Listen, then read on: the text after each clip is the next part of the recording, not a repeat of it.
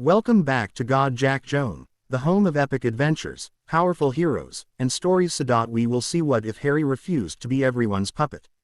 Here is short summary. What if Harry Potter finally refused to let everyone control his life?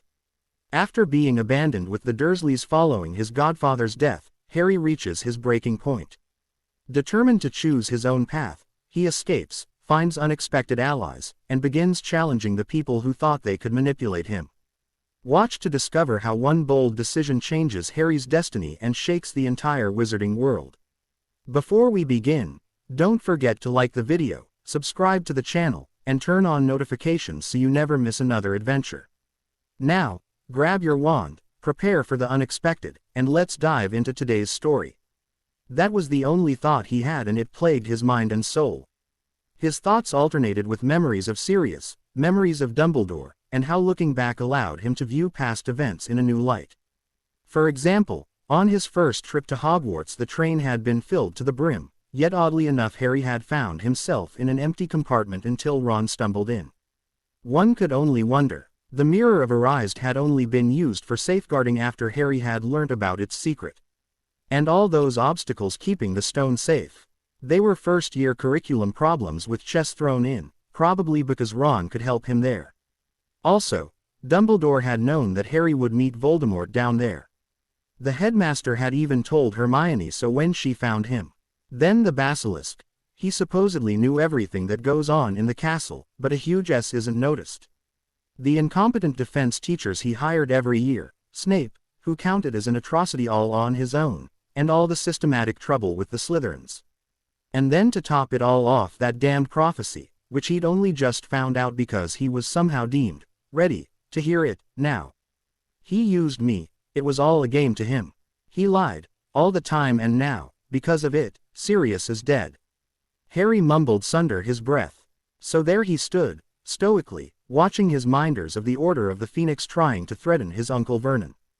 Good idea. As soon as you are gone, he will take it out on my hide. Thanks a lot. The entire ride home, Harry prepared for the worst. Vernon's skin glowed red with a hint of purple, a clear 9 on the uncapped MT. Vernon's scale, while the vein on the right temple was only pulsating, not throbbing, which indicated a mere 7. This was a bad sign. With a pulse that low and a blood pressure that high, Vernon would probably react violently. A higher pulse than blood pressure would indicate a good yelling. Harry knew all the signs by the time he had turned 6. It was a good thing Lockhart had vanished the bones in his arm. The new ground bone was straight and didn't ache in the cold. Right now, Harry was alternating between being angry at Dumbledore, being angry at the Order members for enraging Vernon, and just generally being sad over Sirius's death. Of course, Voldemort and his merry gang of killers got their share of cussing, too, but still, the disappointment over Dumbledore's lies was firmly in lead. All the time he knew why Voldemort was after me, he knew that he would come back. He certainly knew about the Dursleys. Was he just setting me up for his games? What else is he keeping from me? And of course, he'll keep me imprisoned in this house, just like he did to Sirius. Again, the thought of Sirius left him adrift in a sea of despair. Sirius was the only one who always helped him, the only one who was there for him, the only one caring for him. And then it dawned on him, in all his loneliness, there was still one beacon of light. There was another one, who always helped him, stood by him, but liked him enough to challenge him if it was to protect him from harm. Someone who was there for him unconditionally and still stood up to him. Someone he could disagree with, but talk things over, still remain friends in the end. Someone he could count on. Boy, get your worthless hide in, now. Vernon suddenly bellowed at him. Harry hadn't even noticed that they were already there. Quickly, he got out of the car and hefted his trunk out of the boot. Hedwig was still in her cage, napping. With the Dursleys already inside, he dragged his stuff into the house, put it down, and reached behind him to close the door. As he turned to head into the living room, a ham-sized fist greeted the left side of his face, followed by a stinging impact. The second thing that greeted him was a nice ornament of stars, blinking merrily in his view. Harry was by no means bulky, but he was an athlete now, and his pain threshold was much higher than it was when he was smaller. So instead of being thrown back into the wall like he would have been before, only his torso got turned to his right. And then the pain hit him. Not much, but enough to clear the cobwebs from his head. No one who ever endured a cruciatus would ever again call a slap in the face pain. Then he noticed something, a coppery taste in his mouth, blood, his blood. Right then, at that moment, something inside of him snapped. His vision blurred, and suddenly he saw himself and his friends once again in the ministry, fighting for their lives, and every time they managed to down an opponent, his friends would wake him or untie him just as quickly. And when they got up, they retaliated with all they had. Harry was sure that he had stunned one of his opponents at least 3 times, while all his friends were attacked by potentially lethal curses. The Order had done no better. It had seemed as if they all were playing a kid's game, while the Death Eaters were in it for real. With that realization, Harry knew that the kid gloves had to come off. Shaking his head, he reconnected with reality and heard Vernon yell something, probably a rant about Harry, before winding up for another hit. But it never came, because Harry did something he had never even considered doing before. He hit back. Now Harry was not what you would call strong, but holding onto a broomstick while making multiple G-turns definitely tones the muscles in your arms. All this sinewy muscle was, thanks to Vernon's love tap, in full tension. Harry pulled back with all the power he could muster and let his arm snap forward, pushing all of his weight behind his fist. The punch was fast and to the point, and maybe even aided by some accidental magic. His fist connected with his uncle's jaw, knocking the man over into the ground. Thanks to all the chins his uncle sported, Harry didn't even hurt his hand. There was a second of silence, only interrupted by the angry screeches of Hedwig in her toppled cage. Vernon was on the floor, shaking his head to clear the haze. Petunia was staring at her nephew and Dudley just blinked at him stupidly. Then Petunia shrieked, waking Dudley from his stupor. The boy instantly charged at Harry, like a lame bull on crutches, though Harry thought he might be insulting the bull with that comparison. Knowing fully well that Ickle Duddykins could flatten him with a single hit, he dodged the slow punch. Everything is slow when you are used to dodging iron balls while speeding around at 60 miles per hour, and took a step to his left. Using his momentum, he pulled his right leg up and kneed Dudley in the crotch. Surprisingly, he actually hit something that small. Meanwhile, Vernon had somehow managed to get onto his feet again, sporting a perfect bruise on his cheek, and started moving towards him. Harry finally had enough and drew his wand. "Stop, or lose your head," he yelled, pointing it straight at his uncle's face. That was unexpected. Vernon jumped backwards, staggering, as his belly wanted to continue in motion. He came to a halt in a grotesque state of animated stillness, his gut wobbling around wildly. Petunia stopped screaming and Dudley, well, he had a bit quieter. "You can't use magic. You'll get expelled," Vernon reminded him in an angry voice, though his face showed the fear that normally only shone in his eyes, for the first time in Harry's memory. "And you would still be dead. Couch, now," Harry retorted as he kicked Dudley to gain his attention. "You too. Move it." Harry took one step backwards towards the door, finding safety in the distance, and waited for the Dursleys to emblay in the sitting room. He waited till they were seated before he followed, keeping an armchair between them for security. All the time, his wand never veered off target. "All those years, you, he began, trying desperately to find suitable words. Finally they came to him, and they fit so well. "Yes, there is simply no other word for it," he stated with a feral grin, before laying in on them. "All those years, you freaks had nothing better to do than make my life hell," he ranted, only to notice Vernon's reaction to their new title. The fat man had jumped, as if stung. "What's the matter, Uncle Vernon? You don't think you are a freak?" "No, so normal people put a kid into a cupboard. They let their son beat that kid up and cheer him on. Make the kid do all the work in the house. Let him rot in his cupboard for days with a broken arm. Is that what normal people do?" Harry asked, savoring the moment his relative's expressions fell. Vernon nearly looked like a bulldog when his cheeks sagged like that. Now Harry knew how Hermione must feel all the time. Using logic against dumb people, to make them see the error in their ways, was simply priceless. This feeling was great. They don't. So if you are not behaving like normal people, you must be freaks. Live with it, he finished, knowing that no cruciatus could ever hurt them more than that knowledge. "You're feeling mighty strong now," With your stick and hocus pocus, aren't you? Was all Vernon could retort. Petunia was close to tears, and Dutters was still curled up on the couch, hoping for the pain to end.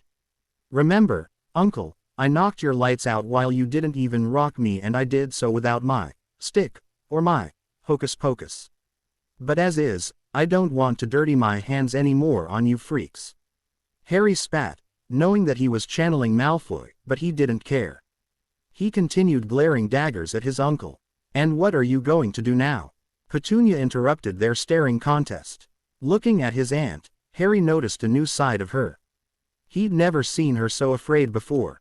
Harry stared into her face for a full minute, not saying anything. Then he started looking at all three Dursleys in turn. For at least 5 minutes, he just stared, silently considering their fate. Even Vernon was wise enough not to anger him any further. Frankly spoken, he didn't look as though he would dare to. For the first time in his life, he was afraid of his nephew. Harry stood there, only his head moving, as he watched his relatives. His posture was rigid, and his face was cold. Deep inside, Vernon knew that he had finally gone too far, and Harry was about to settle the bill. Petunia wept silently, having come to the same conclusion. Dudley had not realized the danger, but was still enough in pain to keep quiet. Just as the silence grew unbearable, Harry sighed. His shoulders fell and he turned away from them. Talking to nobody in particular, he simply addressed the room. I'll settle for my second biggest wish. I'll go and grab my things, and then I'm gone. I'll never return here again. And if I ever hear about you getting captured to bait me, I won't even raise a finger. We are done. With that declaration, Vernon exhaled a breath he didn't even know he had held, and Petunia broke down against his shoulder, weeping. As Harry turned to leave, Dudley was stupid enough to call out. And what is your biggest wish, freak? Harry stopped and slowly turned back around to face them again. He fixed his eyes on Dudley, the cool anger he felt pouring out. The fat boy had the presence of mind to gulp. Vernon and Petunia looked at Harry with pure terror etched into their faces, both expecting the worst. In a very low whisper, Harry let his cousin know what he would like to do, most of all, right now. Then he turned and left the house, all his worldly belongings still in his trunk, and Hedwig still in her cage, as his last words still echoed in the minds of his relatives, never to be forgotten. To kill all of you. And so Harry left what had been his own personal hell, for as long as he could remember. At least, he intended to. He made it all the way to the sidewalk, when a familiar face crossed his path. Where do you think you are going, Mr. Potter? Obviously, Mr. Diggle was not pleased to see Harry leave the premises. My own way, Harry declared roughly, trying to push past the diminutive man. Dumbledore told you that you are not to leave that house, was the answer he received, indicating that Diggle hadn't understood the second implied meaning in Harry's answer. Harry was certainly not taking orders anymore, and challenged those new ones immediately. On what authority does he get to say so? School is out, and I can't see any legal cause to keep me under house arrest. Diggle paled a bit at that statement. But, he stuttered, before he got himself under control again. He is Albus Dumbledore, he exclaimed, as though that should explain everything. Which gives him no right to keep me under arrest. Harry quipped, once again trying to step past the man. He is the leader of the order. Diggle tried reasoning as he moved to block Harry. Of which, I am not a member, as you certainly know. Harry said while he smirked at the man, stepping to the other side. I can't let you leave. Diggle retorted, finally resorting to intimidation after having run out of arguments. His attempt was rather laughable as his head only reached Harry's shoulder.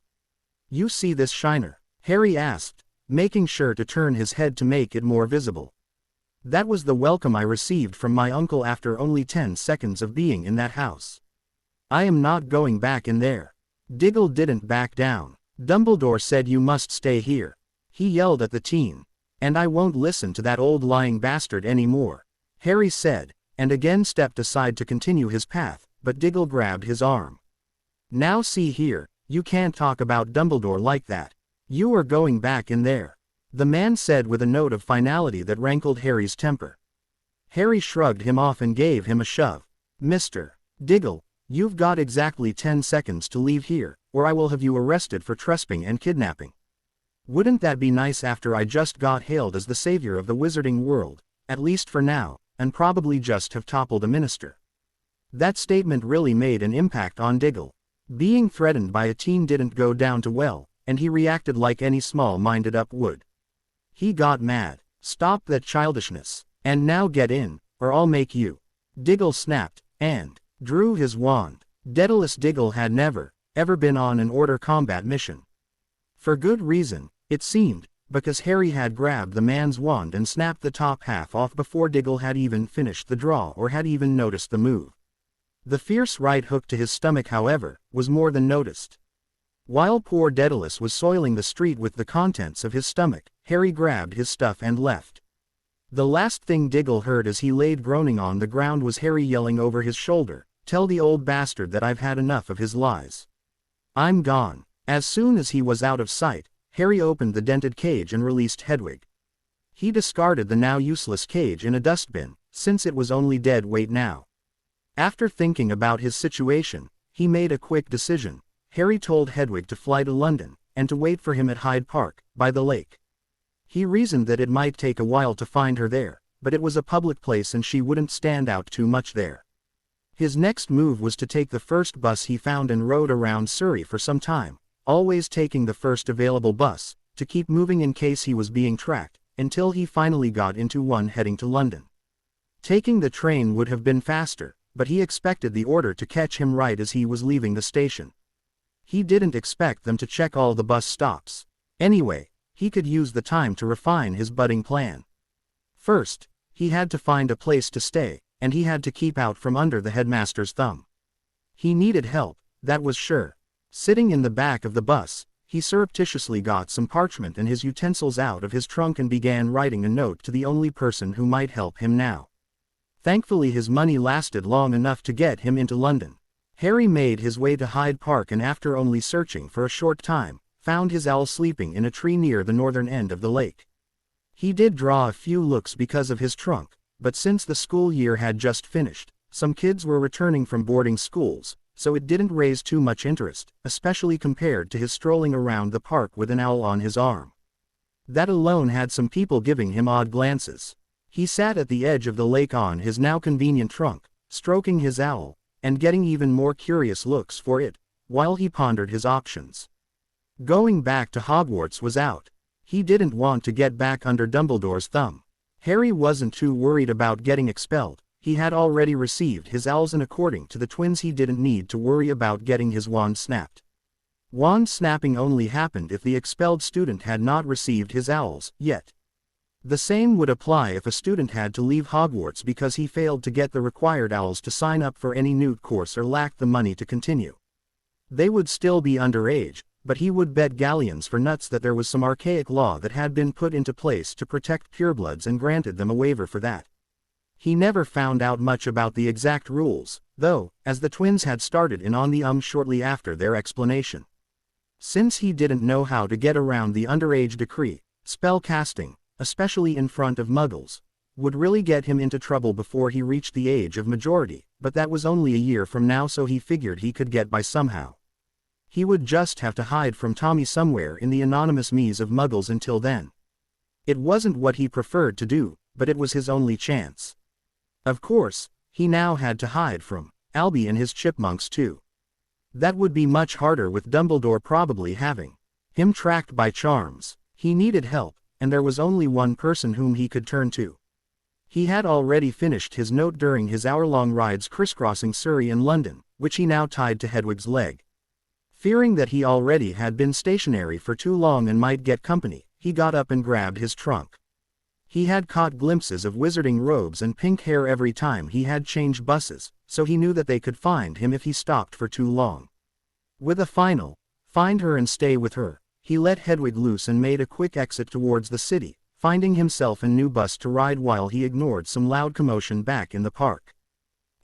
June 27, 1996, mid-afternoon, northern Scotland. Meanwhile, a certain headmaster was having a bad day. About 2 hours ago, an ill-looking Daedalus Diggle had stumbled into his office, clutching his stomach. After Dumbledore had cast a strong pain-numbing charm on him, poor Daedalus reported that Harry had left Privet Drive, and had even hit Diggle when he tried to stop him. After a bit of probing, both verbally and mentally, Diggle confessed to having drawn his wand on Harry first, which made the headmaster want to hit the man too, but it did explain the attack and the consecutive flight and disappearance of Harry to some extent. To be honest, disappearance would be an excessive description of Harry's flight from Privet Drive. Dumbledore had a good idea in which direction and what distance Harry had traveled. He also knew that Harry was quite angry, which had been the boy's mood since the battle at the Ministry. His instruments had told him all this. The only problem was that Harry kept on the move, never stopping for too long at any one place. Albus had immediately flowed for 2 Order members, Remus and Tonks, and sent them, via a portkey he had created, to Harry's location when the boy stood relatively still for long enough to get coordinates. After the 2 had left, he began the process of contacting the other Order members. He had chosen those 2 in particular for their closeness to young Harry, knowing that sending Severus, while his most trusted choice, would certainly not help his case right now.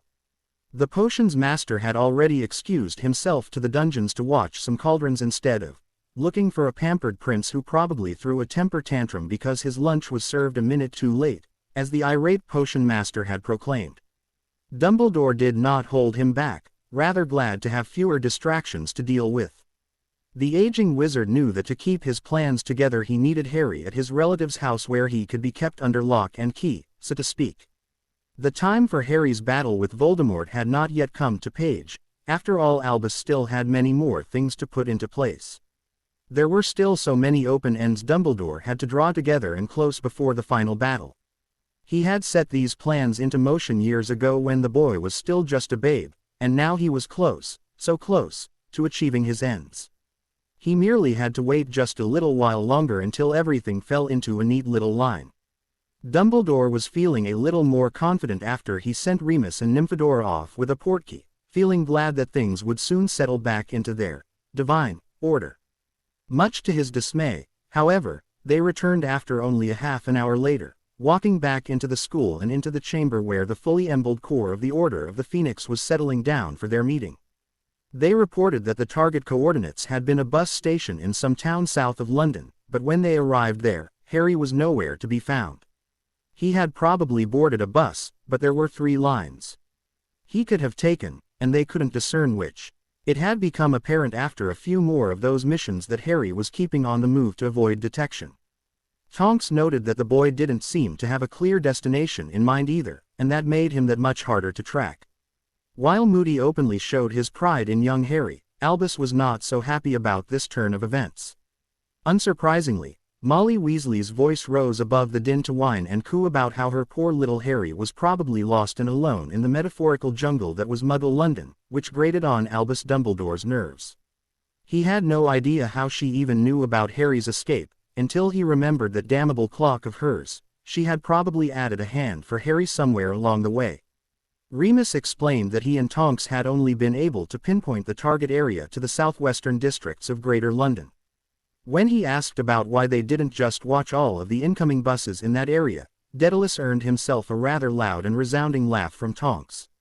Remus went on to explain the relative size of that particular part of London to Hogsmeade, the distance between a number of bus stops in that area, not to mention the risk of exposure of wizard kind in front of the many muggles that swarmed the area if the Order were to jump all over the town looking for Harry. After a few more minutes of explanation, they managed to convince the Order of the futility of that particular endeavor.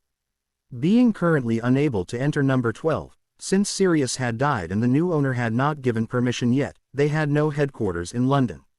Still, since Harry might be heading there, Dumbledore had Remus and Tonks stationed there to watch the house. If Harry went there and was the heir, as Dumbledore could only assume without having Blacks will read, it would not do for the boy to find refuge inside that fortress of a house.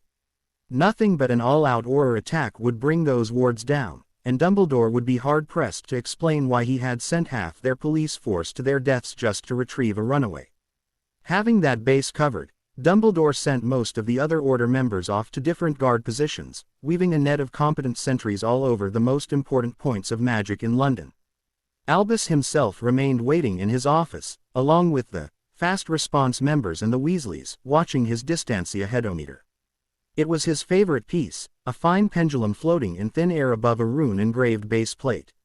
The pendulum would point towards the target, which was set by a drop of blood in the pendulum's weight. A flywheel on the base plate indicated the target's speed by the speed of the disk's rotation, causing a whirring sound. That wheel would also rise on its axle, indicating the distance to the target. There was also a display with portkey coordinates, which was its most useful component, but the target would need to be stationary, or at least approximately so, for at least 5 minutes for the coordinates to appear. He always set it on the table while Harry was practicing Quidditch or having a game he couldn't watch. The pendulum's movements alone were breathtaking.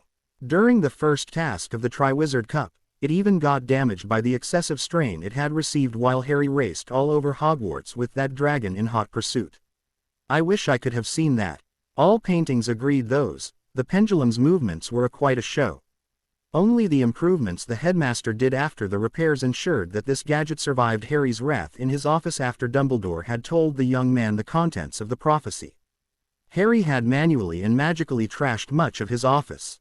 Dumbledore had stayed calm at first, certain that he could repair everything. After a few hours of fruitless, frustrating work, though, he had learned something. When Harry destroyed something, it stayed that way. Most of his instruments, nearly all which were used to track Harry, were not salvageable and had to be replaced, except for this one. The pendulum currently pointed southward, and the whirring wheel led the headmaster to the conclusion that Harry must have arrived in London by now. The wheel had slowed, indicating that Harry's speed had slowed as well, probably due to the heavier traffic. Finally, the wheel came to a near halt, signaling that Harry had more or less stopped. About 10 minutes later, coordinates appeared. Immediately, Dumbledore made a voice-activated, two-way portkey that would return the party to just outside the gates of Hogwarts, which he gave it to Bill. He hoped that William Weasley, he never liked the abbreviation of that fine name, who had traveled all across Europe due to his job, would be able to blend into the Muggle crowds better than the rest of people that crowded his office. The eldest of the Weasley boys immediately left the office and made his way out to the grounds, where he could use the portkey. After a few minutes of anxious waiting, the door opened, and a soaking wet Bill Weasley came in, and instantly started shouting. "You sent me into the Serpent. Of all Hyde Park, you had to send me into the bloody lake," he screamed, waving his hands madly, causing large splats of water to fly all over the office. A puddle had formed under his feet, slowly growing as his clothes dripped. Albus cringed at this, while the twins broke down, holding each other and howling with laughter, both pointing at Bill. Every now and then, one would try to say something, which would send him and his twin into renewed gales of laughter. Molly was so flabbergasted that she didn't even chide Bill for his language, she just stood with her mouth wide open as her son continued to berate the headmaster. "I materialized about 20 yards into the lake, right on the surface. On dropping, I lost my wand and the splash made quite a commotion, I tell you. I did catch a glimpse of Harry, but without my wand and with all the people gathering, I had to portkey out. If it weren't voice-activated, I would have been certainly arrested or at least stranded in London," he spat while the headmaster cringed deeper into his overstuffed chair. Finally, Dumbledore regained his bearings and tried to salvage the situation. "I understand your anger and I truly am sorry, William. But you know that using coordinates, a portkey will invariably differ by as much as a few dozen yards in any direction," Dumbledore explained as he dried the furious redhead with a few flicks of his wand. It was well known that someone wouldn't have materialized into something, and it would have brought him to the best possible landing spot, but there was simply no way to compensate for a large body of water.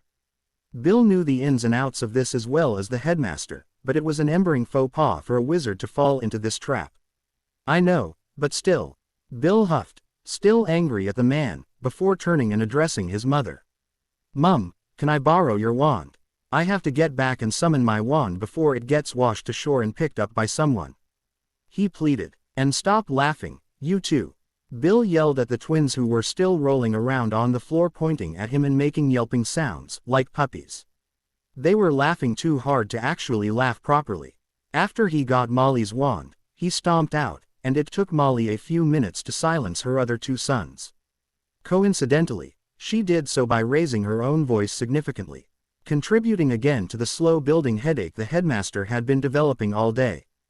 When the group finally resumed their watch of the silver instrument, they noticed that the wheel had picked up speed. Harry was on the move again.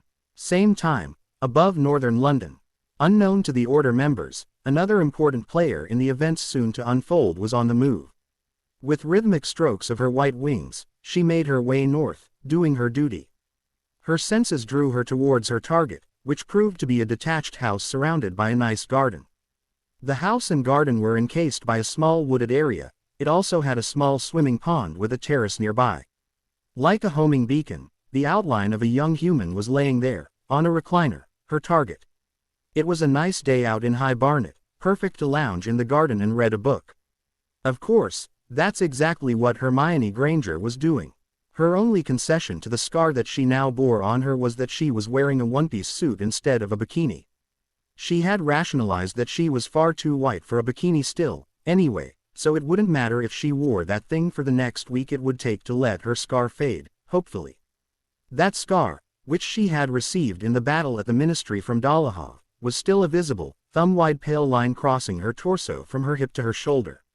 Luckily, since it was from a seriously underpowered spell, Pomfrey Umed, it would fade to a razor-thin line, or might even vanish completely if she stuck with her potion regimen. Hermione did so, nearly religiously. She loved her bikinis. Unnoticed by the reading girl, Hedwig landed right next to her on a table, and immediately stuck out her foot to offer the letter. And waited, and waited. After a 20 seconds wait, the bird was getting annoyed, and gave a hoot. The sudden reproachful hoot right next to her startled Hermione. She jumped out of her seat and, in doing so, dropped her book.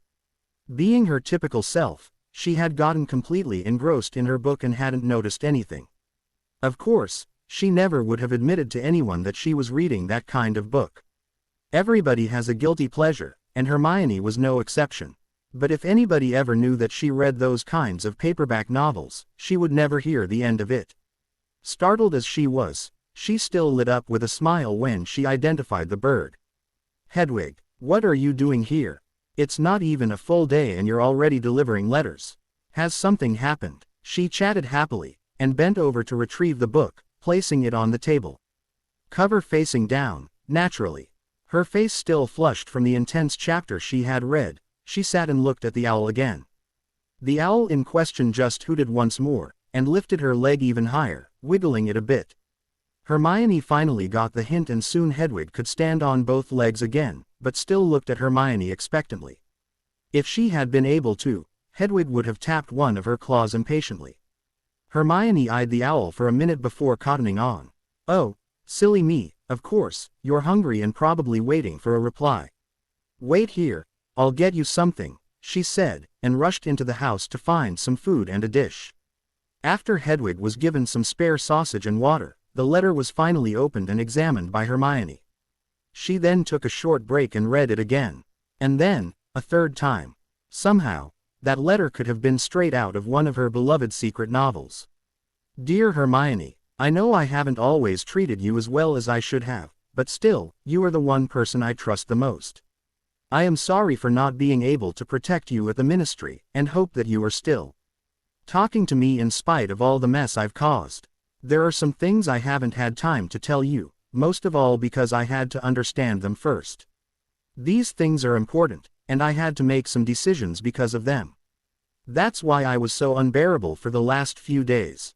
If you knew what I know now, you'd understand. Right now, I am on the run from the Order, and I have no one to turn to. I am keeping in motion, so that they can't track me, but I can't keep on running forever. I think I saw some glimpses of Order members when I had to change buses on my way to London. I can't tell you where I am right now, but I am fine. Please, don't tell anyone you had contact with me, especially not the leader of the Order. I know I am asking too much, but please trust me. Please get to Kensington on the Circle as fast as possible. Don't get on. Just wait on the platform by the car nearest to the entry. I'll find you there, and will look for you all day. If you can't make it, please take care of Hedwig. I told her to stay with you until I can get her. Your friend, Harry." Asking too much is spot on, she grumbled to herself. Still, he was her friend, and he seemed desperate. Not to mention that all that cloak and dagger stuff, as much as she seemingly opposed it in school, was her secret fancy. Why else would she always be right in the middle of it? She just didn't want anybody to know how much she liked it. Also, if someone like Harry asked for help, how could she not obey? While she still was musing about how paperback-like this entire thing was, another part of her was already making plans and lists and checking data on how to help her friend. Getting to London was easy. She would ride her bike or better, take a bus to High Barnet Station and ride the tube down to London, but first, she should call her mother at the practice. That was a bit away from Kensington Station, but they could get there and get a ride back home, if it took longer. Anyway, her parents would get mad at her if she didn't call them about going to London. She quickly dressed in her best jeans and one of her nicest shirts. It was a bit snug in places and dipped a little low, but Hermione had found it made her feel just a little bit wire than her normal jumpers and zip-ups that she wore. After said quick call to her mother, she was out the door and on her way. Something in the back of her mind was chastising her for not wearing a dress, like all the girls in such novels tended to wear, or at least a skirt, but her rational mind didn't fancy getting ogled by everyone all the way to London. She didn't think of herself as a stunning beauty, but sitting on the tube with a short skirt while alone was a sure way of getting unwanted attention. Not to mention the stuff that might be on the seats. Better some fabric between me and that. Near 6 p.m., and a long ride later, she was standing on the requested platform and watching the people come and go. The entire ride, she was in a kind of daze, the half-read novel still in her mind, with Harry's plight filtering into it. Just 10 minutes into the ride she had started to use Harry to visualize the book's hero, and of course, she had taken the role of the heroine. Yes, she was daydreaming, but hey, she was 16. Of course, she knew it was irrational to want the heroes portrayed in dime novels that she bought from the grocers, but like most girls, she couldn't let the dream of the perfect man go. Someone who was vague, who had a tragic past, who overcame so many obstacles, someone who had so much fame he could have his pick of women, yet would always choose her. He also had to be humble, kind and above all honest with her. She knew this man was entirely unrealistic. At least it was not like her embering crush on Lockhart, of all people, she reminisced. Lockhart had been so fitting for her fantasies, dashing and good-looking, but then he turned out to be a fraud. She never forgave him for that. She always wanted a hero, just like in her books. Now Dumbledore was a real hero, but much too old. No amount of fantasy could make him attractive enough for a teenage girl.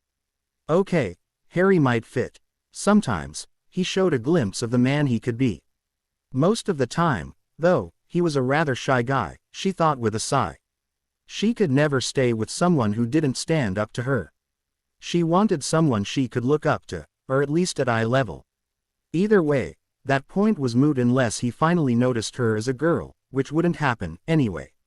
Of course, that thought caused her to reflect on her body and exactly what was at fault for not being attractive. Being a girl, and Hermione, she had an alphabetized index of her perceived imperfections. Being that deep in thought, she nearly didn't notice her friend when the next train stopped. All the people rushed out and in, and at the last moment, he stepped off the train and stood in front of her. She had him in a hug before he could even say a word. When she noticed that he held her only with one hand, her eyes fell on his trunk beside him. "That bad," was all she said. "Worse. Please, let's get going. If we stayed along, we'll get visitors."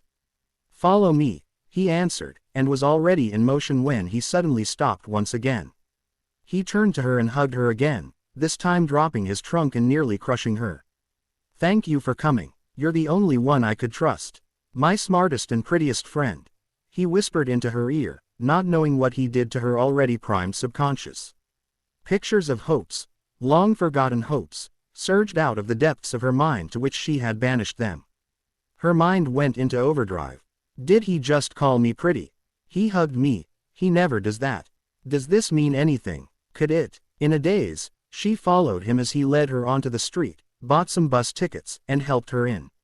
They sat in the back, while most of the people, their clothes outing them as tourists, were upstairs. Roused from her trance by the jostling of the starting bus, she started in on him the instant they sat down. "Okay, Mr. Mysterious, what happened? Why did you run away?" Why are you running from the order? Why can't we go to Dumbledore? Is it about Sirius? Did you have a vision? Tell me, she said, getting faster and louder with every question. She nearly shrieked at the end. Of course, she noticed that Harry was closing up as soon as she asked the first question. He always reacted that way when put under pressure. Ron just ignored her or snapped back, but Harry shut down completely, and then gave in after a few minutes. But this time it was different. Halfway into lockdown, his expression changed, and his face opened up again. Hermione, please, shut up for a moment and let me explain. For a few seconds, she gaped at Harry. Normally, he caved in as soon as she started in on him, but now he had just cut her off. Harry was taking control. What happened? Harry took a deep breath, and began to explain. Sorry for being rude, but I had to stop you. I don't know why, but every time you start in on me like that, I just freeze up inside. Sorry, but I can't stand it when you get like that. It's not against you, it's just that it reminds me of. He started, but his words got stuck halfway out and his eyes locked onto his shoes as he went silent. To the world, he seemed to brood over something, but to Hermione it was obvious that he was fighting tears. It was then that Hermione finally noticed his face for the first time, or better, the big bruise on his left cheek, and the split lip. She gasped as the implication hit her. She knew that there was only one place where he could have gotten it, since she last saw him with his family. Your uncle did that, didn't he? She said softly, indicating his cheek. He just nodded, still with a sad expression on his face, but now there was something more, a glint of anger firmly held in check. She knew that he wouldn't want to talk about it right now, and tried to steer back on topic. He had said she reminded him of something, and that memory caused him to shut down on her. She had a suspicion she didn't like, not one bit, but she had to ask. Do I remind you of him? She asked, her voice tentative and quiet. Harry's head flew up, his eyes wide. No, not my uncle, never him, he yelped, his eyes wide in panic. Of whom then? You could see in his face that he didn't want to tell her, but still, he knew she deserved an answer. His answer made her recoil and gasp into her hands. My aunt, he whispered, nearly too softly to hear. She always has that tone when she talks to me. Always nagging, as if all I do is wrong. Always more work to do. And you have the same way of talking when you get that way. I'm sorry, I know you're usually right, but I just can't get her out of my mind when you talk like that. I am so sorry. He was close to tears when he finished, and dropped his head into his hands, hiding his face. Hermione was shocked. She sometimes reminded him of a person he hates. Immediately, her mind began analyzing their history. And to her shame, she found he was right. When they talked, she usually nagged or bullied, and most of the times she tried to make him do some work. Did he slack a bit with his homework? Yes, but it was only logical that he did enjoy having a little spare time, given that all he did as child was chores. Yes, Hermione considered learning to be great fun, but she knew that she stood alone in that opinion. Back in fourth year, Ron left him, leaving her as his only companion.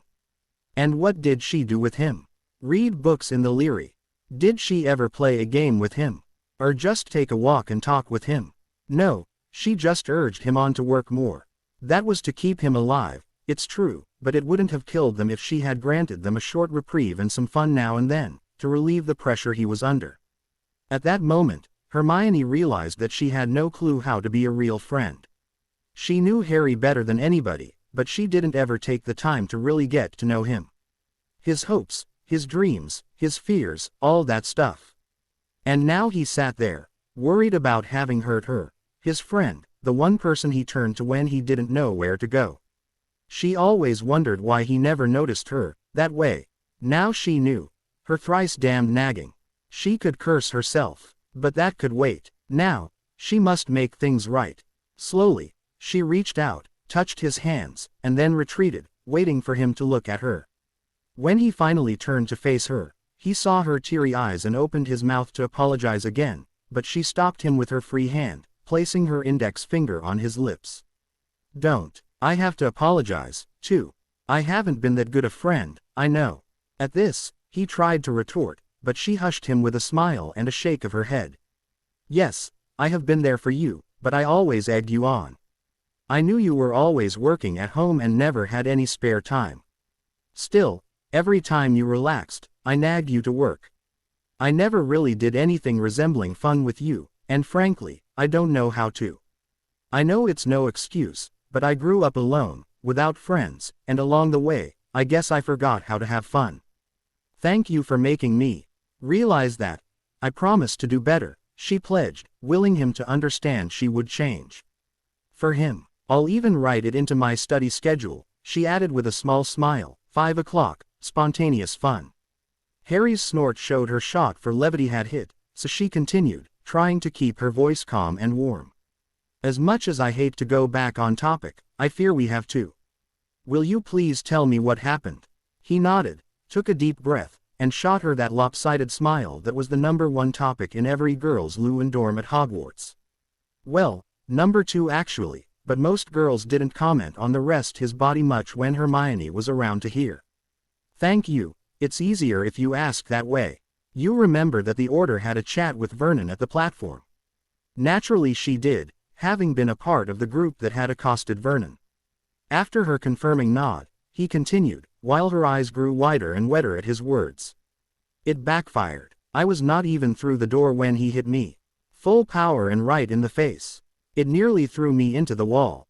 And he would still be hitting me right now. I can read him well enough to know how much will follow. I had to do something. So you ran away. No, I hit him back. Immediately, she sat up straight. You what? She yelled at him, but quickly quieted as he cringed. Her face immediately showed her remorse. Sorry, you surprised me. Please continue. When Harry started to tell her, it was as though a dam had burst. First, he recounted the latest events, then his treatment at the hands of the Dursleys over the years, all the ridicule, his incarceration under the stairs, and the beatings. It was like all that pressure heaped upon had reached a critical point and he was unable to confine it anymore. It made him spill out his deepest secrets. Once he had started to confide in her, he was simply unable to stop, not even noticing that he had been talking for nearly an hour. He told her about his conclusion about the Ministry's fight and his decision to fight fire with fire, calling it the Grey approach, and finished his purge with his theory of the mighty puppeteer in the castle orating all this events for some reason, then fell silent. Hermione sat silent, too, worrying her lower lip. Harry was too exhausted by then to do anything resembling even a slight panic, so he just sat and watched her think. So you think Professor Dumbledore set you up all the time? She asked. Harry sighed. I do think so. He placed me with the Dursleys and left me there without ever looking after me. And remember first year, he used the mirror of her eyes to hide the Philosopher's Stone in. The mirror he knew I had seen, which he placed down there after I had found it. I'm not sure anymore if he hasn't somehow made me stumble across it. Then those traps, they were easily beaten by first years.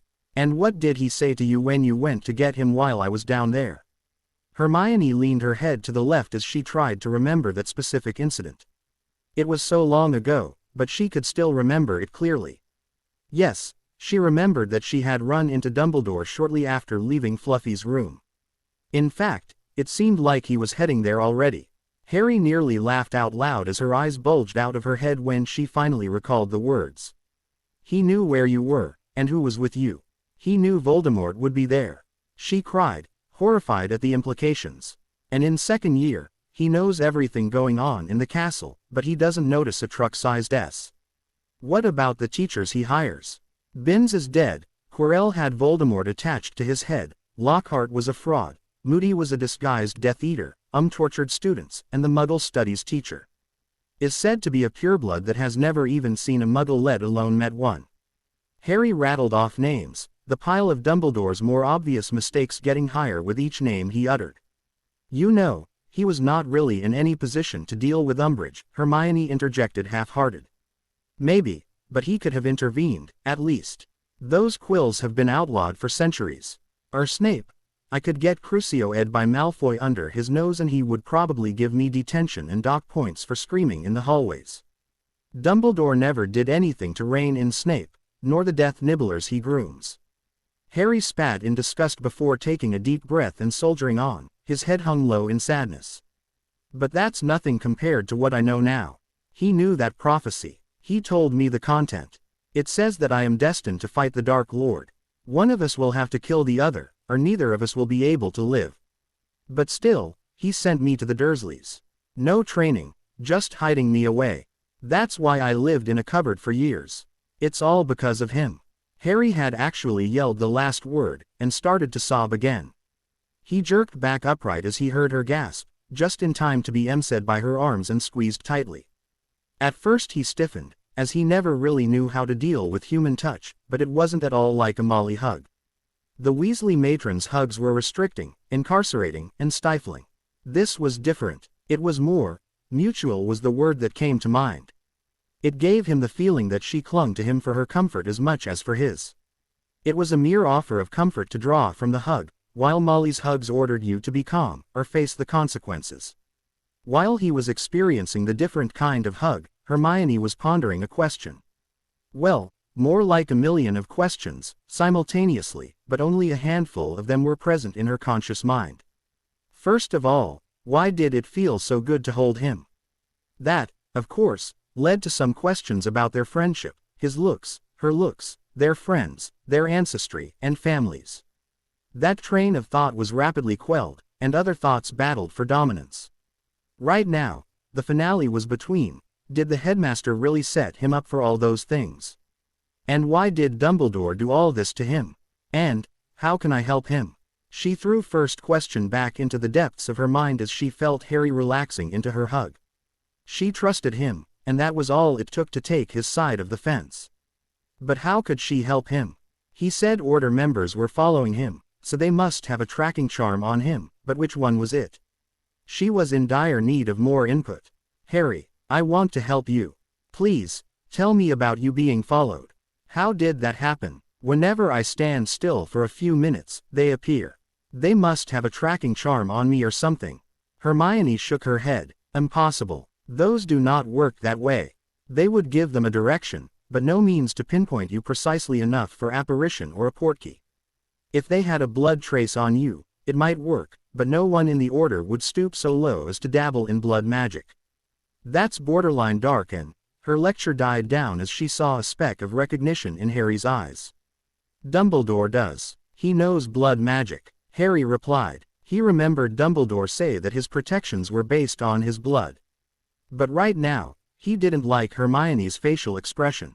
She looked like she had bitten into and a moldy one at that. No, he did not like her expression at all. That's bad, isn't it? Harry had to know, although he didn't want to. Hermione shook her head and frowned. Not that bad, it's just so unexpected that someone like Dumbledore would dabble in such an art. God damn it, we'll have to do the same if we want to counter it if he has. While Harry still stared at her for cursing out loud, she quickly glanced around in the bus and read the tour plan. Okay, do you trust me on this? She asked, and continued with a smile after he looked at her as if she were daft for questioning that and had only nodded in reply. The next stop that's good for us is in about 5 minutes. I'll get us to my mum's office and she'll drive us home, but first, I'll have to call her. Do what I say, and we'll be able to end that trace without casting any spells, okay? As the bus came to a jostled halt at their stop, Hermione practically dragged the emotionally spent Harry onto the street after her, nearly forgetting Harry's trunk in the process. A short walk brought them to the next available telephone booth. Knowing that this would take a while and observing the old proverb, better safe than sorry, Hermione told Harry to jog around the block to keep in motion while she made the call to her mother. Although still rather spent from his hour-long exhausting emotional outburst in the bus, Harry obediently dropped his trunk beside her and took off without a word. Hermione blushed from seeing his obvious blind trust in her. Pulling out some coins, she started to punch the numbers.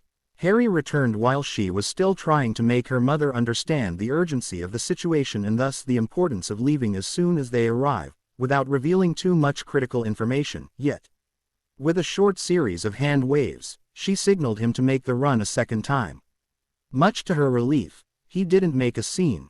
In fact, he didn't even roll his eyes at her. Instead, he just nodded and went off again, even though it was terribly hot. Hermione shot him a brilliant smile for being so understanding. After finally browbeating her mother into acceptance, Hermione hung up and waited for Harry to return. After 15 minutes without the slightest sign of Harry, she became nervous. It hadn't taken him more than 5 minutes the last time. Shit, Harry thought for the 5th time as he fidgeted from one leg to the other in the crowd. On his second lap, he had seen a red light ahead and chosen to take a turn to the left to keep moving. He noticed his mistake when he came to a stop in a dense crowd. The thrice-damned road was too wide to be crossed in one go, so it had an in-between stop on the median, slowing him down. Turning everywhere, Harry nervously scanned the area for potential pursuers. How long does that stupid light take? Shot through his mind. He had to get moving. Bollocks. He cursed softly, earning him a few disapproving glares from bystanders, when he noticed a fiery red, but slightly balding, shock of hair, behind him and across the street. He would recognize Arthur Weasley at 100 paces, especially in his strange Sherlock Holmes-style coat that Arthur found appropriate for the mid-90s Muggle London. He would have missed the witch by his side, since she didn't look out of the ordinary, but as she elbowed Arthur and pointed at Harry, he recognized her. Her coat had misled him for a moment. The style, along with her long, black hair and pale complexion, meant he had taken her for a goth. When Arthur had to grab her arm to keep her from walking into the traffic to get him, he got definite confirmation. Ignoring the glares and shouts of indignation, he jostled his way through the crowd, trying to put some kind of buffer between them and him. He thought he had heard Arthur shouting his name, but he didn't mind. All that did count was the light turning green. When the light changed, he lunged out like a racehorse. The people from the opposite side made way as he charged at them like a mad bull. The shouts behind him told him that the order was giving chase. Falling into his old habits from Harry hunting, when Harry spotted a newspaper kiosk with a postcard display, he quickly latched onto the opportunity that was provided as he darted past the booth.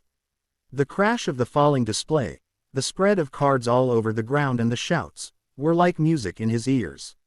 A quick glance over his shoulder brought a smile on his face. Arthur had the witch clinging to him after she had slipped on the loose cards. Their stumble gave him a bit more of a lead. A block later, though, they'd almost caught up, since Harry had to slow down.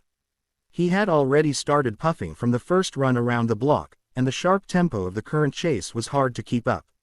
He dashed across the next street, and, glancing around, made a sharp turn to the right, crossing the next street as well. The loud ring of a protesting tramway was music in his ears as he cleared the tracks with less than 10 feet to spare. Harry knew it hadn't been the smartest move. He could practically hear Hermione's protests in his mind, but he figured it had been slowing down for the station anyway, so he had decided to take the chance. His quick decision had been a good one, paying off right away as he gained another half a block in his escape before his pursuers finally rounded the tram. He realized this move had evened out his chances as he took another quick look back over his shoulder. Arthur Weasley was bent over, hands on his knees and gasping for air. He looked near a coronary and was panting as he remained stationary after only a half a block more of running. His age had apparently come to bite him in the ass. The woman, however, worried him. Even though her cheeks were pink and she was breathing a little heavily, she was keeping up with him just fine. Yay me, Harry thought. Just my rotten luck. The only jogger in the whole order is chasing after me. It didn't take long, though, before he noticed she was gaining ground. Puffing and tired, Harry desperately searched for a solution to his current dilemma. He briefly considered rounding on the woman and using his fists to halt her movements. The beginning of the stitches and aches that were forming in his body meant he decided against it, though. Besides that, the woman seemed rather fit and Harry was wary of discovering that she was indeed an Auror. That thought alone prevented him from making a rash decision, lest she wipe the street with him. Then he got a rather brilliant idea. With his idea in mind, Harry took another bet and ran straight for the doors of a nearby shopping center. He dashed through the open doors and shoved his way through the crowd of people in front of him. His struggle caused him to slow only just a fraction and he expelled a breath in relief as he heard the sound of the automatic doors sliding shut behind him. As he continued his desperate run, he heard a loud thud that made him coast to a standstill, panting for air. If he had had some air left in his lungs, he would have laughed quite loudly at the sight of the witch sprawled on the ground just outside the shattered, but still mostly intact, security GL doors of the shopping center. Harry shook his head. Every Muggle child knew those doors didn't open fast enough for runners. Pressing a hand to his throbbing left side, he fell into a jog and crossed the center, heading for the exit to the next street he could see in the distance. Hermione was quite distressed when there was still no sign of Harry after 20 minutes of waiting.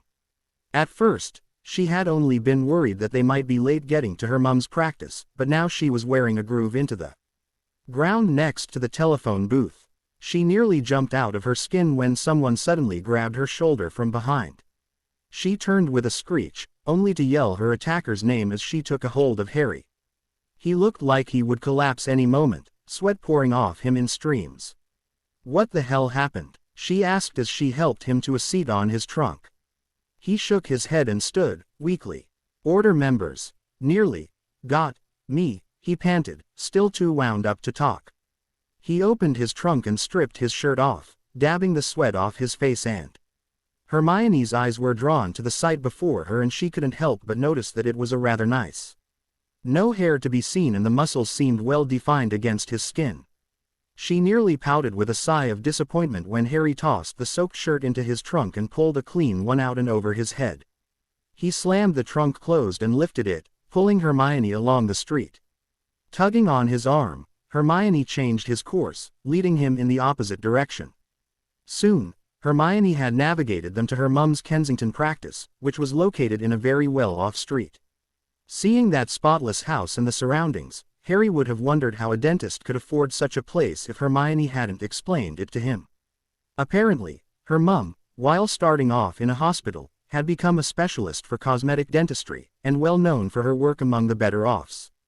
She had told him that her mother often hinted that even some people she knew from the telly owed their shiny white regular smiles to her mother, although she was far too professional to ever mention names. Most of them were regulars with her, and valued her for that privacy. Naturally, Hermione had a secret list of names, which she had compiled from her mother's reaction to some stars, but she didn't share it with Harry, citing that she wouldn't dare throwing a spanner in her mother's works, since her book supply depended on that money. According to Hermione, her father didn't work at the same practice her mum did. Apparently her mum's practice was more of a niche thing, where you had to be specially trained, and while it paid well, not a lot of people needed the service in the first place. Her mum only booked enough patients for one dentist, so it worked out rather well for her, even though the work could be very sporadic. Her father, on the other hand, worked as one of the senior dentists and oral surgeons at a High Barnet dental clinic. He worked more hours and didn't make as much money, but it was steady income and that was all he really cared about.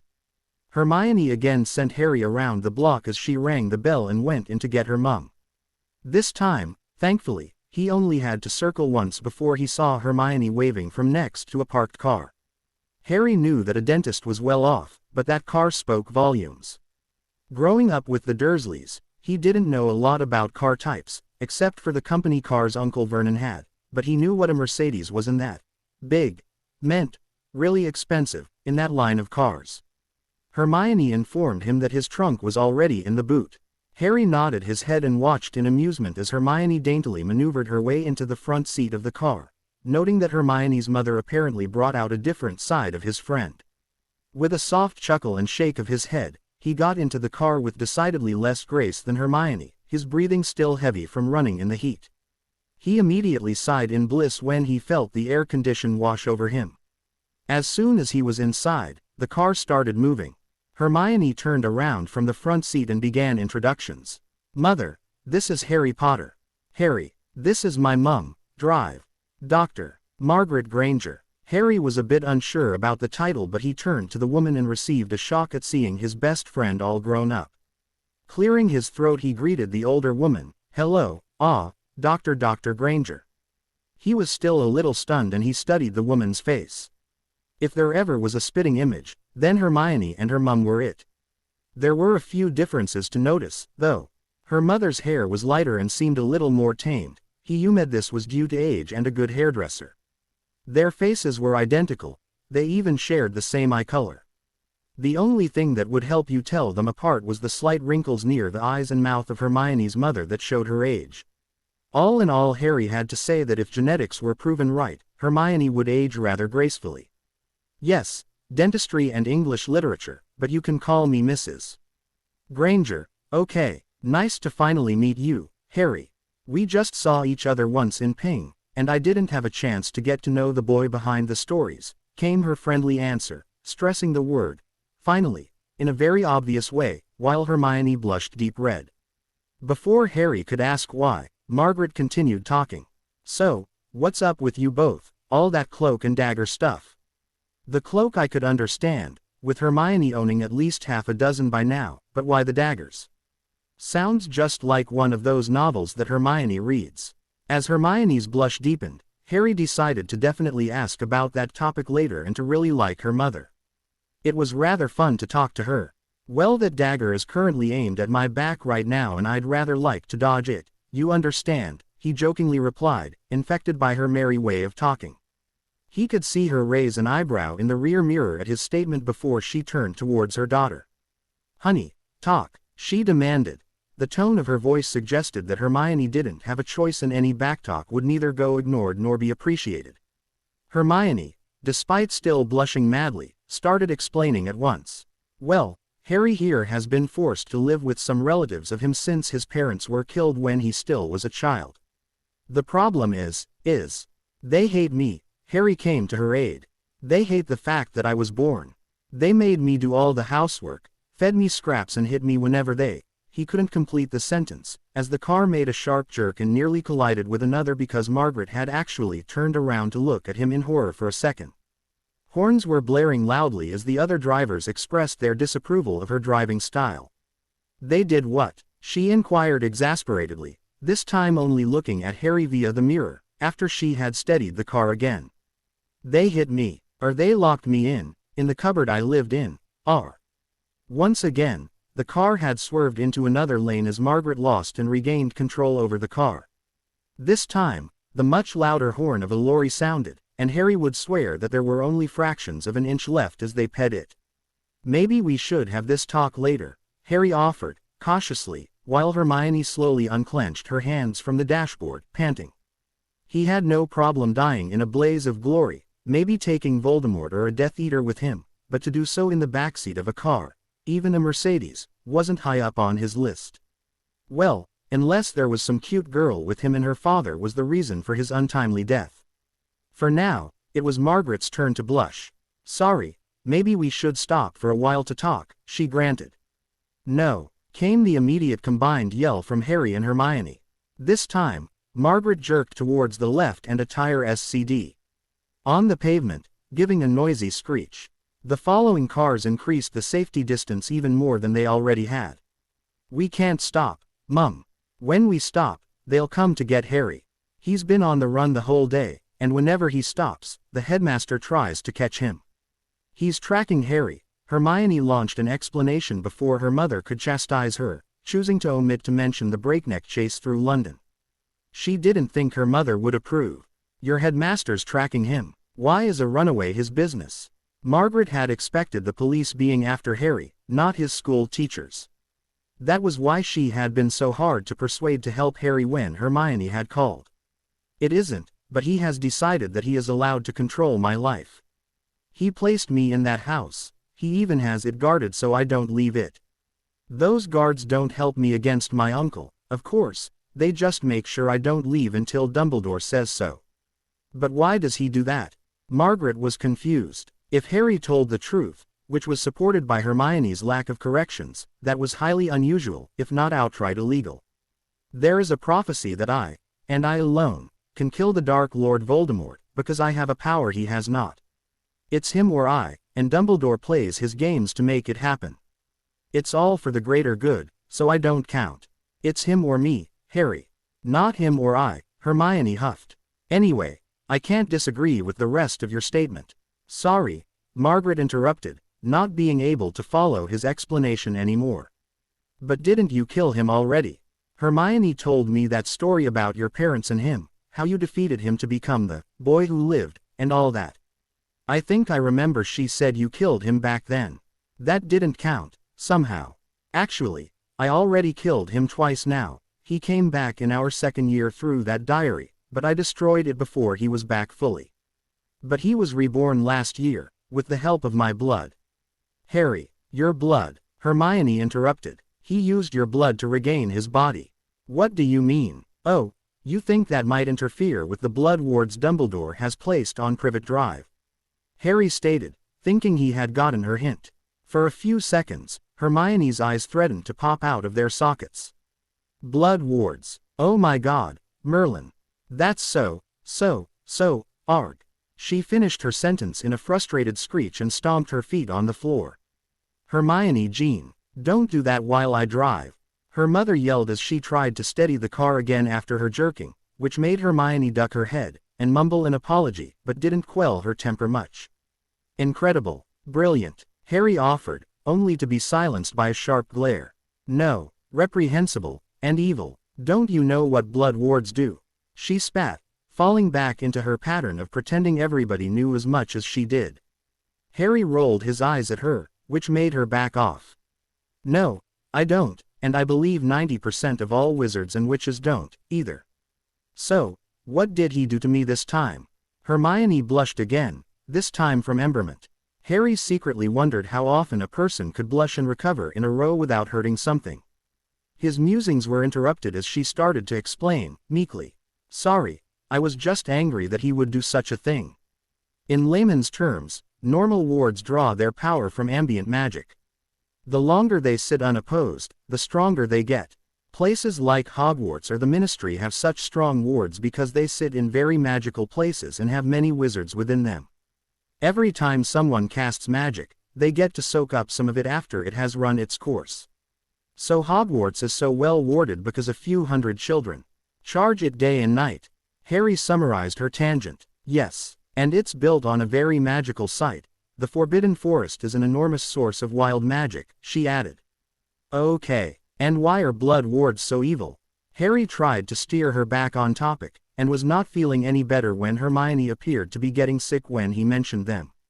They briefly covered blood magic in ancient runes, since Professor Babbling is the leading expert on runes and sometimes departs from the usual curriculum when she knows some interesting tidbit about the use of a certain rune. Hermione babbled, then noticed the annoyed glance Harry gave her.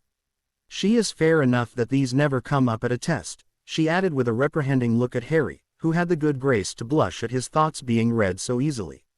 With a last huff at the boy, Hermione continued.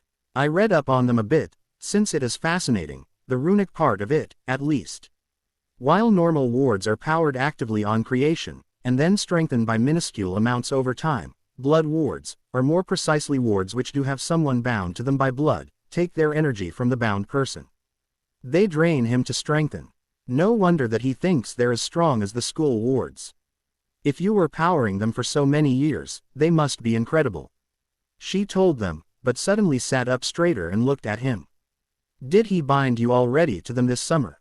She asked warily. Harry gave her his, what are you talking about look. Ah, no, he says I'm always connected to them, I just have to show up there to charge them, he replied, getting her, what are you talking about raised eyebrows reply. That's impossible, if you were already bound. You should be magically drained because of that.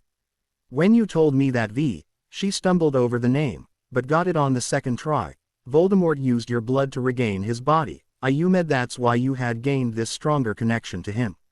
She explained what she had intended to say, before she had one of her Hermione moments, getting more and more agitated and shrieking statements, as unwelcome thoughts and conclusions flooded her in. But the blood wards should you dry.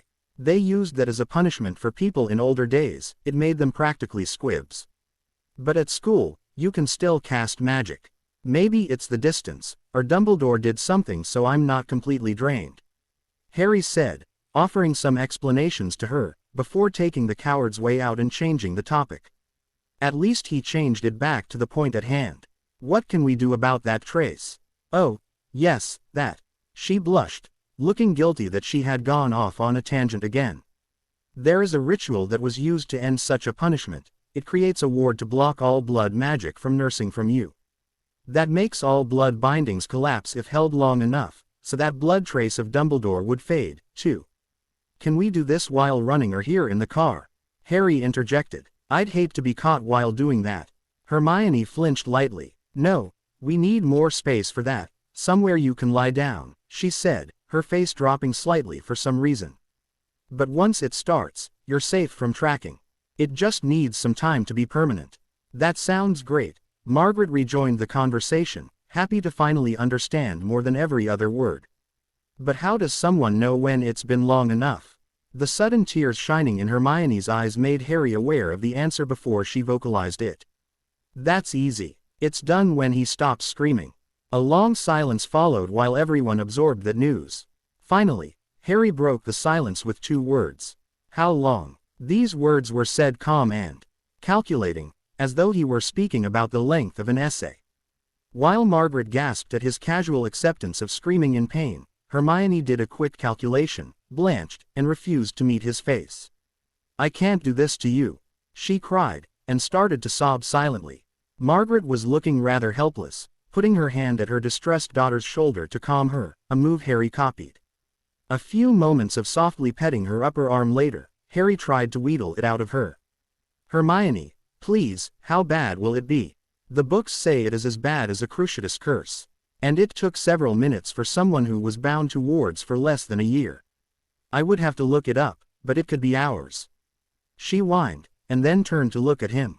I can't do that to you, Harry, I won't. If it just were the trace, it would be fine, but the trace, the wards, and whatever Riddle did to you, it's too much, I can't do that to someone I love. She yelled at him, tears streaming freely from her eyes, before she curled up, again. Though Harry was already pondering his fate and missed her last statement, Margaret hadn't and filed that blurred away for later examination. Her incentive to help, and that probably in more than one area, invigorated, she threw a thought into the discussion. What if I give Harry some drugs? Both teens suddenly stared at her, not really understanding what she meant. Margaret chuckled at them, shaking her head. No, I'm not a drug dealer, she joked. I meant to anesthetize Harry. Although morphine is a close relative to heroin, it's a very strong painkiller that I prescribe sometimes after extensive oral surgery.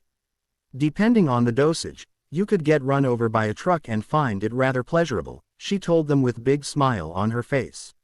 I have some in the practice. We could go back and fetch some right now, since I believe time is of the essence, she offered. Harry shrugged and did as he usually did when there was some decision to make he knew nothing about. What do you think, Hermione? Would that work? He asked his brilliant friend. Worrying her lower lip, something Harry always had thought was very cute, Hermione went through all the things she knew about wizards and muggle drugs. They used that on me after surgery when I had my arm broken and they had to screw it back together, didn't they, Mum? Yes, honey, the other stuff didn't work on you at all, but it did the job. They had to dose you rather heavily, but it worked, her mother replied, before adding, maybe you magicals are resistant to anesthetics. I don't want to, nor do I think I could, knock Harry completely out, but it should take the worst edge off, she concluded her case.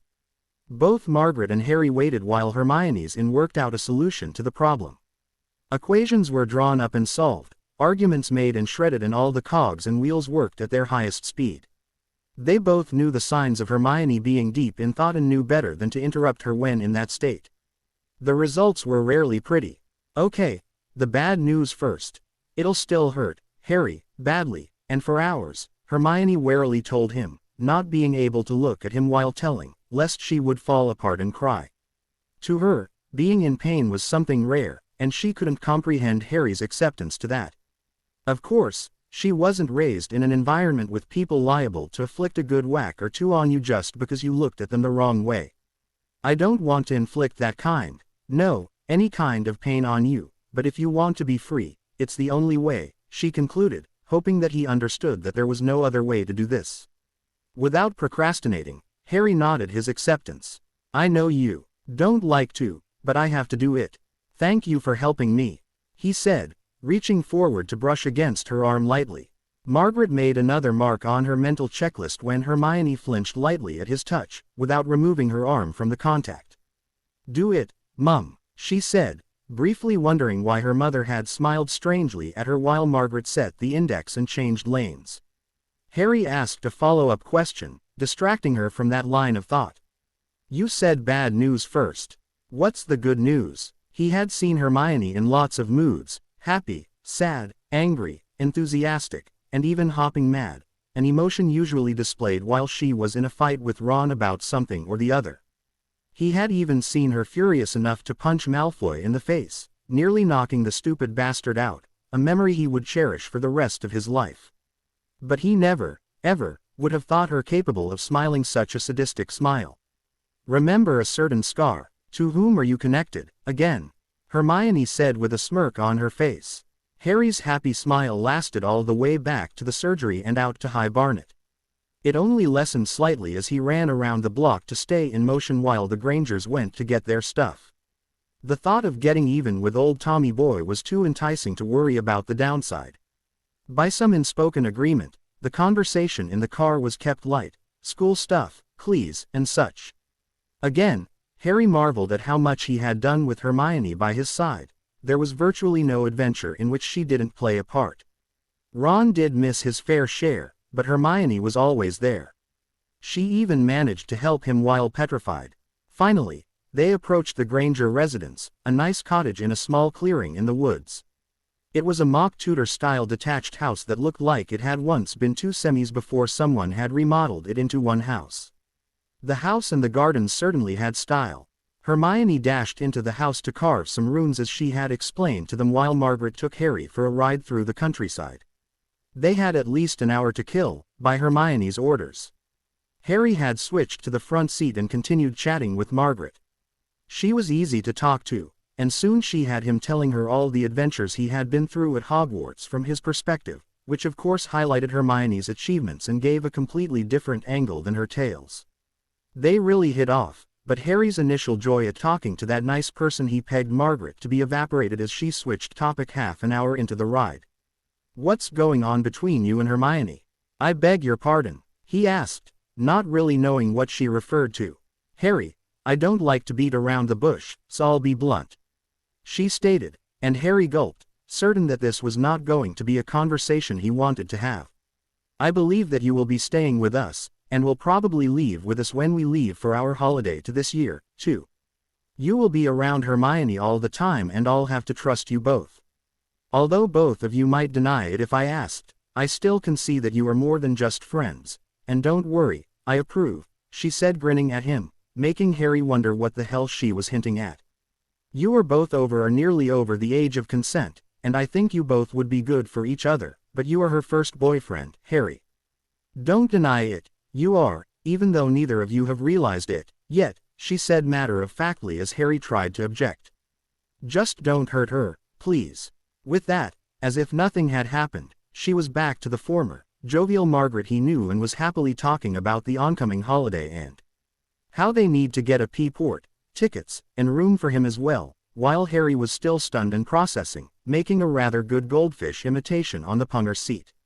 When they returned to the Granger property, he saw Hermione already wearing a groove into the front step. As they stopped and got out, she practically hurled herself into Harry's arms, sobbing. While he held her, he was now, no thanks to Margaret, acutely aware of the fact that his best friend was a girl, a shapely one, at that. While he was still fighting the blush and other responses, Hermione jumped back and grabbed his hand. Neither of them noticed Margaret grin in the background. While he didn't mind her hand in his, the fast jog out onto the street was not what he wanted to do now.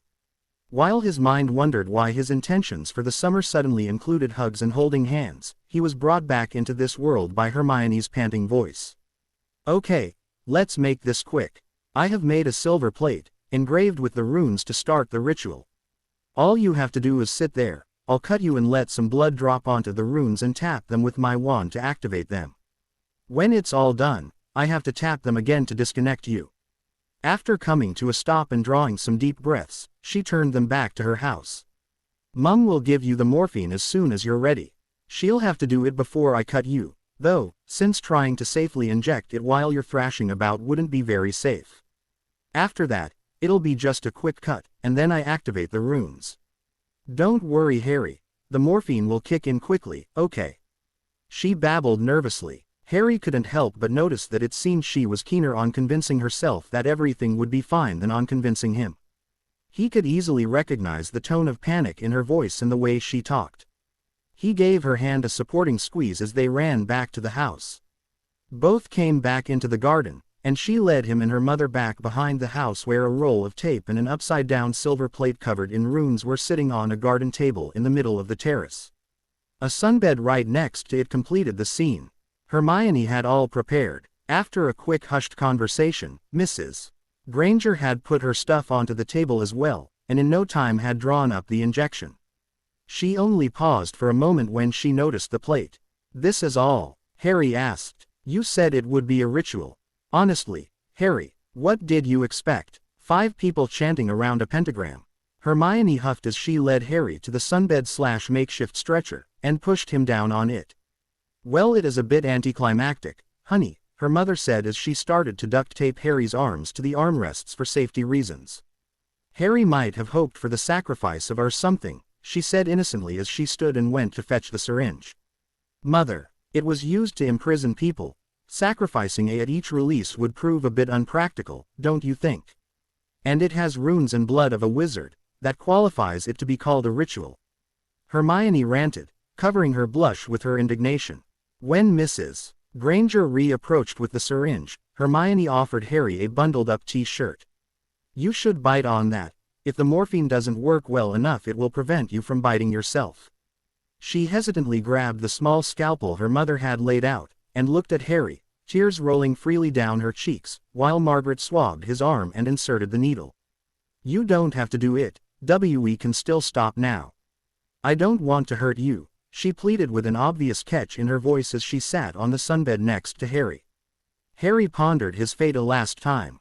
It was, either, do this to be free and maybe die trying, or to go back to Dumbledore and be frog-marched into his death. That much he was sure of, even through the slight fuzzy feeling caused by the drug entering his bloodstream. Gryffindor's charge ahead, he remembered, and knew instinctively that this meant something else at this moment as well. It might be his last chance to say something important. While Margaret pulled out the needle, and put some adhesive tape over the wad she placed there, Harry told Hermione to come closer, sat up as much as he could and gently ed Hermione on her cheek. "I know, I love you. Please do it, Hermione," he said, a slight slur in his voice as he dropped limply back into his seat. He managed a last nod towards Margaret, who caressed his cheek and carefully took the gag from Hermione's limp hand to put it into Harry's mouth as his eyes were already glazing over. Hermione, looking slightly stunned at his proclamation, took a deep, hitched breath and sliced his thumb before she took the plate from the table and traced the runes with his blood while sobbing silently. As soon as she had finished the 6th and last rune, she placed the plate back on the table and tapped the activation rune with a shaky wand. Instantly, a glowing light sprang into life around him. Harry arched his back, throwing Hermione off into the ground. A muffled yell escaped the gag and didn't stop. They watched on in horror as the plate began to heat up, burning a hole through the plastic table and falling onto the stones below with a loud clank. Hermione could see scorch marks beginning to form around the plate as it started glowing brightly. All the while, Harry was thrashing on the makeshift stretcher, his body buckling and heaving as he straining against his restraints, his fingers turning white from clenching the armrests. The gag in his mouth may have been silencing his screams, but the contorted skin on his face told volumes about the pain he was experiencing. "Harry, no!" Hermione yelled and stood to rush to him, but found herself pulled back into her mother's MC, where she broke down sobbing while her mother cooed to her and stroked her head and back, telling her over and over that he would be all right. June 27, 1996, near midnight, Hogwarts Castle. A visibly shaken Severus Snape was sitting in his office, not taking any notice of the present visitors, the headmaster, or the order members, downing a full tumbler of fire whiskey in one gulp. His 6th, if Dumbledore's count was correct. "Severus, please, would you tell us what happened?" Dumbledore tried, again. Though the headmaster was persistent with his questioning, Severus was dead to the world. He had locked himself into his own mind, trying vainly to drown in the GL of whiskey in his hand. Every now and then, his body shuddered in revulsion. About 4 hours earlier, Dumbledore was still trying to comprehend what had happened.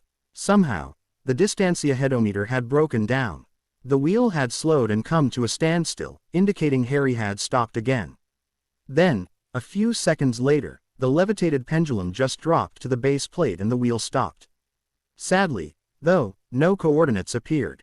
Pandemonium followed. People wanted to know what that meant. He would have told them, if only he knew. For all his age, he was never that good with enchanting or runes.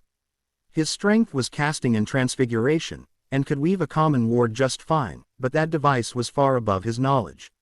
He would have to ask Professor Vector or Professor Babbling when they returned. He checked a ward indicator for Privet Drive and noticed that the wards were still active, which he took as a sign that Harry was still alive. Just as the instorming session about what to do started, Severus hissed and grabbed his arm. The dark mark was burning him, indicating that the Dark Lord was summoning him. He took his leave, and the rest of the order feared for the worst. 3.5 hours of listening to a wailing Molly Weasley later, the wards notified Albus that his potion master had returned. Much to his surprise, Severus did not return to the head's office, but went directly to his dungeon quarters. Of course, the whole present order migrated there, finding the professor searching his office for something.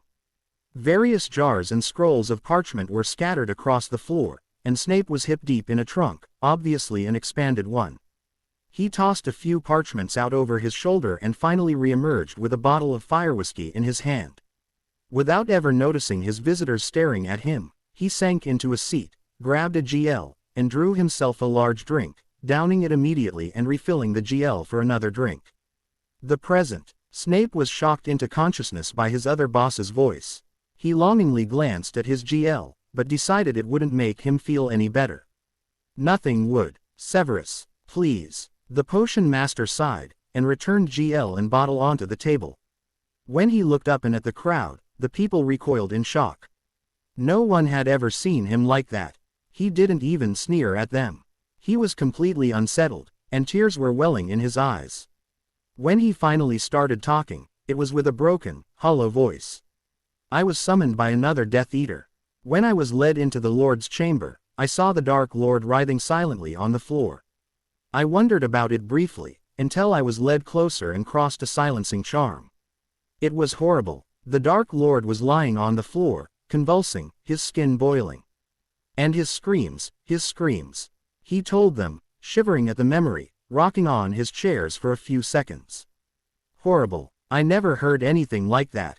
His S was writhing in pain, too. She ended up dead as she bit herself, but not before she exploded with another, unearthly scream. SS don't scream. He yelled the last sentence into the room, his eyes darting around wildly. Twitching lightly, he grabbed the GL again, and quickly downed the contents, but not before spilling some onto his lap due to his badly shaking hands. Albus moved quickly and took the bottle into his custody. Snape tried to glare at him, but his heart wasn't really into it, so he continued after only a short break. They wanted me to tend to him, and threatened to kill me if I didn't. They even cursed me when I couldn't help him, but there was nothing I could do. His blood, it boiled. I couldn't do anything, he sobbed, before snatching the kneeling Dumbledore with his hands, pulling the man close. I don't even know what was happening to him. His muscles snapped. I could hear them. They were ripped off the tendons by their own cramping. He shouted, shaking Albus by the shoulders. I was told that when it started, he was yelling at Potter to stop. It was Potter who was doing this to him. It finally stopped 10 minutes ago, and he fell unconscious. The present Death Eaters discussed what to do and sent me to get supplies. I left as quickly as I could. As they were bringing him to his quarters, he finished, and broke down and wept on Dumbledore's shoulder, his snot seeping into the expensive robes as the fire whiskey and the horrors he had seen finally overwhelmed the man. The Order members, sans Dumbledore, moved quickly out of the office, as they didn't want to witness the potion master's nervous breakdown. Since it didn't involve them or Harry directly, they didn't want anything to do with it, nor remember it. Except for the twins, who pondered how to market the photographs they surreptitiously had made while Snape was weeping. Before they had a chance to throw an impromptu party, a downtrodden Dumbledore left the office and joined them. Why so sad, Headmaster? Diggle wondered. This should be a time to sell it.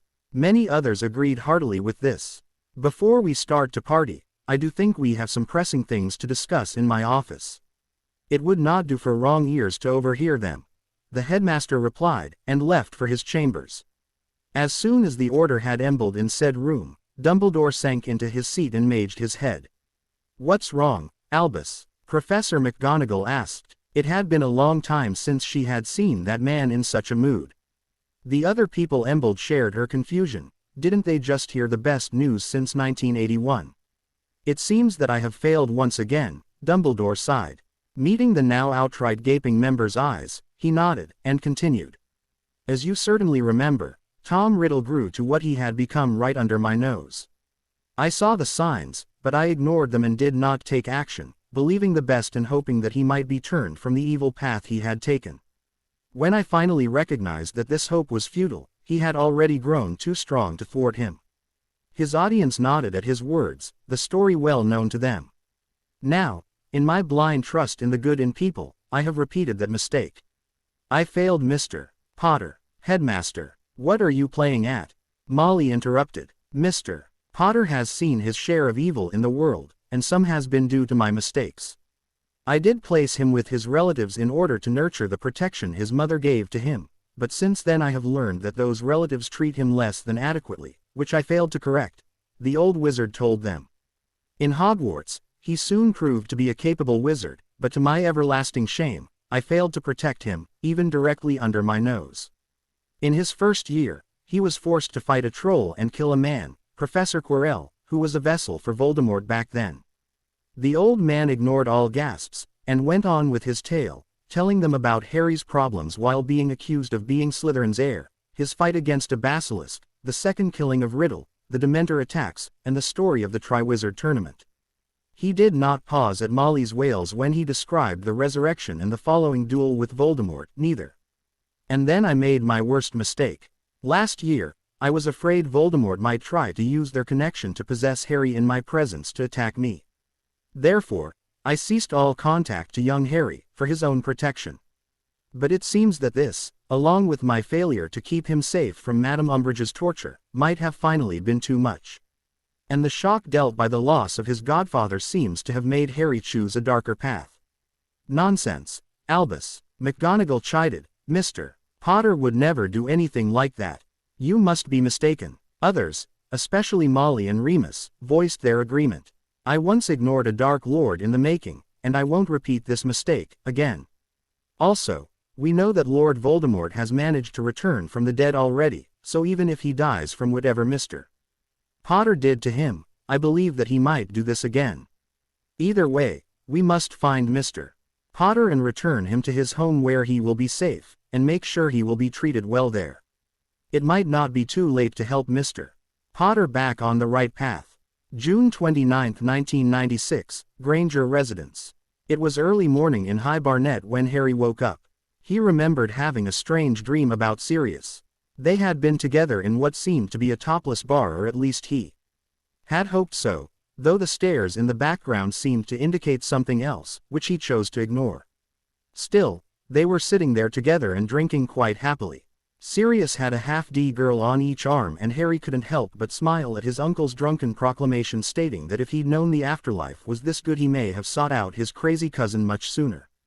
There was also a strange crying ugly baby, but some nubile young lady and tossed it out of the door in disgust.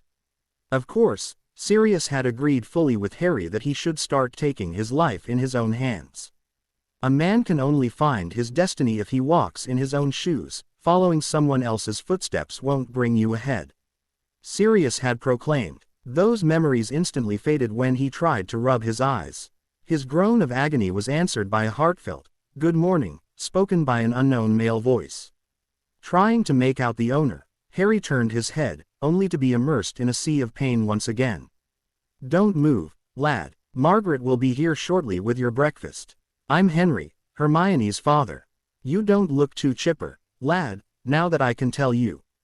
Had a rough go after school, didn't you?" Harry groaned again, but tried to make it sound confirming. He didn't even think about speaking. His throat felt like barbed wire, wrapped in sandpaper, doused in vinegar. In short, it hurt. Come to think of it, even breathing hurt. Let me tell you about how I came home late last Saturday, after I had a boy with emergency tooth repair caused by a bicycle accident, leaving me to nearly miss my daughter's first night home. When I arrived, no one was there to greet me. The whole house was deserted and there was a strange warbling sound in the air. Then, I found a note telling me that my family was out in the backyard. Imagine my surprise when I got there and found my wife and daughter torturing her boyfriend to death. I always thought it was the father's job to do that." Harry tried to shake his head in mirth, and groaned again in pain. Her father certainly had the same vicious streak of humor as her mother. Margaret entered the room, however, sparing Harry any more humiliation. She carried a tray in one hand that was filled with what he could only assume was his breakfast. In her other hand there was a huge bag bearing a logo of two winged serpents winding around a staff. She placed the items down and, after a quick search in the bag, approached him bearing a spray can. "Open your mouth, Harry. This will help. I imagine your throat hurts after all that screaming. But do only talk if necessary while it works. It only masks the pain, so you could permanently damage your singing voice." Harry refrained from a groan and settled for a glare, but quickly stopped as even that hurt. He painfully opened his mouth and sighed as the spray took effect. He noticed the adults around him, but missed a beloved face. "Hermé," he whispered. Margaret understood his intention and launched into an explanation. "She is downstairs in the kitchen. Harry, the ritual took over 3 hours to run its course, and you were cramping and screaming all the time. After 3 hours, your scar even started smoking. A few moments later, you suddenly collapsed. I had to give you CPR. At Harry's dumbfounded expression, which did hurt a lot, she dumbed it down. "I had to restart your heart. You died." He paled as the truth hit him. Margaret noticed and gave him some time to cope before she continued. "Hermione broke down when that happened. We brought you two into your beds, but she started riffling through her books immediately and refused to sleep. She hasn't spoken a word since then. She's hurting terribly after your ordeal." She held him back with her hand on his. As Harry made a weak attempt to stand, all he could think about was getting to Hermione. She was in pain. It didn't matter to him whether it was physical or emotional, he just knew that he had to help her. He would suffer the pain of hell for her and he'd be damned if his weak body stopped him now. "Stop. Please, stop," Margaret pleaded, carefully holding him in place. "Nearly every muscle in your body is badly bruised from all that cramping. It won't help anybody if you hurt yourself even more. I have brought you some stuff from the pharmacy and some of my own stuff. I'll give you an injection to loosen your muscles and make you sleep, so they can heal properly. They are currently stiff and liable to cramp again, and I don't want any rupture occurring. I'll give you something for the pain and a salve for your scar. I have lots of sport salve for muscle recovery, and Hermione is currently brewing healing potions that do the same that I expect to be ready soon. She was working non-stop the last 2 days, not even sleeping. She will be done in here in a few hours. Rest now." She tried to talk him out of it, and finally, more due to exhaustion than acceptance, Harry stopped resisting. His battered body wasn't up to more than a token resistance. In his current state, he wouldn't be able to wrestle a kitten. He nodded weakly and relaxed. Seeing his eyes close, she gave his cheek a final pet and administered the comative, foregoing breakfast. He wasn't in a state to eat anything, anyway.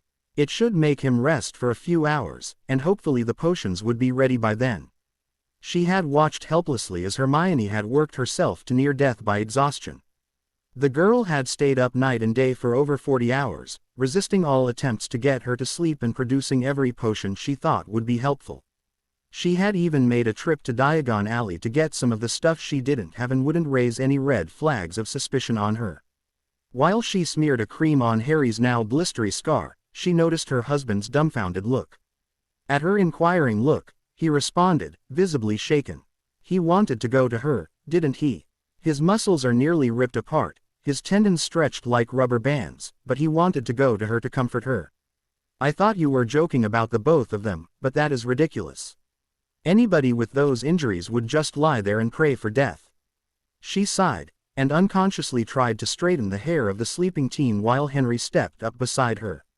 "He has it bad. They got it bad, but they don't really know about it.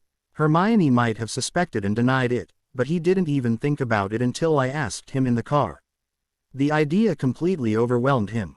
He would gladly have walked into a lorry for her, but didn't know why. I think he accepted and admitted his feelings right before the ritual started. That made it even harder for Hermione." "Why's that?" Henry asked, as Margaret nestled herself into his shoulder. "Think about it. He admitted his love, endured hours of torture, and died. And she did that to him. It's just like those crap novels she reads in secret.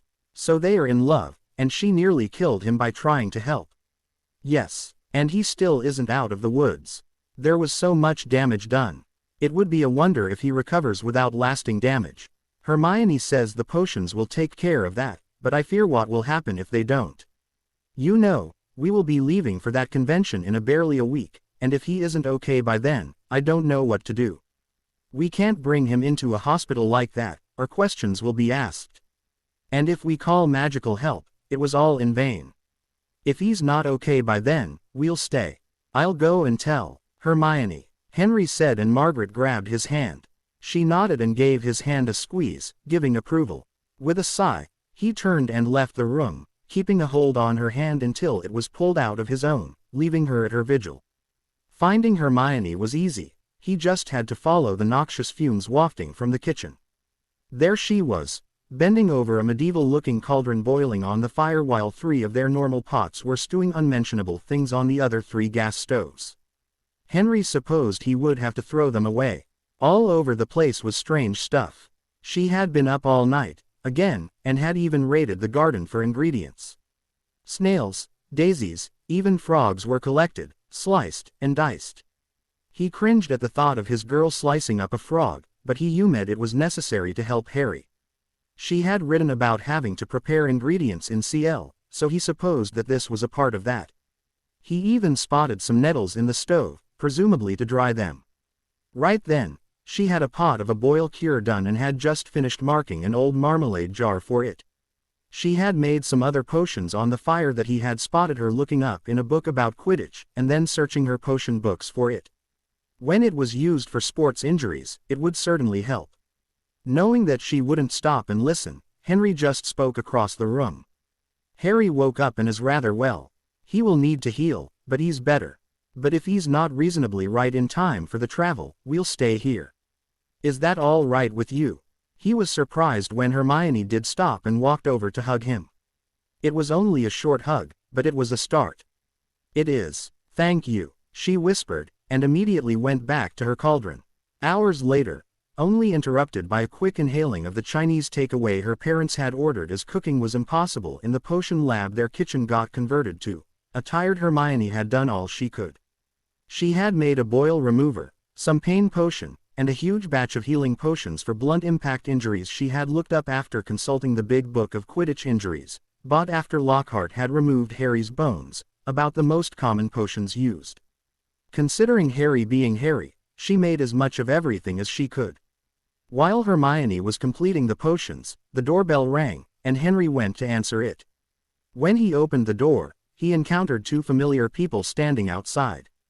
The woman with the varying hair colors, the one Hermione had introduced as Tonks, and or this or something, basically a police officer. The man he knew from King's Cross, too, he was a professor back a year or 2, and some kind of friend of Harry's godfather and parents. Some Latin name he had forgotten. Under different circumstances, he would have been glad to have some visitors around to talk about the magical world, but right now, it was a bit inconvenient. Especially since he remembered that those 2 were part of the group from which Harry was on the run. He thought he saw Hermione glancing out of the kitchen out of the corner of his eye, but she didn't join him. "Hello, Mr. Granger. I'm Remus Lupin, and this is Miss N, Miss Tonks." Remus introduced them, and catching himself just in time before mentioning Tonks's name and having to face the dreadful consequences. Her glare was bad enough. "You might remember us. Miss Tonks and I are looking for Harry Potter, and I thought it might be worth a try asking you if you have seen him." Remus continued, but stopped and started inhaling deeply, wrinkling his brow in thought. "I'm terribly sorry, but I have no idea where he might be. I'd love to be of Stance, but right now, I'm a bit occupied. So not to be impolite, but I need to go back to work." Henry tried to turn them away politely but firmly. He tried to close the door, but Remus was faster and much stronger than he was. Holding the door open with one hand, he entered the house, Tonks on his heels. "What exactly is this project? Since I can smell enough healing potions for an entire Quidditch team, you might understand that I am quite a bit interested in it, too." Just as Henry wanted to lay into Lupin for forcing his entry, a brown streak slammed into said man. Surprised, he saw his daughter stepping up behind Lupin, wrapping her left arm around his and deftly stepping into his knee from behind, thus forcing him to drop onto his knees. In a flash of motion, she held a knife to his throat and yelled, "Don't move." While Henry's was still occupied processing that input, Tonks was already reacting. With a scream of fury she drew her wand and was already in motion to curse Hermione into next week, when Remus yelled something that made her stop in mid-motion. "No, it's Silver." Remus was normally not easy to ambush. His enhanced smell and other senses usually made him aware of everything around him long before others. But with all those potion fumes in the air and the kitchen noise, he simply missed Hermione's approach. He thought had seen her through the kitchen door for a second, but it seemed that there was a second entrance, and she had used that to sneak around them and surprise him from behind. Her stepping into his knee had brought him painfully to the ground, but that didn't bother him much, as he was much stronger than any mere human, let alone a teenage girl. Just as he wanted to shake her off, he noticed a sensation that did bother him. He felt a specific, well-known burning sensation at his throat. Silver. He knew for certain that if that was a knife she was holding, a wrong movement would cause his throat to be slit. A normal knife would be unpleasant, but not fatal for a werewolf like him. A silver knife, at the other hand, would kill him for certain. Recognizing that, he quickly shouted at Tonks to stop her from cursing the girl. As she stopped and lowered her wand, he returned his attention to Hermione. Remus took a deep whiff of air. He could smell her fear, but no anger. Knowing that, he relaxed a bit and addressed her, softly. "Relax, Hermione. We don't want to hurt you. What do you want?" Her reply did surprise him. "I want a magical oath from both of you that you won't take Harry away from here and won't reveal to anybody that he is here." "Hermione, Dumble." Remus began speaking, but stopped as he felt her tense and the pressure of the knife increase, causing the silver to start leaving blisters on his skin. "I won't let you take him back to that monster," she screamed, causing both wizards' eyes to widen.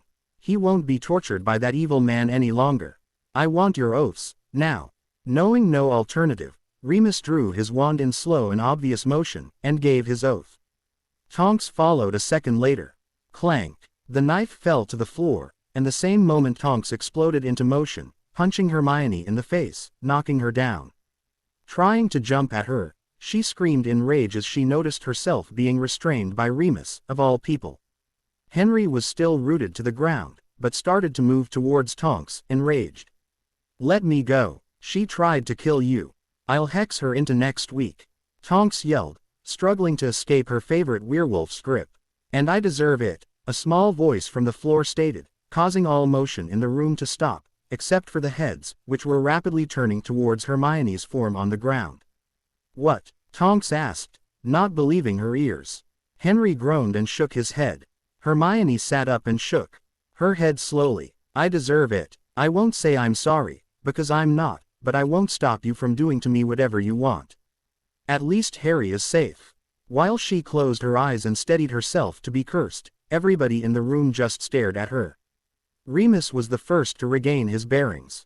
"Okay, this whole thing has gone terribly wrong. Let's try to start again.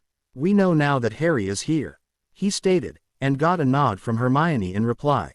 "Okay, why is he here? Why won't you allow him to be taken away, and what are all these potions for?" "You remember threatening Harry's uncle?" Hermione asked, getting nods from all adults. She stopped as she saw her mum coming down the stairs. She jumped to her feet and dashed to the stairs. "How is he?" she asked instantly, completely ignoring everyone else. "He's better. Still a lot to heal, but he is better. I gave him something to sleep," Margaret proclaimed, only to make a double take as she saw her daughter's face. "What happened to you?" she asked, referring to the bruise forming on her daughter's cheek. Remus, of course, wanted to know more about Harry's current state. In his book, his honorary godson certainly came first, especially when injured. "Harry is hurt. What happened? Can we see him?" he blurted, slightly panicked. Knowing that the story would take a while to tell, Hermione had to deny his request, for now. Instead, she invited all into the living room, offering an explanation. A few moments later, they all sat in the living room. Remus had quickly cast a healing charm on Hermione, who smiled and thanked him, while Tonks glared and huffed, but kept silent. Okay, what did you want to tell us, Hermione? You said something about the threatening of Vernon. Remus asked, after taking a seat next to Tonks, if only to restrain her if needed. He knew that the young Auror had a weak spot for him, and felt a bit honored that she rose to his defense as viciously as she had, but right now, it was time for diplomacy, and Merlin knows, Tonks had not one diplomatic bone in her body. While the adults were silently waiting for Hermione to tell the tale, the girl in the spotlight was looking for words. She was tired and would rather go to bed than face an interrogation, but honestly, no one except her and Harry knew the true story, and she wouldn't let them bother Harry when he needed his strength. She brought him into his current misery, and it was her job to make it right. It backfired. At first, Remus and Tonks looked puzzled, but rapidly connected the dots. Dumbledore had not been forthcoming with info, offering only his vague guesses and hand-picked info, but they had guessed already that Harry had a good cause for leaving. As Hermione continued the tale of all the things Harry had told her about his life at Privet Drive, they sat stunned, listening to a story they never thought could happen under their own eyes. The story of a mistreated boy finally reaching the end of his rope. Harry wouldn't have killed them. He couldn't kill anyone. He is firmly on the light side. Remus stated after she had finished her tale. Hermione let a small snort escape. Come on, he killed already. Many times. The troll in first year, Professor Quirrell, the basilisk, Riddle's memory. He knows how to kill. He feels terrible about that. Nevertheless, everyone just pretends that it didn't happen. No one helped him to cope with that. Still, everybody wants him to defeat Voldemort one day. Do you think he would talk him into surrender, or that Voldemort could be imprisoned somewhere? And grow up. You can't even hear his moniker without shivering. How will you fight him? All the time, Hermione was getting more and more annoyed with the magicals present. They just sat there and proclaimed Harry some mythical fighter for the light, ignoring how much darkness he had already lived through. She nearly lost it when Tonks jumped at Voldemort's name. Remus fared better, but he flinched. Still, I believe that Harry has that down pat. Tonks huffed. What are you talking about?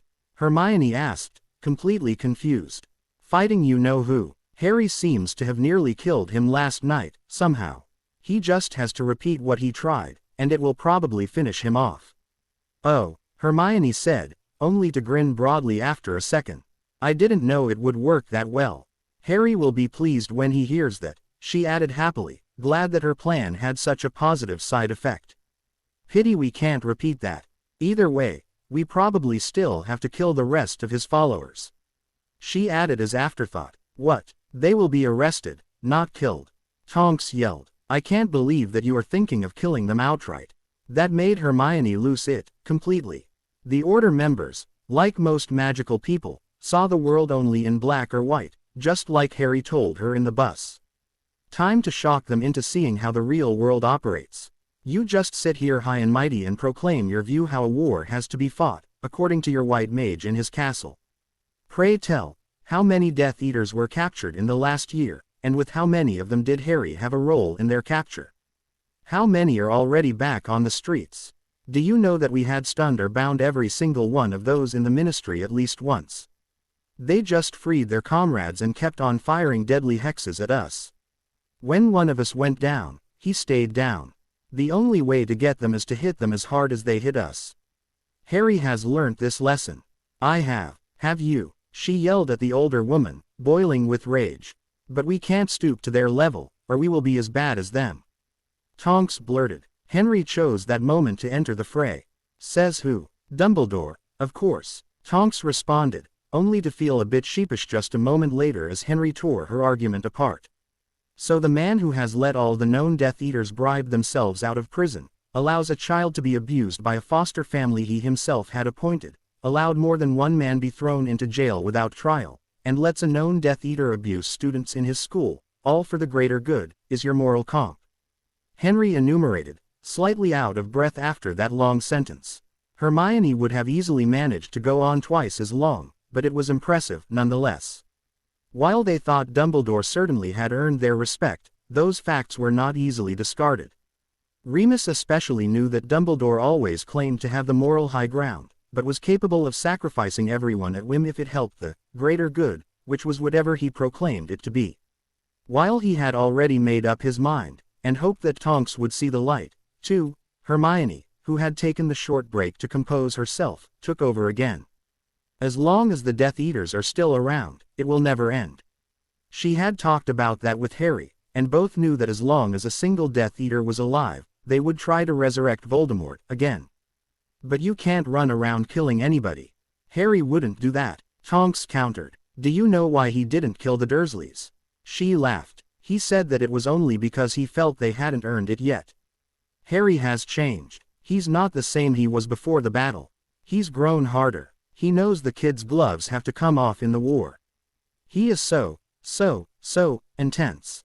Her blush at her struggle for the last word did not go unnoticed by her mother, but was left uncommented on. Now, feeling restless, Remus brushed the topic aside. Okay, whatever. That explains why he doesn't want to return to Privet Drive. But why can't we contact the Order? Because Dumbledore would probably force him back to Privet Drive, and would certainly bind him to the wards again. He did what? Tonks screamed, while Remus just looked confused and demanded details. Before Hermione could reply, Tonks spoke. Remus, you won't know about that, only a family like the Blacks or Malfoys would.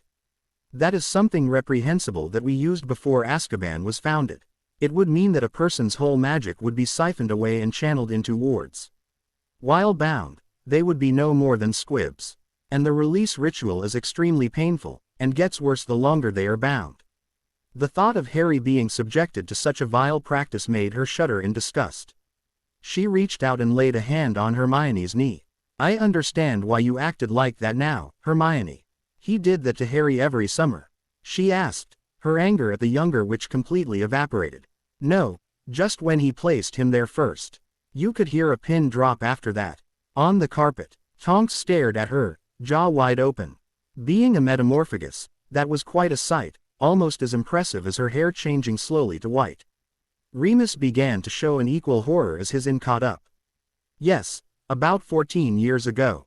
Margaret stated. That's impossible. He wouldn't be able to join Hogwarts, then. He wouldn't be able to cast. Tonks stated flatly. She knew for a fact that such a bind would have turned him into a squib. He did. I don't know how. He certainly would have known if the binding were lifted after 10 years before starting Hogwarts, Hermione told her. Tonks shuddered at the thought and nodded. Henry used that moment to rejoin the conversation.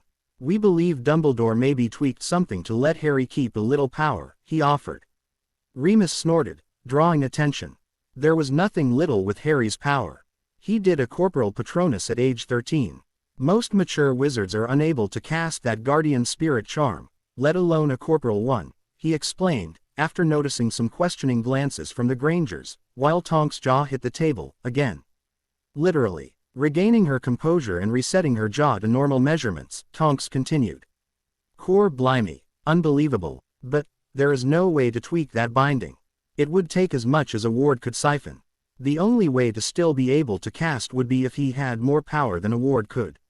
Her voice faded into a loud silence shared by everybody as each for himself analyzed that bit of information. He couldn't. Tonks asked. First, that feat would be enormous. A ward was something akin to a magical black hole, eating up all power it could get. Might be, Hermione responded. Remember that prophecy. It says that he has the power to beat Voldemort. That's just. Wow, Remus eloquently stated. Tonks nodded. Yeah, double that. Suddenly, Remus jerked to attention. You said he is hurt. And that lot of potions you brewed. But you told us his uncle only hit him once, didn't he? Again, Tonks suddenly screamed, causing everybody to jump and glare at her. You said he would bind him to the wards, again. She repeated, horror lacing her voice. You didn't. Say you didn't. That could have killed him. She said, her voice pleading. It did. Hermione sobbed, before she broke down in tears, clinging to her mother. Remus and Tonks slumped into their seats in silent terror.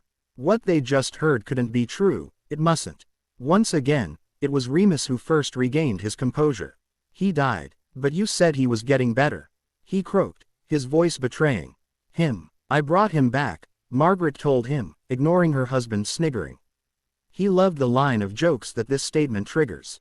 It took me 2 minutes of CPR to stabilize him, but he came back. Both magicals were looking at each other. In unison, they turned to Margaret. CPR. I gave his heart a mage to make it beat again. That was a shock to both. In the magical world, there was a simple rule: if your heart stops beating, you're dead. You restarted his heart, but if he died, his soul was already gone. Tonks blurted. She had a Muggle father, but she never got that involved in Muggle culture. Clothes and music were just fine. Using electric appliances was something she could do, but she certainly had no clue about Muggle medicine. She always found that healing spells and potions won hands down. If so, then it came back, Margaret said pointedly. CPR or electroshocks are used regularly in our medicine. It's rather easy to bring someone back if his heart stopped beating only a few moments ago. Don't you have anything like that to revive people? Tonks shook her head. No, we have a simple rule. If the heart stops, and you stop breathing, you are dead. It never occurred to anybody that you could restart a heart. Amazing. Remus was amazed, too, but his curiosity won out. What happened? Well, we started the ritual after I gave him some strong Muggle painkillers. We believe they helped, but his body cramped for hours. It took about 3 hours, and then suddenly stopped. He trembled a bit, and then stopped breathing. I immediately started CPR, and Henry helped with the resuscitation. After a few minutes, he came back, but fainted straight away. We took him into the guest room and started treating him as best we could. She softly petted Hermione's hair. Woe had cried herself to exhaustion on her dad's shoulder, and continued. Hermione here made every potion she could, and we'll start that treatment when he awakes later. You see, we couldn't give him any potion while he was ped out. So I gave him normal painkillers and a relaxant which should knock him out till at least mid-afternoon. She paused a second, essing the two in front of her. I've got one question for both of you. Will you help us? Remus agreed immediately, but Tonks procrastinated. She was raised to see Dumbledore as an idol, a more than life-sized man who never did wrong. But all she had been told today indicated the opposite. That Dumbledore had knowingly sent a child to live in an abusive home and had stooped so low as to use a borderline dark technique on a toddler was hard to digest. But still, she was an Auror, whose job was to see the facts, and those were solid. She sighed and nodded at Margaret. Okay, I'm in. At this point Margaret went and made some tea for her guests to make planning more pleasant. Shortly after tea was served, Henry gently took Hermione, who had finally fallen asleep, and carried her to bed. I beg your pardon, what did you just say? Margaret inquired, as she had missed Tonks mumble something while watching her husband care for their most precious. Nothing. I just noted that she acts as fanatically as a life debtor. Remus, look at the mess you've created. But Remus wasn't bothering. While still fighting the coughs of his spit take, he pressed 2 words out which made Tonks groan. She is Merlin's hairy balls. Tonks yelled. Any more big news left for tonight? What else could go wrong? She suddenly tensed and looked at Remus. Please, don't tell me you're gay. While the now glowing werewolf was sputtering denials, which seemed to soothe Tonks enormously, Margaret cleared her throat and tried to put that train wreck of conversation back on track. Not to change topic, but I'm changing the topic. What happened to Hermione? Is it bad? Please let us wait for your husband, Remus pleaded. Oh yes, definitely, Tonks quipped. I'm certainly not going to explain that twice. Don't worry, Mrs. Granger, it's not life-threatening. It's just a bit of a mess to clean up. Remus tried to soothe Margaret's nerves while they waited for Henry to return. When said husband returned 5 minutes later, he was not looking too happy. Let me guess, she woke up again and is frantic to find other ways to help Harry, isn't she? Tonks welcomed him back. Henry stopped walking and stared at her. How? Remus, you're the one with teaching experience. Explain while I try to think of a solution, would you, darling? Eyeing Tonks cautiously as she furrowed her brows and cycled her hair color in thought, Remus made a mental note for a later conversation and soldiered on into the breach into which he had just been ordered. First of all, this is not life-threatening. It is uncomfortable, but it happens every now and then in the wizarding world. He started after Henry had taken his seat across Tonks and next to his wife. Hermione owes her life to Harry. He saved her at least once in first year, and then a second, or maybe even more times if we consider the recent battle they were involved in. I believe Harry also owes his life to her at least once, but who's keeping score? So they have helped each other often, so what? Why isn't he fussing over her? Henry replied. He is. Margaret interrupted her husband. Remember when he tried to stand up and go to her? If that's not fussing, then what is? As I said, Remus continued, saving someone causes what we call a life debt. It makes you try to repay that debt. It's not a strong compulsion. You could go on your whole life completely ignoring it, so don't you even think for just 1 second that this debt made them friends. The act might have, but the debt surely didn't.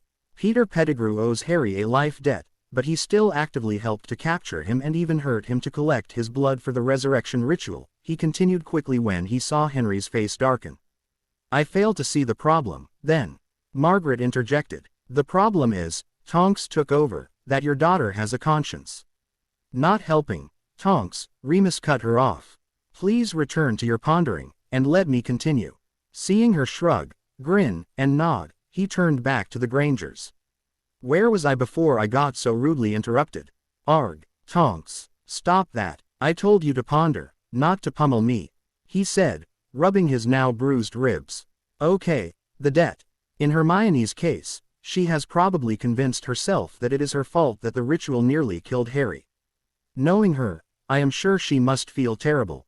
And the debt increases the feeling that she should make it up to him, so between herself and the debt, she is driving herself insane. Both Grangers nodded their understanding. Henry voiced their most imminent question. How do we stop that? That was the moment for which Tonks had been preparing, and she took over from Remus with a smile and a nod in his direction. The nicest solution would be if Harry could convince her that it wasn't her fault. Fat chance, Henry snorted. As if anybody could convince Hermione of anything after she's made up her mind. Well, then, Tonks continued, another way would be to repay that debt. Saving his life would be possible, but that can't really be planned, since he must be in real, acute danger. Since they are too young, an arranged marriage is out of question, too. You bet, Henry chuckled. Is there any way to solve this that doesn't demand a lifelong formal binding? Well, history told us another way, a failsafe one to make it right. Ah. Could you please put down your tea, Mr. Granger? Henry was a bit confused by that request, but he did as she asked. It was quickly revealed why she did do so, as her next line caused him only a coughing fit, saving her and Remus both from being doused in spit tea. A quick roll, she said, already cringing at the expected reaction. You are kidding us, aren't you? Margaret asked for confirmation. Sorry, but no, I'm not. Usually the debt is repaid by doing something for the debtor or being punished by him somehow. The way I mentioned would be the traditional way, but maybe an extended snog with Harry might do the job, as well. Tonks joked, but her words faded slowly at the sight of the Grangers sprouting wide grins. Okay, what did I miss? After a quick double proclamation of nothing, the topic was quickly changed to the near future. They had a short look at the still sleeping Harry, and Remus instantly proposed to get a trustworthy healer for tomorrow, while Tonks instructed the Grangers in the use of the potions, as she knew much about that from her medical CL. Tonks also volunteered to spy a little on the order to find out what they already knew. They agreed on reconvening tomorrow in the early morning. The Grangers lead their guests out, then split up to clean up the kitchen and look after Harry. Later that afternoon, both doctors sat in Harry's room, as they already thought about it, and watched the teen sleep. Margaret took the time to look around the room. They had already placed some cups of potion on the table by the window. Harry's trunk stood in front of the wardrobe. They should put his stuff away into it, she thought. Her mental checklist was interrupted by the sound of Henry clearing his throat. When he had her attention, he spoke. We need to tell him, you know. Of course, he would freak out if those two just show up here. Margaret smirked. Margaret, stop that, you know what I mean. Sorry, you mean Hermione and her not-so-secret fantasies. Yes, I believe they are a big part of this mess. And he might not know how to deal with it if he doesn't know all the facts. You know, it could seriously hurt their relationship. It could ruin everything. We'll have to see. I am not really happy to give them a free pee. She's still my princess, you know. Henry asked, still not too happy about his girl growing up. Come on, even if we don't, they are at boarding school, they'll probably end up as bedmates by next summer, at the latest. Also, they've been practically dating for 5 years by now, if I go by the letters Hermione has sent. I don't think they are suddenly going to hurt each other or rush things, Margaret concluded, and they fell silent. Sometime late in the afternoon, Harry started stirring. Margaret went over and sat on his bedside. A few minutes later, he was awake and listening to her.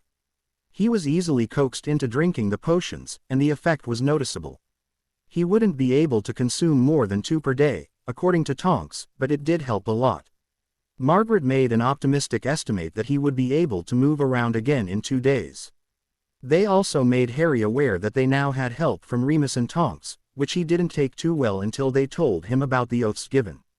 After Harry had eaten a light meal, Henry veered the topic. Harry, we, or better, Hermione, need your help. The Grangers couldn't help but smile as Harry instantly responded. What can I do? He would do anything for his best friend. For a second, he contemplated since when he had considered her his best friend, but that wasn't important now. Margaret decided to use her typical blunt approach. She is driving herself insane because she believes that she nearly caused your death. Remus said that there might be some life debts aggravating her situation. By now, she's been working non-stop for 2 days, without sleeping even an hour. After she had given him the details of what Remus had told them, he gave them the only possible answer of which he was aware. How can I help? Excuse me if I get a bit long-winded, but I have to. When Hermione was about 8, she was through nearly every book we had in our library, and when we were out at work, she went and raided my secret stack of books. Oh, now you are curious, aren't you, Harry? She smiled at him as he perked up. Well, it was my collection of, well, erotic literature, she started, but Henry made a cough which sounded definitely like housewife, which earned him a death glare from his wife. Thankfully, he seemed to be immune, and only beamed a Cheshire grin at her. Okay, it was a bit kinkier than your usual paperback, but not that bad, she huffed at him. Of course, Harry had understood what she had meant. His facial expression was best described as trout slapped. Henry sighed and rolled his eyes. Come on, Harry, I know that all those wizards still live in the Victorian era and think is something disgusting, but you grew up in the real world. Don't look so shocked. Do you think your friends have ever seen lingerie commercials or girls in bikinis? I bet they still wear those striped suits for swimwear, he joked, as Margaret snorted at the mental picture. Well, picture my surprise when she came to me that evening and asked me what a manliness is, and how it could be throbbing. As I knew she would look it up anyway, I fetched Margaret and we proceeded to give her the talk. Since then, we've been open about that topic in our family, especially after she walked in on us once when school had quit early. Henry told him, blushing slightly, while Margaret did the same, only much more pronouncedly. Harry still couldn't put the hints together, and kept blushing madly and wondering what the hell they were telling him that for. Okay, time to be blunt. My wife and I do some role-playing in the bedroom, and Hermione wanted to know why her mum was wearing a maid's dress and was bent over a table, of all things. Don't give us that look, young man. We are certainly not doing the chains and wax and leather stuff, although chains might come into play. Come to think of it, wax might, too, Henry explained, and faded out in thought for a second before he shook his head and started talking again. Anyway, we play roles. Like Duke and the Maid, Warlord and such stuff. Got it. She combined the knowledge that you can play roles in the bedroom with those paperbacks and formed her idea of how the ideal relationship should be like. Harry had to laugh at that statement. It was just like Hermione to plan how her perfect relationship should look at an early age, and out of books, even. Okay, but how does that concern the problem? Do I have to get the crayons out for you? Henry huffed, throwing his hands into the air. She wants to somehow make it up to you, and her magic demands that she does, as well. Traditionally, it was commonplace to have a betrothal over such things, but we do not want to use both barrels for the first try. So, because of her crush on you and her fantasies, it might be enough if you demand that she'd be your girlfriend. She would agree before you finished asking, Henry concluded his speech. Since you already confessed your love to her, I don't believe that it would be a burden on you, right Harry? Margaret smirked at a brightly red blushing Harry. Grinning broadly, he shook his head. He was a bloody idiot when it came to girls, but if he could help Hermione by being her boyfriend, well, whenever, wherever. He certainly wouldn't refuse that offer. You really think that she likes me? He asked timidly. He didn't want to ruin their friendship just on chance. Margaret shot him a smile and reached for a bag on the table. Within moments, she had produced a warped piece of silver, and Harry immediately recognized the silver plate by the runes engraved in it. Henry's eyes widened as he saw it. She didn't. She really used her trophy. He wondered, before looking at Harry. She definitely likes you. That's the next best thing to a proposal. At Harry's confused look, Margaret turned the plate so that he saw the face. Spelly, E.E., was the only thing that still was legible, since it was the biggest engraving on the completely ruined trophy. This was her greatest treasure, a trophy from winning the district's spelling bee in her age group. She didn't hesitate to ruin it for you. Harry felt really moved and a bit sorry that Hermione did that to help him. But that he meant that much to her made him really happy in a way he wasn't used to. Right then, he remembered the conjunctive used before. You said, might be enough. What did you mean by that? Now it was time for Henry to blush. That was a conversation he was certainly not prepared to have with his daughter's boyfriend, ever. No father should. He shot a pleading glance at his wife, who laughed and took over. Depending on how much of this funk she's in is caused by her own guilt and how much is caused by the debt, well, you might need to punish her somehow to make things right. Dunno, maybe spank her or something, she told Harry, her final words lingering in the air as she watched Harry's stunned face. You're taking the mickey, right? Harry gasped. You want me to hit her? Margaret sighed. Oh come on, giving her a few playful slaps on the butt doesn't mean you beat her up. Done right, it's quite an enjoyable way to get things going, she explained. And that's part of your problem, you're just too kind for your own good. You would dance around her for years, waiting for a neon sign and signed permissions to do the slightest things, while she is waiting for you to take the initiative. And sometimes, that might mean you have to slap her butt or her senseless. And don't worry, you still got years and years of holding hands and exchanging chaste s before you will ever come to this point, Henry pointed out. Margaret simply rolled her eyes and snorted a brief laugh when he did so. You're just being in denial, darling. And I like it that way. Just don't tell me anything. I will happily continue to have a daughter, even if I already am a great-grandfather, Henry huffed in reply, crossing his arms. This made Margaret laugh out loud, but she immediately caught herself.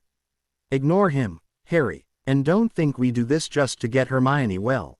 I was already sure that you both would get together during this summer even before I knew about that debt problem. And I was okay with that. I love the thought of you being with her and part of our family. I trust Hermione, and I do trust you, Harry. I just want you two to take care and be responsible in your decisions, all right? Harry just nodded, too moved to speak at this proclamation of trust.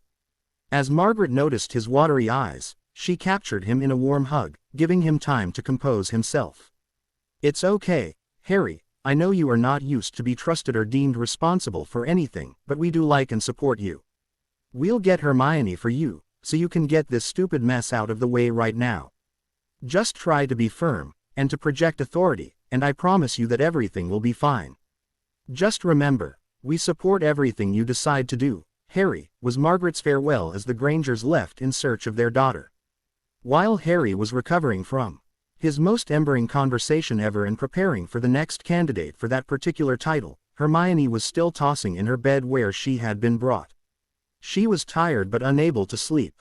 She had to make her mistake up to him. Even as tired as she was, she couldn't manage more than a few fitful minutes of sleep. She just had woken again, at least the 10th time that afternoon, so the knock on her door came not inconvenient. She sat up and called out to enter. Honey, Harry wants to talk to you. Her father spoke, softly.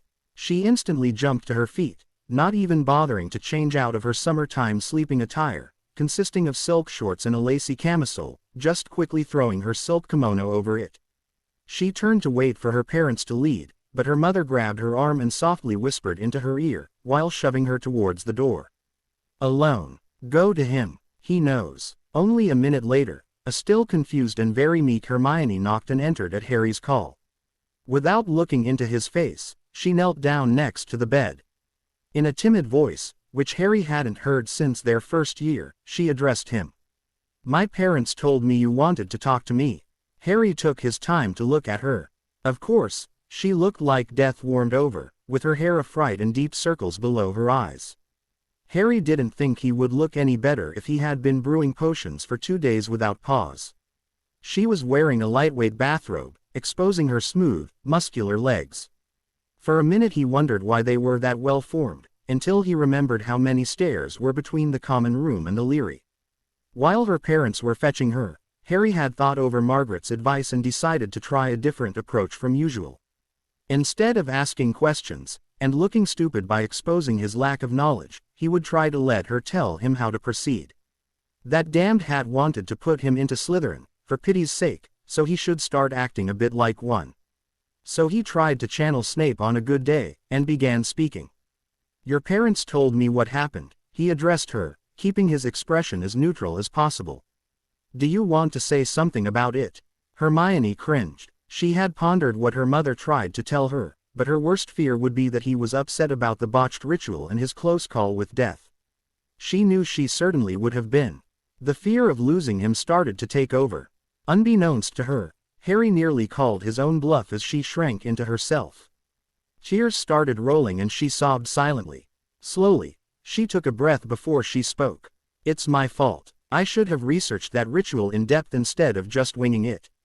You nearly died because of that. I have no excuse." To say Harry was a bit surprised would be an understatement.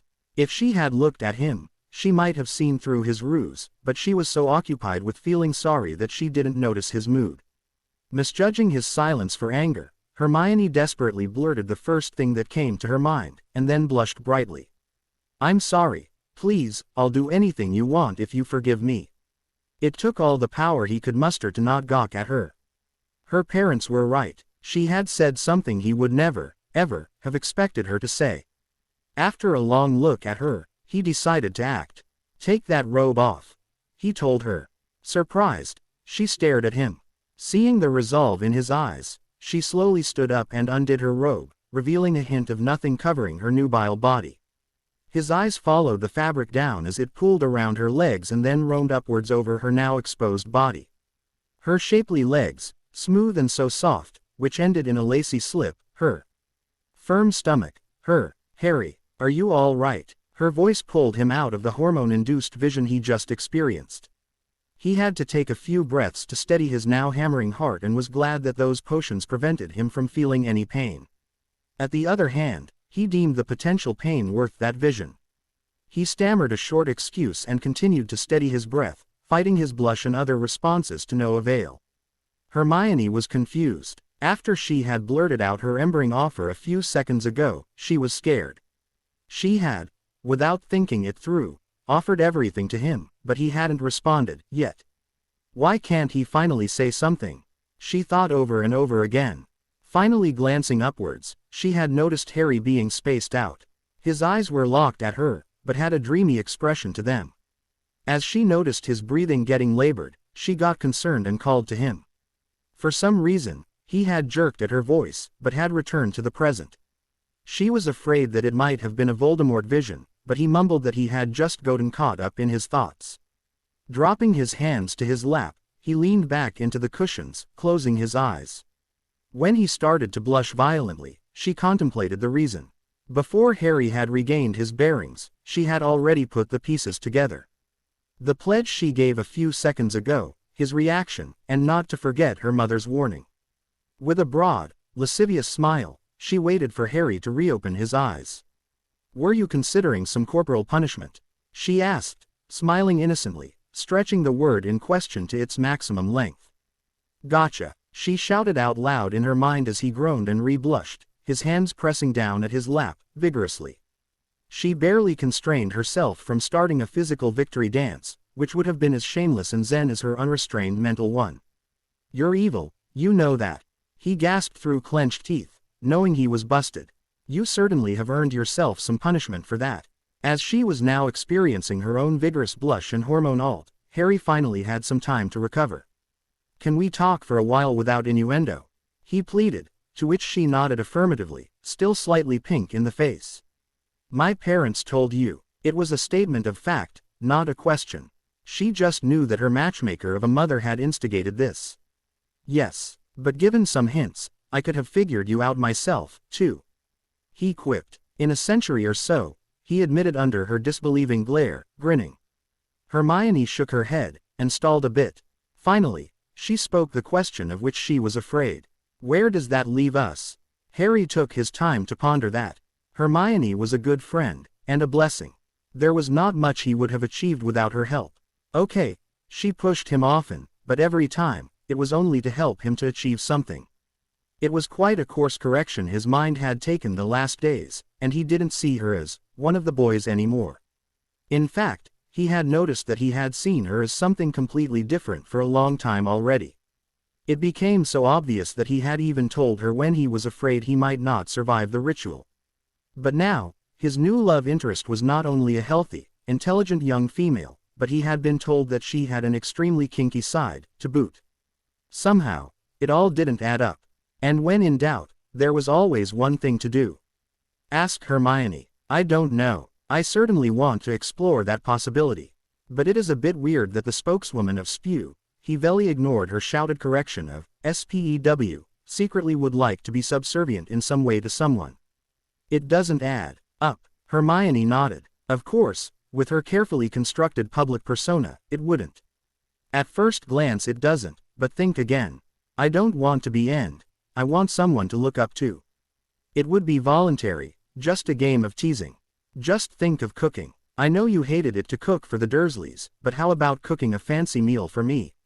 Wouldn't you like that?" Pondering that for a while, he agreed. "Well, if I agree to follow one's orders, I am not powerless. In fact, I am in control, since I'll decide if I play along with the orders given. Those poor elves don't have that choice," she rationalized. "Okay, so it's about context. But why being bossed around in the, bedroom?" How he could say such a thing without blushing surprised him, but he did. She actually took her time to think it over. As always, Harry was drawn into watching her worry her lip in thought. To him, it was the definition of cute. "You know how I love to follow rules, it just extended into my romantic life. Also, I like the naughty feeling if I get punished for breaking a rule.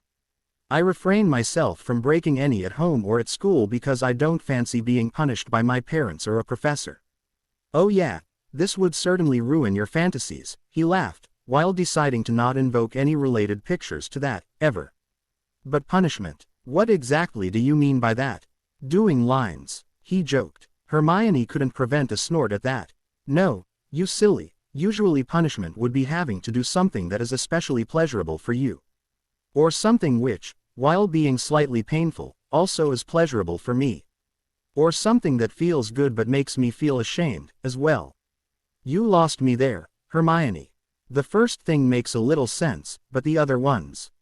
How would you do that?" At that point, Hermione got scared.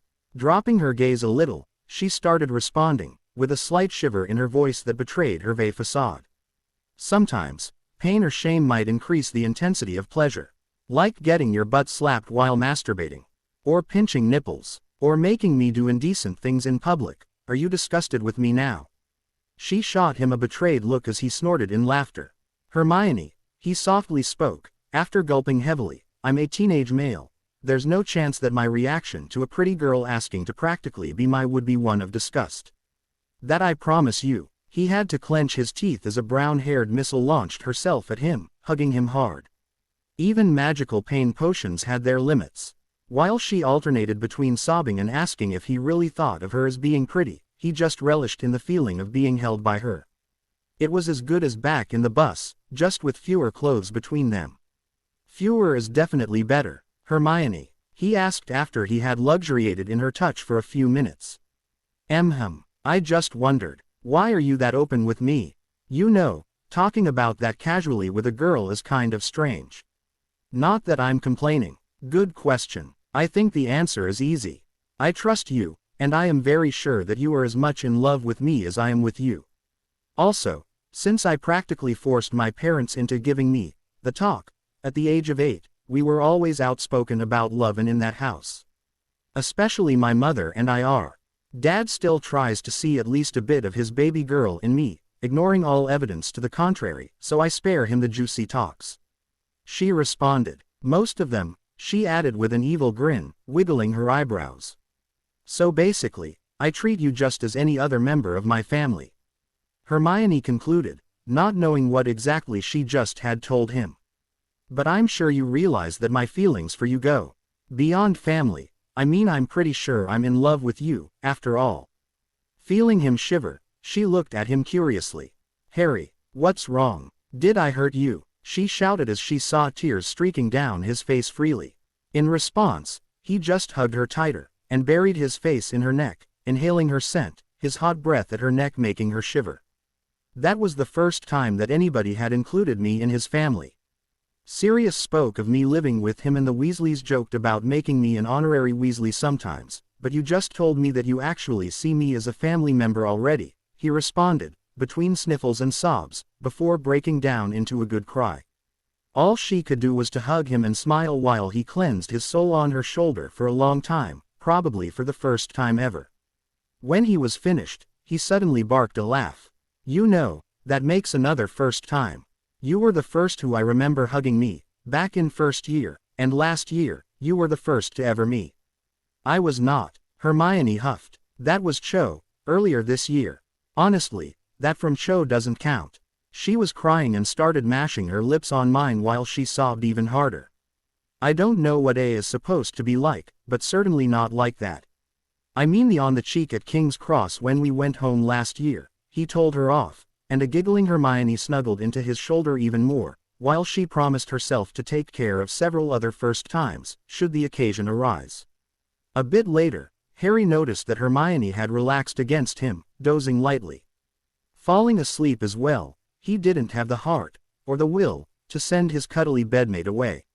As he wiggled himself into a lying position, she woke up and began to slowly extract herself from his bed. Having nothing of that, he held her fast, shooting her a lopsided grin.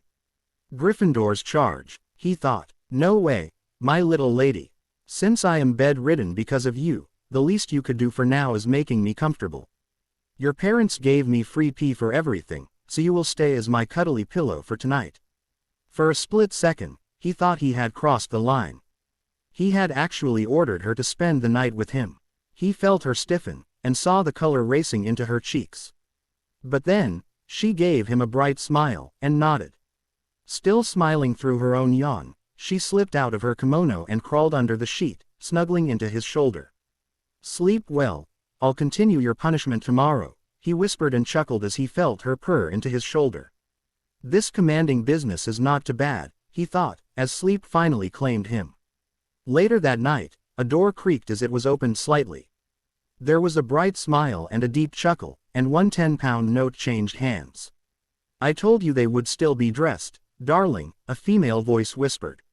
I think I have to show you again what happens if you dare to be right about something, wench, a soft baritone threatened. That was followed by a soft click of a door closing, some feet dashing off into the distance and a faint squeak. Some seconds later, Hermione had briefly stirred, but only pulled herself closer to her warm pillow, without ever losing the smile on her face. The next morning, Harry woke up with a strange feeling. It was different, yet known, like a room missing one tiny piece of decoration. The first difference he noticed was that there was something lying on his right arm. Something with plenty of bushy curls on it. Comparing those curls with some samples from his memory, he identified the object in question. Basking in the feeling of sweet joy flowing through him at the memory of last night, he tried to stay still, lest he woke her and ended that sweet moment of bliss. Concentrating, he noticed another sensation, or more precisely, the lack of one. He was not in pain. That was certainly good, but for some reason, the permanent tiredness that he had felt all his life was gone as well. Harry wasn't sure what Hermione had ended up brewing for him, but he couldn't help but hope she'd made plenty for the future as well. Whatever it was, the stuff worked great.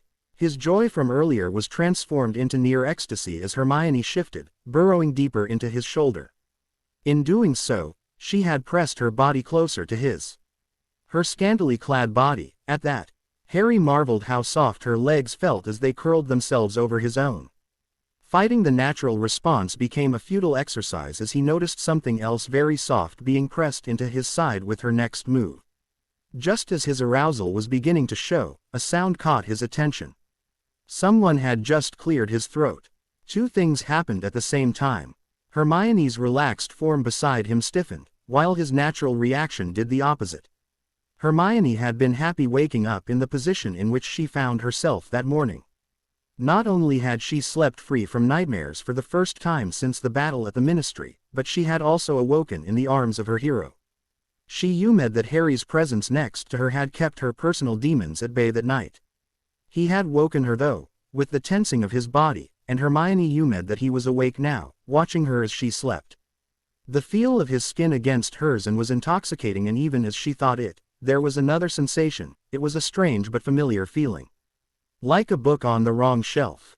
Shelving that though, and smiling at the pun, she wiggled herself closer to the boy next to her. The increased contact sent a thrill of pleasure through her and she nearly sighed, but realized she was pretending to be asleep. She refrained from giving herself away and simply luxuriated in the feeling of comfort that he provided. However, she soon began to feel proof for her theory of his awareness. While she was breathlessly waiting to find out how much proof there would be, her research project was cancelled by a known sound. Her dad was clearing his throat. As a horrified Harry was grabbing for his glees to identify the blots of color he could see at the door, she cursed her parents briefly, and silently, and then vocally wished them a good morning. Slept well, she squeaked and turned around at near light speed, clenching the sheet to her as Tonks replied with a happy, not as well as you, Hermione. Nearly dropping his glees in shock, Harry found himself wishing for a Death Eater attack for the first time in his life. As Voldemort proved to be as unhelpful as ever, he decided to pay the piper, as they say. Good morning, Mrs. Granger, Tonks, he pressed out through clenched teeth, before, with a groan, adding, Professor Lupin, to his litany. At least they all wore grins, thus making corporal harm improbable. Good morning, you two. It's good to see that Harry is well cared for. Though I hope he doesn't complain about your bedside manner, Hermione, Henry said with a chuckle, prompting the girl to flush slightly at the implications. Remus and Margaret just grinned teasingly, but Tonks couldn't let a possibility like that go to waste. Well, I would have bet money on you going Florence Nightingale on him, Hermione, but I did not expect you to use the Marvin Gaye approach. While everyone started chuckling at the Nightingale reference, the second part got people confused. And when I get this feeling, I need UAL healing, Tonks broke into song, swaying seductively, totally ignoring the groans erupting all around her. The adults completely lost it when Harry blurted, but we didn't do anything. While Tonks half sang, half ed, Bah hey by YYY, in a quiet background voice, still swaying like a pole dancer. The following minutes were spent with the laughing Grangers calming Harry down with reassurances that everything was fine between them, Hermione huffing at everyone from under the sheets, and Remus rolling on the floor as a laughing Tonks repeatedly broke into song with different parts of the lyrics. After the proverbial Mickey was completely extracted from the teens, real topics were brought up to the foreground, again. The first item was to send Hermione to go and dress, since the healer would arrive anytime now, and she probably won't like to meet him in her pajamas. Then a now very disappointed Harry was put under close scrutiny. What the common eye had noticed was confirmed as soon as healer Josephus Brown, whose arrival had quelled the beginning discussion, had taken a few minutes for various tests. I don't really know why exactly you fetched me. He is a bit banged up, but nothing a few days taking it slow wouldn't fix, he pronounced, earning a few unbelieving looks. What, Josie? Just yesterday that lad was a single living bruise, worse than anything I've ever suffered during a transformation, Remus elaborated, ignoring the outburst from said boy. And now you tell us that after only one healing potion and a night's sleep. In the arms of his girl, Tonks sniggered, which made Hermione protest. Okay, after one good night's sleep, a grinning Remus corrected, again ignoring Harry's protests, Hermione's squeak, and the laughter of the other participants. This guy is completely okay. That's a miracle. I need 2 days to bounce back from less, and I'm a werewolf. How could that happen? What exactly caused these injuries? The healer asked. After some glances were exchanged and the healer had pointed out that his oath meant that he would keep confidence, he was filled in about the blood wards. Okay. First of all, I would like to check his Hammerstein index, the healer stated. That measures the size of his magical core, Tonks added for the Granger's benefit. Why? Do you believe his core might be damaged? Remus asked, concerned. Oh, no, I can assure you his reserves are rather full, Healer Brown replied. I just would like to have some measurements before I start spouting theories. After a complicated wave of the healer's wand, a glowing 83 hovered over Harry's. Not too shabby, the healer whistled, while the other wizards gaped. No wonder he's healing that fast. Harry's face fell. Damned, he softly whispered. I hoped it would rise after those damned wards were removed. Bedlam followed. Healer Brown was staring. Tonks and Remus were spouting expletives and Hermione was rattling off questions at Harry. This went on for several seconds, until Henry made everybody stop with a bellowed, silence.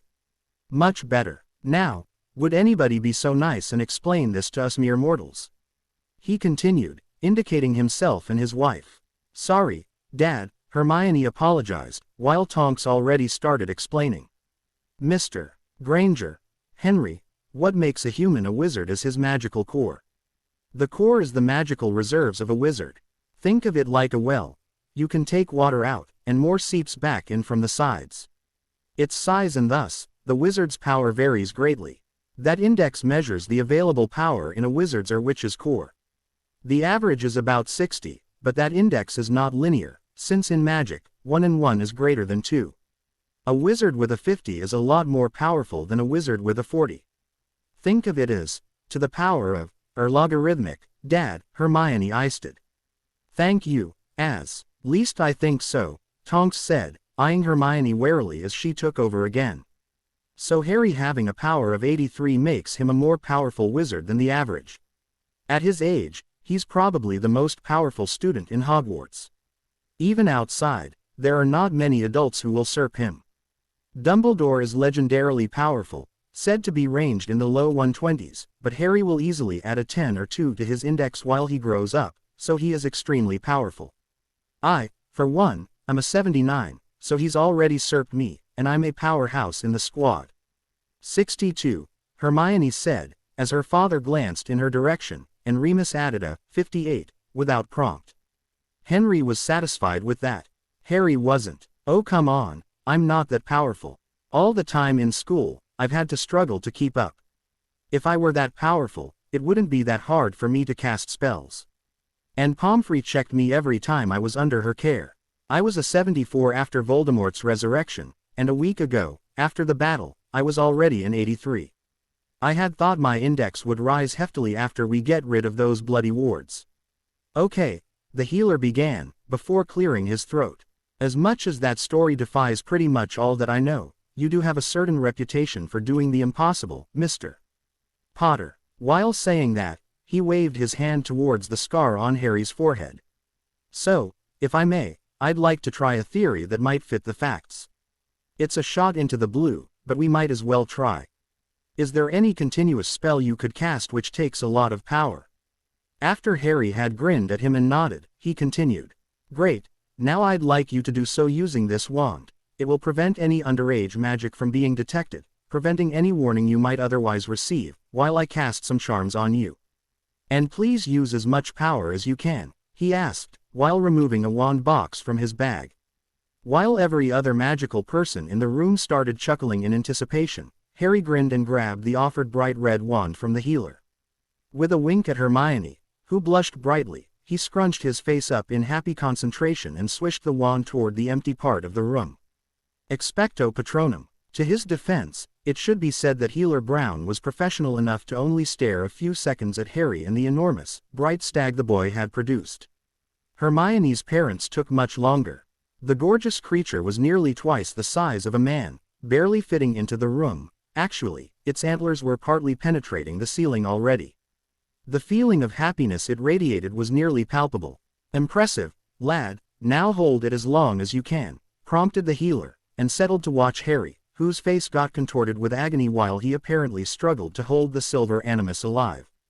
Ouch! 20 seconds and a failed attempt by Margaret to pet the misty animal. Later Harry dropped the charm and the wand, which had started smoking at the tip. "Bugger me, that wand got bloody hot," he explained. "Well, it's a standard diagnostic wand, made for wide compatibility with nearly everyone. They are not as sturdy as usual wands. Certainly not used for stuff as powerful as you just did. With that kind of magic, I'm surprised it didn't burn out," Healer Brown explained. Meanwhile, he carefully levitated the still smoking wand carefully back into its box.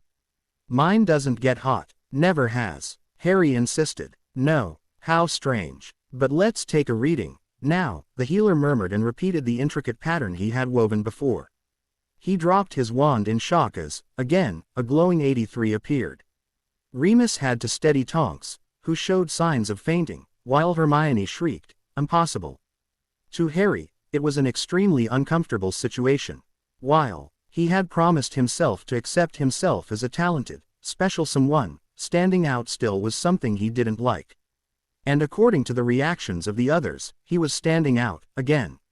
"In all my years, I never thought it would be possible," Healer Brown murmured as he bent to pick up his wand, still in shock. "Could you please tell me what I did this time?" Harry huffed. Remus was the only one able to answer. "Harry, casting that Patronus for such a long time should have dropped your index at least 30 or 50 points and made you feel exhausted. But it didn't. We could see how you had to concentrate to keep it up. Was anything different to you?" Harry paused a bit, pondering. "Now, as you ask, yes. It was easier. Normally, I feel drained and tired while and after a Patronus charm. It had not been exhausting, not at all, just painful because the wand was getting hotter by the second. Right now, I feel like I could do it again without problem." "You could, easily," Hermione piped up. As everyone's head, except for the still shocked healer, turned to her for an explanation, she laughed out loud. "Honestly, don't you all see it? It's so clear, so obvious." At this, she straightened and itemized with the help of her fingers. "He was under a blood ward, but still could cast. We had the theory that he somehow had more magic than the wards could absorb. We UMed it was his power level, but we were wrong. It all became clear when he told me that he felt drained back then, but now doesn't. Also, his power level didn't sink when put under stress.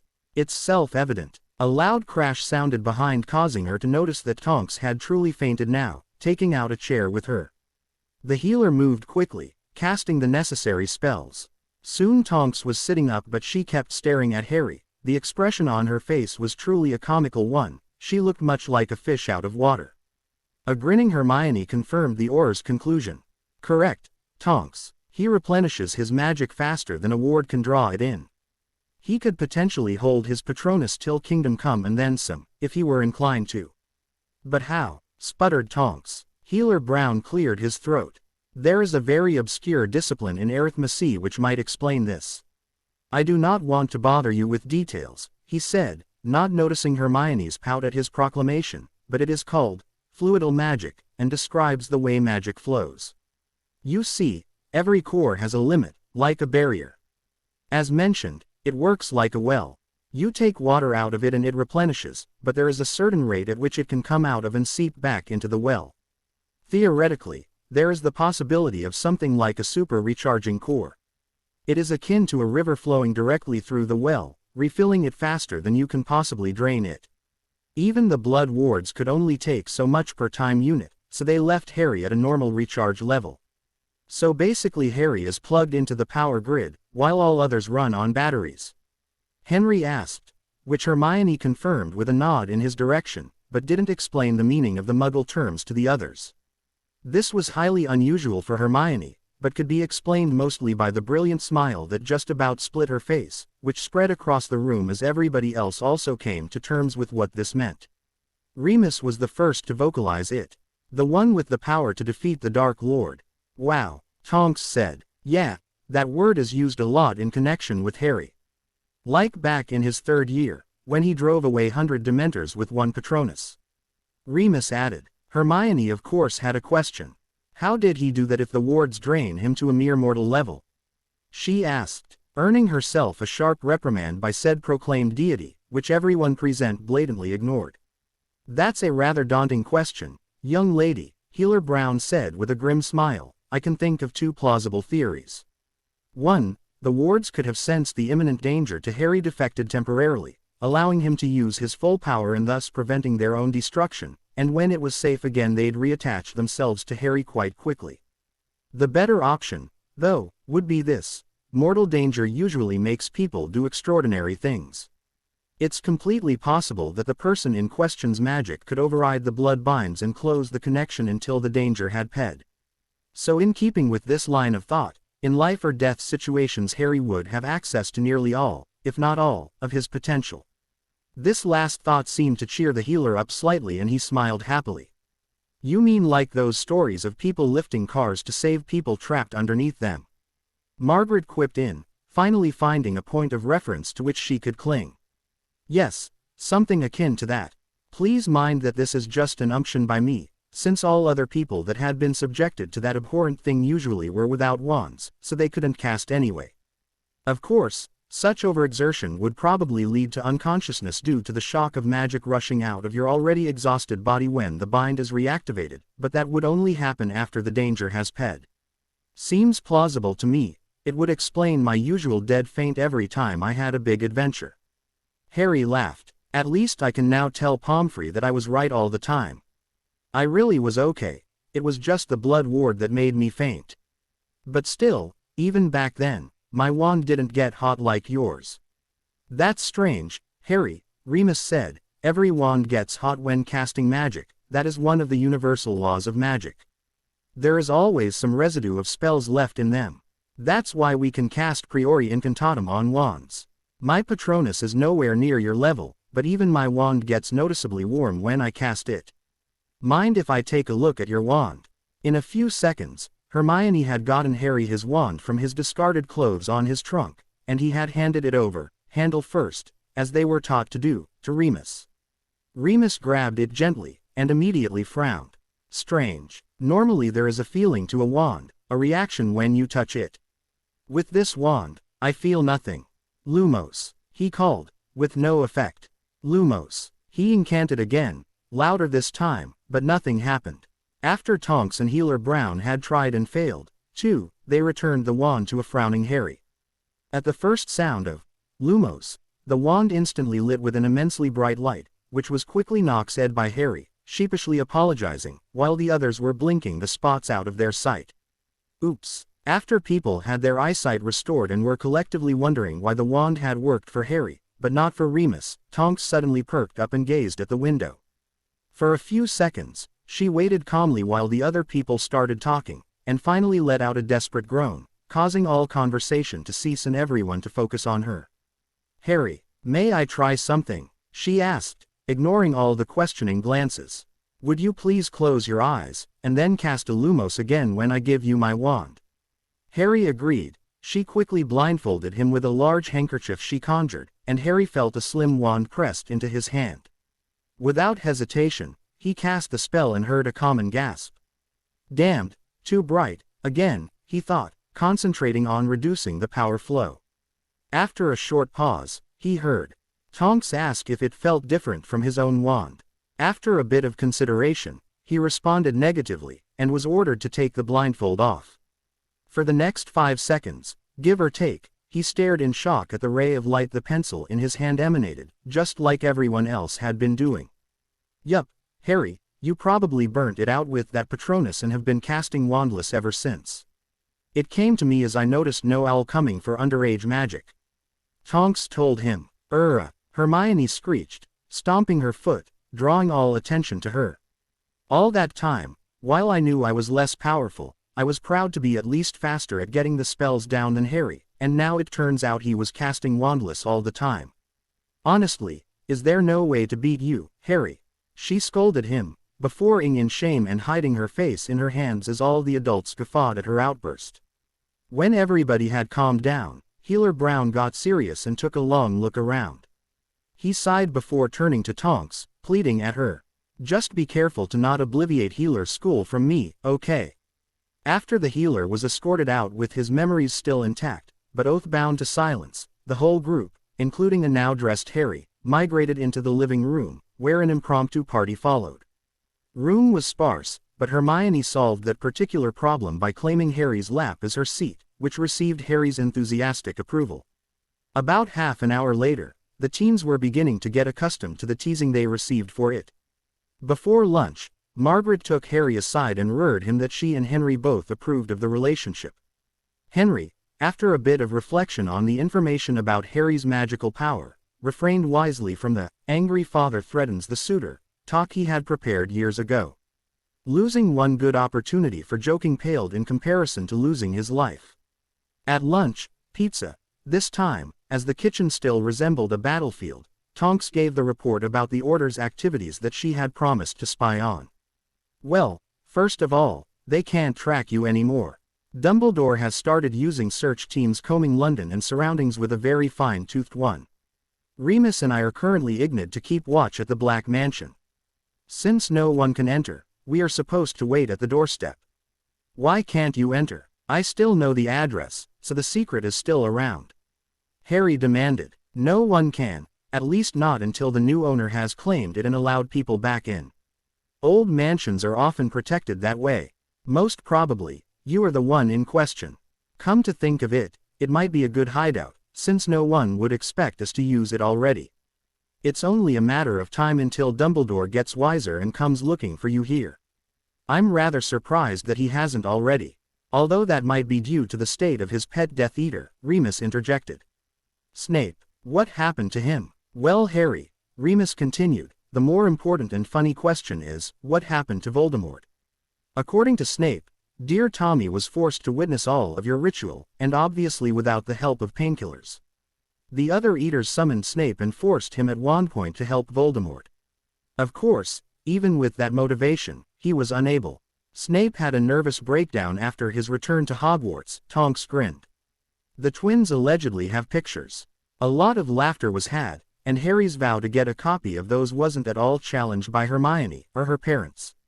Even after her daughter's relatively toned-down reports of the potion's master, her parents knew enough to appreciate justice due. "What's the current status of Voldemort?" Margaret asked. "It has been half a week since the ritual." Royally pissed off, Tonks snorted and continued recounting, her hair changing color with every new sentence. "According to the Greasy Git's latest reports, healers have been unable to do much for him. He is still alive, but his body has ceased to function correctly.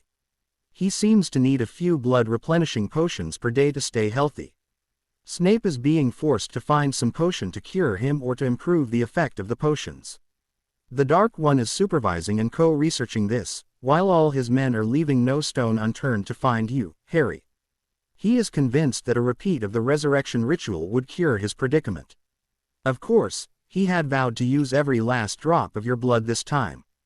"Greedy bastard," Harry mumbled, attempting to cheer up the conversation. He had moderate success, eliciting some smiles all around. Remus cleared his throat. "That brings up an important point. We are not safe here. Any day, either the Order or Voldemort might find us here. We should find some safer place," he stated. "Any suggestions?" Henry asked. Even before Remus had answered, Harry already knew what he was about to say. "Well, Harry has a house in London that's perfectly suited. Only Harry can allow entry, and only the Order can even see it. But Mum and Dad don't know the secret, they would not be able to come and go without one of us escorting them." Hermione objected. "They, and we, would be stuck in there." "Nope. Since it's now Harry's property, the secret has been transferred to him. He can tell it to anyone he chooses. Sirius could, too. The owner is always a keeper of the secret. Also, I believe the Black Leary would suffice to keep you occupied for a while," Remus hinted, with a broad grin. Harry took a long look at Hermione, who was staring into the distance and knew that he was outvoted. "Not fair, Remus," he lamented, taking another look at his girl, who was currently wearing a dreamily smile, almost smitten. "And stop seducing my girlfriend." Hermione was brought back to reality by hearty laughter around her, and harumphed as no one was forthcoming with an explanation of what she had missed. Early afternoon, London, Grimmauld Place. "I'm still not sure that we should do that. It's Sirius's place," Harry said, for the umpteenth time, while kicking a piece of paper litter out of his path. Remus sighed. He knew it would be hard for Harry, but they had to do this. It was imperative that they find a good hideout for his honorary nephew. Yes, it was, but he would have loved for you to have it and use it to thumb your nose at the headmaster. You know how much he loved such stuff. Go on, try. Harry's stomach was in knots. Although he knew that Sirius was dead, he still expected that old dog to jump out from behind some dumpster and yell, "Surprise!" Only his girlfriend's hand in his kept him from turning and walking away. After all the HLE of being apparated here by Remus and Tonks, he could at least try. Remembering his dream, he hoped that Sirius had truly found the afterlife he had wanted, and reached out to the serpent doorknob. I, Harry James Potter, claim possession of Black Manor. Instead of some amazing light show, a gong sounding in the distance, or sparks running over the door frame, the only response was an anticlimactic click. The door slowly swung open, granting him entrance into number 12's not-so-spotless premises. A slight waft of decay was in the air. Harry naturally felt uncomfortable with that. Remus, Tonks, take a look. Harry spoke and motioned for the adults to look ahead. As both ran into an invisible wall at the last step, Harry remembered a certain fact. After taking over awarded property, the owner had to allow other people entry. In case of Black Manor, the only way was through the door, since the wards did not allow any apparition or portkeys in. He would later have to open the flow for them. Remus Lupin and, sorry for this, Tonks, Nymphadora Tonks are allowed to enter Black Manor. I also grant entry to Hermione, Henry, and Margaret Granger. He hastily said after stepping aside, thus enabling his friends to pee the door. He would have to tell them the address later, now that he had control of the wards. After a quick search, the source of the stench was identified as the remains of creature, decaying in his hidey hole. That locket they failed to open and believed to have thrown away had burnt a hole through his, and was resting on the ground under him, open wide, next to a molten disc of flat metal that Hermione identified as the chain that was attached. Not even Hermione could chastise Harry for being happy that he now wouldn't be forced to take creature's life himself. Tonks was the first to point out that a manor this size was not sustainable without the help of at least one house elf, wondering where they could get one. Dobby, Harry said suddenly as he remembered a possible candidate, and, was his next word as the tiny creature immediately appeared and asked for his wishes. Sorry, Dobby, you scared me, Harry began talking, but stopped immediately, taking a long look at the house elf before him. Why are you so black? In fact, the tiny creature was covered in soot all over, except for only his big eyes, making them stand out even more than usual. The other elves and Dobby is cleaning one version of the come-and-go room. There has been a fire in there 2 days ago, and we is still cleaning, Master Harry Potter, sir, he replied eagerly. After 2 days, Hermione inquired. Dobby nodded, making his ears flap, forming a small cloud of soot around his head. There's have been a lots of magic objects being in there, Miss Master Harry Potter's grandee, miss. The fire was being very hot. Tonks and Remus winced at that. Most magical people had first-hand experience with how bad a magical fire could be. And most would rather forget about that. Oh, sorry to hear about that. But anyway, I would like to hire your services, if you would like to. Harry continued, remembering his original intentions. Dobby is sorry, but Dobby can't, Master Harry Potter, sir. Oh, too bad, maybe you know a house elf who would like to work for me. Harry replied sadly, Dobby knows one who would, if she could be bound to Master Harry Potter, sir. Winky is extremely unhappy in Hogwarts and would like to have a family to serve to. Dobby answered happily, and took a glance left and right, before he added, Dobby would need her to keep this house clean, it's too big for Dobby alone. Harry had already opened his mouth to speak, but closed it again and looked at Dobby. Ahem, Dobby, didn't you just say that you can't work for me? No, Master Harry Potter, sir.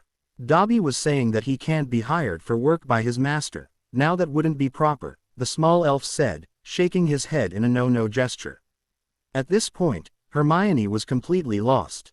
And wherever she had arrived at, Harry was there already, waiting for her. But Dobby, Harry freed you. Why is he your master?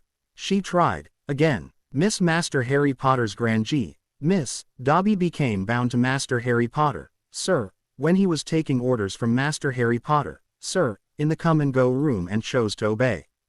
Dobby was never happier in his whole life. Dobby would do everything to please his master. True to form, Dobby was bouncing on his toes at his last sentence, producing a black cloud wafting around him. Hermione was trying to glare at Harry, but his grin and wink told her that he knew another person who was willing to do anything her master wants. Her blush was inevitable when he pulled her close and whispered into her ear. "You know that I would never punish anybody other than you.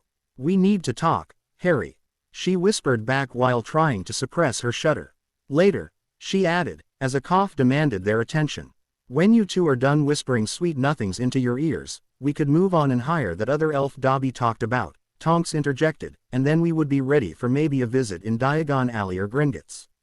"You need some stuff, Harry," she proclaimed, noticing that Harry wore his school uniform in lieu of proper clothes. After getting, well, cajoling, an okay out of Hermione, Harry had Dobby fetch Winky. The tiny elf was visibly drunk, but had at least cleaned up a little since the last time Harry and Hermione had seen her. After being accepted as servant, she instantly cried tears of happiness on Dobby's shoulder, while the little fellow awkwardly patted her back, looking around uncomfortably. "Okay, you both take care of this house. No punishing yourselves. If you do something wrong, you bring it to me and I decide, okay? And call me Harry." Both elves stared at him, shocked to the core. "May we be calling you Master Harry, at least?" Dobby cautiously asked, wringing his hands, to which Harry agreed, much to Dobby's relief. Winky had to try a few times before she managed to address him that way, and the long pause every time she addressed him in her speech made Harry suspect that she still said the other words, just silently. At least he didn't have to hear them anymore. With a broad grin, he ordered the elves to silence and dispose of Mrs.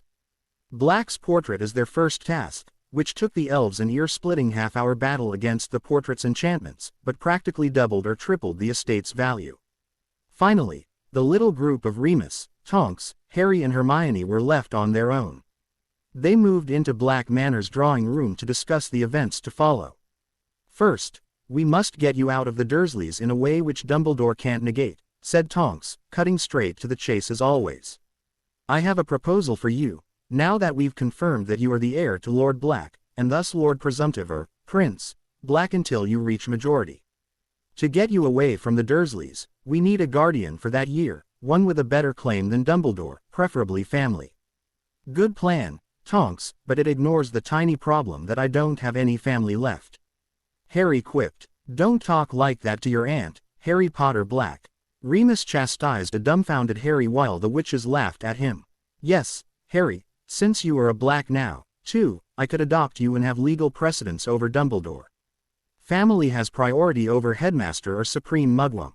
Some unshed tears were shining in Harry's eyes as she told him that. "You would do that for me. Of course, Sirius spoke the world of you, and I think you are a great guy. Pity I like my men a bit older, so no worries, Hermione." She shot a wink at Hermione, and turned back to Harry. "If you want, we could file the papers as soon as we have the Dursleys give you up." "Would you want?" Oof. A happy Harry launching himself at her and hugging her for all he was worth. Andy the answer to that question quite clear. Of course, being Tonks, that led to both of them falling off the couch in a tangle of limbs. Only after some rolling around and some failed attempts to untie their limbs were they able to separate themselves again. "At least I had quick roll with you before it would become incest," Tonks laughed while Remus lifted her back onto her feet. "Stuff it, Auntie," Harry grumbled good-naturedly. "Okay, how do we get the Dursleys to accept?" Wand point. He secretly hoped that he would get permission to do that. "Nope. If we did that, it would be objectionable at court. We ask, and then we bribe. Bribing only carries a fine and is not enough to lodge an appeal. And just to be clear on that, according to the family tree, I'm your niece, old man," Tonks said as she stuck her tongue out at Harry. "Pity. From where do we take the money? I only have about 20,000 gallons in my vault. Is that enough?" In terms of money, Harry was still very naive.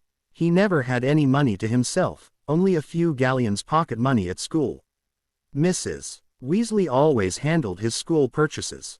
All he knew about money was that his school expenses account, for 7 years of schooling, contained about 20,000 gallons the last time he had heard a number.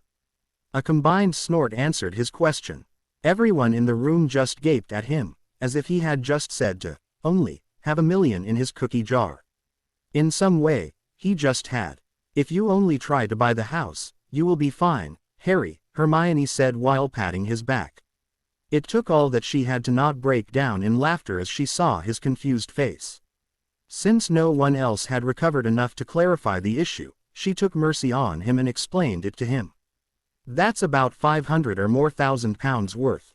It should suffice, especially since I believe the Dursleys will be as glad to part ways as you are. And no, it wouldn't matter to me if you were poor.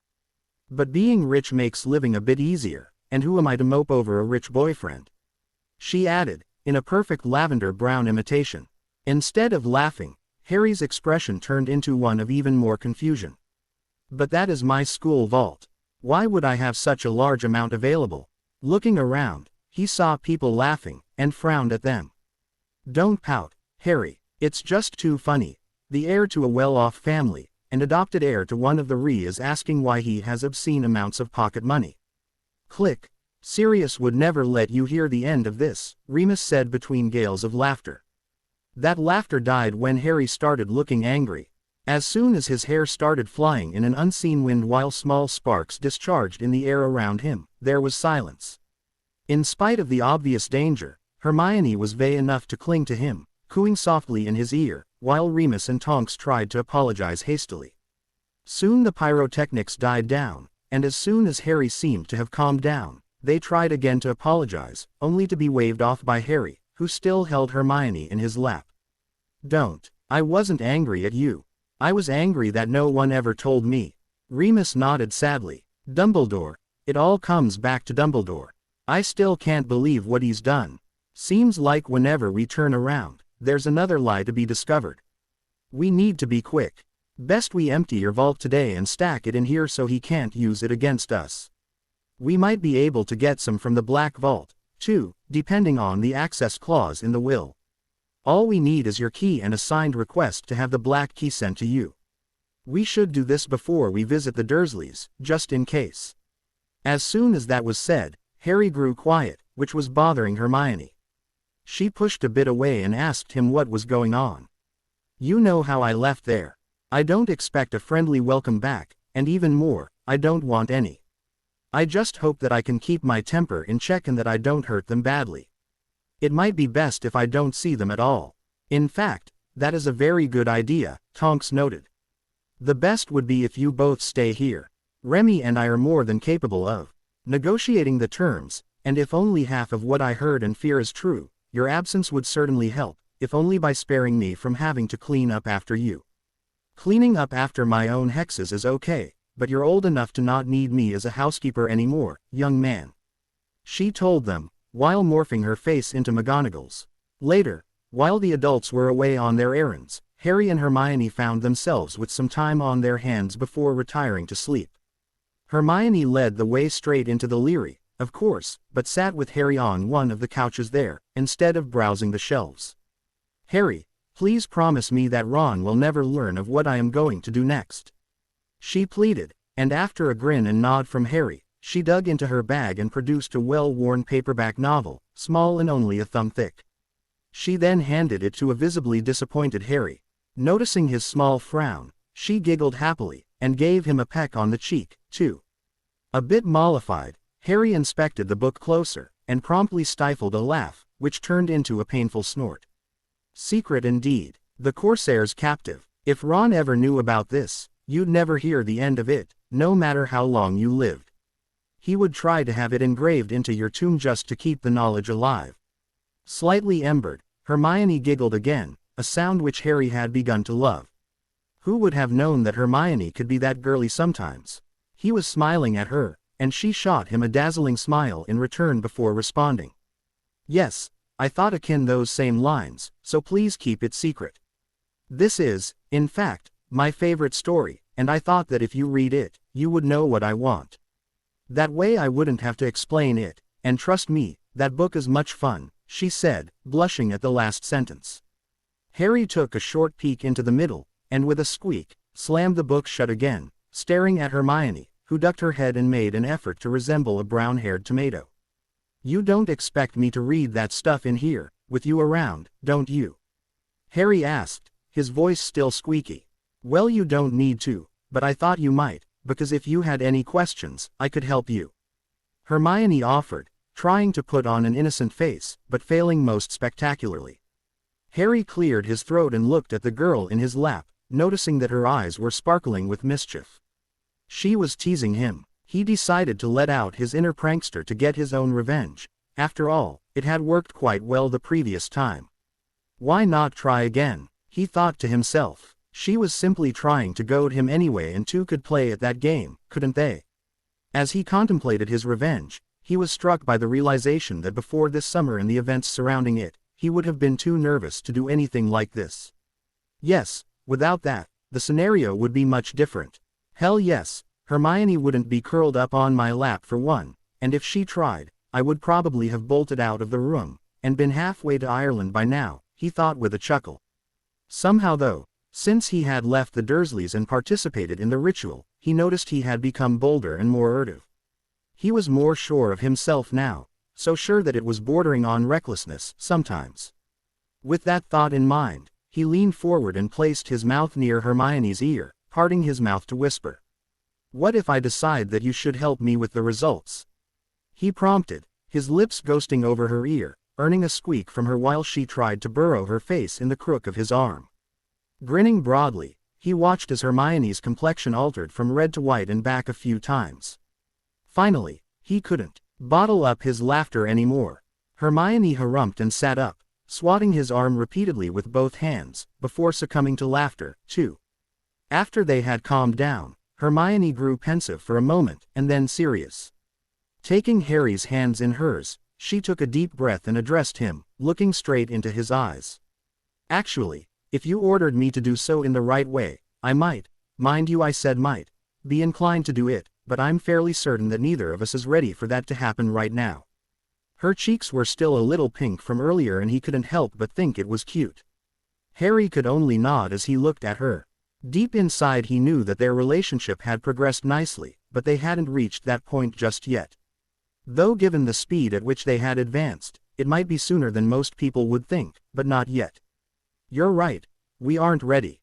I'm sorry, I didn't want you to think I might push you into doing something you don't want to do. He responded in a small voice, which earned him a big hug and a peck on the cheek. Harry couldn't help but sigh in relief as the last of the built-up tension left him. He would never forgive himself if he drove her away by being stupid. You never would, Harry. And even if you tried, I would draw a line at the things I'm not ready for yet. We just play a game, and I will only play along with things I want to do, remember? And be informed that I very much like this new, furtive Harry you've become since the ritual. I never knew you could be such a rascal. So you noticed, then? Honestly, Harry, she laughed. That morning I awoke in your arms, I could sense your presence. Ever since, you've been radiating confidence. Everyone senses it. Harry paused a moment to remember that morning. His first thought was how he missed the feeling of waking up beside her. That was really nice. Banishing that thought for the moment, he reflected a bit about the changes the ritual brought. Yes, it's like, well, somehow being whole again. All my life, there was this constant fatigue, this pressure on me which I now know was just that ward. Now, I'm feeling like I could do everything. It's amazing, and it's you I have to thank for it, he said, while squeezing her hand and then lifting it to his mouth for a gentle, making her smile softly at him. You're welcome. After some moments of comfortable silence, Harry looked at the book and then back at Hermione. Taking a deep breath, he asked the most pressing question on his mind. You said we need to talk. I think now would be fine. What exactly do you expect me to do in our relationship? Like I said, I do not want to push you, but since you expect me to push you to a certain degree, I'm a bit confused, you know.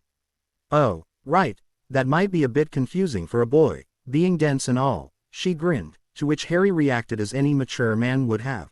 He poked his tongue at her. Hermione gracefully poked her own at him and continued. Well, basically you can do whatever you want. Since you aren't that experienced and are just not the type to rush things, I do not believe that you'll try to take advantage of me. Feeling very relieved by seeing Harry nod at that statement, she continued, and I am certainly okay with almost everything you want, as long as clothes stay on, at least for now. In my opinion, we have been dating for years already, and I know you pretty well, so we don't need that awkward dating phase, anyway. Agreed. Harry laughed. It would certainly be weird to somehow start dating, officially. You're right. We already have eaten nearly every meal together and hung around each other for so long, that basic dating can be checked off that list of yours. Also, since we already talk even about, I can't see how much more open we could get. Just be creative and bold, and I'll tell you if it's too much, okay? Hermione added. Right in one. Harry laughed, but suddenly got serious. But if I happen to cross a line, tell me. You know, with you wanting me to force you to do stuff, misunderstandings might occur. I wouldn't like to cause a fight between us over this, he said, sounding worried. Hermione gave him a bright smile for his attitude. Honestly, how could she not? Yes, that might be the case. Especially once we get friskier, she said deep in thought, not noticing Harry blushing brightly at that statement. The usual convention is to have a code word which means to stop immediately.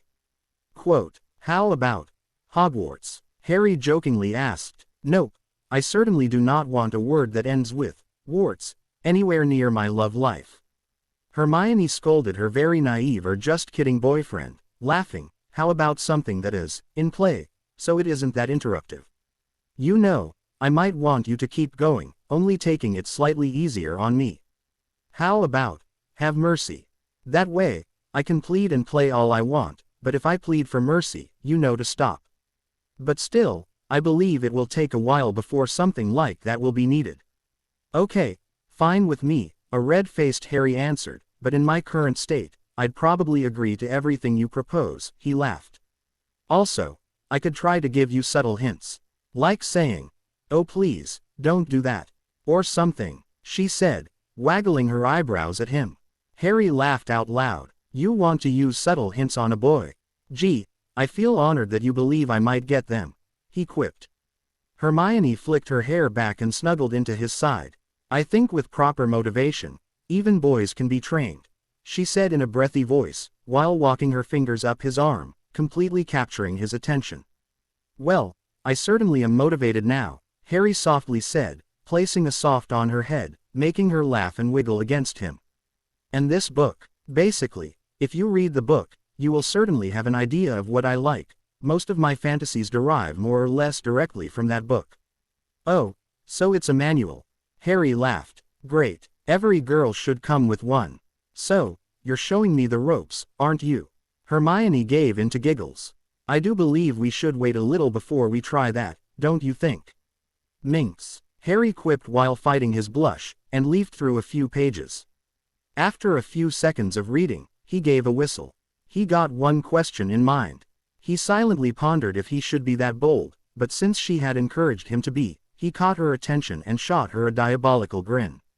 So, pray tell, how many times have you rubbed off to this book?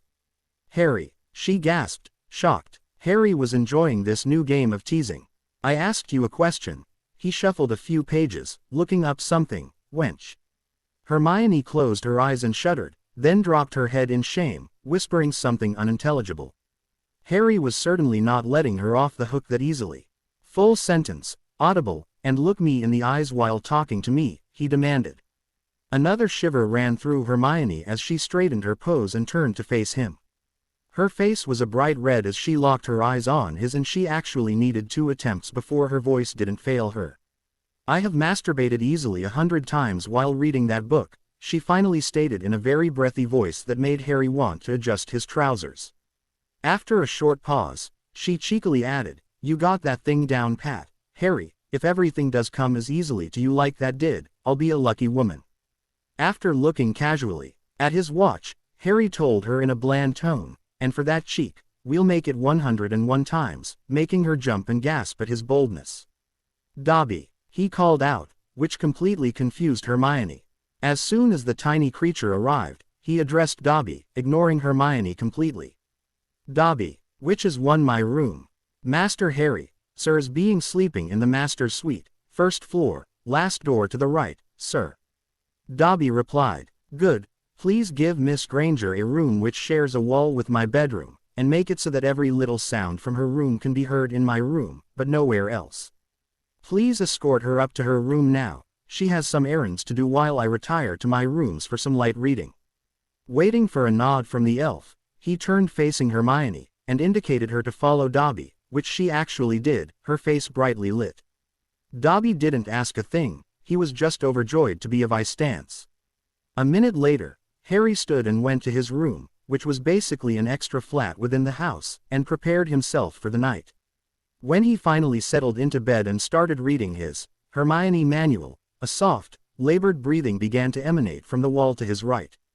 Although the surroundings got increasingly distracting as time progressed, that evening's read was certainly the best of his whole life. July 1st, Grimmauld Place, early morning. A very happy Harry walked down the stairs, heading to the kitchen for breakfast.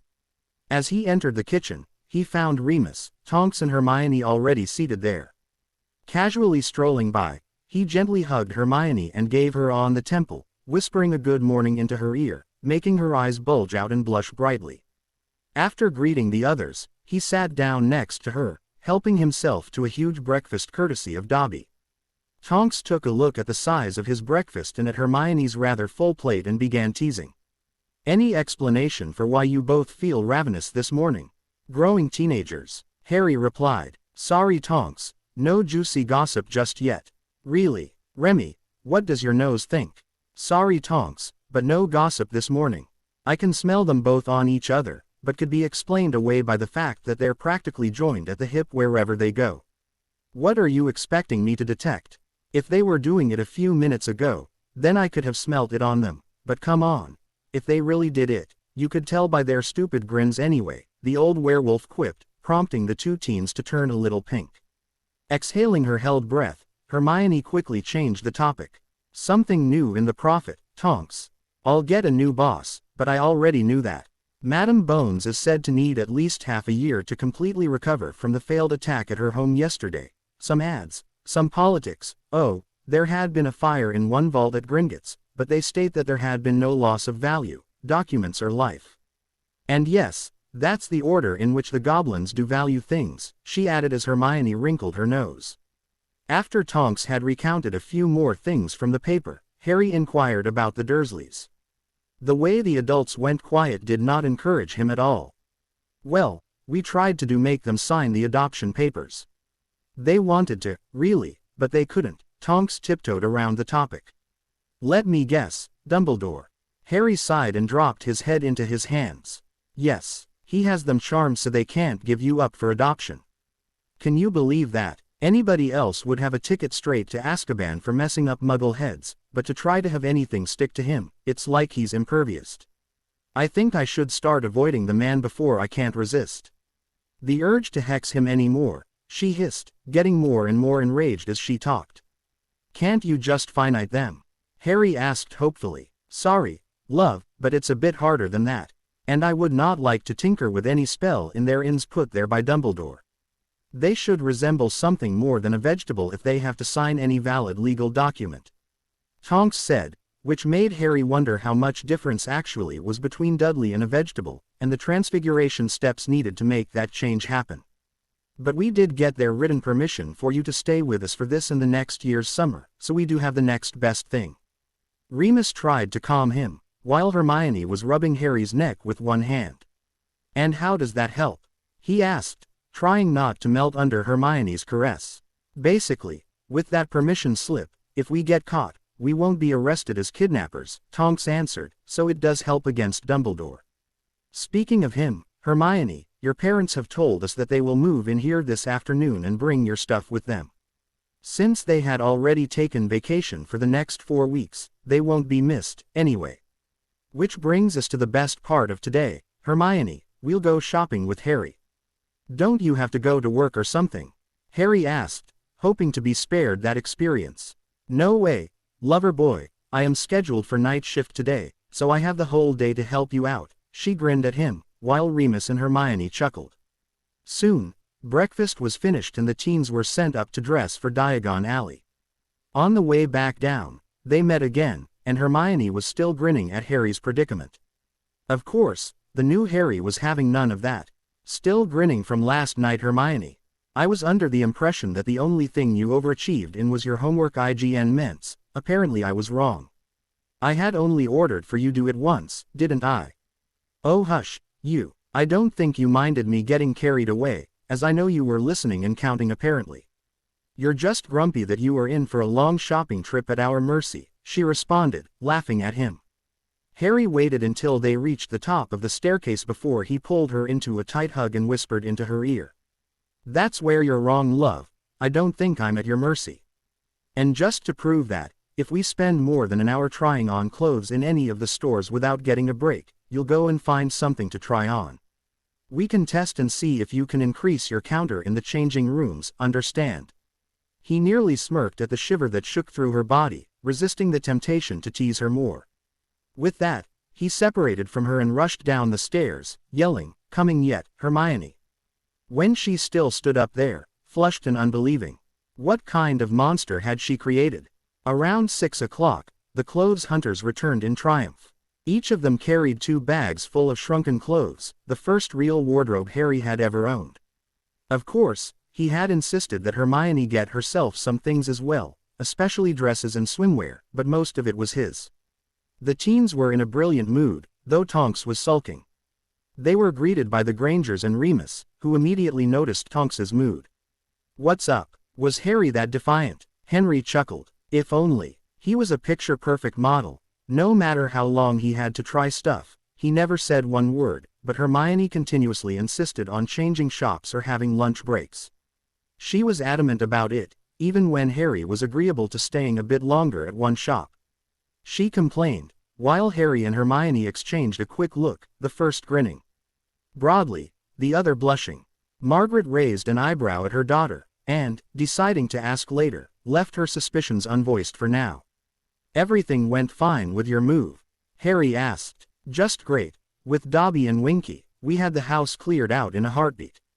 Those two are a gift from heaven," Margaret gushed, while Henry noted that they would have come handy when they had moved in.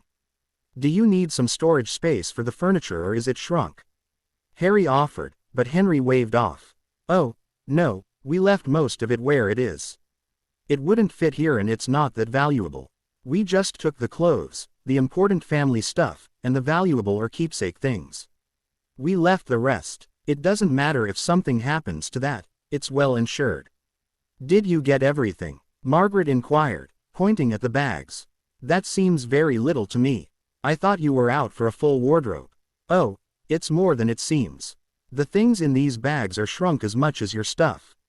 There are at least 20 of every article Harry needs in there. I take my shopping seriously," Tonks roared Margaret. "It's a pity we couldn't go to Ollivander's to replace my wand. Or maybe repair my old one, I miss it. Even more since it was the only brother wand to Voldemort's," Harry moped. "I told you that doesn't work. You can't just replace a core. The wand is gone. We can frame it for your wall if you like, but it's better you use it to delude others. And it's really disturbing how you whine about the brother wands. Why do you want to have something in common with him, of all people?"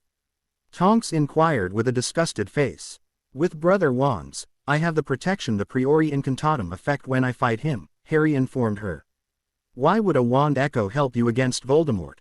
Tonks laughed at him. "Because when we dueled at his resurrection, the brother wands locked up and kept him from hexing me. The Golden Dome also kept the Death Eaters away from us," Harry hotly replied. Instead of acknowledging her ignorance, Tonks looked at him with concern. "Are you feeling fine? Maybe we overdid the shopping a bit. The poor boy is talking in riddles. Maybe we should have waited a bit longer before we let you out of bed," she said, and Margaret tried to feel his forehead. Harry batted her hand away angrily. "I am fine. Don't you know that brother wands can't be used to fight against each other?" he said, but everybody just looked at him in confusion, even Hermione. "And how would that work?" Tonks raised an eyebrow at him. "Who told you that kibosh? That's the most insane thing I ever heard," she said, and Harry rose to his defense, but slumped when he remembered the source. "Think about it for a moment. My wand has a dragon heartstring," Tonks said, to which Hermione added a, "mine, too. See, Ollivander once said that he makes close to 500 wands out of a single heart. This would mean that my wand would be useless against hundreds of others. And unicorn hair is nearly as bad, since there are only few of them. And while I heard stories about wands locking up occasionally, I've never seen anything like it, Tonks told him. What exactly happened to make the wands lock up? She asked as an afterthought. Our spells hit each other.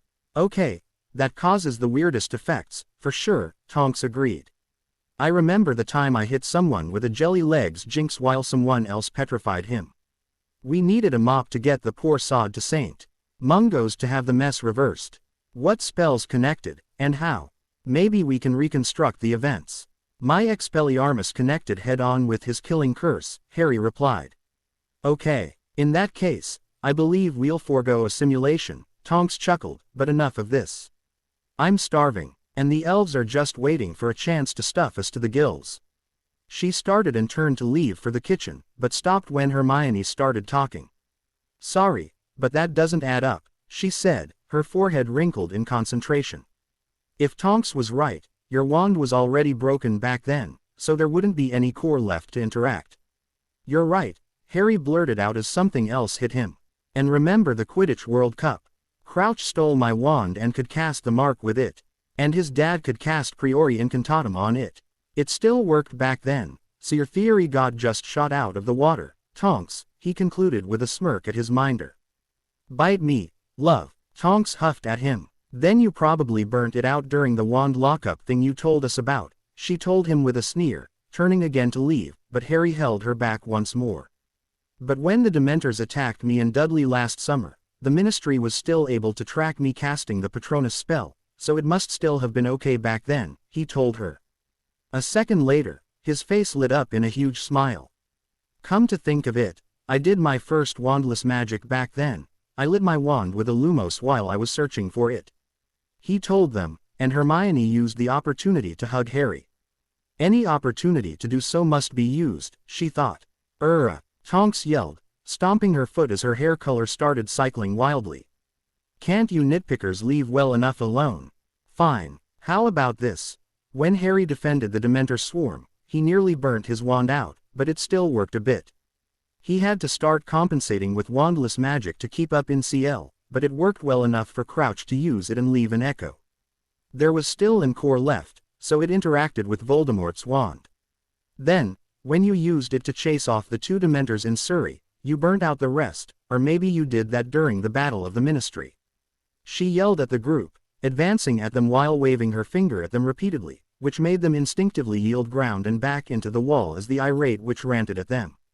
Satisfied, or shall I go to Ollivander and ask him for forensic research into when the wand got broken? It's ruined, you can cast wandless, and everybody is happy, now let me get dinner. She yelled at the group, which was shrinking into the wall as she towered over them, her hair morphed into a writhing M of SS. With an angry screech of frustration, Tonks abruptly turned around and stomped off into the kitchen, where two scared yells and the sound of breaking cutlery sounded, followed by Tonks screeching again. The kids and Margaret turned at each other and gulped in unison. That woman could be scary when she wanted to. During the lunch feast that Dobby and Winky had created, Tonks slowly calmed down and the talk continued for a bit about what everyone had bought and how the day was spent, before the teens made their escape. While Harry went to put away his new stuff, Hermione left for the Leary. Margaret, of course, followed. Hi there, would it bother you if I join you for a chat? She asked after closing the door behind her, and noticed Hermione tensing like a rabbit at the sight of AS. Chuckling, she addressed the frightened teen. Come on, I've told you that I do agree with you being a couple and I trust both of you to be responsible, whatever you decide to do, all right. I am quite sure he did something to you, didn't he? You know that it is slightly awkward talking about this with you. Hermione asked, leaving the shelf she had been perusing and sat on the couch, her mother joining her. Hey, we always talked about the potential happenings and mechanics of a relationship, why can't I ask about a real one? Her mother joked. Well, it is a bit more, well, real now, not so theoretical. Margaret snorted, as was my love life when you asked questions about it. So come on, what did he do? She asked, bouncing on the sofa. You know, You sound like a gossip girl at school when you do that, Hermione laughed, before finally delving into gossiping herself. I never knew that he would catch on that fast. He surprised me. There I was, just teasing him about stuff, and suddenly, he was giving me orders. Let's just say he is a natural at commanding. For some reason he just knows how to give orders the way it makes me tingle inside. He's got this presence now, an almost dominating aura ever since the wards collapsed. He was intense before, but now it's nearly overwhelming. She finished speaking, not realizing the breathy tone she had used towards the end. Don't make me jealous, Hermione, he's way too young for me, Margaret laughed, before getting serious. What orders? Did he push you? Hermione blushed and decided that honesty was the better side of valor, lest her mother use foul play. Oh no, he didn't. Although I hinted that I would have played along, he just tried to tease me. I gave him a novel to read, and suddenly he was asking me about masturbation, and when I got cheeky in my emberment, he sent me to my room to increase the counter, if you understand. And he had Dobby make the walls between our rooms transparent to sound. She told her mum, her blush giving away that she probably had given Harry quite a show. At this point, Margaret chuckled, wearing a big smile. Very inventive. I certainly have to talk to Henry about such stuff. With magic, we might learn a few new tricks. And what about the shopping trip? I know you're not usually such a diva. You wouldn't believe me. I teased him about a lengthy trip, and he just told me that in case of any session lasting longer than 1 hour, I was to increase the counter in a changing booth. There was no way that I'd do that, yet, she cheekily added, but I didn't want to chicken out and let him win, Hermione whispered, which made Margaret guffaw. He's a keeper, be sure of that, Hermione. Any other guy would have tried to have you on your knees before him by now, yet he's just teasing you. And such a devious mind. Are you happy? Hermione's smile was answer enough, and soon both women were engrossed in a vivisectional discussion of their current love lives. Hi Barnet, July 2nd, early evening. Dumbledore rang the doorbell a second time, with still no response. The cars were sitting under that nice pergola that they obviously used as a garage, so he assumed the Grangers were at home. He was aware that they shouldn't be on vacation just yet. He took care to know everything about his students, especially those connected to Mr. Potter. Still, no one was answering the doorbell. Finally, he drew his wand and unlocked the door. Quietly searching the house, he found 3 things of importance. First, the kitchen resembled a potions lab. Second, no one was home. And third, the wardrobes were empty, and the empty spaces on shelves, walls and furniture made him assume that framed photographs and many books had been removed. They had bailed. He let loose of a frustrated sigh. He had been busy the last 2 days. First, there had been an attempt to innate Director Bones, which failed since the Death Eaters weren't able to overpower the wards quickly enough and had been forced to retreat when Auror help arrived. Director Bones was injured and had to resign from her post, and Rufus Scrimgeour, an Auror, was named her successor. A Muggle bridge in London had also been destroyed, and only the fact that the Death Eaters were repelled at the Bones residence and vast amounts of gold helped Fudge to stay in office, if only by a hair's breadth. But to get this gold, Fudge had most of the incarcerated Death Eaters from the Ministry raid pardoned with flimsy stories explaining their actions away. Once again, he asked himself why he had allowed that man to get in office. And then he had his special mission to fulfill. A sad look at his withered right hand reminded him of the price. Since Severus was forced to treat the now withering Lord Voldemort, he already had a bunch of complicated potions at hand. By that lucky coincidence alone, Severus was able to stop the decay. His hand would never be the same, nor would his health, but there was no point in being a spilled cauldron. Because of all those problems, he had relied on the other Order members to conduct the search properly. But I forgot that most of them would not be able to find their own heads without a summoning charm, he chided himself. Apart from Moody, most of the Order members were only useful as sources of intel. Moody, while no help with any search because he spent most of his time inventing phrases, dead letter drops, and looking for potential traps, was fine to have in a fight, at least. When Albus had asked them casually if they had asked the Grangers about Harry, they told him that they didn't because Ron had told them that if Harry were to contact anyone, it would be him. And of course they believed that little prick and his illusions of grandeur, as Severus stated. The Weasleys, annoying as they were his most devoted followers. Apart from the twins and maybe Ginevra, the girl, they were firmly under his control. It's astonishing how many favors you can accumulate with a bit of help here and a kind word there, he chuckled. Still, they were not the sharpest tools in his shed, but normally they sufficed. Usually, but not this time. With another disappointed sigh and a soft crack, he disappeared from the home as if he had never been there. Hogwarts Castle, July 3rd, early morning. Thank you for coming on such short notice, Albus Brian Percival Wulfric Dumbledore intoned, trying to bring a semblance of order to the current attendance. Of course, Molly and his teachers were present, as were Remus and Alistair, and the two youngest Weasleys, since Molly wouldn't leave them alone without supervision. Of course, she had first inquired if there were any things about the war to be discussed, for her children needed to be spared such knowledge. Sometimes, that woman made him want to scream. A part of him felt sad at the thought that Ms. Vance wouldn't ever join them again. She had been a victim of a Death Eater attack the same day as Madame Bones. I have called you to this meeting as I have finally found a hint to Mr. Potter's whereabouts. As usual after mentioning Harry, he paused in his speech to let Severus voice his contempt and for the others to chide Severus. Of course, he could have reined him in, but it was better to have someone controversial in any organization to create factions. If the members unified behind a cause, they might start questioning their leader. Now, he chided as the ruckus calmed down again. Please, we need to stand united to face the evils that lie ahead. But back on topic, I have a rather strong suspicion that Mr. Potter is currently hiding somewhere with the Granger family. As he finished, he concentrated on his legilimency, trying to ask the people in the room. Surprise was there, as was happiness, probably because Voldemort had not captured Harry. It always fascinated Dumbledore that despite being a very accomplished Occlumens, Snape's anger at hearing the word Potter seeped even through the man's normally iron defenses. For a split second, he felt a hint of fear and panic from someone in the room, and then an outburst from Ronald revealed the culprit. He wouldn't. If he were to have contacted someone, it would have been me. He never would have gone to Hermione instead, he shouted, and Dumbledore felt a strange mixture of fear and jealousy from the teen. He didn't want to think about on whom that feeling was focused. Some things, he just didn't want to know, for now, at least. But considering the fight after the ball 2 years ago, he hummed that Mr.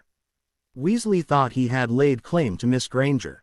So it is paramount that we try to apprehend the Grangers, for wherever they are, Harry should not be far.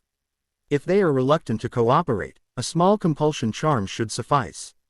Since they were to leave for a holiday later, I think we should focus on Heathrow Airport, while still watching Diagon Alley, in case Harry or the Grangers show up there. With that, Albus had addressed his most pressing matter, and after a bit of chatting, the group broke up to start their individual days. In one instance, a person even started a new life. Remus had finally had enough. The nerve, using compulsion charms on the Grangers to make them rat out Harry. That was the last nail in the coffin. He now was completely Harry's man. You want to do what? Hermione yelled, glaring at Harry furiously. Harry winced. He should have known she wouldn't agree to that. Oh, calm down, Hermione, Tonks said. He just doesn't want to get any training until you can participate. I think it's cute. When Tonks had come to Black Mansion after lunch, she had taken Harry aside for a short conversation in the Leary, asking if she should train him to fight. He had politely denied that, citing a desire to avoid slighting Hermione. Just when Tonks had asked the last time if he really didn't want to train and Harry had confirmed, Hermione came in and immediately started ranting at Harry. Tonks' explanation baffled the younger witch, but didn't get her off her crusade. Why wouldn't you want to learn something because of me? That's plain stupid. You tell him, sister. Tonks quipped. Gee, damned if I do, damned if I don't. Harry sighed. Come on, Hermione, we both know how much you love learning. I know that you are practically devouring those books in the Leary, since I went over a few of them with you, but I know that it would break your heart if I were to get practical training while you weren't, since you can't do wandless magic. I just didn't want to have this come between us. Hermione was surprised by the insight her boyfriend possessed.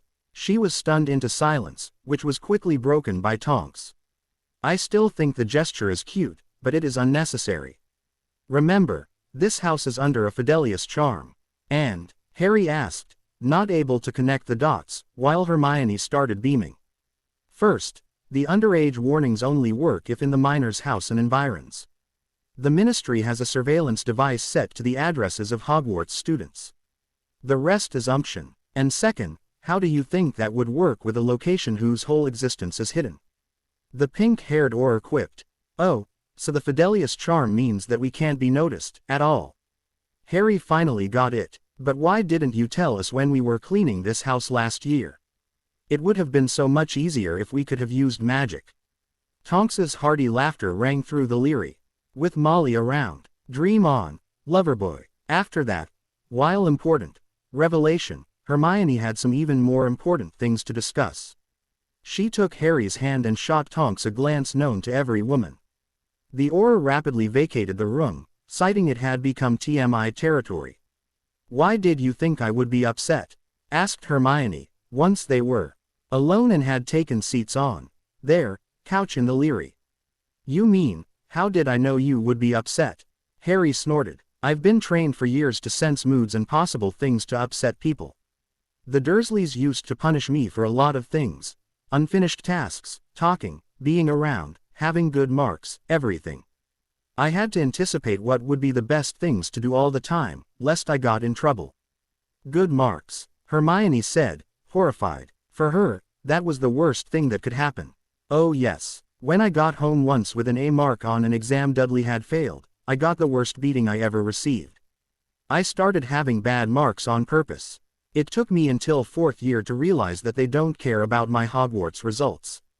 Well, that explains something. I always wondered why you seemed like a mediocre student, yet turned out to be so good when our owls approached. You ran the DA incredibly. You had such knowledge of magic that I only had to give you a spell and you could teach it a few minutes later. Well, I just stopped hiding. Time was much too short and valuable to waste it. And now you would have wasted it because of me? She asked, giving him a look that clearly showed her questioning his common sense. I didn't want you to feel bad because of it. I could still have read up on spells and stuff. Don't be stupid, Hermione huffed, her voice firm and reprimanding. You will start training with Tonks, and so will I. Even if I couldn't, you still should have taken her offer. She then smiled at him and gave him a peck on his cheek. But I appreciate the gesture. When that was settled, they rose and went to find Tonks. But before they made it out of the Leary, Harry stopped her, turned her around, pinning her to the door. You know, I think there is some punishment due for yelling at me. I believe this calls for corporal punishment, he said, leering at her. Hermione gulped and felt her face getting hot. Since that talk to her mother, she had actually feared that one day he would try to push her, like most boys would. Would she be able to say no if he tried? Harry smiled at her, and caressed her cheek. With a sweet whisper, he gave his order. For you yelling at me for my own good, I demand that I may you. Now that was a punishment a very relieved Hermione readily agreed to. The next day, Henry found Margaret standing near the partly open door to the Leary with a dreamy smile on her face. Noticing her husband closing in, she raised her finger to her lips in the well-known gesture demanding silence and then waved him over. As he drew up alongside her, she silently pointed through the door, snuggling into his side. Through the door, he saw a cute couple, his daughter and her boyfriend, sitting together on a couch reading. The way they cuddled together was nice enough, but in addition, every time Hermione turned a page, she leaned over and gave Harry a peck on the cheek. While Margaret obviously found that cute, Henry frowned slightly at the sight. Ever since he became aware that Harry wouldn't smite him on the spot if he said a wrong word about their relationship, Henry's protective father routine had dared to raise its ugly head again. Sighing and shaking her head, Margaret dragged her husband away with her, eager to get to breakfast and maybe a bit of couple time afterwards, that is if Henry played his cards well and behaved. The next few days brought some relief to the wizarding world. Because their Dark Lord was pressing his men to find Potter at all cost and made no new attack plans, the regular attacks ceased nearly overnight, and the whole wizarding world let out a collective breath at the short recess. The first days went by normally, or as what had become the norm. Harry and Hermione would be found in the Leary, studying spells, each to their own favorite topic. This meant that Harry preferred things he deemed useful, like direct approach fighting magic, while Hermione was looking for everything, the more obscure the better. Whenever Tonks was around, she ran some drills for the kids, mostly basic stuff like fast casting, dodging, and quick drawing for now. Although the Harry's wand was nothing more than a piece of wood, they chose to continue using it, for two reasons. Primarily, they wanted to keep his wandless skill undercover. Being able to still cast after he got disarmed was the perfect surprise. He even could spring an attack on somebody that way. The second reason was more mundane. Harry couldn't hit shit without pointing a stick at it. On the romantic front, all things went rather well. They would exchange every now and then, and while their had sometimes led to full snogging, they were actually rather restrained, given that they were alone in the house for most of the day and the modus operandi in their relationship. But Harry proved to be himself, incorruptible even by all his power given over a certain witch, and stayed a gentleman, although his reading material made him question if that was expected. He did what he could to keep Hermione on her toes with occasional orders, the burden of authority, you know.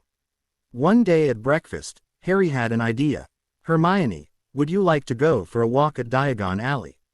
He asked over the table, ignoring Crookshanks, who was trying to hypnotize Harry to hand over the rest of the bacon and sausage.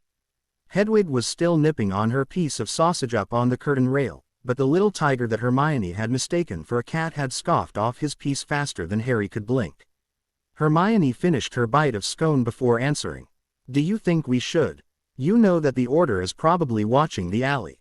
"Probably, but I am fed up with being holed up in here. I think if we have Remus or Tonks with us and use some sort of disguise, we will be fine." "Come on, we haven't had a real date yet. I know you are as anxious to get out as I am." When Hermione still seemed reluctant, he joked, "Don't make me order you." This made Hermione laugh and relent. Since he was right, she didn't fancy spending all her summer in this dark house either. When Remus showed up around noon, having spent the last 3 days at home for his transformation, he agreed to take them for a short trip to Diagon Alley. This was possible since today Remus was on order duty to watch the place, which was practically making sure that no other Order members would be there, as it was the least wanted watchpost available. No one liked to watch over a busy street to find a teen. So, being the only unemployed Order member meant that this post was usually his during the day. This meant that although with a chaperone and some glamour charms applied, they finally had a chance to have a real date. "So, where do you two want to go next?" Remus asked after the customary lunch at the Leaky Cauldron. He knew that Harry had gone to his stack of gold they had placed in the Master Studies safe, which was hidden behind a couch under a display of nautical knots along with some ledgers about the Potter and Black accounts. After Remus had worked his way through those, it was revealed that the Potters and Blacks had a nice portfolio of investment in various companies. In case of the Potters, even some Muggle companies, earning him a nice steady income, while he would be hard-pressed to even spend the interest on what the Blacks had accumulated. The Black money was mainly invested in property. He now owned about 1/3 of Hogsmeade, a good quarter of Diagon Alley and nearly all of Nocturne Alley, with a bit of stock strewn in. All this was good and well, but as things stood, he would only be able to access these and the Potter holdings when he was of age. Until then, the goblins would manage those, leaving him only access to his vault and the personal vault of Sirius. They had managed, between Harry's vault and the Padfoot's ready cash, to get about 53,000 galleons stacked away in the safe, so they had unhindered access. There, Harry had made a hefty withdrawal this morning, planning to spoil Hermione at every chance he would get. Of course, they spent some time browsing Flourish and Blots, but since Hermione had the whole Black Leary to browse, she was reluctant to buy anything. So Harry treated her to a new robe at Madame Malkin's, which was highly appreciated. They were playing with the thought of stopping at Ollivander's to replace Harry's wand. That would have made Harry's spells more powerful, since wandless casting caused a lot of magic go to waste in focusing the spell, but they knew that the old Ollivander was a friend of Dumbledore and would probably rat them out, so they left it be. After some more browsing and walking, with Remus in line of sight, and subtly watching them, as to not arouse suspicion and giving them some privacy, they decided to have an ice cream, since no visit to the alley was complete without Fortescue's legendary creations. While they sat and shared a bit of every flavor cup, occasionally feeding each other and having a blast of a time, two owls approached them, landing across the table on an unused chair. Harry felt a bit suspicious about the timing and wanted to warn Hermione, but it was already too late.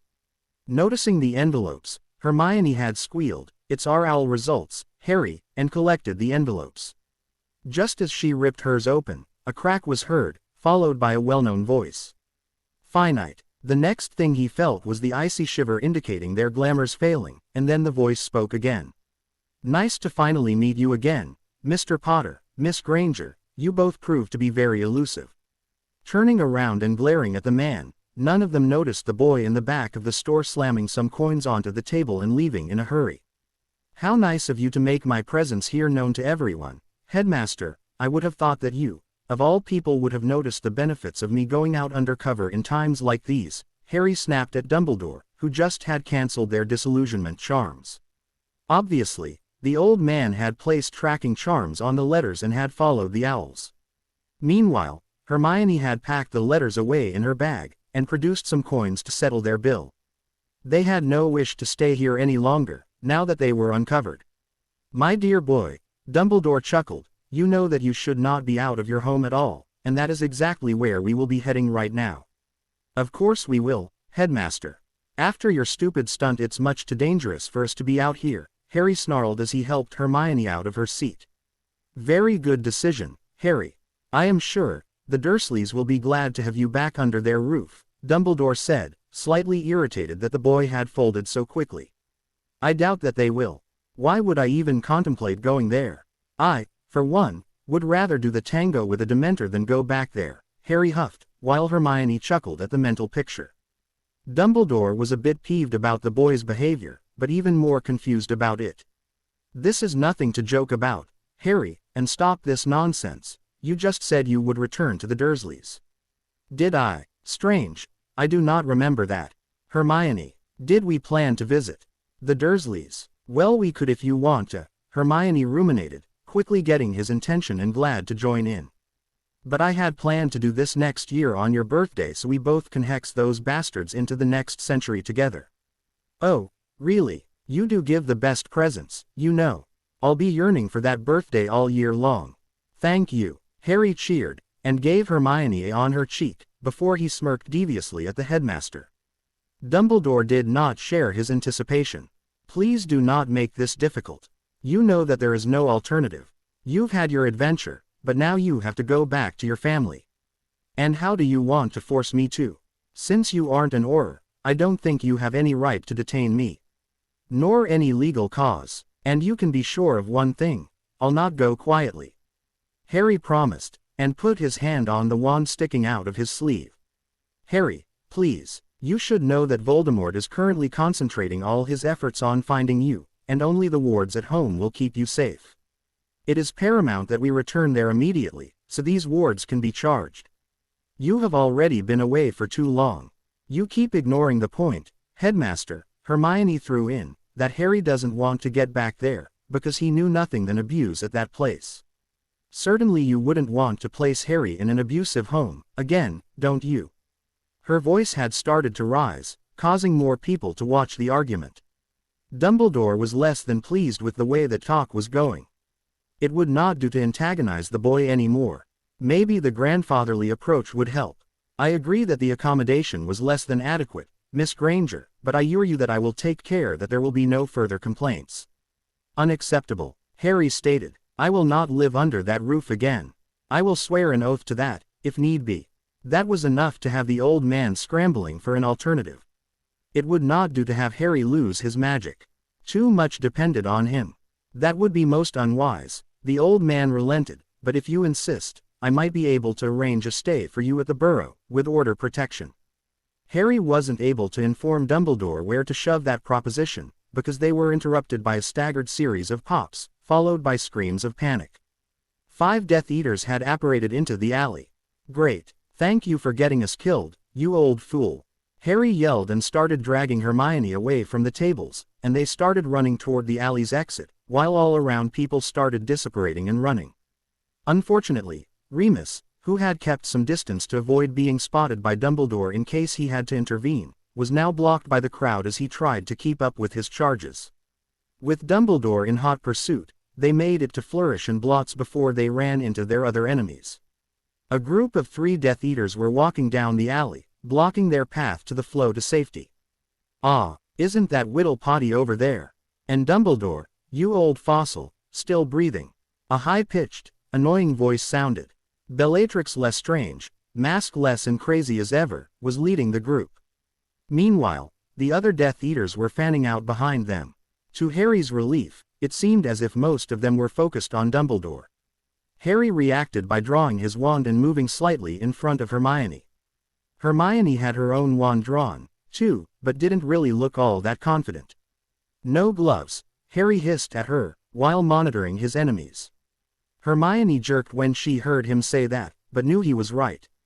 "Oh, you've brought your mudblood friend with you," the rightmost man snarled, taking one step forward. "Finally I can complete what I started at our last meeting," he laughed, identifying himself as Dolohov. Harry immediately moved to completely shield Hermione from that man, leveling his wand at his new primary target. "Oh, how chivalrous. All right, Potter, I give you the first spell, better make it a good one," Dolohov mocked him, while the other Death Eaters just joined him in laughter. "Come on, Potter, I don't have all day," Dolohov taunted, and as an afterthought, added, "although I think we'll take my time with your mudblood after we captured you. She has grown up nicely, hasn't she, fellas?" While the other Death Eaters laughed at that, Harry felt himself going cold with rage. No way was he going to let any of them get their hands on Hermione. Scowling, he slashed his wand towards Dolohov, shouting, "Defendo!" Dolohov chuckled and raised a Protega shield as soon as he saw Harry starting to move. He knew the whelp would attack immediately after his latest taunt, and like expected, it was something a simple Protega could manage easily.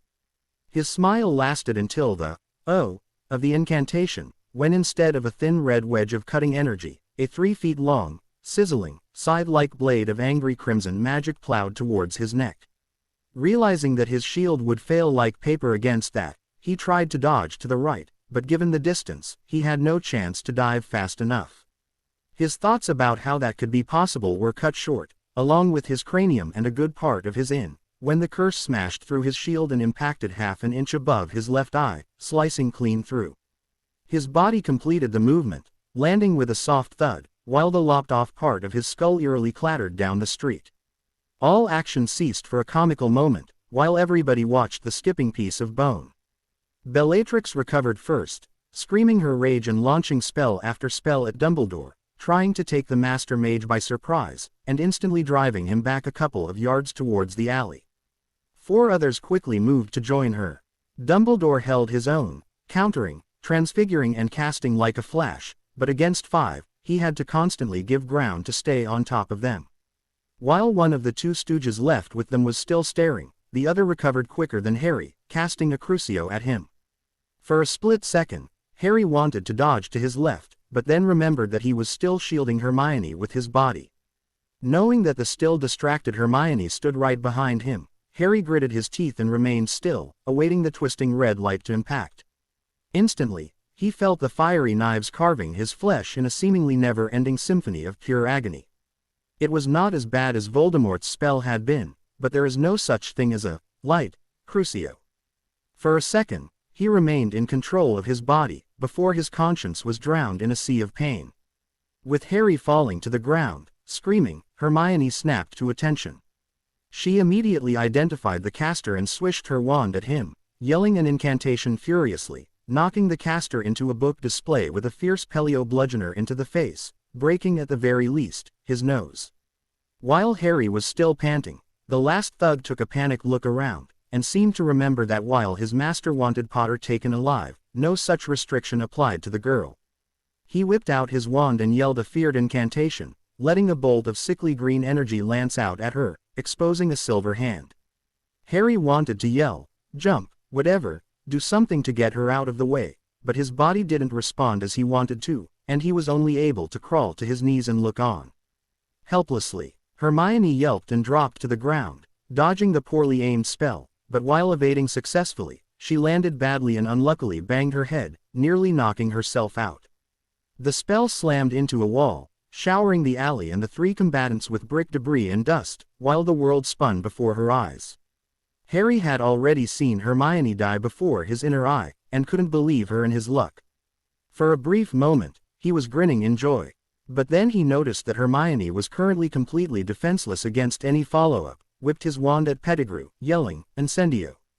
Although some defense authors considered that spell useful in a battle, it is usually a bad idea to use it. Granted, it produces a jet of flame hot enough to light a few logs of wood immediately, and nearly everyone can cast it, but it lacks range and can be blocked with a simple Protega. But the biggest disadvantage is that, although it makes a reasonable flamethrower, most people can't hold that spell very long, and the shield uses much less magic than the flame. Still, there is one thing at which it excels in a fight: to pin someone down. Harry knew that he was not able to cast a properly aimed spell in his state. Back in the resurrection battle at the graveyard, he had learned that you can't aim properly after being exposed to the Cruciatus. He didn't hit Voldemort and his spells were so far off that nor did he score any hits on the Death Eaters surrounding them. But the constant stream of fire meant he could continually correct his aim, so as long as he held it, Pettigrew would be unable to cast at Hermione. And as soon as she could clear her head, his girlfriend could relieve him and drop Peter. Pettigrew had barely managed to raise a shield in time and, just like Harry had planned, was now pinned down against a wall.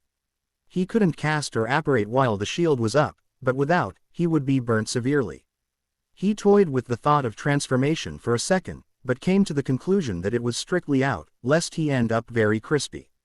At first, Peter wasn't really afraid, since he knew that all he needed do was to hold the shield and wait for Harry to collapse, which should be soon, and then he could take the exhausted boy to his master. At least he thought so. 20 seconds later, the first drops of sweat began to form on his forehead. 5 more seconds later, his wand arm began to shake, and another 10 seconds later his knees buckled. At this point, he still wasn't afraid. He was far beyond scared. Harry, at the other hand, was still leveling his wand without problems. Okay, his aim was swaying left, right and everywhere, but that didn't really matter, since at that distance, his cone of flame was at least 3 feet wide, and thus still aimed at his target. While still casting, he had managed to get onto his knees, and was slowly dragging himself towards a still dizzy Hermione, forcing his muscles to work despite the pain. Out of the corner of his eye, Harry could see that Remus had entered the fray, relieving Dumbledore. They still were at least 50 feet away, so no help would come from them, especially since Bellatrix proved as vicious as ever, shooting nasty-looking spells left, right and center. And still, there were no oars in sight. "I yield, please, I yield," Wormtail sobbed. He was covered in blisters, his cloak had started smoldering in some places and he had collapsed against the wall. He had started begging a few seconds ago, and was holding his wands with 2 hands, giving all he had to keep the shield up. The bricks behind Pettigrew already had cracked, and a wrought iron lamp was glowing red hot above the short man. The ambient temperature had risen so much that he was starting to get burnt despite of the shield. Harry just glared at him, one hand steadying Hermione, who leaned heavily on him as someone grabbed his shoulder. "Harry, let him go," Tonks pleaded, "we'll take over." Harry shook his head at her, noticing Shacklebolt rushing past him to join the fight against Bellatrix's team. He tried to kill Hermione. He panted, teeth clenched and spasming slightly, but not lowering the wand. "Harry, you don't want to kill him. I guarantee we will take care of him," Tonks begged, but dared not interfere. "He tried kill," Harry repeated. "Harry, stop that. We need him. He could clear Sirius. Do you want Sirius to be forever remembered as a Death Eater and betrayer? Please," she begged again. For a second, it seemed as if he would not listen, but then Harry sighed and complied. Ending the spell and lowering his blackened and smoking wand, he pulled Hermione closer, burying his face in her hair. Tonks rushed to disarm and bind the severely burnt Pettigrew. After a shot on Hermione's head, who was still slightly dazed and clinging to Harry's arm, he gave Tonks a sharp look. "I make you, personally, responsible for him. Do not mess this up," he panted, forcing the words out despite the pain it caused him. Tonks nodded, knowing that Harry meant every word of that. Not willing to find out what he would do in case of that hopefully remote event, she dropped to a crouch beside him and handed them a portkey, vanishing them from sight. Margaret was roused by a crash from downstairs. Rushing to identify the cause, she encountered a sight that would come to haunt her over the coming nights. In the foyer, right past the still open door, her daughter was lying over a prone Harry, crying. Fearing the worst, she screamed for Henry and rushed down to help. Closing in, she could see that Hermione seemed all right, but that Harry certainly wasn't.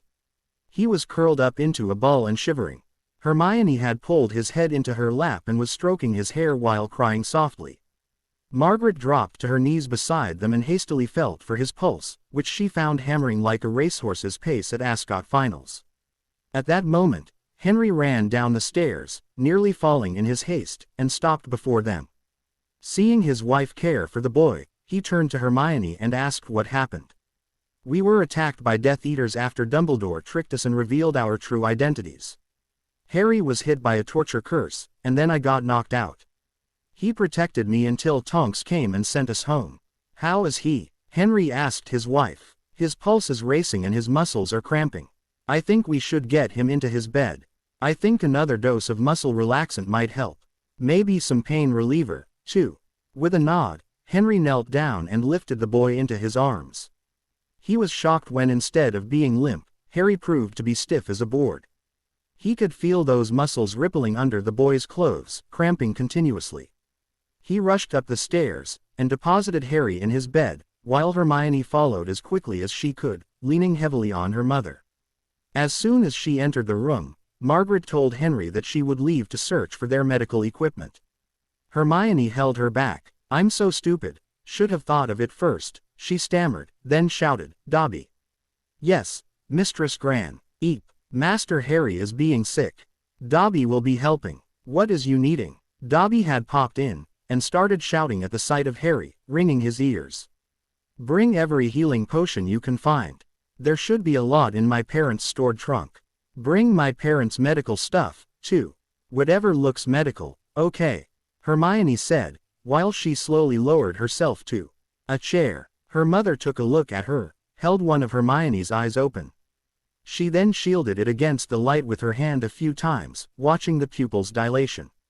Might be a concussion, she noted towards her husband, who was currently trying to undress Harry, looking for further injuries. I banged my head while dodging a spell. Don't really know what happened afterwards. I got lucid sometime during the portkey ride. I feel slightly sick from that. Hermione spoke with a thick voice, and held her head. She was developing a splitting headache, too. A few seconds later, Dobby popped in, and started resizing stuff. A cardboard box with the potions in various bottles, whatever was available at the time Hermione brewed them, their doctor's satchels, the medicine cabinet and much other stuff. Hermione stopped him when he resized her father's antique dentist stool, which had stood in his office as a keepsake. While her mother started rooting in her satchel, Hermione slowly stood and shuffled over to grab a milk bottle with a deep green fluid, and gulped down a large gulp of the blood-hit-restoring potion. She sighed as the headache lessened and her dizziness faded a bit, and handed her mother some potions for Harry. Meanwhile, Henry had Harry in the bed, and Margaret was checking him over again. She fumbled around and finally got a chance to give Harry an injection when Henry grabbed Harry's arm and held it down forcibly. It took a few minutes for them to relax Harry's muscles, and the teen uncurled, now lying flat, only a full body shiver left from what would have been horrendous cramps. Only now they were able to feed him some of the potions. Usually, the effect of these potions was immediate, but this time, it was like they had poured water down his gullet. Nothing happened. Harry, how do feel? Hurts. Bad. Everywhere. Harry Ed, to which the elder Grangers exchanged a look. Nerve damage, Henry said with a sad glance at his wife, then looking at Hermione. There's nothing we can do against that, except strong painkillers to knock him out. But he might get addicted to them before he gets better, if ever. Got any potions for that? Hermione shook her head. No, all I got are blunt trauma and burn damage. No pain potions. I don't know. Maybe. Wait a minute. Dobby, can you find Tonks? The elf had not left yet, just retreated into the background, and jumped to attention. Yes, Dobby Cans, Master Harry's grandee, miss. Could you please go to her, and ask her discreetly what to do against cruciatus exposure? Ask her to talk to you alone, we don't want anybody to know. Maybe she has some potions or can tell you which to buy. Take these coins and buy all she tells you, she said, fetching and handing Dobby Harry's purse, which still contained about 200 gallons from their earlier withdrawal. After Dobby had popped away, Hermione unceremoniously crawled under the heavy blanket to cuddle Harry's side, and started cradling his head and caressing his hair, whispering encouragements into his ear. If the situation weren't so serious, her parents would have ribbed her about that. But being as it was, Margaret sat down at Harry's other side, patting his hand, while her husband stood behind her, his hand on her shoulder, giving silent support. Still, Harry did not respond to anything, and kept shivering and in pain. It must have been no more than 5 minutes later when a pop announced the elf's return. He carried a big box with the apothecary's logo on it. Dobby did as told. Dobby did buy everything, Miss Tonksy said, as much as he could.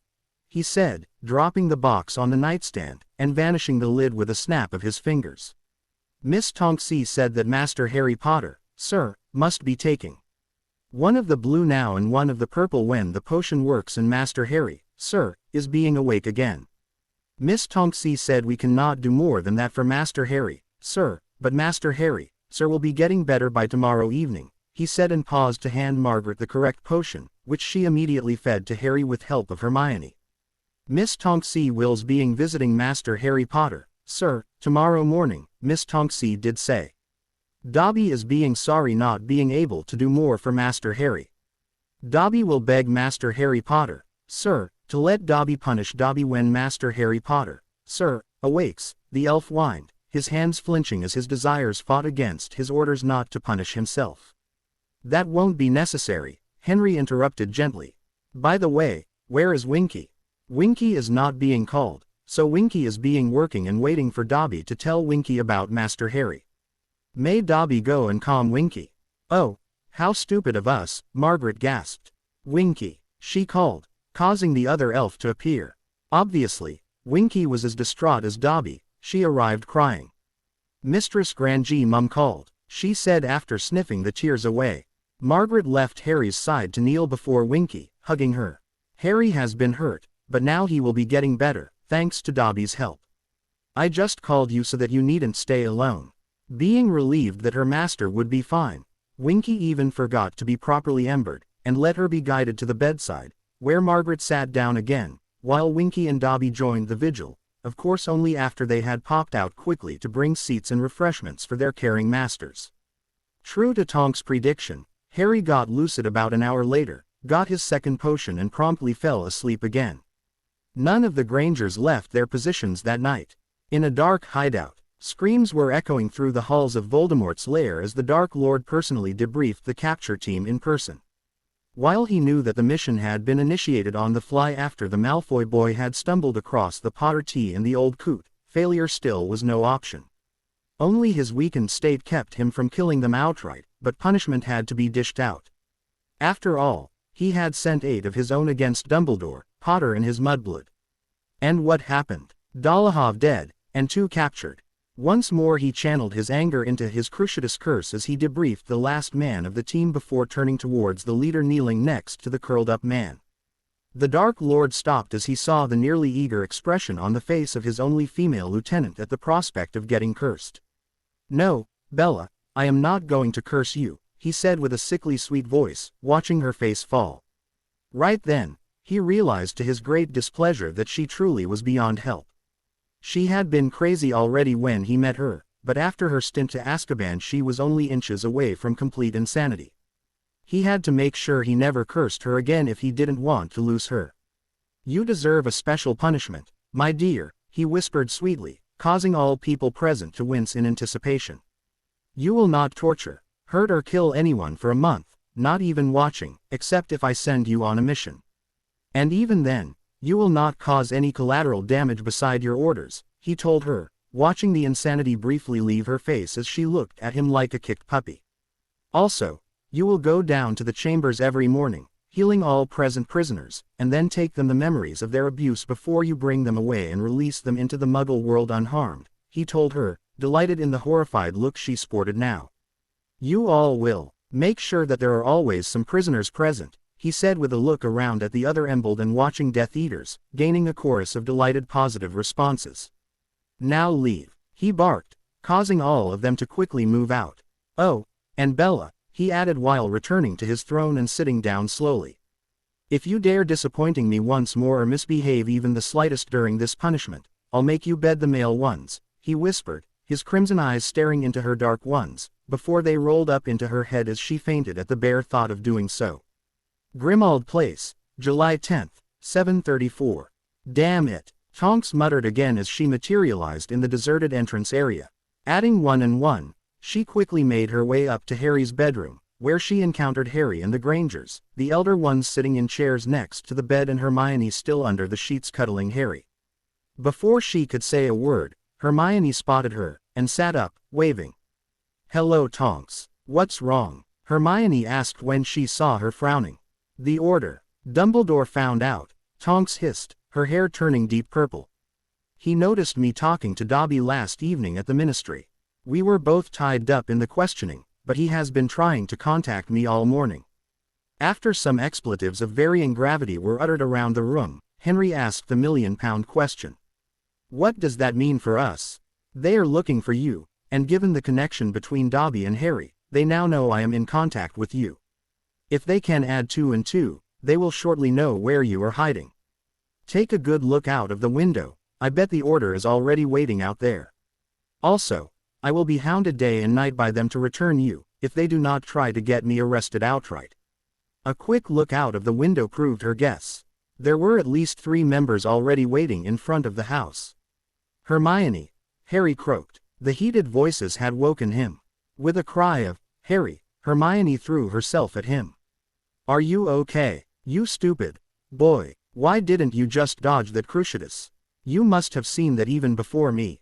She sobbed. Would have hit you, he croaked, before her hug silenced him. Tonks snorted and elbowed Margaret slightly to gain her attention. Bending over without taking her eyes from the teens, she whispered, when is the wedding, again? As soon as I can arrange it, was the answer from Henry, who had overheard their talk. It seemed that by taking a literal bullet for Hermione, Harry finally gained his complete approval, at least for the moment. After the teens had separated, Tonks got to business. I need your version of the fight for the report. After a quick look, Hermione began to describe the beginning, up to her fall and injury while dodging the curse. Harry finished the tale and finally, Tonks gave her update about Pettigrew's fate, and that Scrimgeour, the new head of MLE, had already reopened Sirius's case. I wish I could have heard it. Witnesses claim that Fudge was cursing up a storm, but Scrimgeour, my new boss, wouldn't have any of that, Tonks told them with a broad smile. In fact, Scrimgeour was personally pushing the case, using the opportunity to weaken the minister for his own political gains. There was no way he would miss out on a chance like that.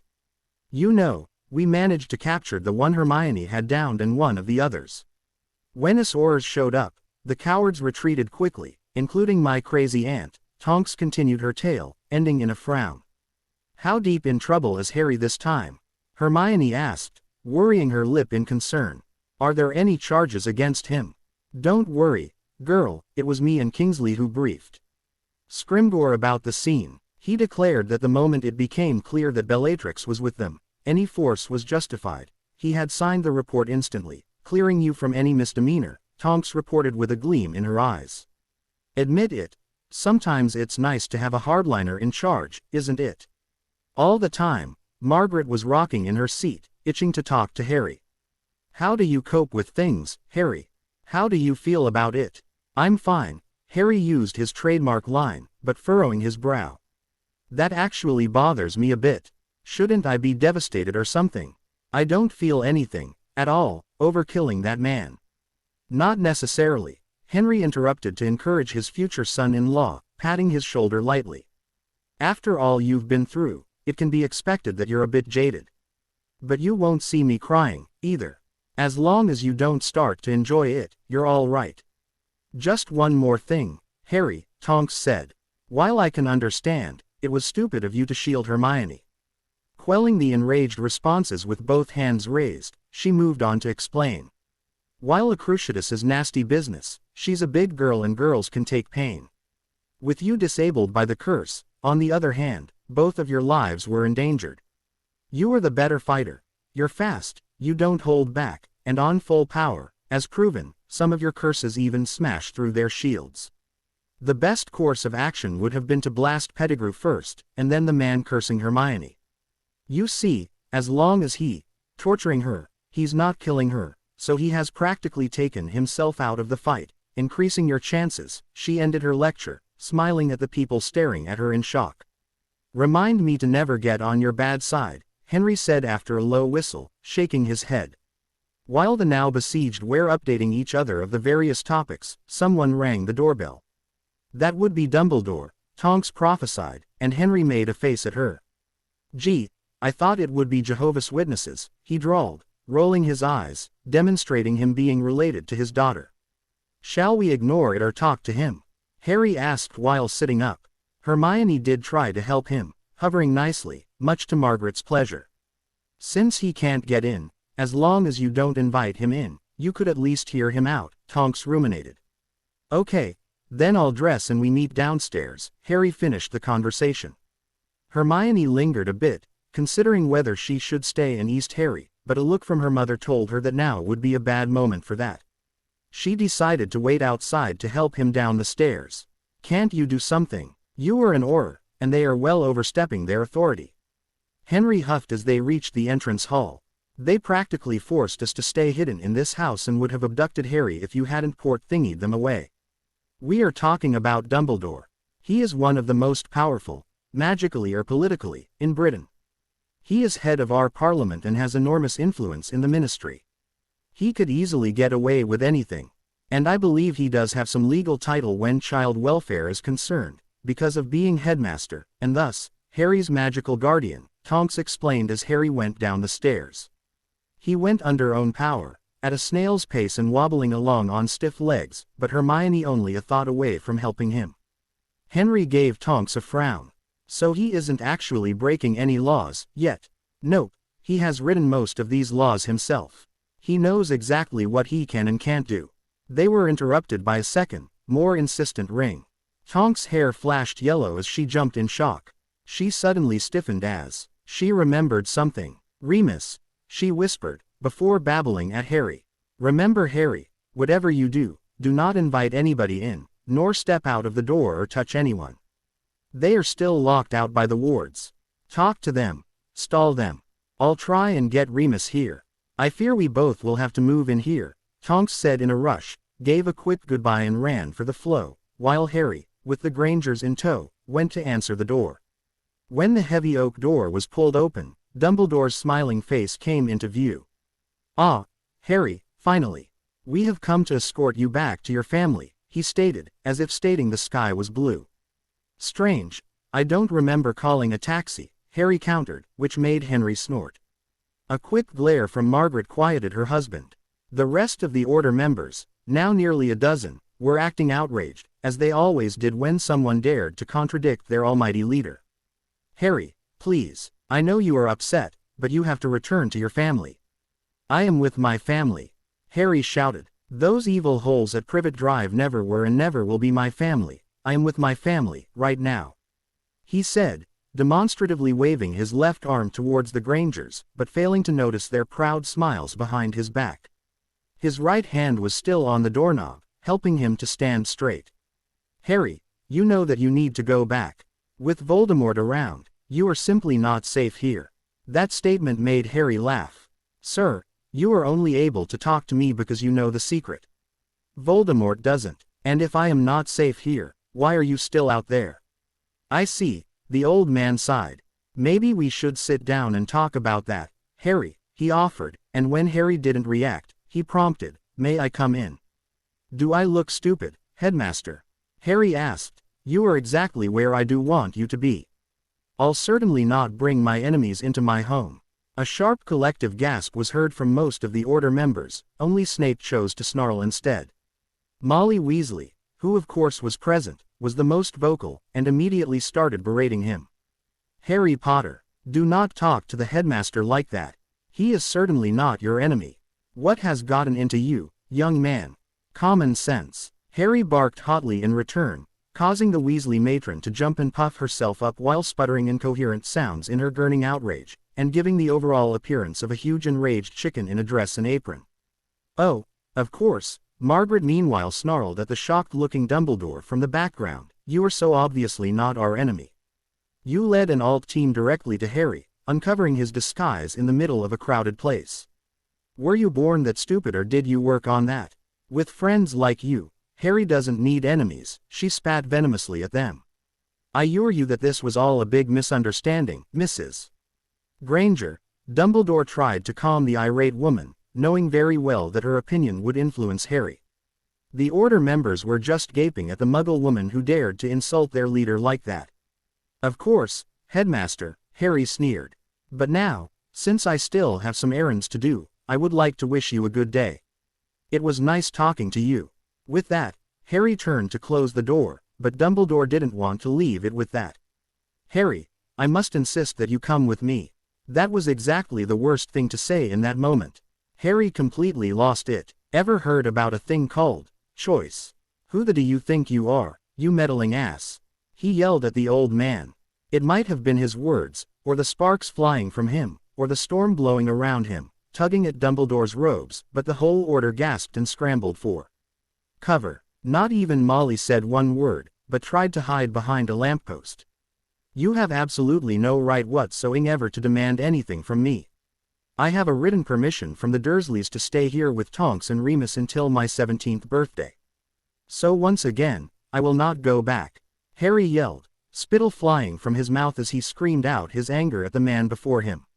Dumbledore stood there, stoic, but the smile had left his face. He now emanated a small aura himself. The Grangers instinctively began to move back, slowly, as did the few Order members who had not found cover yet. Only Hermione didn't. She moved a bit behind Harry, knowing that there was no safer place in the confrontation everyone thought inevitable. Mr. Potter, Dumbledore began, after taking a deep calming breath. Let me inform you that that permission is irrelevant. Your relatives have changed their minds and have agreed to forget your behavior and let you return home. Also, your actions yesterday and your current outburst make it plain that you are certainly not fit to live without supervision and guidance by competent adults.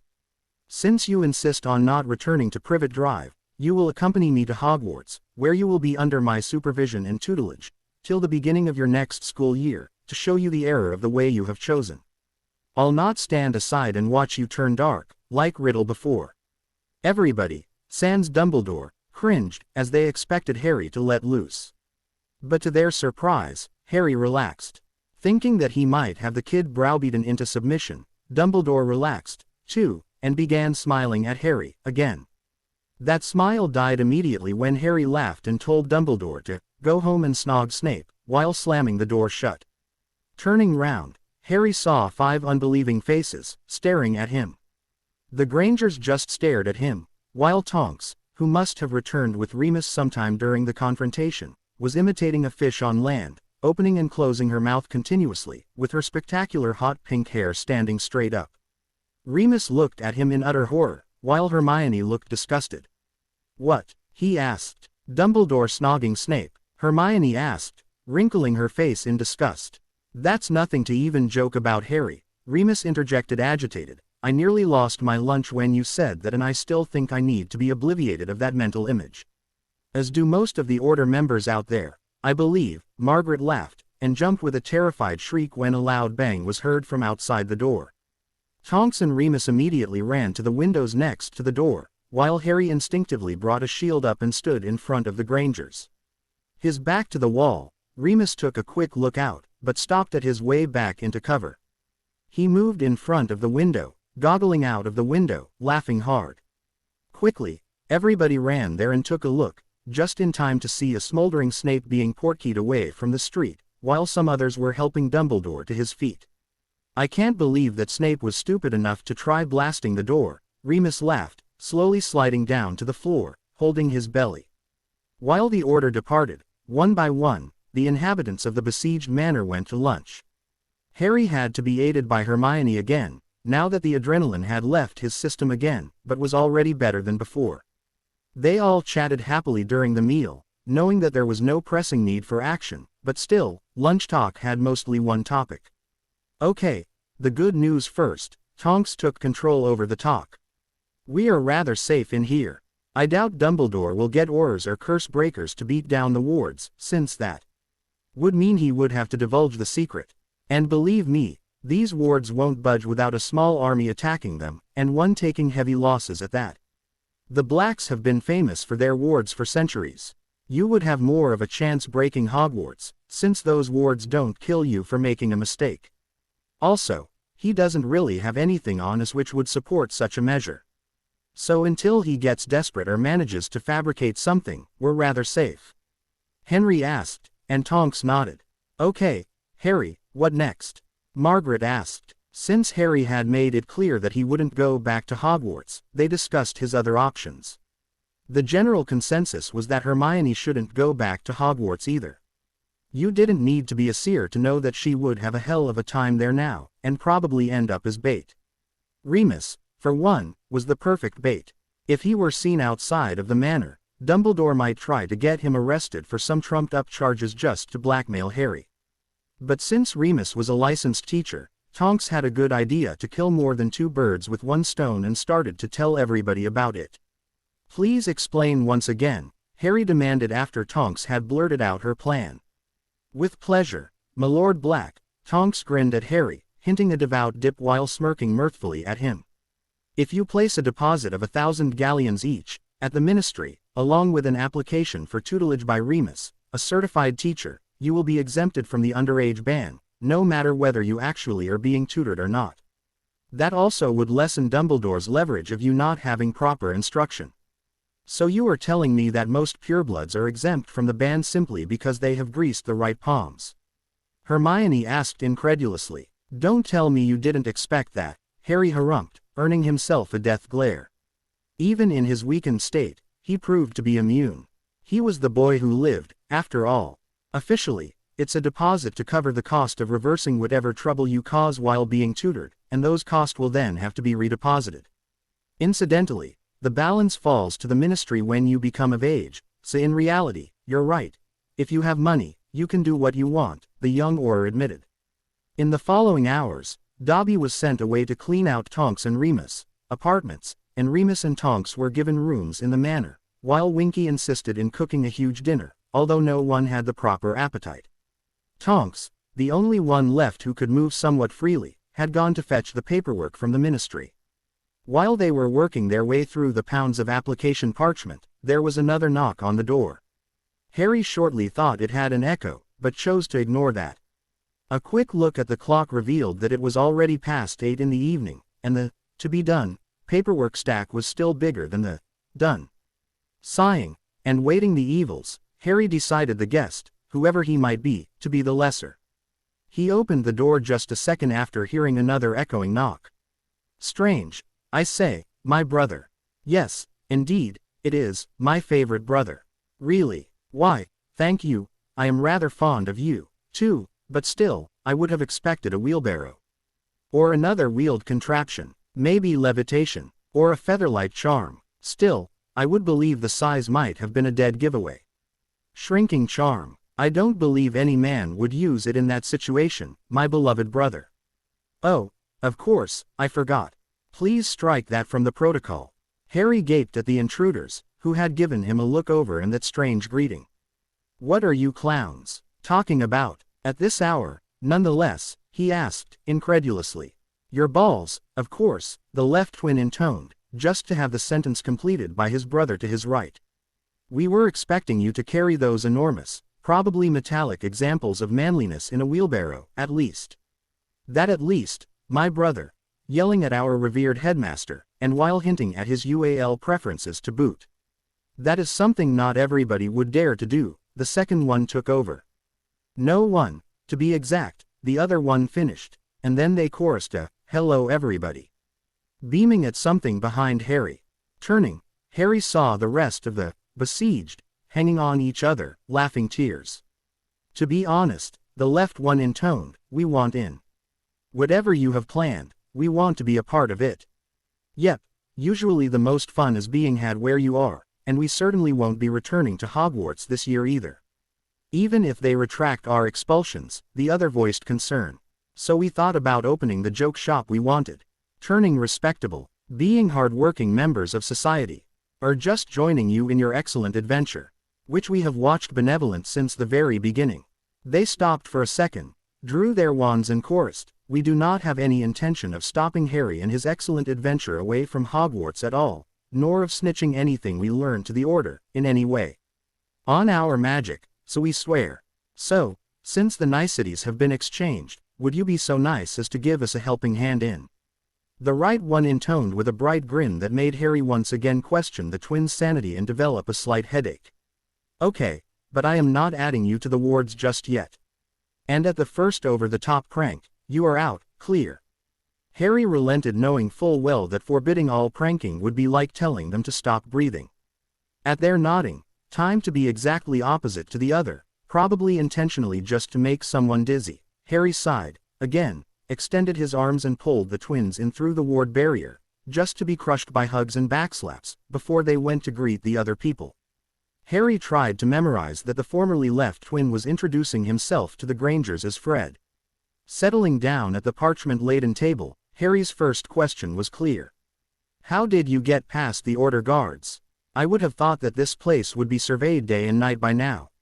"May I, George? Your pleasure, oh brother mine. Well, using our vast intelligence, our seer abilities, and our unlimited skills, we found the perfect way to overcome this night's guard." This was followed by a dramatic pause, punctuated by Fred's conclusion. "We slipped dung a bottle of fire whiskey." After the laughter had died down, Harry popped the next question. "How is it at the Burrow? Oh, Mum is fuming. She is absolutely seething at your performance. She keeps on shouting about no respect at all, and she didn't raise you like that. She even referred to us as being better mannered." Fred told them, to which George added, "which made us seek you out to improve our education." Hermione laid her hand on Harry's shoulder as he dropped his head and sighed. "Ron, Ginny?" she asked, hopefully. A slightly more somber George answered that question. "Ron is the usual prat, sulking about you having gone to Hermione instead of him, and how you always get everything.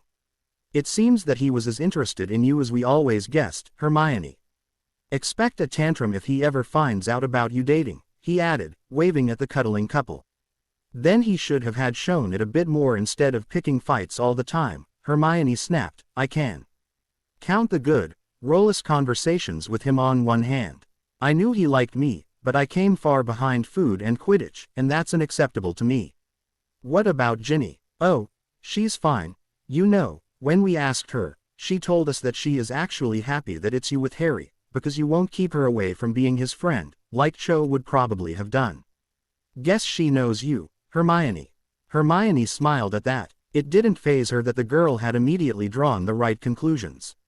While she didn't confide in Ginny with all her fantasies, Ginny knew that she liked a good, hero saves girl, novel as much as any other girl. No one else at Hogwarts knew even that much about her. "And your dad?" Harry interrupted. "He's fine, as always." Trying to calm Mum down, and telling her that you might have reasons to act like that there might be some misunderstandings that made you act that way. "You know, like Dad." Harry had to smile at that. That's exactly how the gentle, understanding man would act. He just hoped Arthur wouldn't have problems with Molly for defending him. Fred suddenly sat up. "By the way, this might interest you. Dumbledore is currently down 2 curse breakers. He tried to convince Bill to take Fleur to break down the wards here so he could grab Harry." "Oh yes," George chuckled. Bill declined, quoting that this wasn't the way he had planned to spend the next weekend. "Dead. Seems he prefers spending the weekend snogging the lovely Fleur, which I can totally understand. Lying on her surely beats lying in a coffin any time," Fred joked, earning himself a cuff over the head from his brother.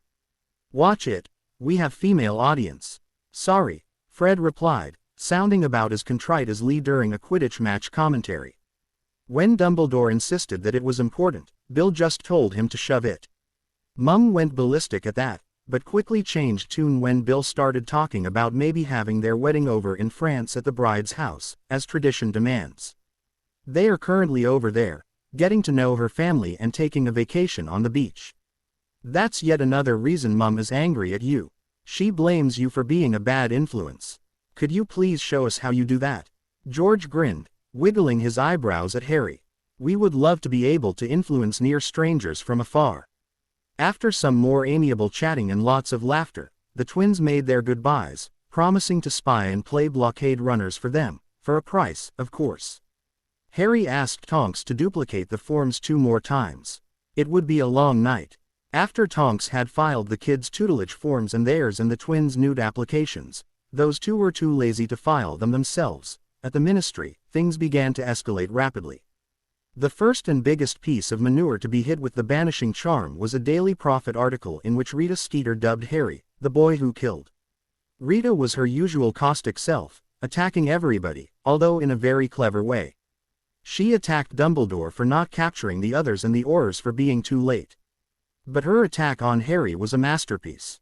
While no one can blame Mr. Potter for defending himself and his girlfriend against the alleged Death Eaters, eyewitnesses claimed that Potter actually cast the first spell, starting the fight, and used a lethal one, without even trying to simply subdue the man.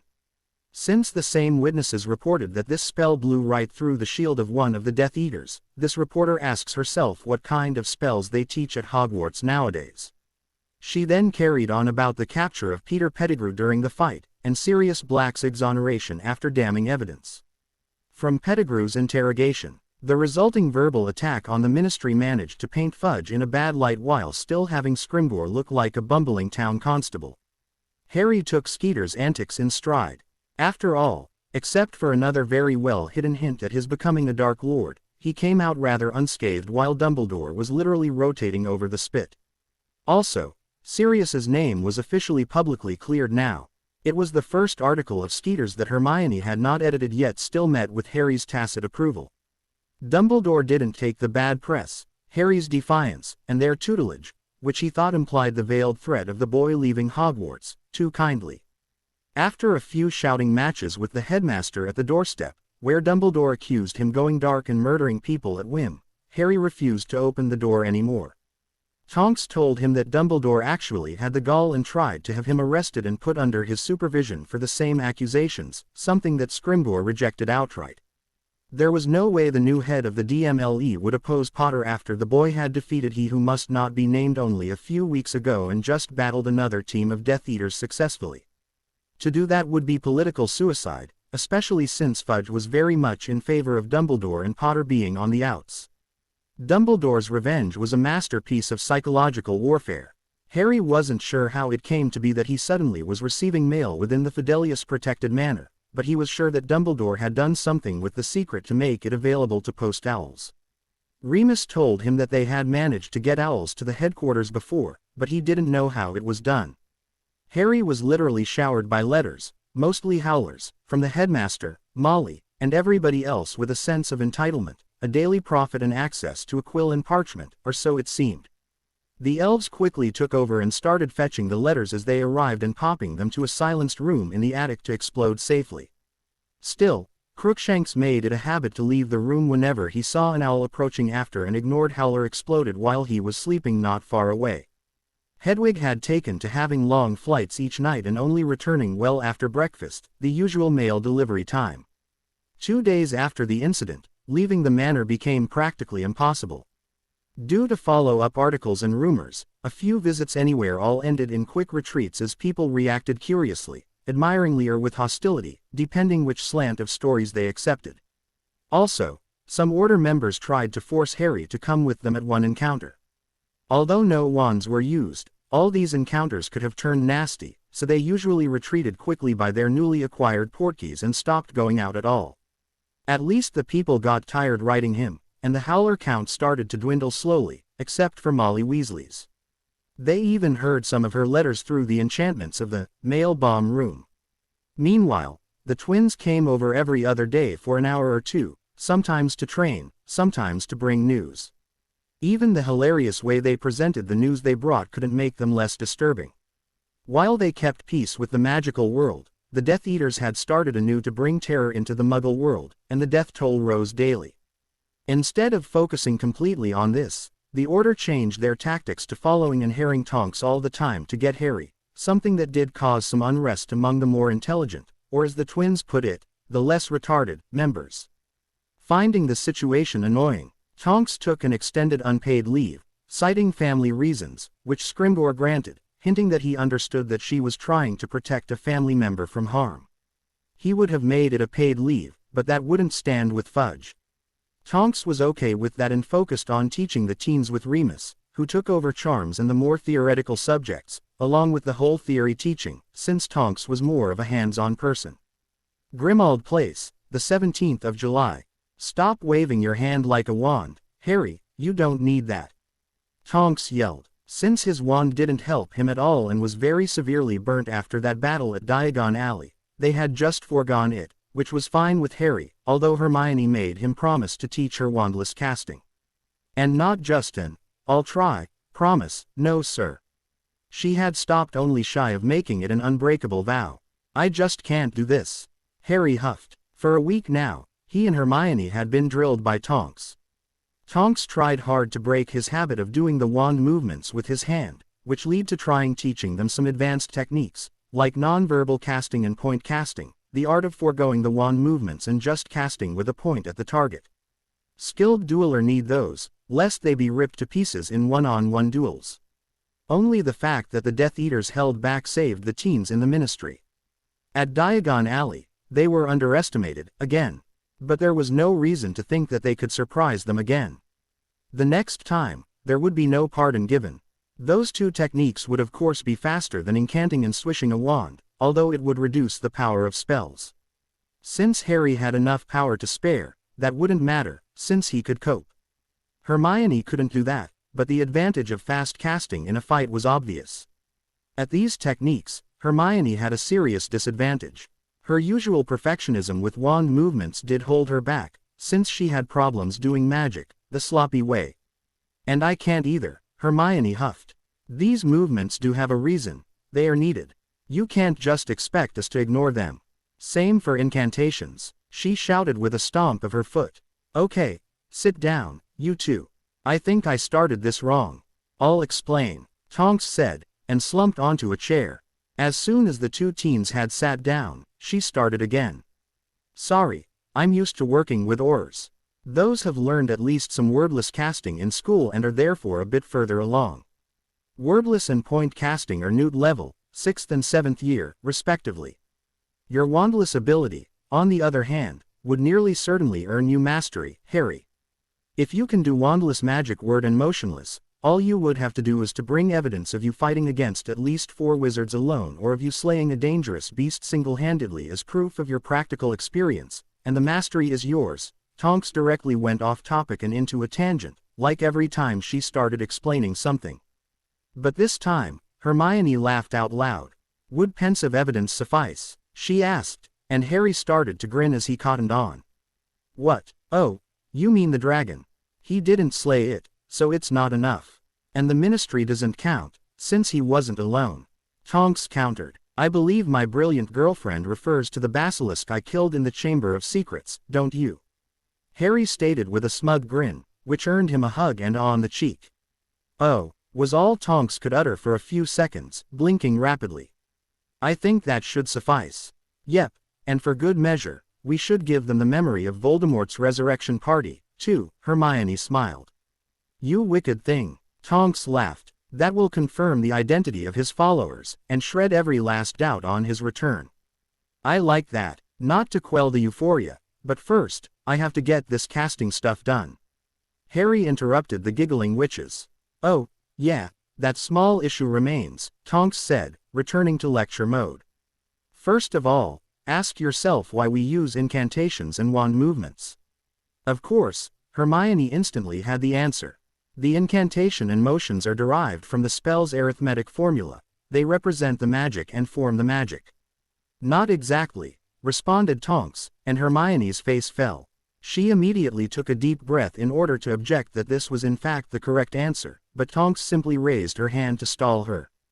Calm yourself, Hermione, Tonks told her, as the girl seemed about to tear into her, "You don't know the whole story yet.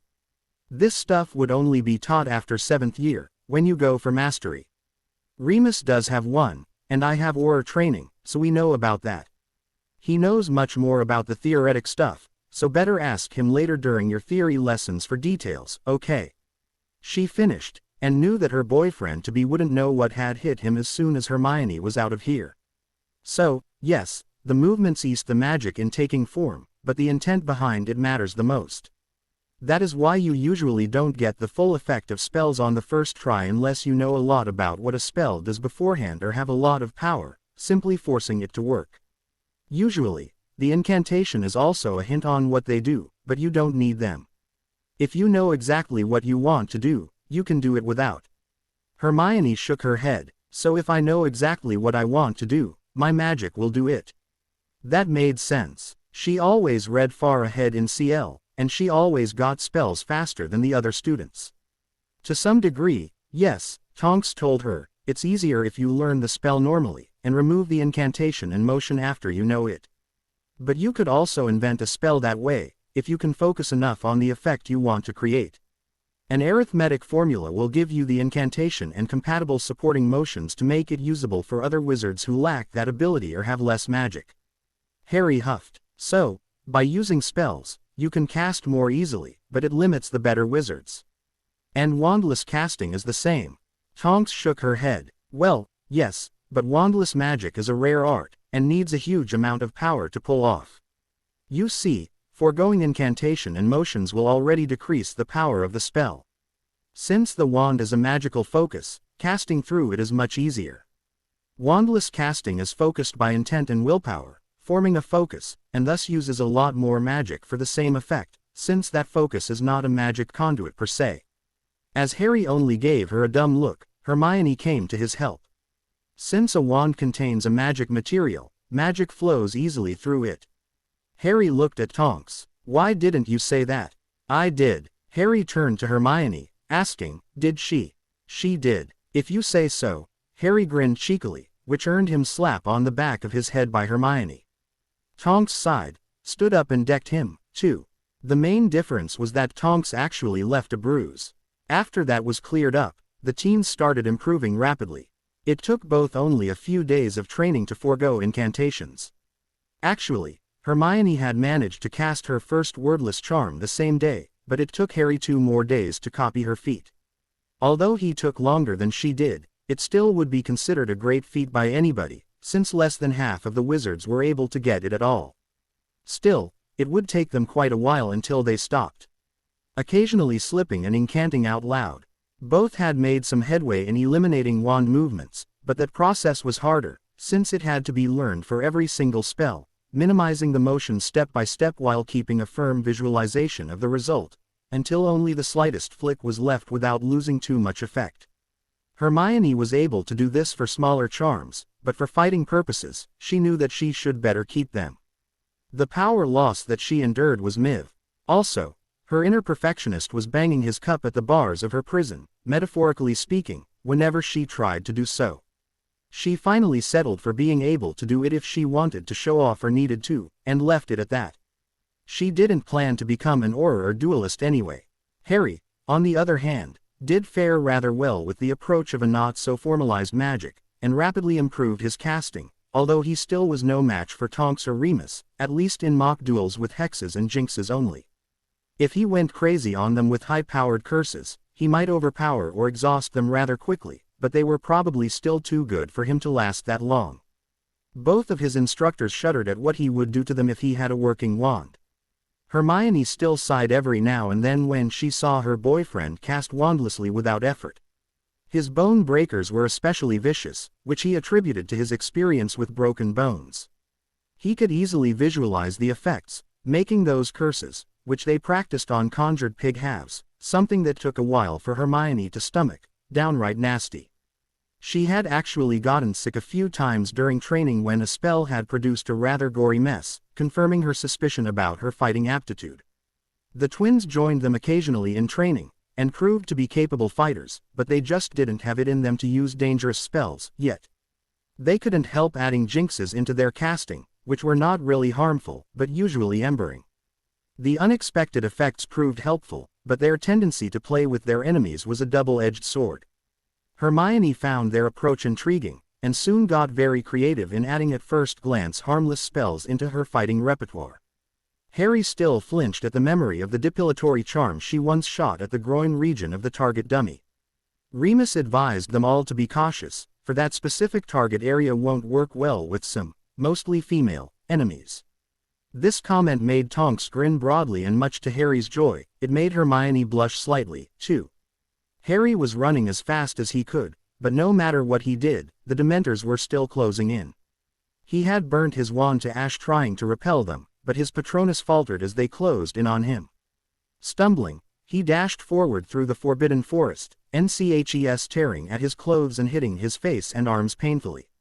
Running like mad, he had lost the Dementors after a few minutes, and stopped, panting and gasping for breath, his heart beating so hard that it hurt. Doubled over, his hands on his knees, he tried to regain some composure as he heard the sound. Something was clicking in the trees around him. Looking up, he saw something he had wished ever since his second year never to see again in his life. Hanging in huge webs spanning from tree to tree, hundreds of dog-sized acromantulas were closing in on him. With a hoarse yell of sheer terror, Harry practically threw himself forward into the woods, trying to get away from the eight-legged terrors.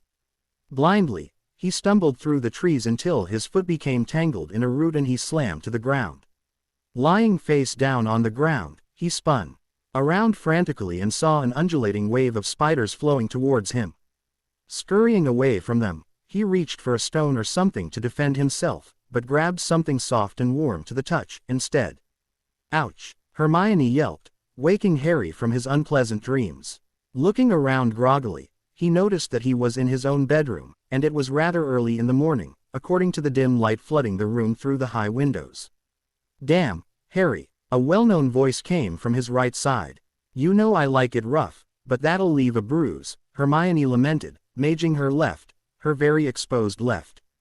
To be correct, it wasn't the only exposed one. There was a second one on her right torso, currently without maging hand, and therefore even more visible while being just as d. Harry's conscious mind took a short vacation as he tried to come to grips with the view, silently thanking the powers that be that these beautiful mounds come in pairs. These weren't the first S he had ever seen. There was always page 3, but these were the first in 3D, and they even had a real girl attached to them. "See something you like," Hermione giggled, and the resulting movement made it impossible for Harry to respond with more than an even more rigid stare. That rigidness quickly transferred to a different part of his anatomy when Hermione emceed him in a soft hug and whispered into his ear. "Happy birthday, Harry, I thought you might like being woken up like this," she purred into his ear as she caressed his, snuggling into his side. And she was perfectly correct in her estimate. He liked it very much, and immediately started to show her how much he did. As she tangled her legs with his, Harry could feel her legs still covered by pajama bottoms. Apparently she had just foregone the top, but that was perfectly fine with Harry. She had taken his hand and was currently teaching him how much pressure she actually liked applied to Harry's new favorite toys. It took him only a few tries to get it right, and both savored the new way to get mutual pleasure. "You know, I think I'll insist on being woken up like that from now on," he noted between mutually exchanged bites and s. "And why should I?" "Oh." Hermione gasped as Harry found a special place on her neck to nibble on. "Okay, I think we could negotiate, just don't stop."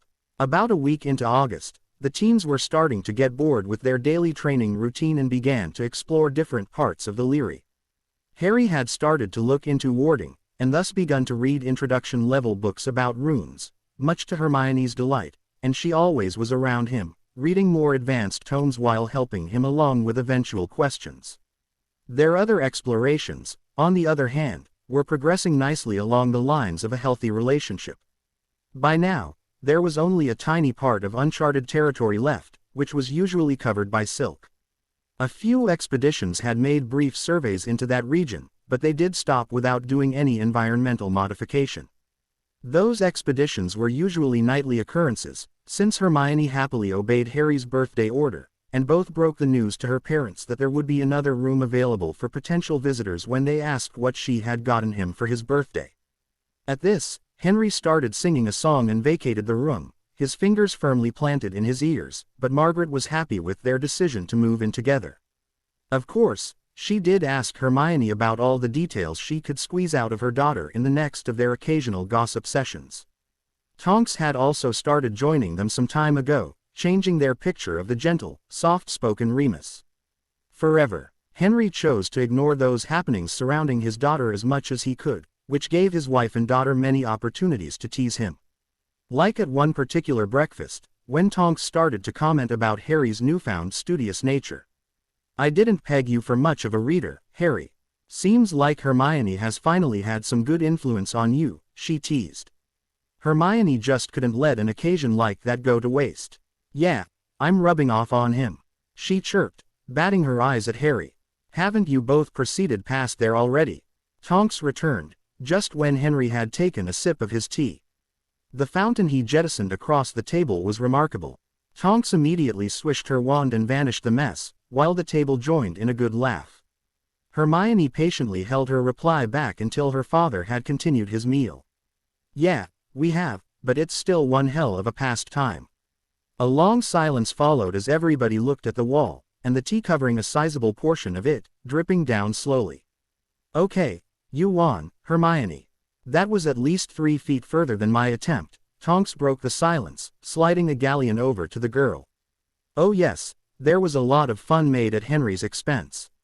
One evening about a week into August, a loud, booming laugh filled Grimmauld Place. Curious, Hermione went to find the source, and found Harry in the living room, laughing loudly, his laughter having drawn her out of her studies. She approached the laughing man of her dreams curiously, as he was slouched in the biggest couch, holding his belly and crushing an open book to his. "What's so funny? Remember how Sirius was always called a scoundrel, or rakish?" he asked, between gasps for air and laughter. "Seems to be a family tradition of sort," he proclaimed to Hermione, who had already been joined by the rest of the inhabitants, raising his book for all to read the title, History of the Noble and Ancient House of Black.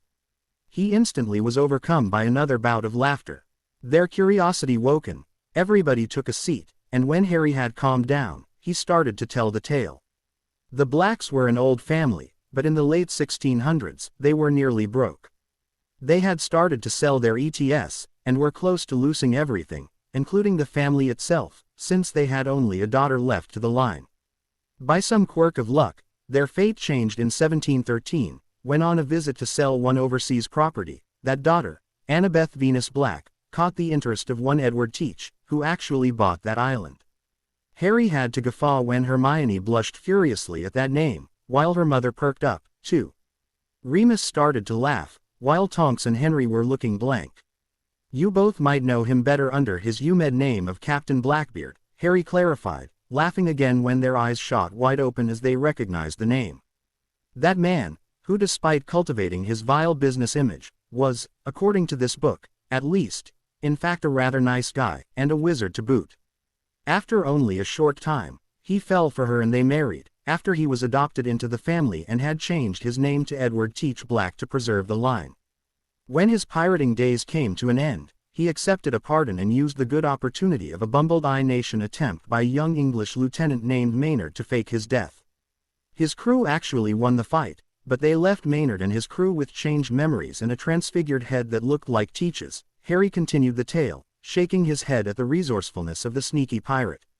He retired to the Black property, which he most creatively called Black Reef, and the vast riches he plundered were the base for the new prosperity of House Black, was the summary of the last few pages that Harry gave the others. So Sirius was the great whatever grandson of Blackbeard, and the Blacks were pirates turned nobility. Remus laughed, rolling around on the floor. "I guess that makes Harry the head of a pirate clan," Margaret quipped, grinning at the intensifying blush on her daughter's face. "Arrrrrr. I, Captain," Tonks snarled, having morphed into a pirate, complete with conjured eye patch. "So that's where Sirius went," Hermione said. "I knew it had to be somewhere tropical after he sent you that bird." "Right, and I believe we will all go there, too, since that book hints that the island is unploatable," warded and can only be reached by sea or a permanent two-way portkey in the form of a nautical knot board in the Lord's study in Black Manor, Harry answered, wiggling his eyebrows. He nodded at them as everyone's face lit up as they understood what he was referring to. So, all in favor for leaving here and moving to an island in the Caribbean, say, ARRRR. Tonks cheered, and a group snarl sealed the deal. Okay, so tomorrow morning we'll go for a visit, then, Harry said, only to be shot down by Henry, who voiced a reasonable point. Bad idea, Harry, we should try tomorrow noon or evening, since we will have at least 6 hours time difference, he objected. Then I would prefer the evening, since it leaves us a whole day to prepare. Hermione suggested. Okay, folks, we'll make a short visit tomorrow, with just an overnight bag, then if it's fine, we'll move in permanently. And now off to bed everybody, I want us all to be well rested. This means especially you, Remus, Margaret commandeered. The day before yesterday had been the full moon, and Remus still looked a bit like it. He had spent the night in a cage up in the attic that all the magical inhabitants had transfigured together. When Remus had informed them that he had to leave for a few days, Harry was having nothing of it, and was devastated as he apologized about forgetting to take care of this need of Remus's, who had given up everything to help him. Remus, being rather unstable emotionally because of the waxing gibbous moon, had said Harry in a teary hug and thanked the boy for seeing him as so normal that he even forgot that he was a werewolf. That led into a crying session joined by all the females that Remus and Harry would rather have buried and forgotten. Fat chance Henry would ever let them. After they had created the cage, Harry had even sent the elves on guard duty to make sure that Remus was safe. The standing order of the next days after the full moon for the elves was to make the attic room an inescapable playground for a lone werewolf. Harry and Hermione had thought about starting animagus training to keep him company, something that Remus friendly but firmly rejected for now, citing that they had already enough study topics on their schedule. He promised to work on it with them once they had a bit more time. Everyone obeyed Margaret's order without much grumbling, Tonks even yawning slightly, still tired, since she had held vigil for her, Wolfie, too. Hermione, on the other hand, jumped up and nearly dragged Harry up to their room. Not that he gave much resistance. In spite of Margaret's suspicions, Harry didn't get really lucky tonight, but, by Merlin, he didn't complain. Not a bit. Later that night, in a dark hideout, Voldemort hissed as he was staring at the moldy tome in which he had found the final piece of the puzzle. How could he have missed something so obvious? It was a small, but critical error with the timing of his first resurrection. Due to the unique timing issues, and the incompetence of Crouch, he was forced to undergo the ritual in late June, after the solstice. But this tome stated that the resurrection needed to take place before the solstice to be fully effective. Voldemort pondered a bit as he caressed the page in front of him. The later date could have caused this body to be unstable. This would mean that it would have started to decay rapidly, but it hadn't. At least not until whatever Potter did to sever the connection between them. So it must have been the connection to Potter had stabilized this homunculus body. That would make sense, since it was reported that Potter was significantly more powerful since that day. It was very much possible that their connection had siphoned away a sizable portion of Potter's magic to keep this body intact. Blood was a powerful and incalculable factor in magic. There was a big chart on the next page, displaying some dates and their significance in resurrection rituals. Voldemort was glad that this was one of the last remaining copies of the translation of the long-lost original Egyptian scrolls on resurrection. Reading Egyptian glyphs made his eyes itch. According to this graph, since my body was destroyed on Halloween, the death day, the perfect day for resurrection would be Beltane, its polar opposite, Voldemort concluded, with a raspy breath before coughing up some blood. He took a large gulp from the goblet of blood-replenishing potion near his reading station, and leaned back into his stuffed chair as the potion ran its course. He was already up to a quarter dose every other hour to keep his body working. Severus had better hurry to find something to give him relief until he could rectify the error. He closed his eyes and started to doze off lightly, a nasty side effect of that potion. The inhabitants, clad in light summer clothing, stood behind Harry as he looked at the display of nautical knots on the wall. I believe we should consider it enemy territory until proven otherwise, right? Harry noted. Good idea, Cub. Henry, Margaret, please move behind Harry, Tonks, to their left and Hermione to her right. All cover the back, wands out and ready, shout your threat meant out loud after landing. Remember to bend your knees before Harry activates the portkey, and to kick your legs to get upright before landing. We don't want to land as a heap of bodies, right? Tonks reminded everybody. They had some experience with portkeys by now, but better safe than sorry.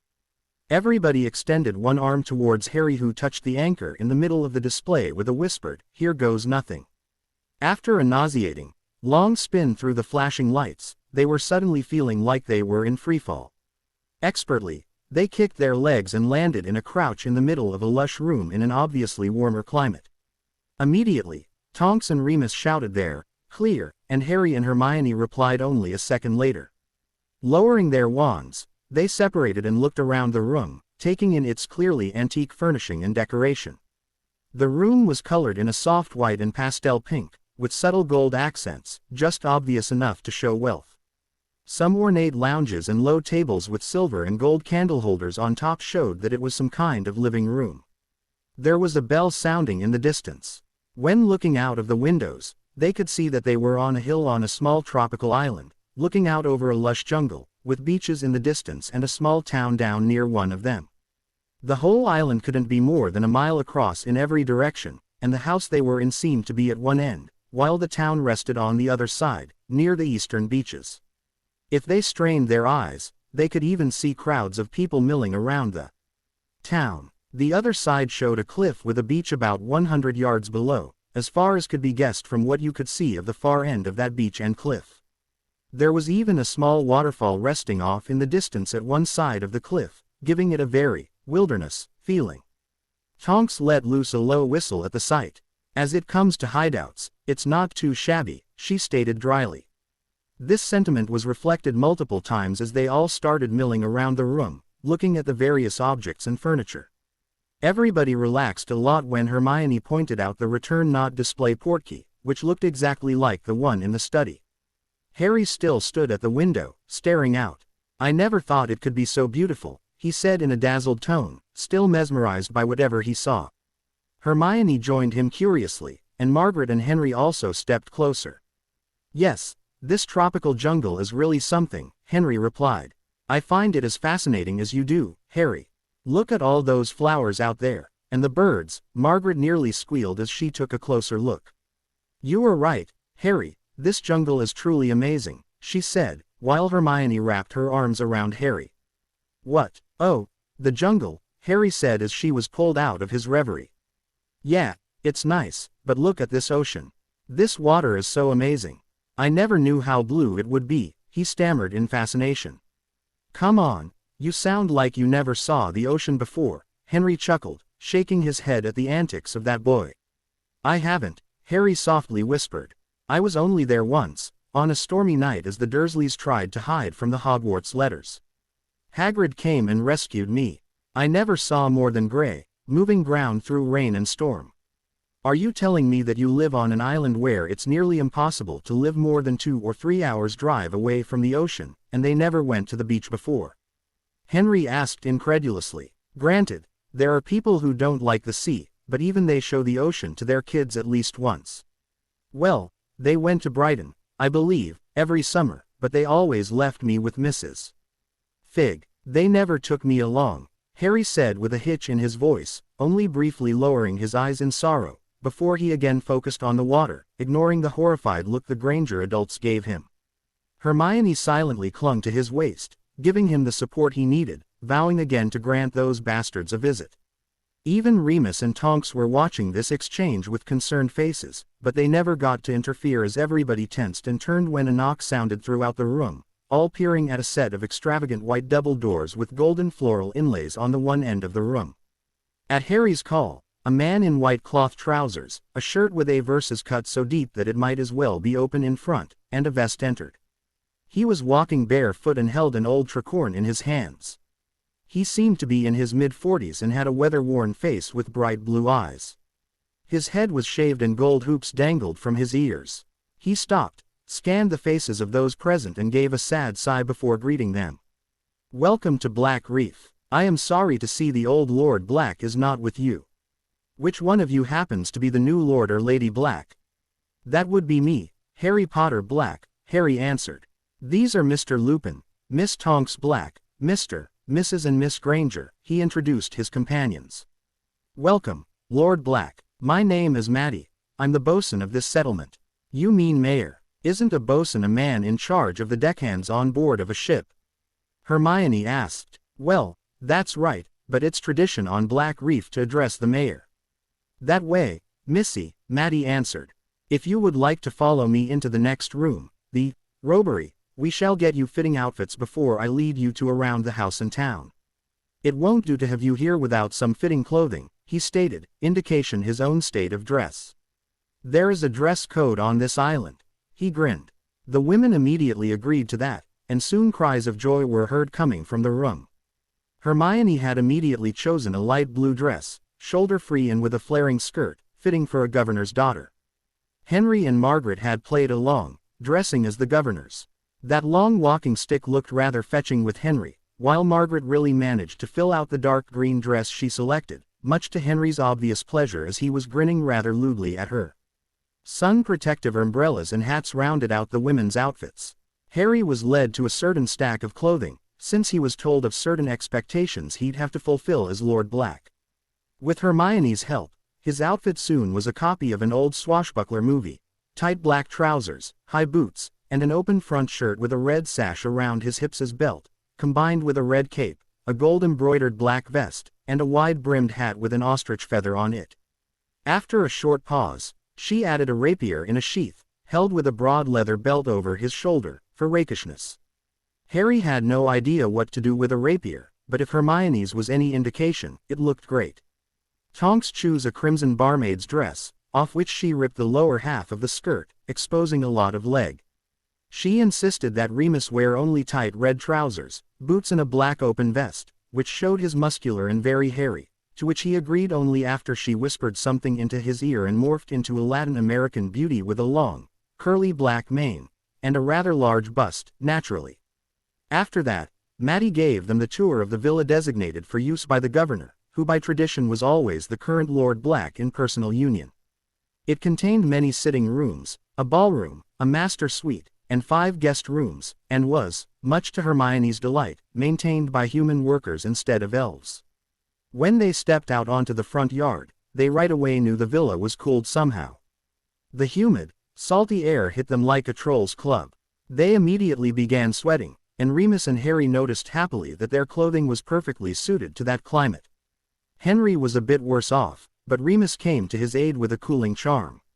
Harry offered one to Hermione, but she denied, claiming that with the umbrella, she felt fine. When Harry didn't buy that, Margaret laughed and informed Harry in a whisper that they wore the correct underwear for the time period, before she latched on her happily smiling husband's arm. When Harry was looking after her confusedly, Hermione giggled and told him 3 words which made Harry's problem with the heat even more pronounced, and kept him stealing glances at her deliberately swaying hips as she walked ahead in front of her stunned into immobility boyfriend. Not invented yet. While they walked down the not even half a mile long path to the town, the women were pointing out the various flowers and birds to each other, squealing in delight whenever they found some new sign of paradise, and Matty turned to talk to Harry. Excuse my curiosity, but how did the late Lord Black die? In a Death Eater attack, was the curt reply he got out of Harry. Oh, what a pity, we only had a short time to patch him up, he just stayed a few months, and never really left the villa. We were hoping for him to return soon, so we could have him around for some more time, Matty lamented, and they fell silent for the rest of the walk. When they were in sight of the wooden palisades of the town, still being about 100 meters out in the woods, suddenly at least 10 men stepped out behind the trees, clearly pirates, and with wands drawn. They immediately shouted, "Stupefy!" in unison. Remus and Tonks tried to dodge and draw their wands, but they got stunned from behind before they even could grab them. Harry's reaction was better. The moment they started moving their wands threw himself at Hermione and the Grangers, knocking them over into the ground. While the stunners sailed over their heads, knocking his hat off, and taking down one of the pirates behind them, he had already raised his right arm and started casting as fast as he could. He hit the ground. Well, Margaret hit the ground and he landed on top of her, just as he had finished turning around while falling and cast the first spell. His bone breaker slammed into the hip of one of the pirates, causing the man to spin and scream as he went down, while Harry rolled off Margaret and jumped up into a crouch, aiming for the next. Meanwhile, Hermione had drawn her wand and did what she knew was the best. She decided to cover Harry's back and cast a bludgeoner at one guy, clipping his side and send him ass over tea, grog mug into the underbrush, and then a Protega, covering herself, her parents, and Harry from being shot in the back. Stop. Everybody stand down. Lord Black, I beg you, please stop. I'll explain. Matty yelled over the noise. Before he had finished, Harry had already had fired a cutter at another man's neck, which the man had dodged at the last second, and was halfway through casting a blasting curse into a third man's face at a foot distance. As he noticed the yell and saw that everyone had lowered their wands, he quickly raised his arm, letting the curse sail harmlessly into the air, glowing angrily red. The man in front of him fainted. Bring the wounded to the nurse and wake the Lord's friends. And bring me the piece, Matty barked, and went to kneel in front of Harry while all the pirates disapparated or left. I beg your forgiveness, Lord Black, this was not how it should have gone. This was just supposed to be a test, I swear. A test, Henry roared and jumped at Matty. This was supposed to be a ing test.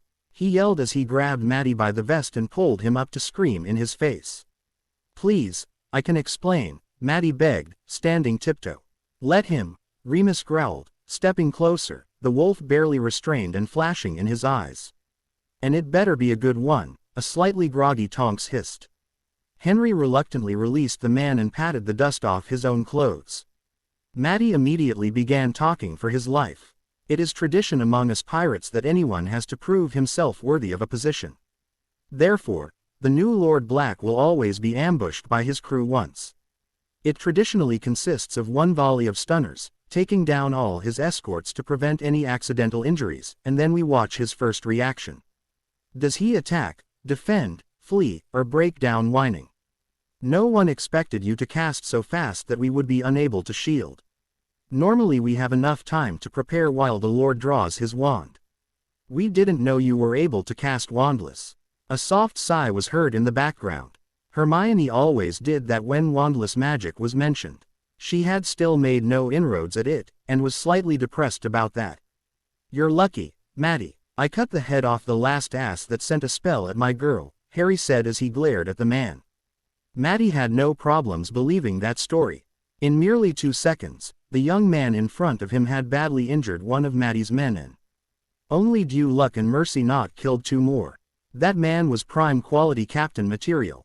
Has he at least ped? Margaret inquired tartly, trying to shake the leaves and stuff out of her hair. Oh yes, madam, with flying colors. Matty grinned. The crew will have no qualms about following your lead, my lord. It's my pleasure to be able to show you a traditional secret for the lords which have ped, Matty beamed at Harry. I am so happy, my lord, we have been waiting a long time for a lord to pee the test. To our regret the late Lord Sirius left us before he was fully healed and before we could test him, he told Harry, getting really giddy, bouncing like Dobby, a truly strange sight for a 40-plus aged pirate wannabe. I'm still pissed that you got me, Tonks grumbled, as she began to clean the Grangers with her wand. Do not feel ashamed, miss. We had never failed before. First, we are pirates, so sneaking is our profession, and second, we actually put 3 of us on you and your partner, each, as we believed you to be trained bodyguards. You simply had no chance. At this moment, a big group of men arrived and a bare-eyed man approached Matty with a small under his arm. Matty opened it and produced a necklace with an irregular piece of gold dangling from it. What's that? Hermione inquired. This, missy, is the piece, an old coin, a piece of 8, enchanted by Blackbeard himself.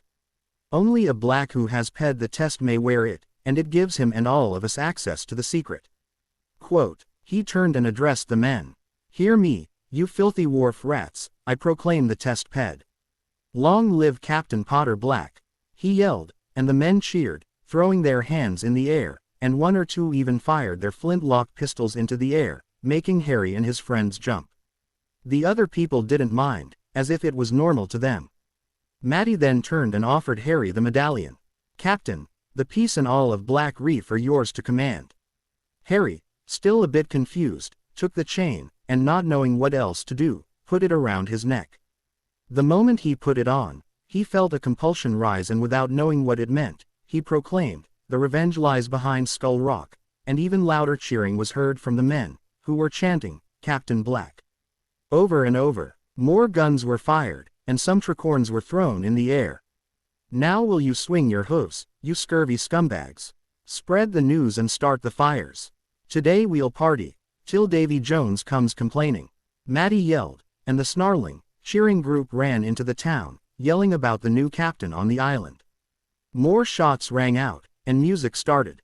Within minutes, the streets were full of people. Matty led them into the town, and they ped a lot of worn-down houses, most looking like straight out of a movie. In fact, the whole town gave the impression of being a big movie set, including extras, and a lot of them. People in pirate clothes, women dressed like women, gentlemen and ladies, merchants and maids. And they certainly knew how to party. After only a few minutes, they already had barrels on tables in the main square and big mugs distributed to everyone. Some guys had a complete ox roasting over a big fire in front of a bar with a rotten wooden sign, where only a single A was still legible. Some pirates were already chasing some squeaking girls around the all-around balcony of said bar. Matty led the group into it. It was a worn-down place with rough furniture and dim lighting. The bare ground was strangely soft, and there was a high ceiling with an indoor balcony and rooms upstairs for whatever they were used.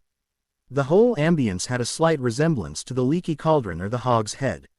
Maybe there are franchise chains for hovels like that, Harry thought. After Matty had thrown a bag of gold to the buxom barmaid, they were led to a table in the back, away from the band which was setting up their instruments. In no time, the maid had unceremoniously kicked a drunken man off one chair and rolled him away with her bare feet. She wiped the table with a rag and invited them to sit down before rushing to get their food. Tonks slapped Remus for letting his eyes linger too long on the maid, and increased her bust a bit to keep his attention focused, to which Margaret grumbled that such a trick would have come handy when she had started dating Henry. They immediately were brought some mugs, some jugs of wine, and bread and cheese. While they were starting to identify the drinks, some roasted chicken and other meat were brought, as well as a variety of cooked vegetables. The result was a table laden like a Hogwarts banquet, and the maid was eager to never let a plate go empty. "What's in these mugs?" Margaret asked, to which Matty answered, "Butter grog. All the taste, but none of the hangover. There is wine if you want something stronger. Wizards and alcohol are a bad match, so most of us, including myself, usually moderate. Some of us, of course, have other tastes," he concluded, pointing into a corner where Guy was lying under an open spud hole, letting the wine run free into his mouth and all over his face. While they were tucking in, the party started getting even more out of control. Soon, the first drunk was stumbling around, and as tradition demanded, he pushed someone, who fell into some else, and soon there was a big fight in place. Occasionally someone stumbled towards their table, but Matty usually had a bottle on hand to deal with the guy. After the third shattered bottle, Henry had grown suspicious. Bottles just didn't not break like that, so he tried one on the table, and was baffled by how easily it shattered into small, blunt shards. "Sugar bottles, charmed to be waterproof," Matty laughed. "Where's the fun in bar fights if skulls are smashed? There aren't that many of us, so we need to take care of ourselves." "And those men?" Hermione asked, pointing out of a hole in the wall where a window had once been. Some drunken guys were shooting at a mug on top of a bound man's head, aiming everywhere but towards their target. "Oh, those, well, they are way too drunk to hit anything they aim for, and no one's stupid enough to go there, I hope. You see the guy standing a bit aside. He's watching over them, in case it gets too much out of hand. We always have 10 men watching over the fights. So you have everything here prepared for WLING?" Tonks asked, her voice holding an incredulous tone. "Of course. As you will certainly notice later, even the tables and chairs are prepared to break easily, and the ground in here and for 20 yards around the bar is permanently cushioned, in the likely case someone gets thrown over a balcony or out of the window." "Are you all crazy?" Margaret gasped. "How often do you have bar fights like this?" Matty laughed a raspy bark. "Oh, only once a week, twice tops. You see, even with magic repairs, the cleaning is hell and the ingredients for hangover cures are hard to come by in these waters. So you are crazy. Henry laughed, and toasted Matty with his GL of port wine. What is the point of living on a pirate's island without living a pirate's life? Matty asked, and emptied his mug in one gulp before throwing it expertly at one guy stumbling across. A few hours later, with a good meal consumed and lots of entertainment, including a guy being thrown down the balcony onto a table, everybody decided to call it a night. The visit to the town was rescheduled for the next morning. After they left the bar, or at least what was still left standing of it, they started up the sloping path back to the villa. When they reached it, Matty led them around it, over a narrow path to the beach behind the house. There, in the dusky light they noticed a big rock which slightly resembled a skull. You know, Captain, there is another tradition to follow, still, and it will answer the question you asked before, Matty chuckled as they approached the rock. It is tradition that the new Captain Black sleeps the first night on board of the Revenge. Matty grinned as they rounded the big stone and looked down into the natural harbor they saw before from the villa's windows, about 100 yards below them, with sandy beaches, waves splashing, which now included a huge, three-master ship anchored there, with the Jolly Roger flying from the flagpole at the stern. According to the 2 rows of bright yellow rectangular flaps visible on the darker hull at the side and the guns visible on deck from their own raised position, that flag was not just a joke. All of them let their view glance over the 3 masts, which probably reached up at least 100 feet or more into the sky, the sails strapped to the spars, ready to fall and catch the wind to drag the easily 150-foot-long vessel through the waters. Hermione had to hold fast onto Harry. She felt dizzy and knew her knees would buckle if she let go of him. She knew, without a doubt, that today, she would reenact a special scene from her beloved book. Looking up at Harry, she saw him grin and nod at her, which made her snigger and stare at the ship again, looking at the high square stern, surrounded by a narrow balcony behind which she knew the captain's quarters must be located, grinning like Ron at the Halloween banquet. After seeing the ship and his daughter's demented grin, Henry groaned and slapped his palms over his face, burying it in them. 10 quid say she'll be a woman by tomorrow morning, at the latest, his wife whispered into his ear. He just glared at her and shook his head. Someday, your kind of humor will be the death of me. And no deal. That's a bed if ever there was one, he lamented, and grimaced as his wife began softly singing an old tune. Girl, dadum-dee-doo, you'll be a woman, soon. At least, he's a nice guy. Henry grumbled. No, Hermione quipped with a broad grin, having overheard her parents.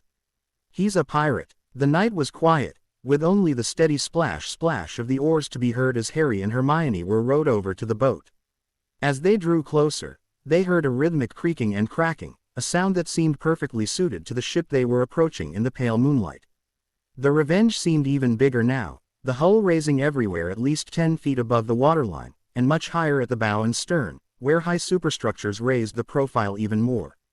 The lower gun ports were at their eye level, and Harry had counted 9 of them, and as many again in the row above, evenly spaced over the ship's length. That would mean that the ship carried at least 36 guns, and he had seen that there were additional ones on the deck. He shuddered at the thought of the havoc these could wreak upon their target. Mr. Parker, the sailor ignored to the task of rowing them over, expertly moored the small boat, or wherry, as Matty had referred to it, abeam the Revenge, where some wooden steps with handholds allowed boarding. Above them, they heard a bell toll 2 times. 9 o'clock, Parker told them. At their dumb faces, he started laughing. On board, time is kept with a 30 minutes S&GL. It starts at noon, and every time it is done, it is turned and the bell tolls. After 8 tolls, it is counted again. 2 times 8 tolls is 1 shift, except for the graveyard shift, which is split in 2 shifts, so the crews rotate shifts, he explained offhandedly while he secured the boat with a rope. Hermione nodded at that, and Harry was sure that he would understand it in a few years, but right now, it was not on his priority list.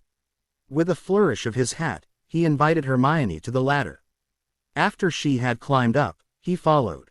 Standing on the middle deck, his eyes swept over the M of lines crisscrossing the air, the MIV main mast, and the sleeping power of the guns stationed here.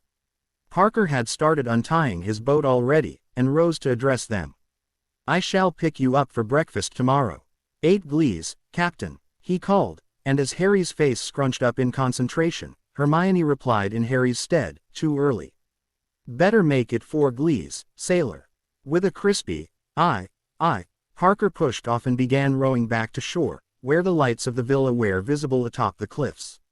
"I thought we wanted to sleep in a little," Harry lamented. "That's why I told him to fetch us at 10, not at 8 o'clock, silly," was her laughing reply. They made their way across the deck, marveling at the new sights.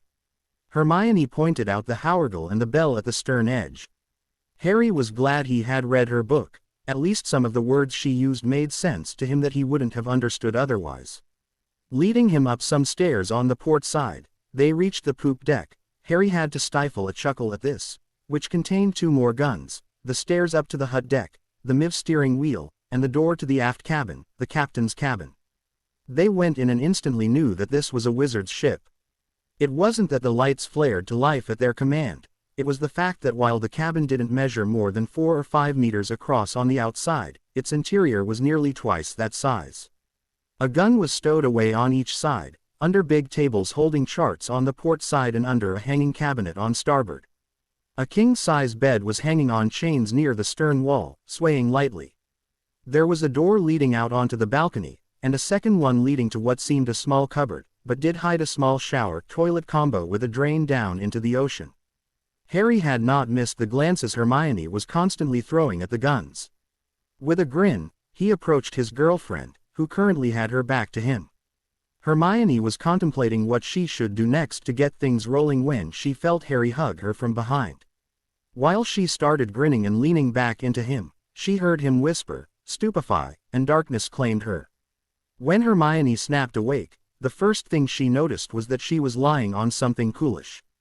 Blinking her eyes, she noticed that she was bent over and tied to a gun, gagged and on top of that. "Ah, our guest is awake," she heard Harry speaking directly behind her, out of her sight. The instinctive emberment over being on display like that made her insides burn and sent a shiver down her spine. He really did it, was the only thought she was able to keep in mind. She had told him long ago that she wanted their first night to be a reenactment of her favorite scene, and he even had learned his monologue by heart for her. When he finally reached the end of his lines, she heard him rise from his seat and approach her, his boots heavy on the wooden floor. Suddenly, a hand touched her, caressing it, and slowly slid up her back, leaving behind a trail of goose bumps, and making her into the gag. As the hand reached her neck, it gave her a short caress and with a deft pull, her gag fell loose. She noticed Harry squatting beside her, and turned to look at him.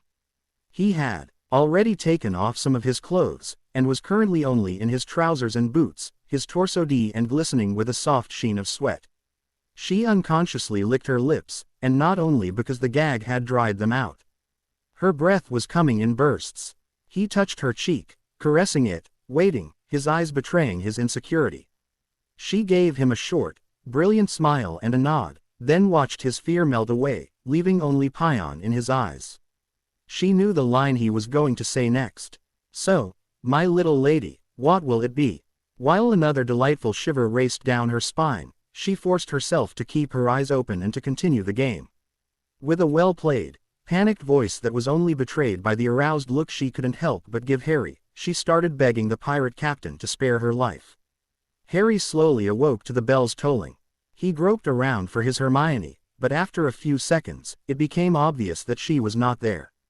After he blindly grabbed his glees from the nightstand, a quick look found her behind the stained windows, out on the gallery silhouetted against the sunrise.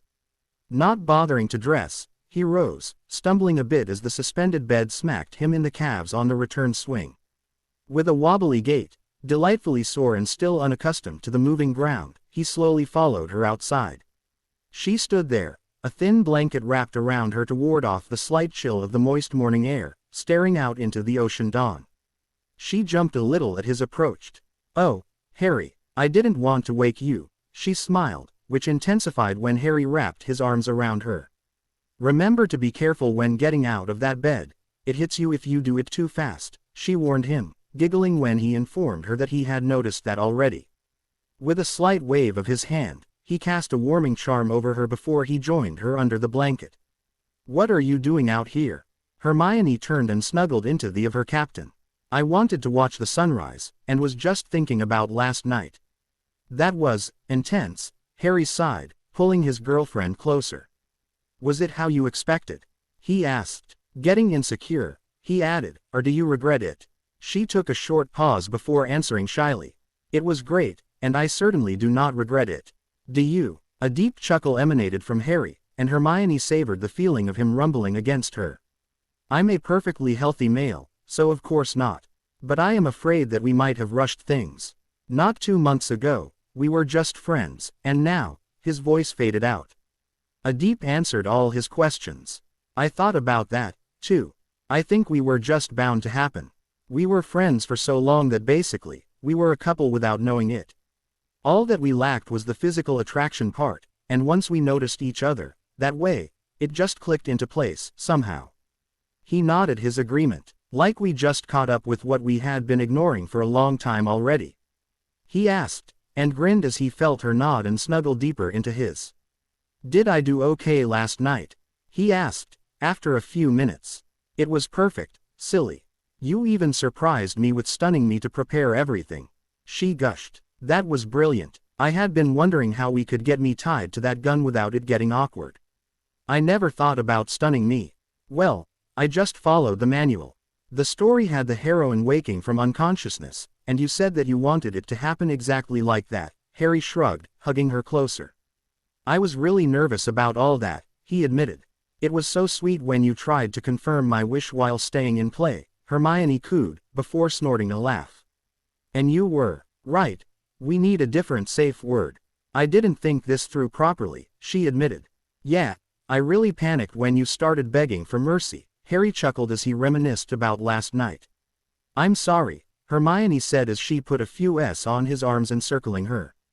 Thank you for playing along with my fantasy. You know, dreams. Harry snorted. You know that I have at least 30 or 40 guns here on this boat to break in. He laughed, waggling his eyebrows, earning himself a good-natured slap on the. Planning for a little revenge, she rose to tiptoes and whispered into his ear, play your cards right, and we might do that. Maybe I'll let you even load my other barrel too, someday. Huh, Harry said, and, ooh. A few seconds later when the coin dropped. The look that had come across Harry's face sent Hermione into a fit of giggles. She was shaking so hard that she was forced to cling onto the handrail to stay upright as Harry absorbed the new information he'd just received. Right, I need to practice a lot before I'll have earned that privilege, Harry sighed. Oh, come on, I told you it was okay for me, Hermione harumphed, no one expected you to be a god. I really liked it, but you didn't, Harry began, but stopped as she turned to face him, glaring. Her hands were at her hips, granting him a magnificent view of her nude body. If you ever want a repeat of tonight's events, you stop this instant, Harry James Potter. She hissed, now waving an extended finger at him fiercely, poking him in the at each word of his name. Harry gulped. It never bodes well when a girl calls you by your full name, not even if she's standing in front of you. Did you really expect to pop my cherry and have me start coming like a freight train? The first time hurts, Harry, and my body is not yet used to having an object that size stuffed into it. It will get better with practice, understood? She scolded, and at his frantic, wide-eyed nod, she hugged him fiercely, ing him hard, before snuggling into his again. As he noticed her getting goosebumps, Harry picked up the blanket and wrapped it around them before recasting the warming charm, earning himself another, this time more sensual, for his caring. Harry was enjoying that immensely, when suddenly she broke the and grinned at him. She then wriggled a bit against him, which made his enjoyment stand out even more obviously. Seems that there is another training session scheduled already, she rejoiced, and slowly slid lower, disappearing under the blanket, while Harry went cross-eyed. At precisely 4 glees, the promised boat fetched them and brought them ashore. They made their way up to the villa, holding hands and chatting merrily. While Harry took a quick detour to a bathroom after they entered the villa, Hermione went straight to the dining room, where she found the adults at breakfast.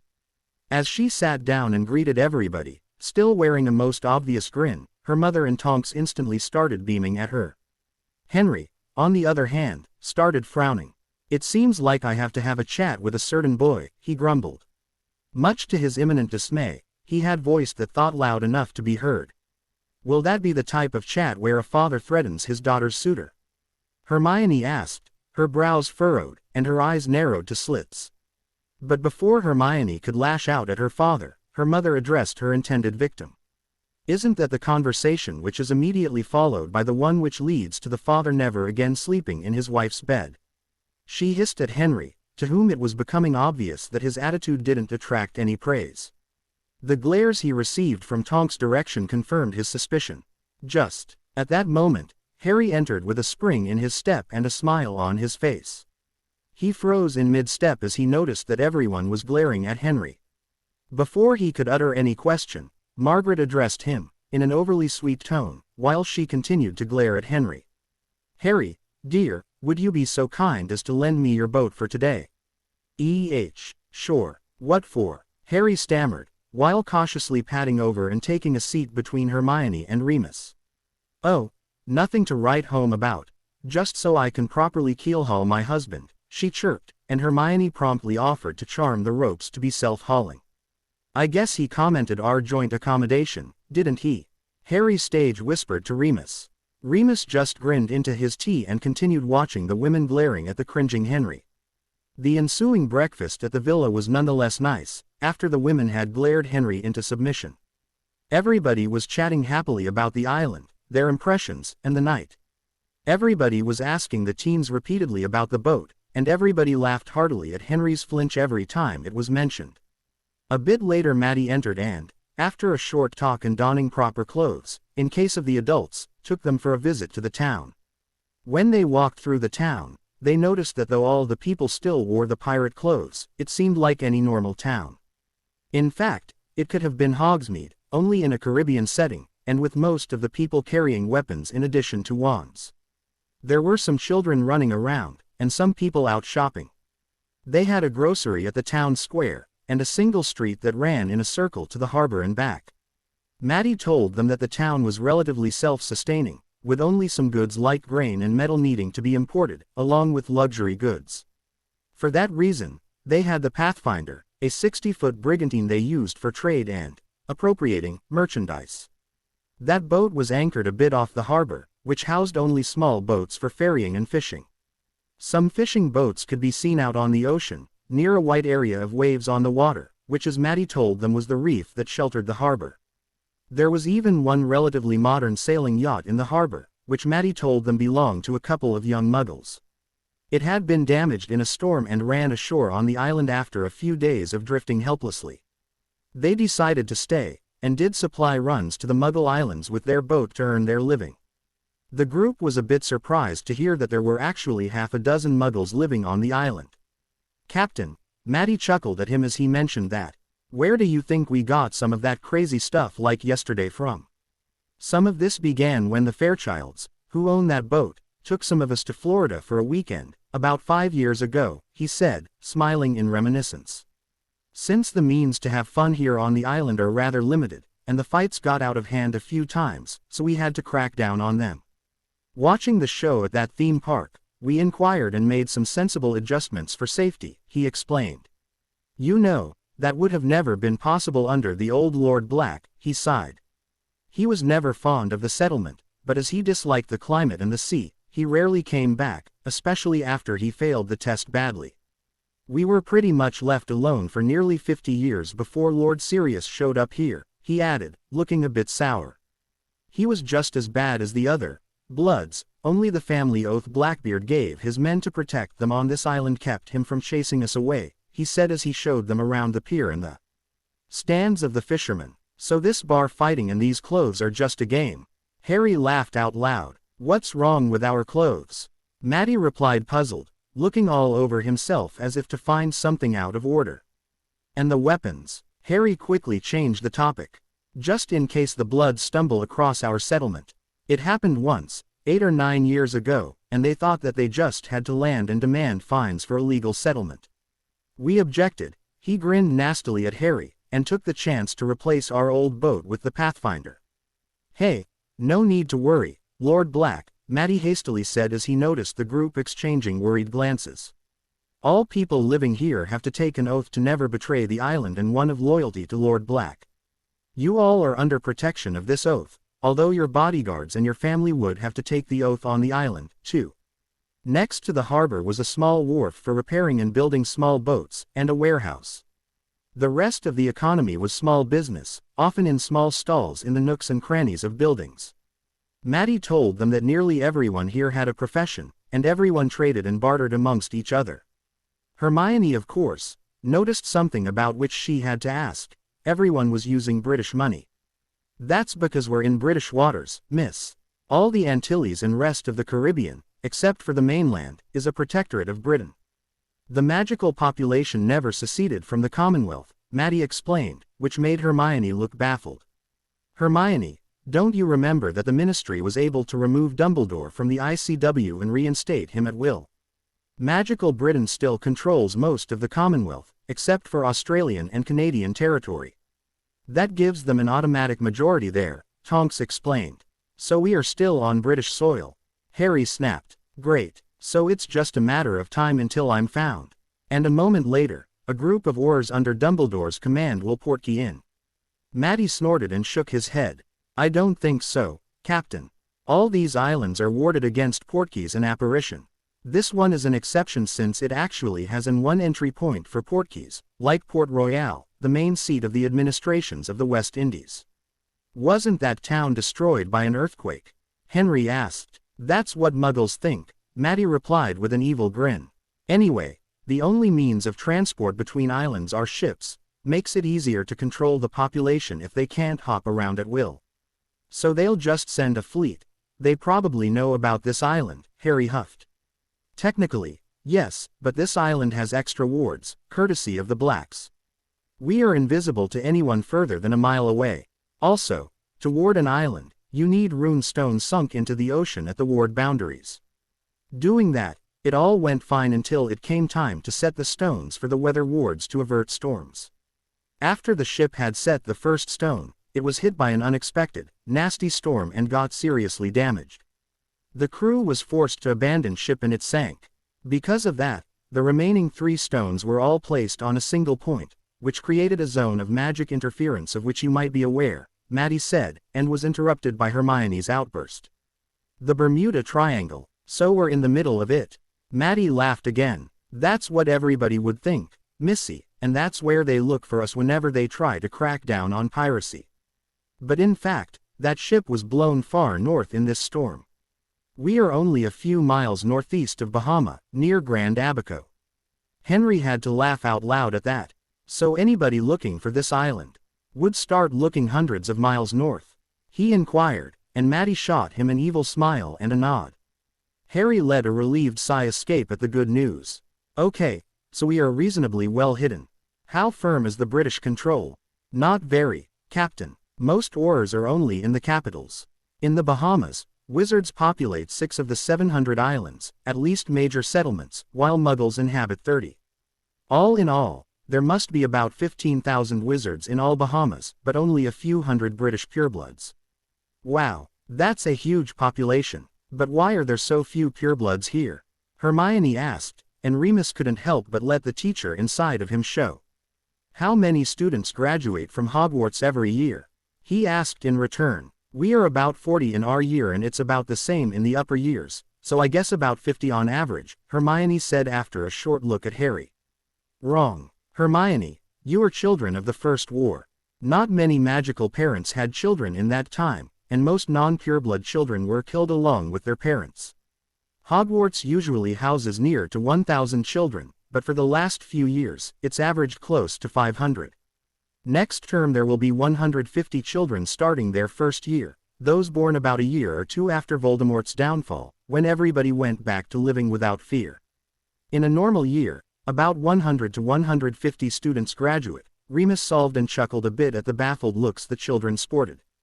That's a lot, Harry commented dryly. Yes, it is, but most families only have 1 or 2 children, so the population is fairly stable.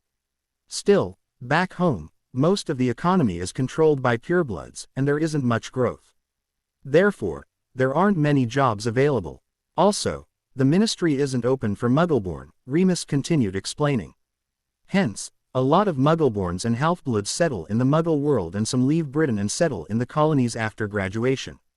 Why is that? Demanded Hermione. You see, we have two real wizarding settlements in Britain, Diagon Alley and Hogsmeade. And even Hogsmeade has only a few hundred inhabitants. The whole economy is concentrated there, and because of apparition and flow, there is no need for local stores. Nor is it easy to compete with the long-standing pureblood businesses. The twins might be the first in known history to manage to put pressure on an older company, since they really outshine Zonkos, at least with what little I've seen of their stuff. Over here, there are so many people and settlements that it's impossible to have everything in one place. Remus, there's no flow here, and a lot needs to be shipped since you can't portkey goods too big to pick up and hold. It gets old, and very expensive, fast if you have to portkey grain and ore by the sack. There are portkey centers on Mayor Islands, but other islands are only accessible by ship. Also, the distances are too long for island hopping by apparition, even if it weren't for the wards. So there is enough space and work for everyone, Maddie added. And why aren't there more purebloods over here, then? Margaret inquired. I mean, it's so beautiful here, and if there are so many possibilities. Remus had to think a few moments before he could voice his thoughts. That's a bit harder to explain. You understand that since these islands are British territory, the officials are sent by the Wizengamot. Matey, Maddie snarled, those damned bloods are in control of everything. They are appointed as governors for the islands, and get themselves big plantations. They control shipments to Britain and tolls between the islands. That's the main reason for those wards, apart from defense. They have some loyal half-bloods and islanders as Auror forces, and use them to suppress the rest of the people. To hell with them, he finished, and spat onto the ground in disgust. Really, what do they do? Tonks asked and got a real earful about taxes, corruption and overstepping authority. The governors seemed to milk the population for all they were worth. They controlled most inter-island to island shipping, and therefore took a good share from every grain, screw, or whatever sent, along with hefty harbor fees. They even stop and search every private magical ship they encountered for contraband, in most cases demanding bribes for letting them go if they find nothing. Only the fleets of the big trade companies, buying for nuts and selling for galleons, were left unhindered. After Maddie had finished slandering the Bloods, 7 ways to Sunday, Remus continued. That actually proves my point. Most of the purebloods don't want to live here.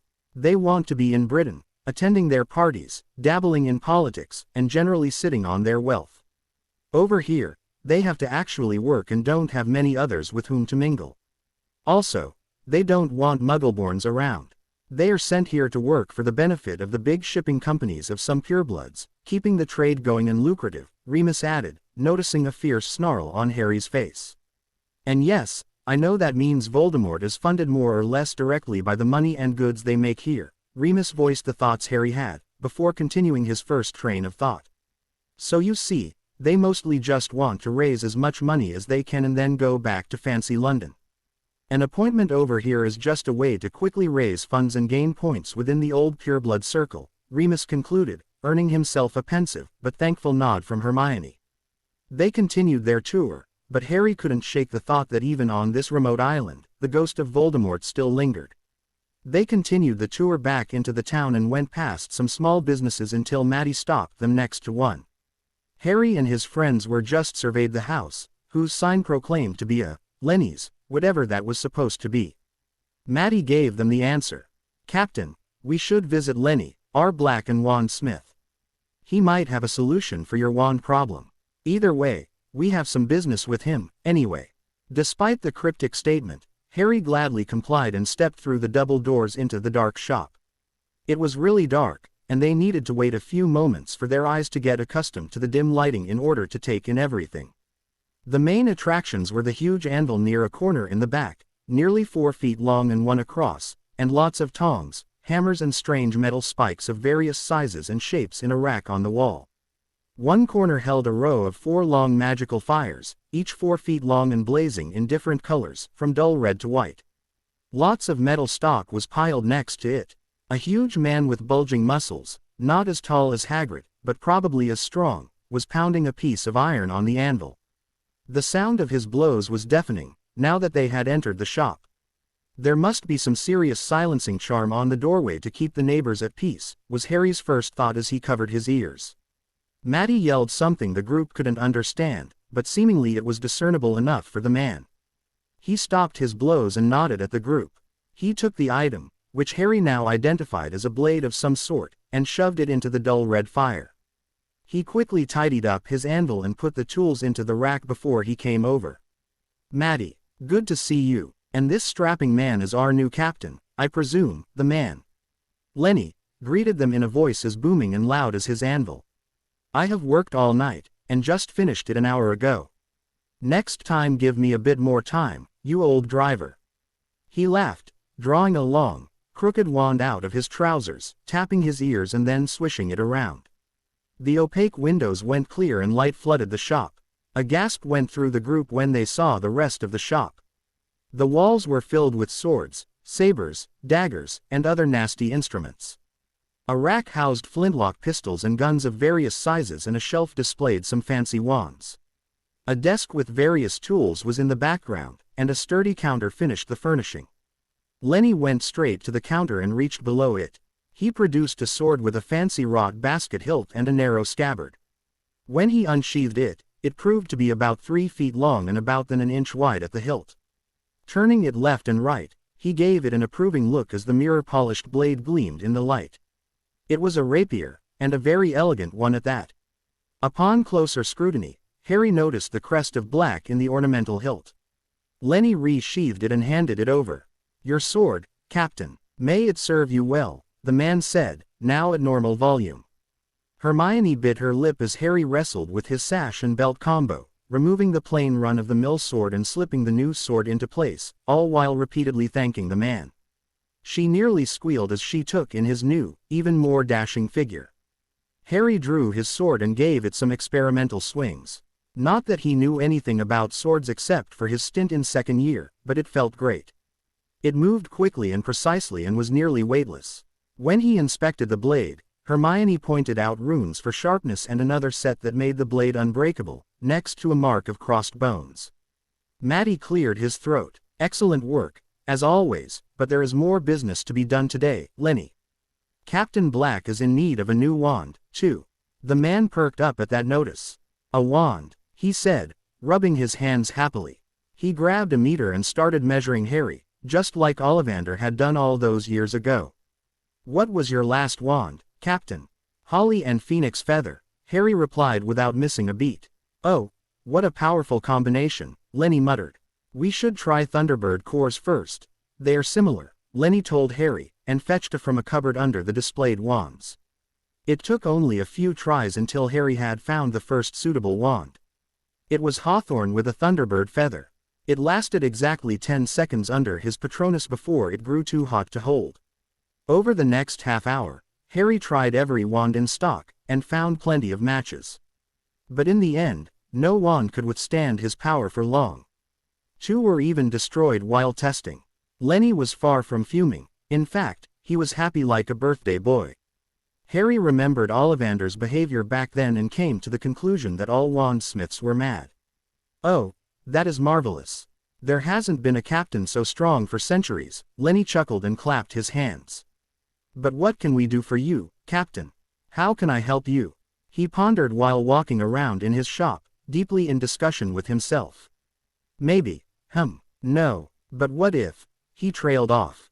At this point, Lenny stopped pacing and gave Harry a long, calculating look.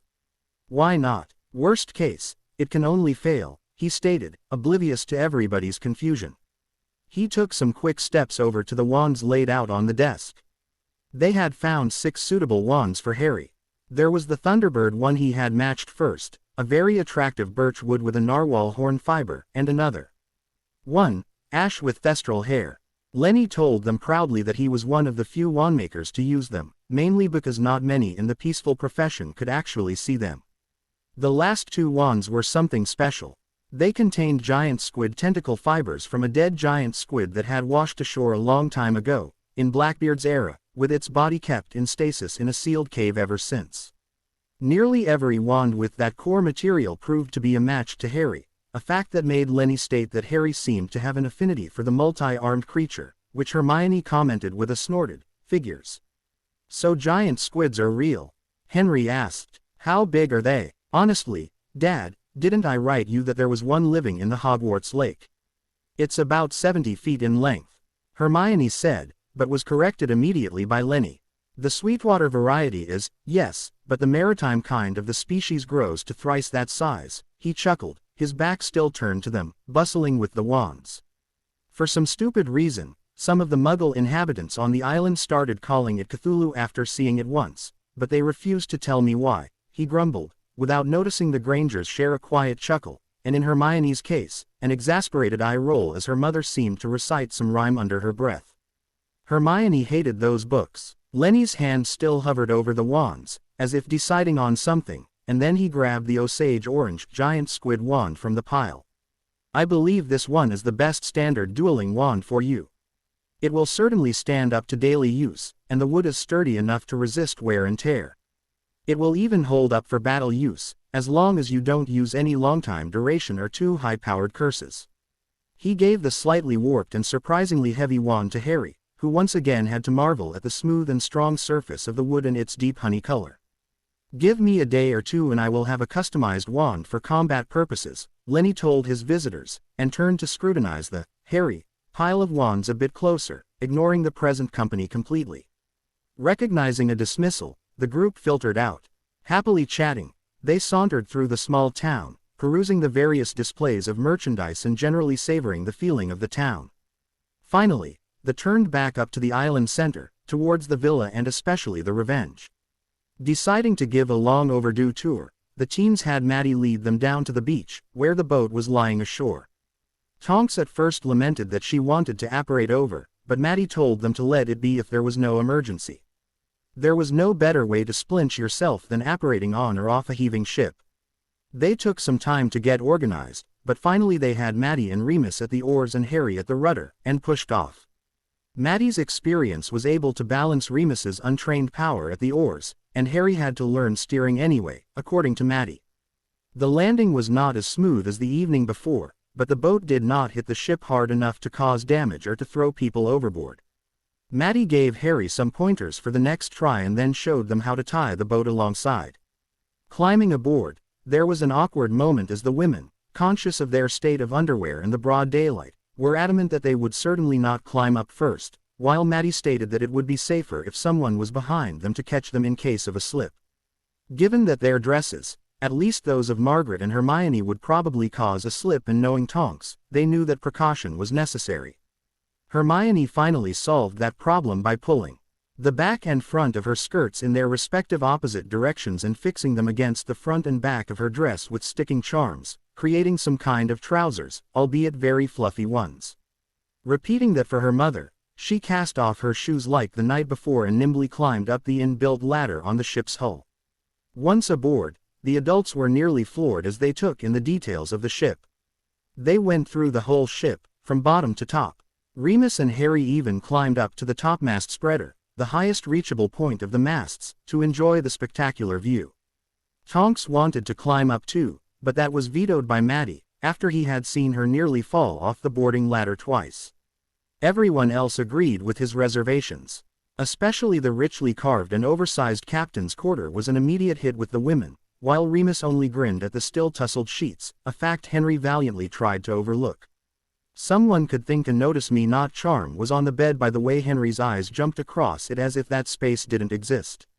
Hermione was fascinated by the amount of rune work that went into such a ship.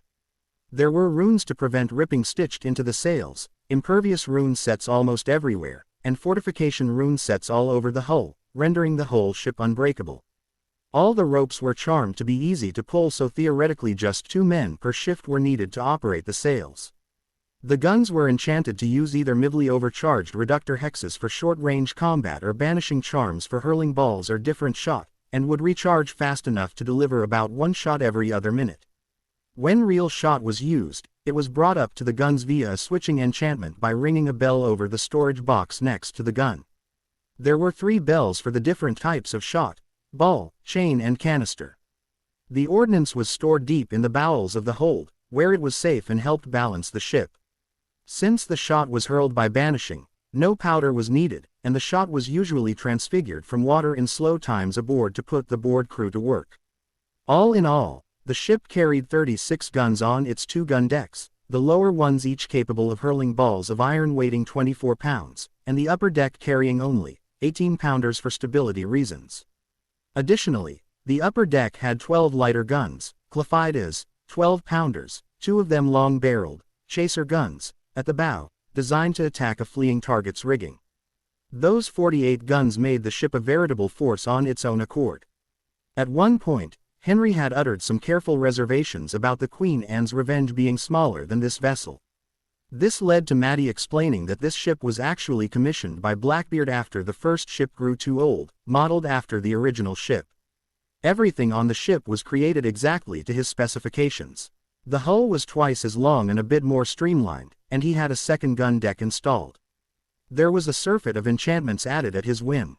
Those included the submersion charms, a novelty back then, now a standard, which allowed the boat to travel underwater for up to 200 miles with a full magical charge, although at a snail's pace, only half the normal speed.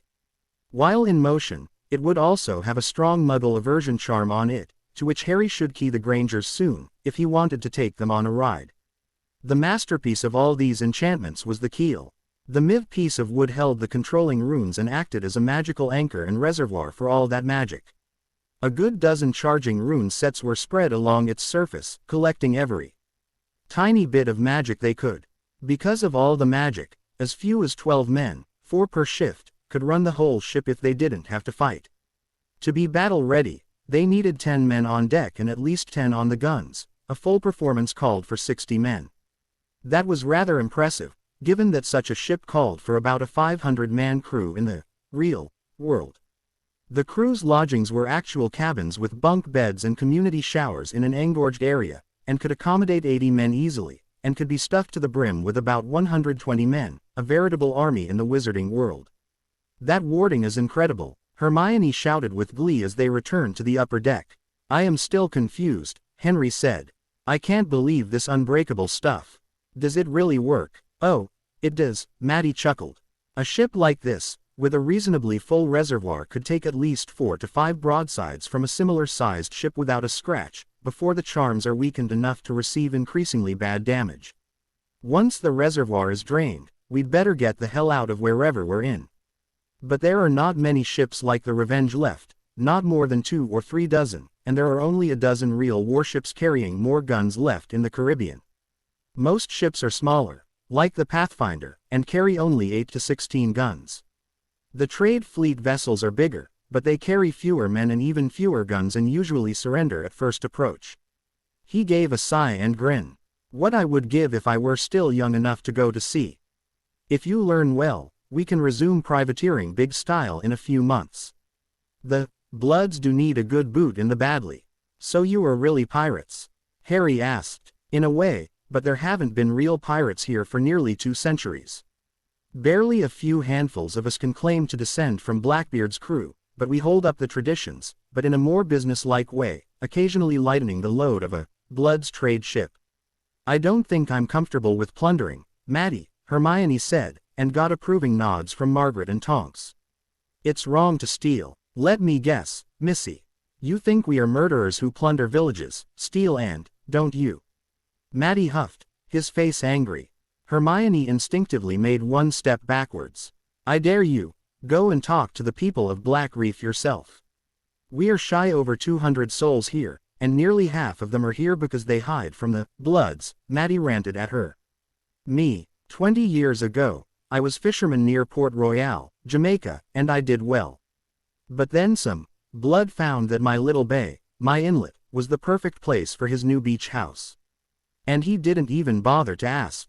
He accused me of smuggling, and sent his oars. And naturally, they found a huge stack of contraband in my house, not even hidden, but conveniently stacked in the living room. They took me and my wife to town and incarcerated us. The next day, they sent me to Now for the plantations. I managed to slip my shackles at night and jumped ship. I nearly drowned, but managed to swim ashore on a small island.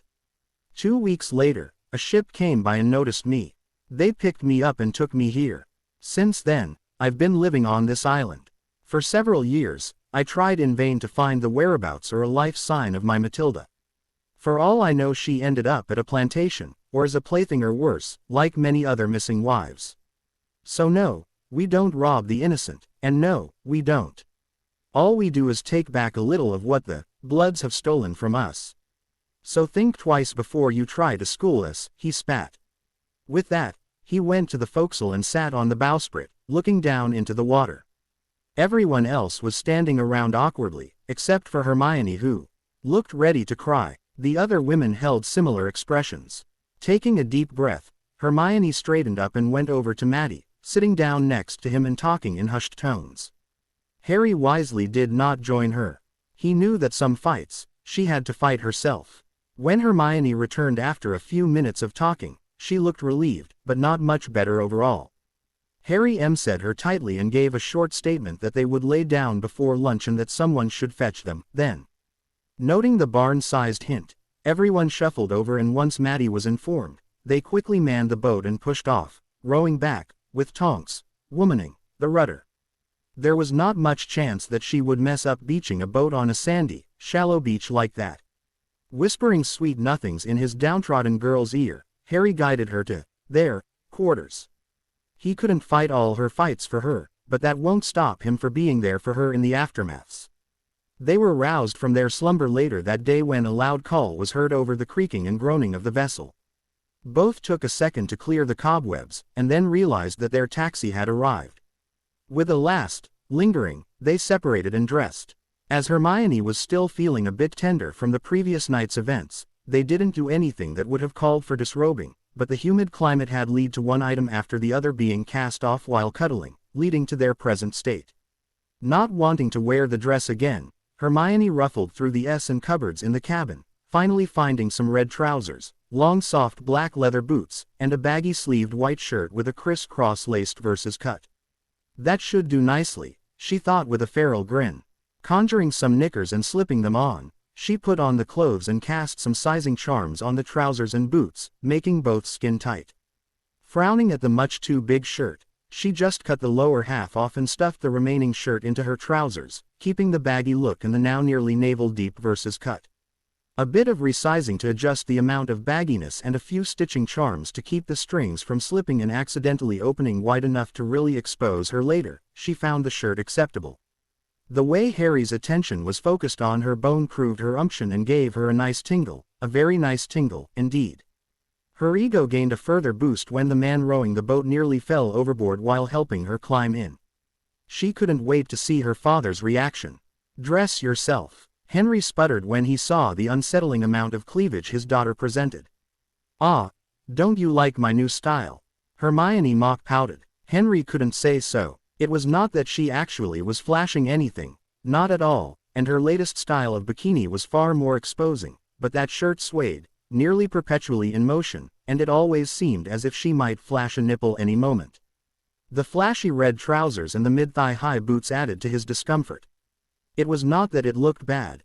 If she were anyone else, he certainly would appreciate the sight, but this was his princess. With he didn't want to know about that fact. Why couldn't she just stay 8 years old, when dolls, or in her case, books were the most important? "I do, and so does Remus, obviously," Tonks quipped, which made the last marauder come to his senses and quit ogling.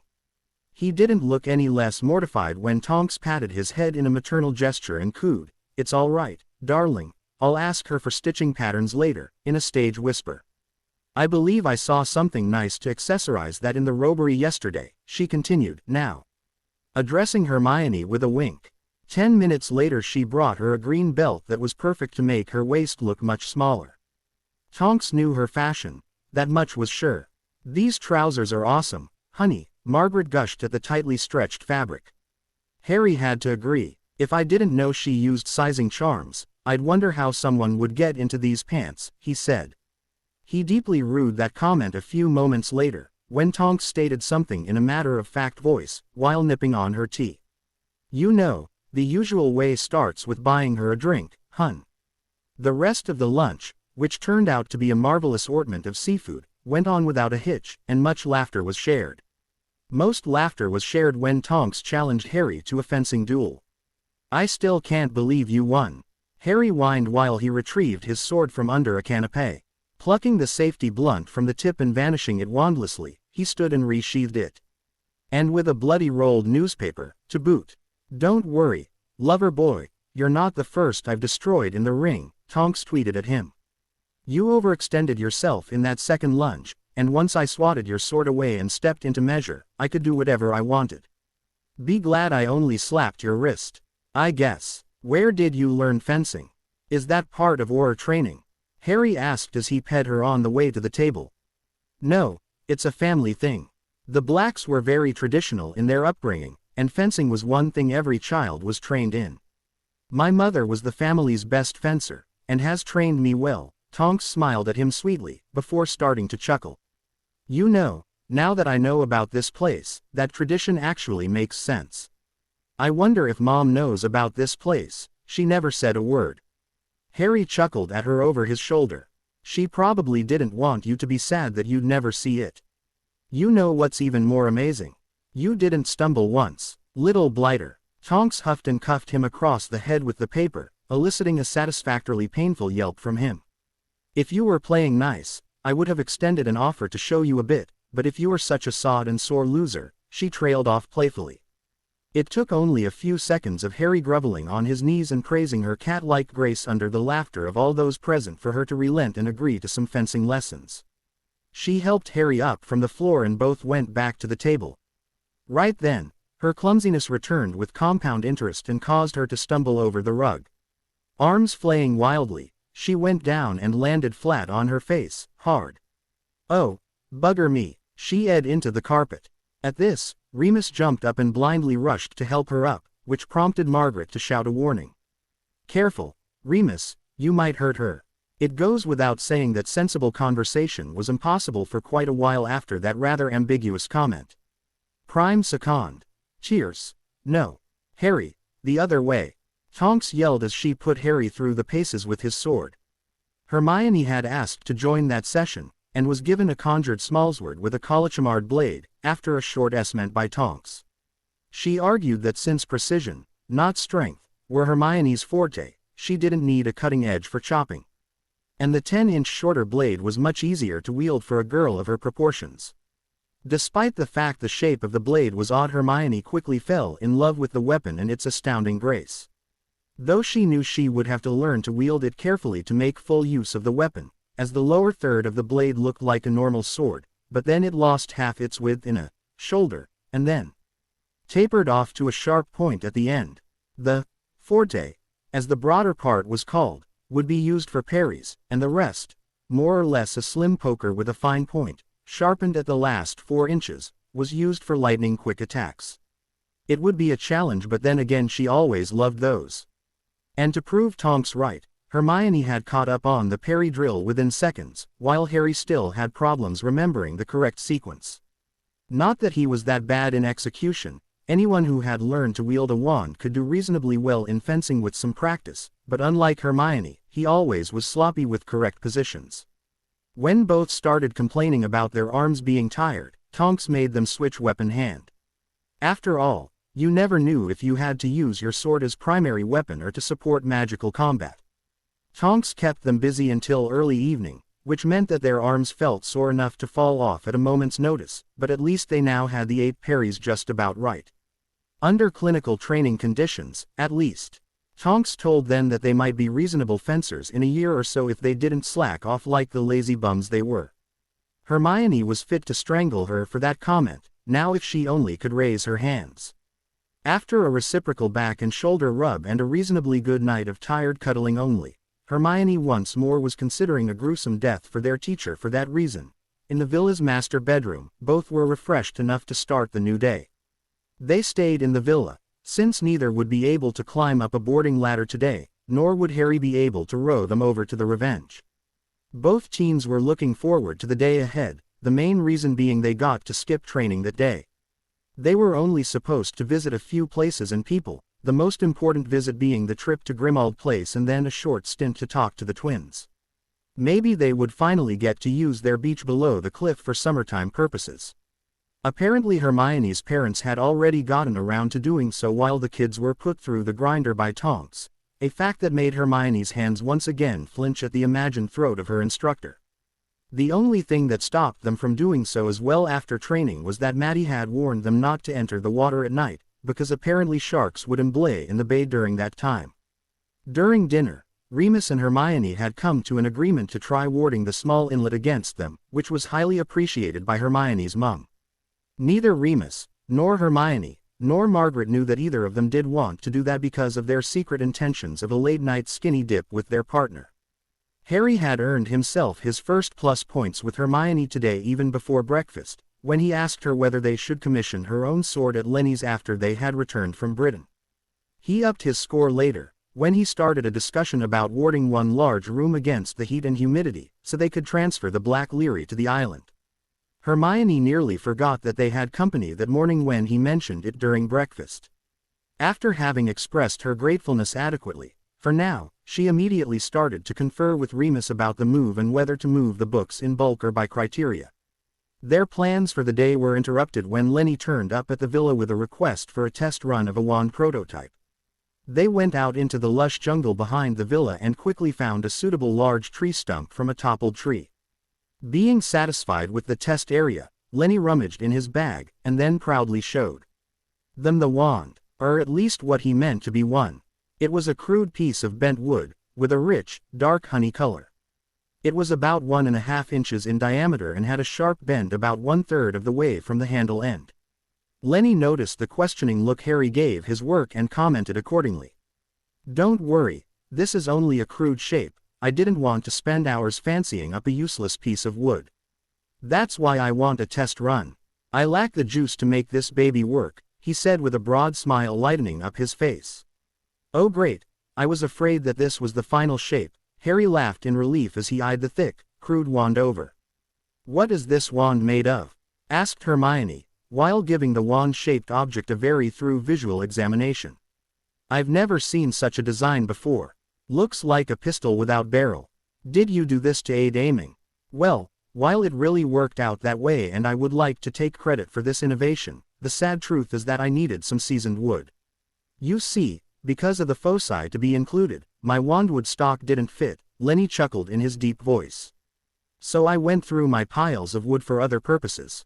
Sadly, all my straight wood of acceptable size, the material destined for gun shafts, consisted of walnut, a wood notoriously prone to fail as wandwood," the man remarked as a side comment. Hermione gave him a critical eye at this statement. She considered it heresy to point something out without explaining the reasons behind. Not knowing her, "You better tell me why, now. Look," Lenny obliviously continued.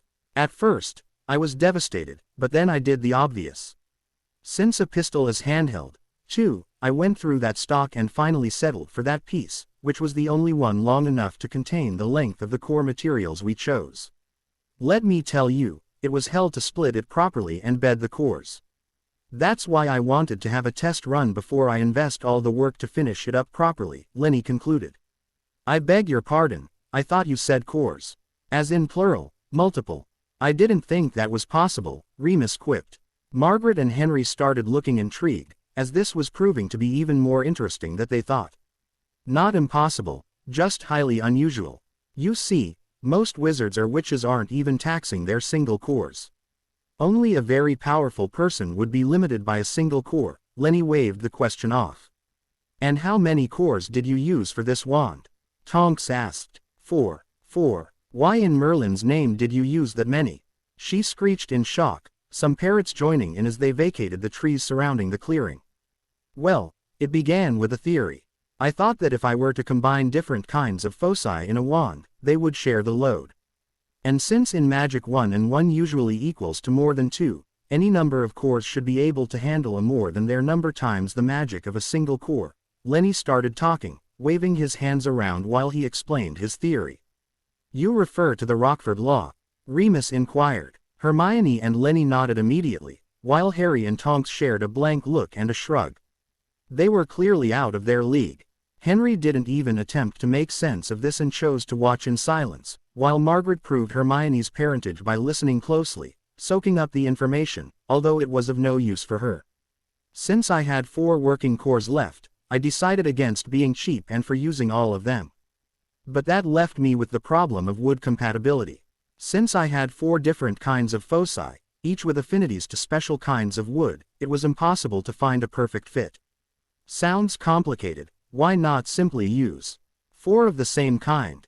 Harry outed himself as complete layman. Henry was glad that Harry shouldered the blame for a question he would have uttered a second later too, as Hermione took it on herself to educate her boyfriend. Because Rockford's law states that multiple foci of the same kind do block each other while different materials amplify their usefulness. Yes, miss, that is correct. So, since a perfect would be impossible, I took a risk and ignored it, Lenny conceded. I assumed that the interaction of the various foci would generate enough of a magical field to overcome the resistance of a less than perfect wood. The only question was what kind of wood I should use. I finally settled for black locust, a very easy to work wood which is very durable and hard to set on fire, which I thought important, given your special problem. It didn't hurt that I had lots of it in storage. Having said all that was worth saying, Lenny then pointed at the still standing trunk of the toppled tree in the distance. So, if you allow, I think we should commence testing. Holy mother of! A yell was ringing across the clearing, not scaring any wildlife, for the simple reason that everything living had already moved the hell out of there. Language, Tonks. Remus scolded his girlfriend offhandedly. And just for the protocol, I agree, he added as he tried to blink the spots from his vision. The Grangers were standing a bit away, with their mouths wide open, their ears ringing, and utterly speechless. Even Hermione was standing motionless, as was Harry, both blinking wildly at the sight of the watermelon-sized hole in the 6-foot diameter tree stump they had used for target practice. In prior testing, Harry was able to hold his Patronus practically indefinitely without any noticeable heat-up occurring, but then Lenny wanted to test the maximal power Harry could push through the wand in one concentrated blast. A regular reducto, as provided by Hermione, Remus, and Tonks as benchmark, while excellent to blast objects into pieces or bring down walls, should only have managed to create a fist-deep indentation in that tough hardwood timber. Harry was able to do about half again as much damage with his normal Osage wand, while his wandless blast was more like a children's fist. But with the use of Lenny's customized wand, Harry had not only bored a 3 feet deep, over 1 foot wide hole into the tree. Also, the whole back half had splintered away, leaving a wide funnel at the other side. Henry once more came to the conclusion to not meddle in the kids' relationship. In accordance to his own prediction a few weeks ago, Harry could in fact smite him where he stood. While Harry was alternating looking at the tree and his wand in his still outstretched arm, Hermione shuddered at the thought what carnage a blasting hex or bone breaker would cause with that wand. "Did you just see that?" Harry asked his teachers, while slowly turning around to face them. "Will you stop pointing that thing at us?" Tonks shrieked and jumped aside as his wand came to point in their general direction due to Harry's movement. Remus kept quiet, but even he had to fight the urge to get the hell out of the way of wherever that wand was aimed at. Lenny was clapping his hands, proudly. He already knew that his wand worked for Harry, but these results were amazing. "Very well, now that I know the wand will work, let me take it back to the shop to finish it. Give me another day or two, and it will be all done," he said, gently taking the bent piece of wood from Harry, and left the stunned group to fend for themselves, whistling a song and walking with a spring in his step as he navigated his way through the now deserted flowery jungle back to the villa. And to town. Grimmauld Place number 12, 9 a.m. local time. "Master Harry." The elf's war cry echoed through the study before Harry's sight had stopped spinning. It had taken the elf only a blink's time to arrive at the study where the portkey had dumped the group. "Hello Dobby, are you well?" Harry replied as soon as he had recovered his bearings. Naturally, this led to a lengthy proclamation of Harry being the bestest, because of him caring for a lowly servant like Dobby. This, while already nearly a normal occurrence for Harry, amused the adults of their group to no end, still. While Harry silently cursed the necessary decision to take everyone back, since he was the only one able to operate the portkey, Hermione left Harry to fend with Dobby and called for Winky. "Master Harry's Grand-G, Miss has called." Winky replied dutifully upon arriving, only wrinkling her ears slightly at the sight of Dobby doing his improper antics, again. Suppressing the urge to shudder at this honorific, At least the elves thought it to be one. Hermione asked the question Harry won't be able to ask for a while longer, as he still was consoling the weeping Dobby. Did anything of interest happen while we were away? Only the double ginger mischief makers being calling a lot over the flow, but Winky only did tell them that you was being away. Winky is not being telling Master's secrets, Winky is a good elf. The small elf told her, prompting Hermione to tell her that she indeed was a very good elf, lest they had two crying elves to console. I have one question for both of you, Dobby and Winky. Can you pop over to the Black Island? Harry asked, having calmed Dobby down to only occasional sniffles. Winky is being sorry, Master, but we be knowing that island is over the ocean. Elves do only being able to pop a few 100 miles per pop. We is having no place to stop in between, Winky replied, and both elves were looking very contrite about having to disappoint their master. Their hanging ears and huge eyes gave them a very sad puppy-like look. No problem, I only asked. But you can travel by portkey, can't you? Harry asked, and received a positive reply by both elves. Okay, that's settled. Does anyone of you know how to make a room in a humid climate suitable for a Leary? Dobby was jumping up and down in joy at this request, causing the adults in the background to finally lose it over the elf's antics. Dobby is being caring for Malfoy Leary a lot. Dobby knows what to do. Is Island being as wet as Wiltshire? The small creature continued eagerly, either not noticing, or ignoring the reaction of his master's friends. Harry was looking around, lost for an answer. Hermione and the Grangers shrugged, not being accustomed with that area. Remus came to his aid. Yes, about as humid, but it has at 20 to 40 degrees all year round, he said while wiping a tear of mirth from his eye. Dobby nodded enthusiastic at that news. Dobby can do, Master Harry, sir. Harry ignored a squeal, suppressed to near silence, from Hermione at the last obstacle to moving the Leary being cleared, as he walked towards the flow. He knew she already pondered which book to read first, down at the beach. While Hermione went to look for Crookshanks, who probably would be in the attic, catching rodents, Harry went to flow the double ginger mischief makers. Weasley's wizard wheezes, he called out while throwing a pinch of powder into the fireplace. As soon as the flames turned green, he dropped to his knees and stuck his head in, secure in the knowledge that a flow projection can't be jinxed.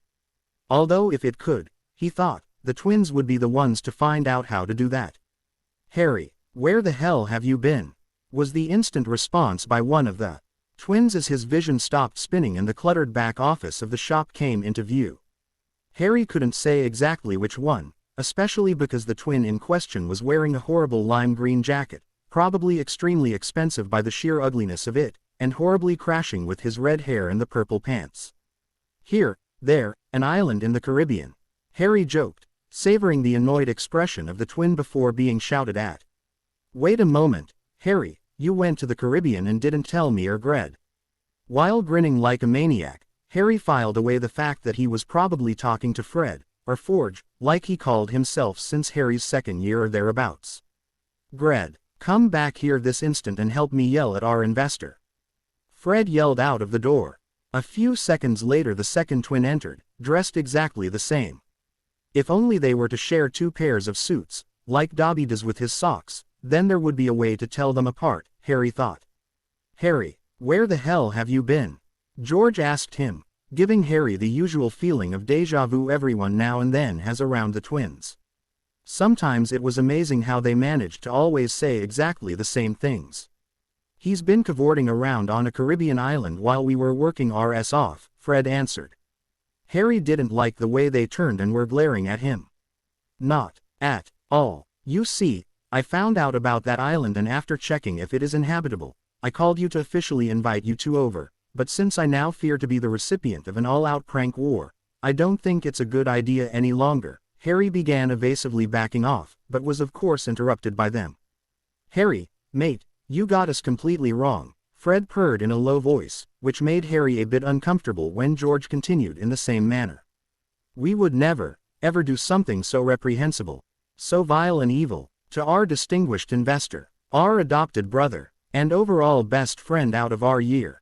Harry thought the overall performance to be quite nice and nearly believable, only the halos around their heads were a bit over the top. Well, I'll show mercy this time, and will even hand you an olive NCH and grant you both entry to Grimmauld Place. Can you get some hired help and be over in an hour or so to talk?" Harry played along, and received their counter-timed double nod, again. It was even faster than last time, showing that they actually practiced that move. Shaking his head, Harry bade goodbye and withdrew from the flow. After Harry had added the twins to the wards, under protest from Remus and Tonks, Harry instructed the elves to start packing the Leary into trunks for transfer. Hermione, of course, but unnecessarily, reminded the elves to correctly seal the trunks to protect the books until the new Leary room would be prepared. She then decided to better supervise the elves and rushed to the Leary after they had popped away. Harry just chuckled silently at his girl. He knew she loved her books nearly as much as him. Okay, he at least hoped that he came before the books, but he wouldn't try her and was rather glad of what he had right now. No need to make things even more complicated, right? By the time they had packed all their things from their rooms and fetched the Grangers' trunks containing their household, the elves, with occasional help by Remus when they noticed a book to be cursed, were a good quarter into the Leary. There were already 10 transfigured trunks standing around, full to the brim with shrunken tomes. While Hermione painstakingly checked the sealant charms, the others retired to the drawing room, waiting for the twins to complete the talk Harry had begun. 10 minutes later, the sounds of Flo arrival were heard, twice, and then voices and the squeak of an elf talking. A moment later, the door flew open and the twins strode in. Most eyes in the room immediately started to water when the multicolored floral print shirts, left unbuttoned to leave some hairless, pale skin visible, came into view. The color-changing shorts completed the outfit and bared a lot of spindly, pale leg to the public. Harry briefly thanked the gods that at least they didn't do the sungle, hat and white nose combo that Aunt Petunia did whenever she went into the garden in summer. "We're ready, let's move," they proclaimed in unison. "You know I asked you over to talk, don't you?"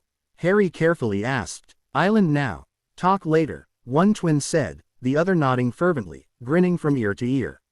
"We have thrown a week's worth of clothes into our trunks and got some employees to work under Lee, who is now managing the place while we are ready to permanently retire to an island, concentrating on research and innovation, in a more inspirational environment," they finished, beaming at the audience, who were collectively glaring at Harry, who was currently hitting his head against the table, repeatedly. With a sigh, Harry faced the unavoidable. "One condition. You will behave with the islanders," he said. Remus had other plans. "Come on, Harry, you know how boring island life can be. Let them bring some entertainment into the town.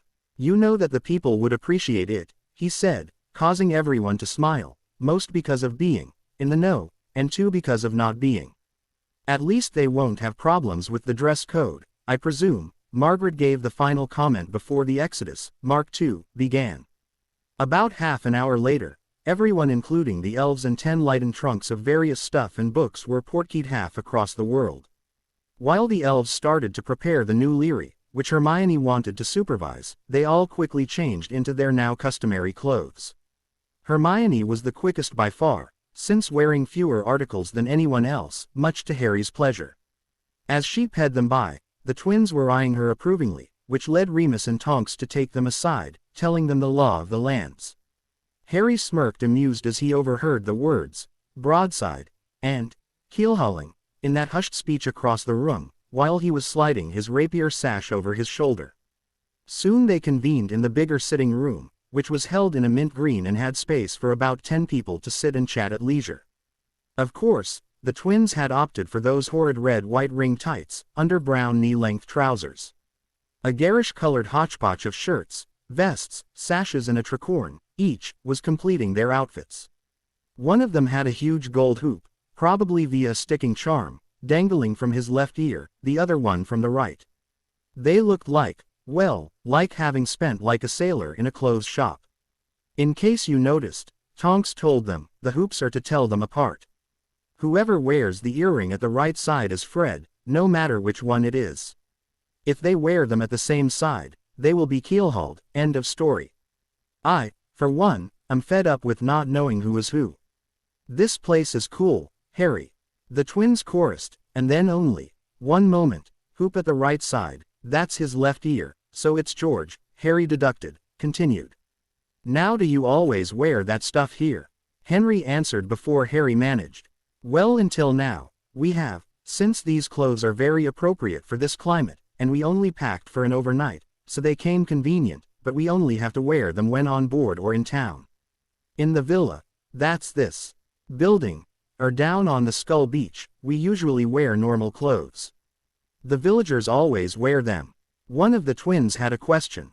It was Fred, according to the hoop. What do you mean with, on board? Remus mentioned keelhauling, so there is a ship. Yes, two actually, Margaret explained. The Pathfinder belongs to the town, while the Revenge is Harry's personal vessel. Cool, your own yacht. Tell, how big is it? Fred addressed Harry in his seat across the room, who answered with a sly smile, while buffing his nails. Oh, not that big, only about 150 feet, and 48 guns. Laughter ensued when the twins threw themselves at his feet, bowing and canting that they were unworthy, over and over again. Oh, get up, you are worthy. Okay, now that you are here, would you be so kind to tell us what you wanted to tell us so badly, Harry said when they finally had ended their antics. Well, actually, Fred said, letting himself drop onto the couch. George continued, while falling into place next to his brother. Stop, Harry yelled as he jumped up and stomped over to them. Just one of you talks, the other one stays silent. I don't need another headache. So, can you do this? He said, fingering his sword as he squinted at them. You are no fun, Harry, we expected more from a man with a really big gun, Fred lamented. Yes, entirely too touchy for a man with so much wood, George agreed, much to the amusement of the people sitting with them, minus Harry. We get it, Harry groaned, his face turning a vint shade of red. Now would you please come to the point? But we haven't even commented on the size of your mast. Fred grumbled and held his hands up in a protective gesture when Harry moved forward with his hand on the hilt of his blade, ready to draw. Actually, we wanted to find out where you had gone, and warn you, since Dumbledore knew that you were gone within minutes. Fred quickly changed the topic as if were his intention all the time. He had, Henry asked, surprised at the news. Yes, he had an emergency meeting by 9 o'clock on the 8th. He told us that you had left an hour ago. Had everyone running up and down the country looking for you. He was completely up in arms because he couldn't find you anywhere. Fred reported on his own as demanded, while George resorted to sign language and expressive dance to complete the experience. Harry grumbled, but he had only told him to keep silent, so he could only blame himself. But how could he know that? Henry asked curiously, only to get his answer from everyone around him at once. Moody and Mad Eye echoed through the room. Everybody magical knew that only that man could be the reason. Fred nodded, while George made a champion pose. That walking scar tissue guy. Why him? Henry asked. He remembered that man with his peg leg well. Everybody would remember a man like Moody. You remember his eye, that electric blue one. He can see through everything with it, Tonks told him. While Henry nodded at that, Margaret flinched and wrinkled her face in disgust. So when he was talking to me, he was probably peeping beneath my clothes, she said, making Hermione flinch, too. She never had thought that Moody might do that. She turned to face Tonks, who had worked a lot with Moody and had to know. Tonks ruefully shook her head. You know, you learn to ignore that over time. I know for fact that he scans everyone he sees through all layers to find hidden weapons. So he certainly has, she said, and ignored the disgusted faces all around, especially from the twins. But he checks so many people at once that his eye barely stays long enough to notice much detail. And he has grown so accustomed to it that he doesn't even register it anymore. He once told me that it would distract him if he would care for what he sees, and he could never let that happen, she told them, which made all the kids yell, constant vigilance. In unison. Okay, that means the cat is out of the bag, Remus began, smiling faintly. But at the other hand, it is great for us that he knows. Harry and the twins gave him a baffled look and the Grangers looked like deep in thought. Hermione looked intrigued, and Tonks smiled knowingly. Before anyone else could reach a conclusion, Harry already asked for it. Why exactly? Oh cub, don't be so dense. He now knows that you can leave and disappear to somewhere completely out of his reach. And he needs you. That leaves us in a very good position if we ever need to talk to him." "Whatever," said Harry, slapping his thighs with both hands. "Sounds great, but I had some plans for today, and those include a beach, my girlfriend, and a very small bikini suit on her. So, I don't know about you, but I want to get into the ocean before the sharks emblay." His proposition not meeting any opposition, they all went to change into beachwear and soon embled in the foyer. They went down the path leading down the cliff to Skull Beach, and it was very hard to keep the twins from storming down and maybe injuring themselves as they saw the ship out on the water. While the adults were using the time to tan themselves on loungers tonks transfigured from some seashells and chatting about this and that, Harry and Hermione used the opportunity to frolic in the waves and the deeper water, just being teenagers in love for once. All this time, the twins were just standing deep in the water, grinning at the revenge in a most disturbing manner. As the group returned from their swim, everyone went to change and agreed to meet in the sitting room. When Harry returned, he went straight to the bar and poured himself some fruit juice. Turning around, he yelped and dropped the GL, already halfway into casting a spell before he stopped himself. Out of nowhere, the twins were standing before him, probably having apparated in right as he turned around. Deep inside, Harry was sure that they didn't make a popping, but more a sproing sound when doing so, like the spring of a jack-in-the-box. He seriously could imagine them like that. Both were looking at him with puppy eyes. He took a calming breath and asked them what they wanted. Later that evening, the villa, master bedroom. "I can't believe you really allowed them that," Hermione railed as she renewed the silencing charm on the window for the 10th time or so. "They are going on for hours already. Couldn't you at least take the charm off?" "No, that charm is integrated in the guns, and silencing doesn't work on them," Harry sighed. "Maddie said even if you managed to remove the cannon blast charm runes from the gun without destroying it, the sound they make without is nearly as loud, but at least twice as annoying, like styrofoam was being rubbed or a nail on a blackboard, depending on the shot. It took a cannon blast charm to mask it with something you could live with. I'll go and talk to them, all right. Or maybe Remus or Tonks know a good sound barrier shield. Do this, I'll try to make sense of this warding book here. I want this shark repellent ward be done as soon as possible." Hermione smiled, and again bowed over her book, trying to make sense of the runes and arithmetic involved.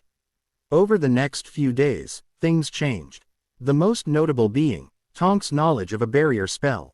After she taught them, Harry had managed to cast it well enough that the sound of a cannon was muffled to a small pop at the beach and could scarcely be heard up at the villa.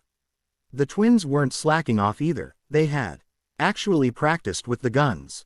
Though the initial feeling of their friends and the crew was wary suspicion, they quickly proved that they could be serious about anything involving explosions.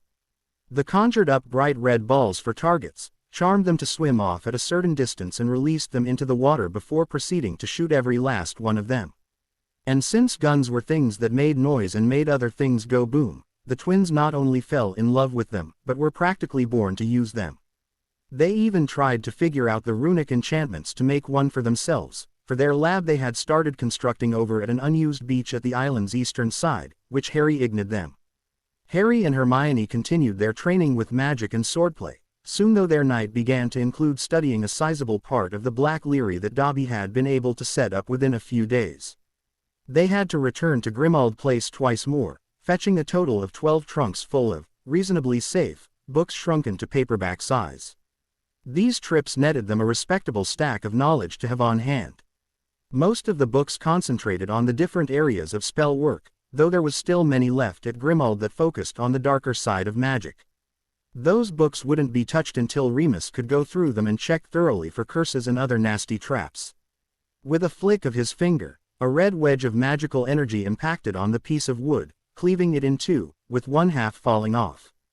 Harry quickly flicked his finger again, turning the half that was still standing on the block 90 degrees before cutting it again. Then he took a sip from the butterbeer next to his seat and levitated the other half onto the cutting block.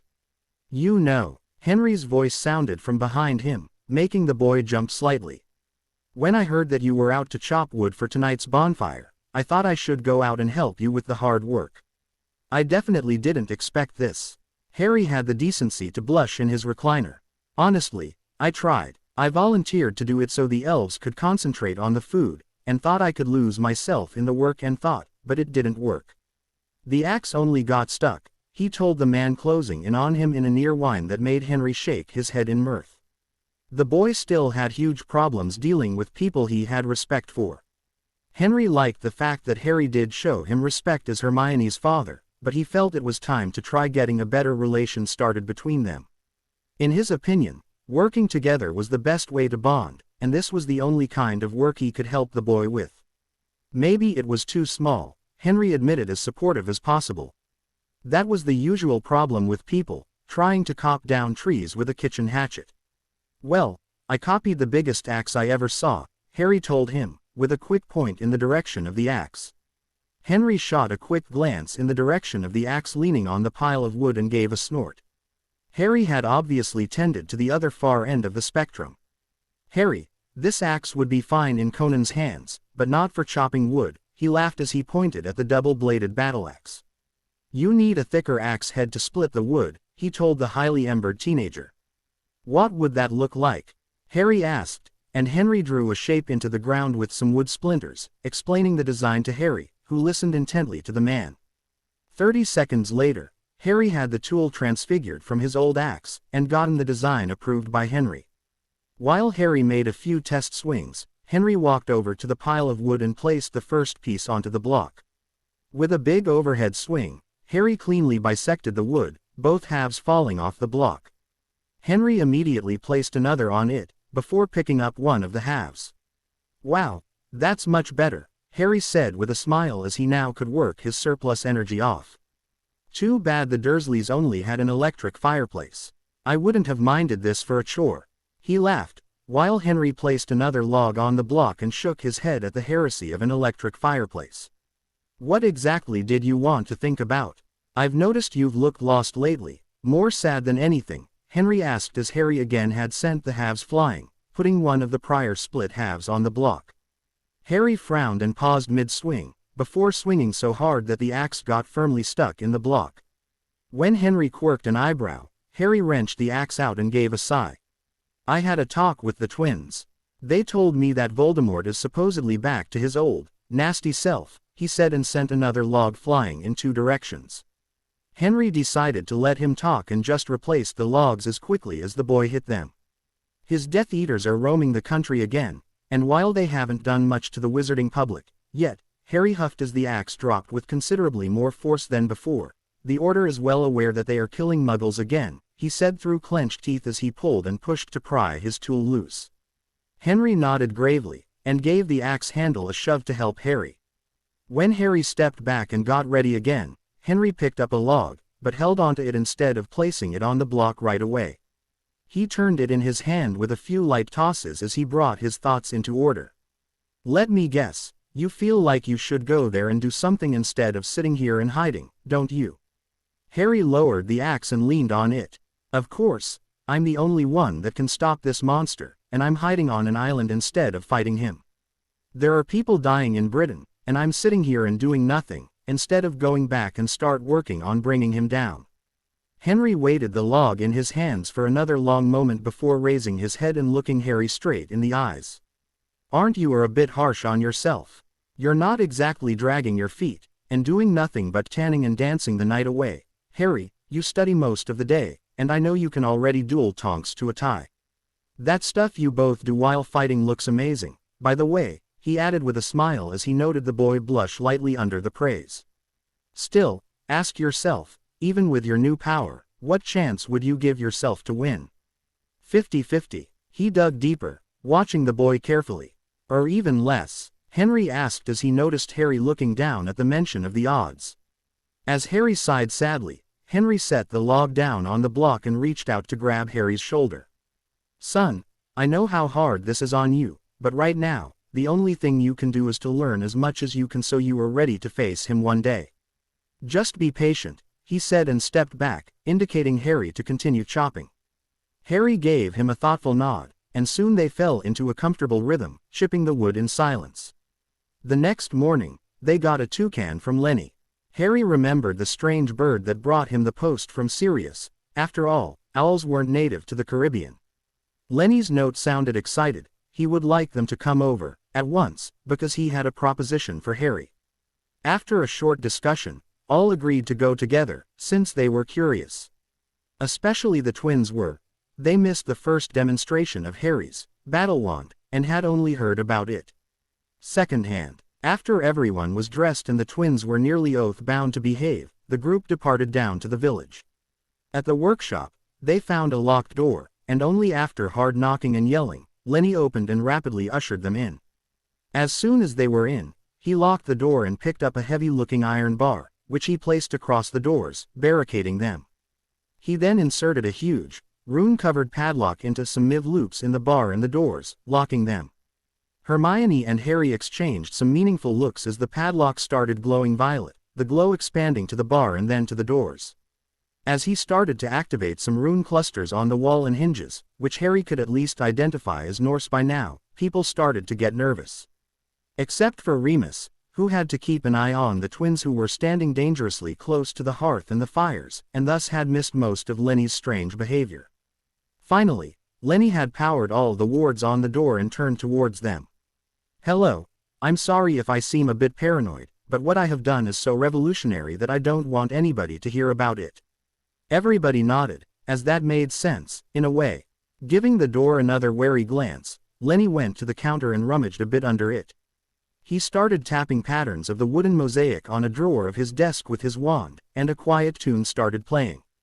As Lenny tapped a few more patterns on the wooden inlays, a bell started sounding, seemingly somewhere in the distance. This made Lenny tap the inlays in a frantic way, until finally, the bell and music ceased with an amazingly loud click, and a very relieved-looking Lenny reached into a compartment and fetched a box, of which everybody assumed that it contained the finished wand.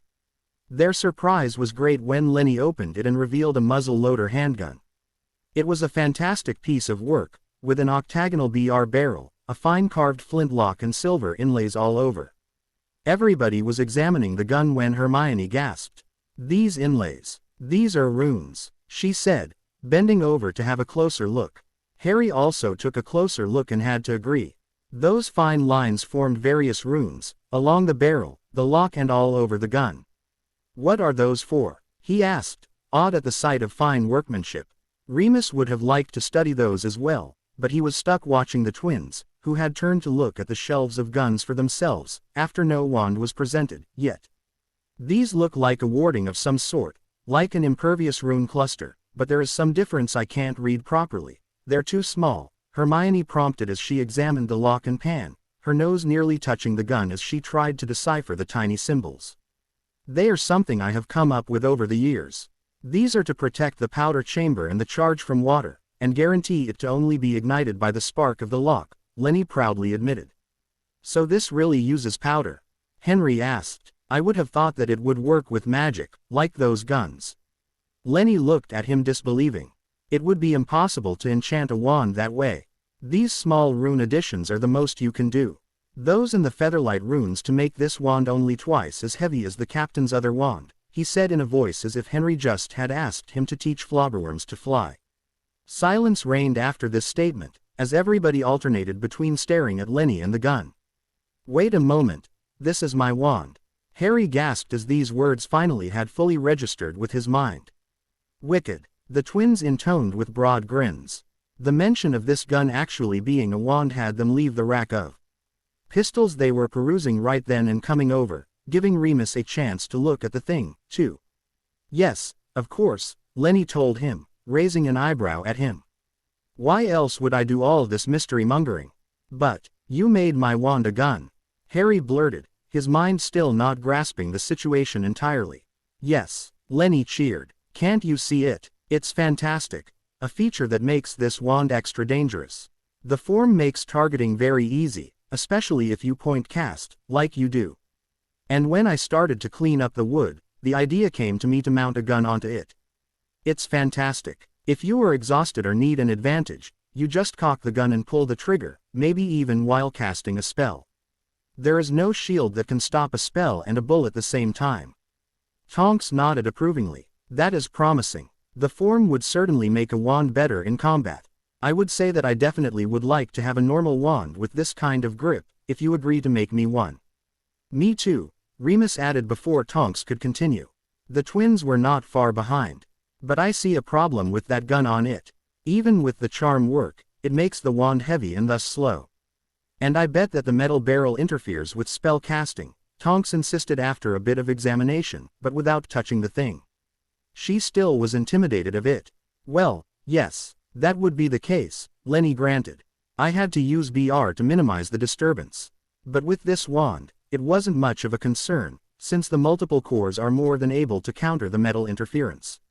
So maybe that wouldn't be a practical option on a normal wand, he conceded with a slight sigh. In the background, Fred rose an eyebrow and mouthed the word, multiple, to his brother, who replied by making a series of rude gestures with his hands, both laughing. Tonks eyed the wand gun chimera closely. Still, everybody can see the gun barrel, which negates the surprise effect. Can't you disillusion it? Regrettably, no, I can't. It would take a very powerful enchantment to keep working on a wand. Disillusion charms won't hold long. How about using a Fidelius? Hermione asked curiously. Everybody else turned and looked strangely at her for that. What? You have still enough space on the barrel to carve the runes necessary, and could protect the secret that it looks like a gun, and no one would notice it anymore, she protested the insinuations held in those looks. Lenny looked at Hermione a little longer, before a smile split his face. That could work, and if you share the secret, others could use that secondary feature too, since the wand has nothing to do with it. The secret would probably fail to everyone who sees it fired, but you would certainly have a surprise effect, he babbled on, while Hermione put her hand on her hip and shifted to rest her weight on the other foot in an overly saucy way, tilting her head and smirking at the others in her "I told you so" manner. Why not go even farther? Margaret asked. You could make it a secret that it looks different from a normal wand. People wouldn't even notice the strange form anymore, she proposed, bringing the light in Lenny's eyes up a few more candelas. Okay, enough theory. Can anyone here actually cast this charm? Harry asked eagerly. No need to discuss this if we can't do it, he stated. For something of this size, I can, Remus volunteered after a short moment of consideration, and raised his hands in a protective gesture. And yes, Hermione, I'll show you how to do it, he added rapidly, anticipating her question. Harry clapped his hands and smiled. Then let's try. I'll be the secret keeper, myself. 5 minutes of carving and a very long spell later, the wand looked for the entire world as like a normal wand would. In fact, it didn't have any description other than, it looks like a normal wand. Only those in the room knew the secret, for obvious reasons. Harry wanted them to be able to use it in case they needed to, and Lenny was the only one able to service it. It shouldn't have to be said that Lenny received orders for 5 more wands with single core and pistol grip. While all the wizards were measured and tested for core materials, Henry and Margaret chose pistols for their own self-defense, a long and very well-made double-barrel model for Henry and a small hold-out gun for Margaret to keep in her bag. Remus took it onto himself to block the twins from procuring guns.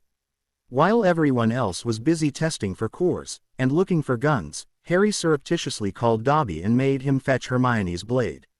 The transfigured sword was already showing signs of fatigue and would probably reverse form completely in a month or two, and Lenny promised to take the measurements and make a magnificent copy, and of course, to keep it secret.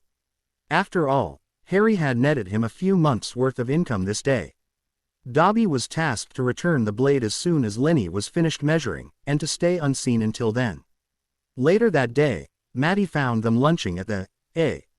Nobody knew the name of the bar anymore, so everybody just called it the Bar A, or Red A, since someone claimed that the writing once was red, many decades ago.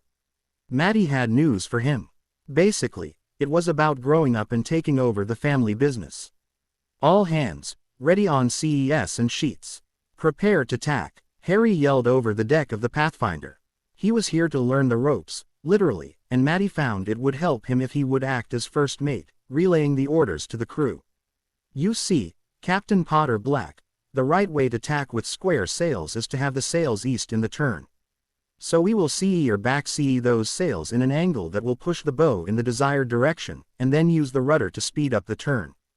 If we had square sails at the main mast or a full-rigged mizzen mast, like the Revenge, we could use them to support that maneuver, too. Captain Cobbs, the captain of the Pathfinder, explained Harry patiently, mimicking the sail's position during the maneuver with his hands like Ron would show Quidditch moves, while the crew was rushing to their stations, awaiting the next orders.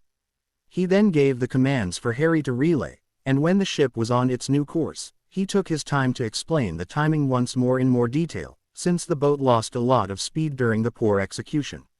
All in all, Harry didn't do too bad for his first day, and only rarely stumbled over the correct names of all the stuff on board, due to his prior studies of the Hermione manual, which did include a pirate plot, after all. Hermione had spent her time on board writing in a large notebook, now filled with all the things Harry had been taught during the day, and enjoying the trip with her parents and the other members of their group, all of them eagerly helping and learning to sail, themselves. Even the twins behaved for a while, after being threatened to get marooned, and eagerly ran from station to station when called out, having a good time on board. Especially Margaret and Henry fell in love with sailing, and were talking about inquiring at the wharf about a small touring boat for two. An early retirement was looking enticing if you had a tropical island to move to. But not everything was all orchids on the island. 3 days into their second stay, Harry had noticed Hermione starting to act strange. The first thing that baffled him was when he once saw her in the Leary, pulling a book from a shelf. She opened it, read a bit and then closed it again, sighing. She then gave the book a caress and put it back, sighing again. He didn't think too much about it, it was Hermione, after all, and wrote it off as her maybe having kinky thoughts from having all those books. He could certainly imagine her masturbate with a book. Now that was a thought to hold on to, maybe he should bring that up sometimes.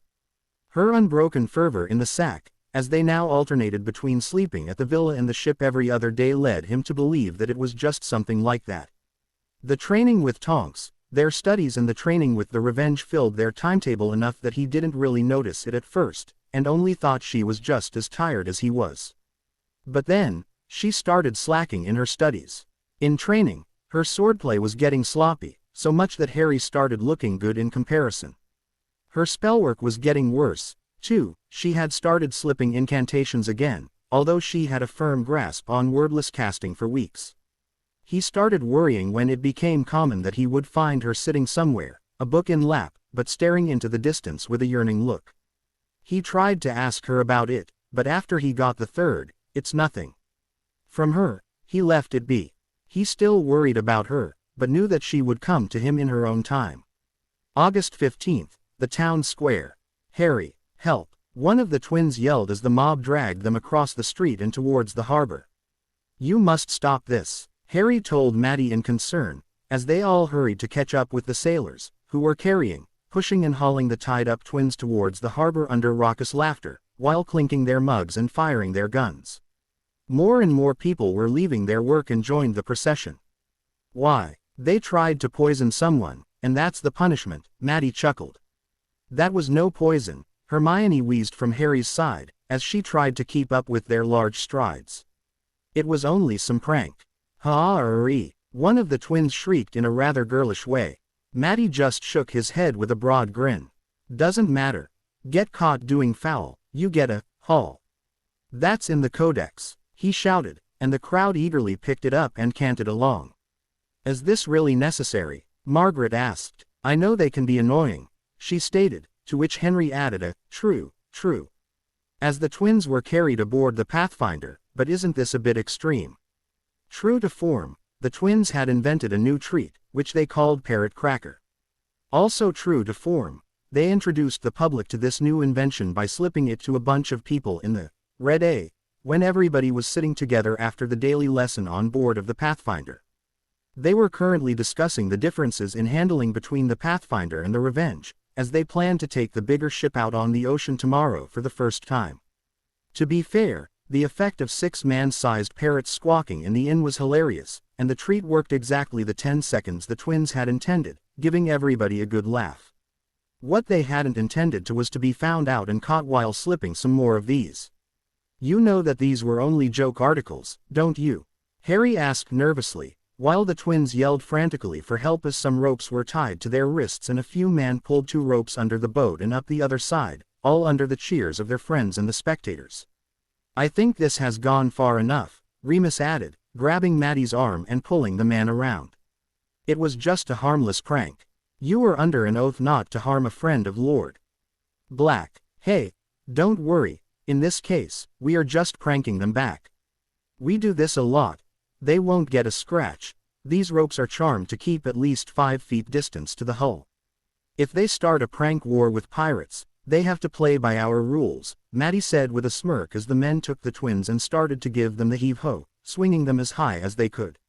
Harry had to admit that the girlish screams of the twins were funny. Tonks was just grinning broadly. She was one of the people who got a cracker slipped, so she thought it was only fair game. Even the Grangers nodded their consent. Now that they knew the boys wouldn't be harmed, they could approve of this educational measure. And maybe enjoy it a wee tiny bit. After all, you don't witness a keelhauling every day, Hermione reasoned silently, as she stepped closer to MC Harry while she watched the show. We don't mind a good prank, but it's tradition that if someone gets caught during a prank, they get keelhauled. You know, like the old saying, if you can't stand the heat, stay the hell out of my gun deck. They won't be harmed. This is just a good bit of fun, like a good dunking. But it might quench their antics a bit, Maddie admitted while the men in the crowd started counting down from 3, and laughing out loud as the twins were released in upswing, thus thrown overboard in a high arc. They landed with huge splashes, and the men quickly took the ropes to pull them through in astounding speed. Gasping for breath, they surfaced at the other side no more than 5 seconds later, to be hauled aboard under laughs and back slaps from the pirates, who quickly undid the ropes. Immediately, the same guys who were keelhauling the twins only seconds ago started placing orders for these crackers, inquiring about other stuff the twins had in store, as if they were kids in Zonkos. Everything all right? Harry asked them as the crowd had returned to the inn and whatever they did before, leaving the dripping twins and their friends on the Pathfinder. You know, Harry, apart from the being scared shitless part, Fred started. And the wetting your pants part, George continued. This keelhauling thing was rather fun. They chorused with a set of really disturbing grins. We might use this for something, George proposed, turning to his twin. Maybe another Daydream series. Fred replied thoughtfully. How about this, guys? Remus said as he approached them and pulled them into a conspiratorial huddle and whisper, from which one of their heads occasionally emerged, looking appraising ly at Harry, before dipping back. This was the day Adventure Dreams, the version of the patented Daydreams targeted at a male audience, was born, a series Harry would contribute many a memory to. August 17th, the Villa, early afternoon. Harry, can we talk? Harry looked up from his Transfiguration book. He was currently sitting in the Leary couch, as it became his habit after lunch while it was too hot to be outside. Hermione often retreated for a short kip, claiming the heat made her drowsy. Today, she had obviously cut that short and sought him out, standing meekly in front of him. Recognizing that this probably meant that he would finally get to know what had been bothering her the last week, although he already had a suspicion, Harry placed a parchment scrap into the book to mark his place, shut it and wandlessly levitated it over to the table. Hermione smiled at him. She hated it when he dog-eared books to mark the spot. Granted, he never would have done that with such an old tome, but she loved him showing effort. She knew he was also showing off a bit for her, but her inner voice rationalized that the tome would be in the way on the couch, anyway, and such a valuable book should be handled with reverence. When the book was placed on the table, Harry gave her a vague hand motion, indicating her to join him and start talking. It was something she knew after their long years of friendship. Normally, she would just flop down beside him and start talking, but this time, she wanted to talk him into something that he wouldn't want to do. The last time she did that, it resulted in her giving his firebolt to the professors behind his back, something she still regretted. Harry, I know you already have made up your mind, but, she started, and her courage left her for a moment. Anxiously, instead of sitting next to him, she knelt in front of him, taking both his hands in hers, making him raise an eyebrow. Taking a deep breath, she continued. Can we please attend Hogwarts? She begged, cringing and expecting him to be incensed and shout at her. Taking a long look at his lover, her beautiful hazel eyes pressed shut in fear, Harry gave a deep sigh. Didn't she know him at all? He already had guessed it would be about that, and he never would blow up at her because of something as simple as that. A bit saddened, he asked her a simple, why should we? Hermione's eyes shot open wide. She didn't expect him to actually talk it over with her. Hectically, she brought her thoughts in order to present her reasoning. Well, although we do learn a lot here, and Tonks and Remus do a very good job at this, there is still so much we have to learn. She's an Auror and he's a defense master, but... I know, Harry interrupted her fast-paced stream of conscience. I've been trying to make sense of that book here for days, and both couldn't help me. There is a lot of theory behind human transfiguration they don't understand entirely, neither, he admitted. Hermione felt like a weight had dropped from her when Harry mentioned his struggles with the advanced topics. She had been terribly afraid that he would just accept it and keep using the simpler spells. But now she knew that they shared a motivation to get better education. Yes, exactly that. You know, Remus and I wanted to ward the beach against sharks, but neither of us understands those books I found about warding. Remus said while he knew some temporary stuff and standard stuff that is defense related, he didn't know enough about those to set up new ones. He never took runes at Newt level, only arithmancy for spell construction, Hermione told him in her happy rapid-fire mode while she got up and cuddled into his side. And there is still Riddle. We need to be prepared to fight him, and the longer we take, the more people get hurt. Right now, he's weak, but the longer we wait, the more he recovers. She waved the guilt trip card expertly, just in case his new study habits didn't completely override his innate laziness. She had been prepared to get in a blazing row with him to beg and weasel him into going back, so she wasn't above using a little psychology to enhance her chances. Especially as she was right and knew he already felt the same. I know, he sighed. Everything in me screams to get over there and blast his scaly ass into oblivion. But I don't know how to deal with Dumbledore, Harry stated in a pained voice as he leaned his head against hers and closed his eyes to relax them from the strain the tiny scribble of the old tome had proven to be. Harry, please, we will find a way to deal with him. Remus told you that we could. We just need to put our heads together and make a plan. But please, she pleaded, glad that he was at least a bit willing, before changing her tune and switching to seductive voice. I'll make it worth your while, I promise. Wherever, whatever and whenever, I'll do it. I'll even let you bugger me and all, she whispered into his ear, nibbling at his earlobe, knowing how much that affected him. Harry tensed when she did so, just like he usually did when she teased him that way, and so she turned her head and smiled at him. Are you trying to bribe me? He asked her with a strained voice that sounded a bit off. She could hear the deep emotion laced in his voice, just below the surface. Does it work? She replied saucily, batting her eyelashes at him.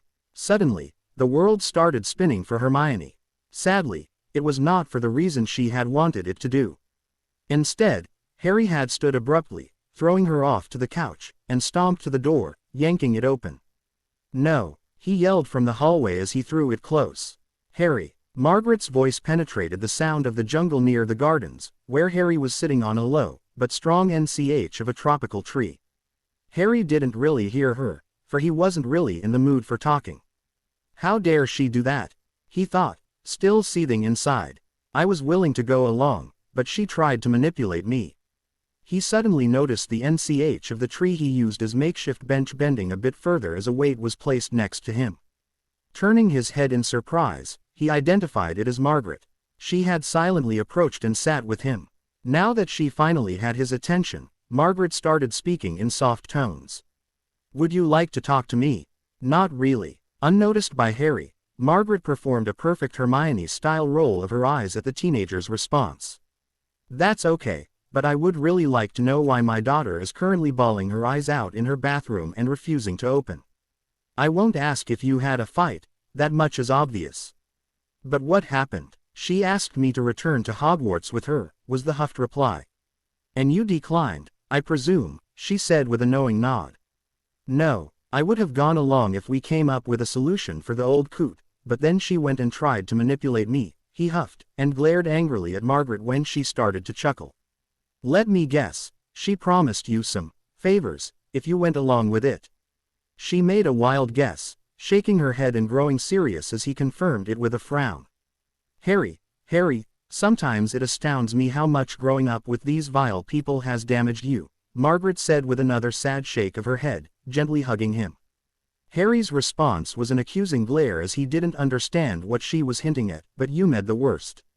I mean, you see something good dangling right in front of your face and still keep looking for the barbed hook hidden inside, Harry. While I can't say that this was the most sensible idea my daughter ever had, did you really think that she would have done that just to manipulate you? She just offered a treat. She wouldn't have offered anything she wouldn't have given you anyway. It's called teasing, banter, jollying.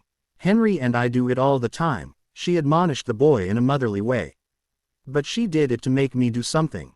That's bribing. I don't like being manipulated, Harry insisted with a manly huff. Margaret laughed out loud. So you never promised her a back rub or snog if she were to put a book aside and go swimming with you? Or promised to go book shopping? Her laughter turned into a wide grin as Harry blushed hotly. Hypocrite, she called him teasingly as she wrapped her arm around his shoulders for a hug to take the bite out of her comment. I've really buggered that thing up, haven't I? He sheepishly asked when she finally released him. Yes, pretty much, Margaret responded, nodding with an overly broad grin on her face. Harry shook his head and stood. Thanks for the kick in the pants, but if you excuse me, I have some serious apologies to deliver, he said and went off into the jungle. Completely spent from crying for nearly an hour, Hermione picked herself up from the tiles of her bathroom. She couldn't believe how stupid she had been. He was going along already and she still had pulled all stops to make him do what she wanted.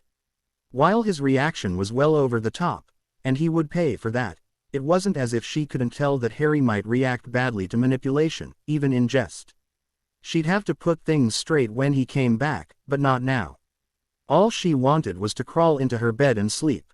A brief sob overcame her as she remembered that she would probably have to sleep alone tonight. Biting down on her lip to stop herself, she pulled herself together to make it at least to the bed. Shuffling forward, she avoided looking into the mirror as she pet it. She knew that she probably looked a fright.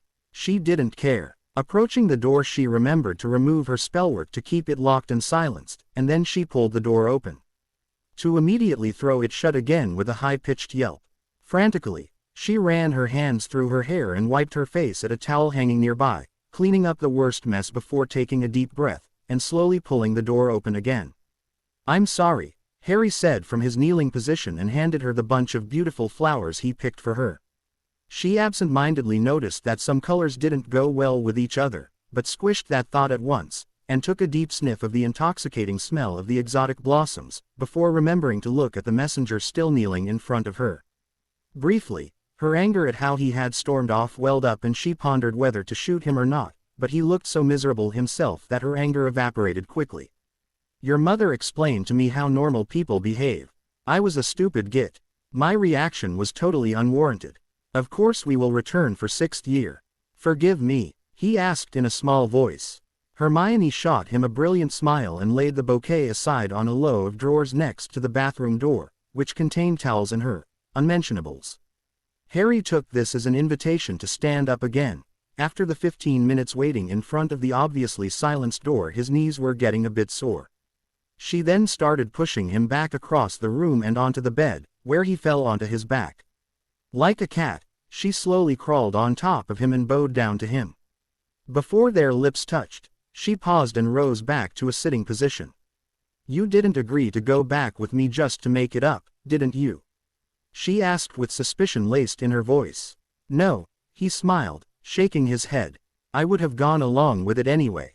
Satisfied by his response, she proceeded with the loving she had stalled. After some time of gentle exploration of their oral cavities, she sat back up on his hips and smiled saucily at him. Come on, let's make up. Maybe I'll even let you try buggering me. But you don't have to bribe me anymore, was Harry's confused reply at her offer. She licked her lips and gave him a randy grin. I would have gone along with it anyway. We should do something for your mum, don't you think? Harry stated as he pulled Hermione closer into his shoulder. She had ended up there 15 minutes ago, after they had completely exhausted each other, cuddling in the afterglow. Was all that Hermione uttered as she continued trying to burrow herself deeper into her lover. You know, she did so much for us. Helping me, bringing us together, settling our disputes. He ticked off at his fingers and yelped as Hermione nipped his. Not to forget keeping Dad. At bay, she whispered into his armpit, making him flinch away from the tickle with a giggle. But what could we give her? He asked after a few more moments of lying blissfully in her MCE. I remember she once asked for some polyjuice potion after she heard about my mishap in second year. Hermione giggled, drawing some intricate circles on his ribcage with her finger. What for? Harry purred, completely focused on the lines being drawn on his skin. She found it cute to be a cat girl. And she hinted about Daddy liking such things very much. I can't follow you. Well, cat women do have their fans. That soft fur, the cute muzzle, the purring, although the tail was something irritating, it always flicked and waved of its own accord, Hermione told him, frowning at the memory. Oh, and another thing. Did you know that cats have 6 tits? It was a weird feeling, she told him as the thought hit her. She just finished saying that as she felt some motion against her thigh. Did you just twitch at me? She laughed. Guilty. He chuckled and edged her head. I love your bits, but I do like them better without hair on them, he chuckled as he groped around for them blindly. Yeah, much better without hair. The girls being all furry sounds entirely weird to me. But who am I to judge, he said mirthfully as Hermione playfully slapped his hands away. What a pity that polyjuice doesn't work on muggles, Hermione sighed and shrugged. She wouldn't want to be stuck looking like that for a month, anyway. Did I mention that my current book is about human to animal transfiguration? From what I read, there are some intermediate forms possible, Harry mused. Hermione pushed herself up and let herself rest on her arm, half reclined. Really, I wonder if we could pull that off, she said, worrying her lip, while Harry's attention was focused on something delightfully dangling a couple of inches further down her. You know, it feels kind of weird talking about getting your mother laid, Harry retorted after prying his eyes off the sight and nipped at her lip, trying to help her worrying it. Hermione snorted and switched to her nagging voice. We are wizards, weird comes with the job. Honestly, Harry She nearly peed herself before Harry stopped tickling her. Okay, so you want to go back and attend school, Tonks acknowledged what she had just heard during dinner at the villa, forcing her voice into an air of nonchalance. She gingerly placed down her silverware and dabbed at her mouth with her napkin before neatly folding it onto her lap. Are you crazy? We went through all this to get you away from Dumbledore, and now you want to go back there. Why? She suddenly shouted at the 2 kids, her hair an angry purple. The 2 sat still, a calm look plastered on their faces. They had expected this and thus, they honestly weren't surprised it happened. Though the volume of the outburst had been an unexpected addition to it, being so loud it caused the remaining people at the table to cringe away from the crazed and powerful woman. Dumbledore is irrelevant in the big picture, Harry insisted. Yes, he is a nuisance until I'm of age, but that's all he amounts to. Nuisance. A bloody nuisance. He's one of the greatest wizards of our time. Have you gone mad? Tonks screeched in response. Yes, nuisance, Hermione calmly insisted as well. While he likes to have things going his way, he is still playing for the right team. Remember, he still has Fox as familiar. So while he can be ruthless sometimes, he still has good intentions. He is not the enemy, only a hurdle. Tonks didn't leave it at that. Apart from the old codger, you know that this would also mean getting exposed to him, don't you? He is just waiting for a sign of you showing up somewhere. Yes, Harry acknowledged, but all of you know that while we all liked our vacation here, it was never stated that we wouldn't be returning to Britain. And with the prophecy stating that only I can deal with Voldemort, I couldn't stand to look at my face in the mirror, knowing that people were getting killed because I decided to sit on a beach, he stated flatly, cutting off Tonks who didn't know how to reply to this properly. While Henry had talked to Harry about the deaths in Britain and how he shouldn't shoulder the guilt of every lost life, a part of Harry wasn't ready to let go of the responsibility he felt for the people there. Harry still believed to a degree that every life lost was partly his fault if he couldn't stop Voldemort before it happened, he just couldn't shake the blame off as easily as people wanted him to. The longer I sit around doing nothing, the stronger his grip on Britain gets. You know that Dumbledore and the Ministry are losing the war as badly as they did the last time, Harry told them what everybody knew but didn't dare to speak out. Then take your ship and hit him in the money bag, if you think you have to do something, Fred proposed. That would hurt him badly and you and Hermione would still be rather safe here, and you would do something to soothe your bloody conscience. You know that he wants you even more dead than he did before. Fred, you are a genius, Harry mock-cheered with his eyes wide open. Why didn't I think of that? Where would I, a mere mortal, be without your wisdom and counsel? Fred harumphed and turned away when Harry finished his outburst with a look of very fake admiration. You see, this idea has come up between us already, Hermione quipped. We actually went and had words about it with Matty. And, what did he say? George demanded, while Fred was still pouting in a very dramatic pose for being mocked. In a word, don't. Harry stated calmly, savoring the feeling to have the others hanging at his every word as he made a dramatic pause. Matty told us that there is no way the men would follow him into a fight with a warship, yet, Hermione spoiled his moment, while putting her hand on Harry's slumping shoulder. She knew that this had irked him slightly, although he couldn't blame them. I didn't say he should go mano a mano with the Victory, I said he should capture some cargo vessels, Fred defended his position. Surely, the men would follow him for that, he smirked. Harry blushed slightly before he replied in a murmur. Upon collective request, he was forced to repeat his answer, under the slight smirk of his girlfriend. Matty said that if I practice very hard for a few more months, they might consider it. Didn't Matty say the men would follow you, back when they tested you? Henry put his 2 pence in.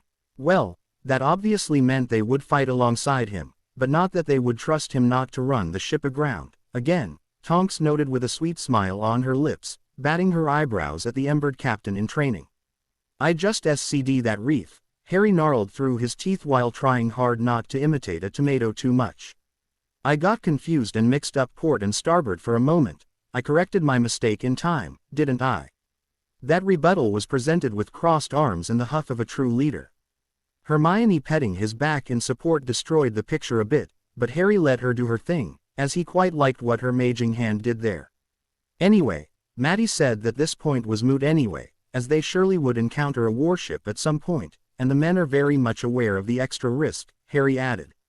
What extra risk? Margaret inquired nosily. Let's suppose we are successful in capturing a pureblood merchant, Hermione stipulated in her usual mind game way of talking. What would the logical reaction be? Tonks was the obvious candidate to answer the question quickest. Increase patrols in that area, she replied instantly, ever the or. Exactly. This would probably be a MIV increase, as they value to be protected as high, and there isn't that much else to do for the fleet. If we are able to capture a merchant, we take top priority in comparison to smugglers, Hermione lectured, and drew a very dark picture while doing her usual thing. The islanders are not in favor of drawing too much attention, so we would only be able to make attacks far away from the island, and only few. Apart from limiting the damage we can cause, given the sheer number of enemy warships, we will certainly run into a few of them, she added, waiting for the others to catch up on the facts. Then we outrun the bigger ones. And fight the smaller ones. Problem solved. Fred and George chorused. Remus put his hand up. Fred, George, he said soft and slowly, just like in CL. Battling ship to ship is always a fight for death. You can't just apparate or portkey away from a moving platform, he said in his teacher's voice. The guns don't care if you shield, and you can't dodge a cannonball. And even if we manage to evade the patrols, they would start creating convoys with escorts. There is a reason why historically, piracy only worked as long as they were few and kept the hell away from warships. There is nothing to gain in such a fight, he said, putting things into perspective for the trigger-happy redheads. Thank you, Remus. Actually, this is the normal risk. The men are much more concerned about the extra risk, Harry told them, drawing a deep breath to launch his explanation. If we start hurting Tom's finances badly, it is only a matter of time until anybody finds out, one way or another, that I'm responsible for it. So it won't take long until Voldemort himself comes here looking for jolly old me. The men aren't exactly fond of this possibility, he illustrated the men's fears Matty had brought up. Fred and George each shuddered at this thought. This would be the worst scenario. Fighting against Voldemort with nowhere to run would be a nightmare. In Britain, you had at least the theoretical chance to run away. Even if wards were present, you could run until you ped them and then simply apparate away. Not so on a ship or an island. Even worse, Remus voiced his concerns, already having sided with the kids. You said that Harry would need at least a few months to learn leading this ship properly, never mind in a battle. By then, he might already have taken over Britain, he speculated. As Henry and Margaret shot him alarmed glances because of that statement, he shortly interrupted his speech to explain his rationale. The situation isn't really that bad now, but who knows what might happen in the next months.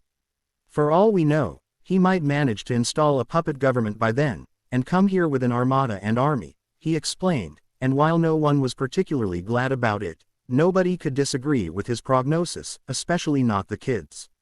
They had come to this conclusion all by themselves already during their instorming session. That's why I decided to take no risks.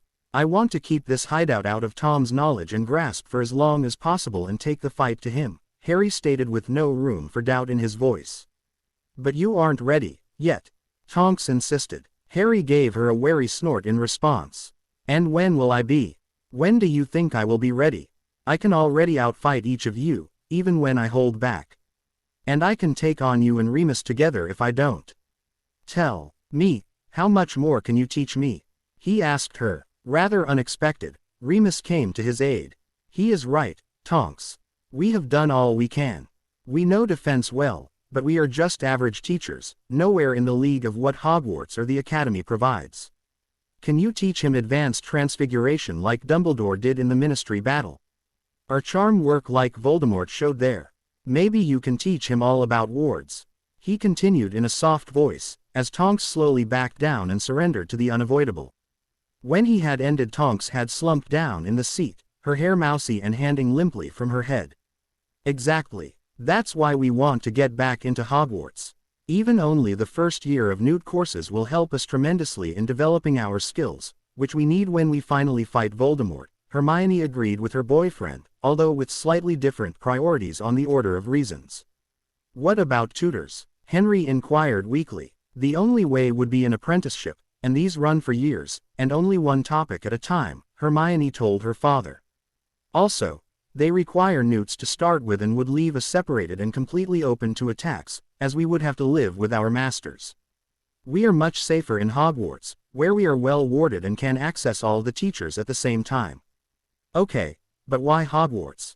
Henry whined. Can't you just go to another school? I remember you talking about 2 other schools, something French and something Russian, wasn't it? Hermione shook her head. No, Dad, Hogwarts is the only way. The other schools won't help much. Why? They can't be that bad, Henry demanded. Especially since they don't have this ass as headmaster. Heaven knows what he would do to you. Tonks shook her head ruefully. I hate to say this, but that ass is still better than Durmstrang. Dumbledore might be manipulative, but he's not dark, or his phoenix would have left him long ago. He tries to do the right things, but he has a tendency to run over individuals for the greater good, she told Henry, who harumphed annoyed at her as she dared to hit him with logical arguments.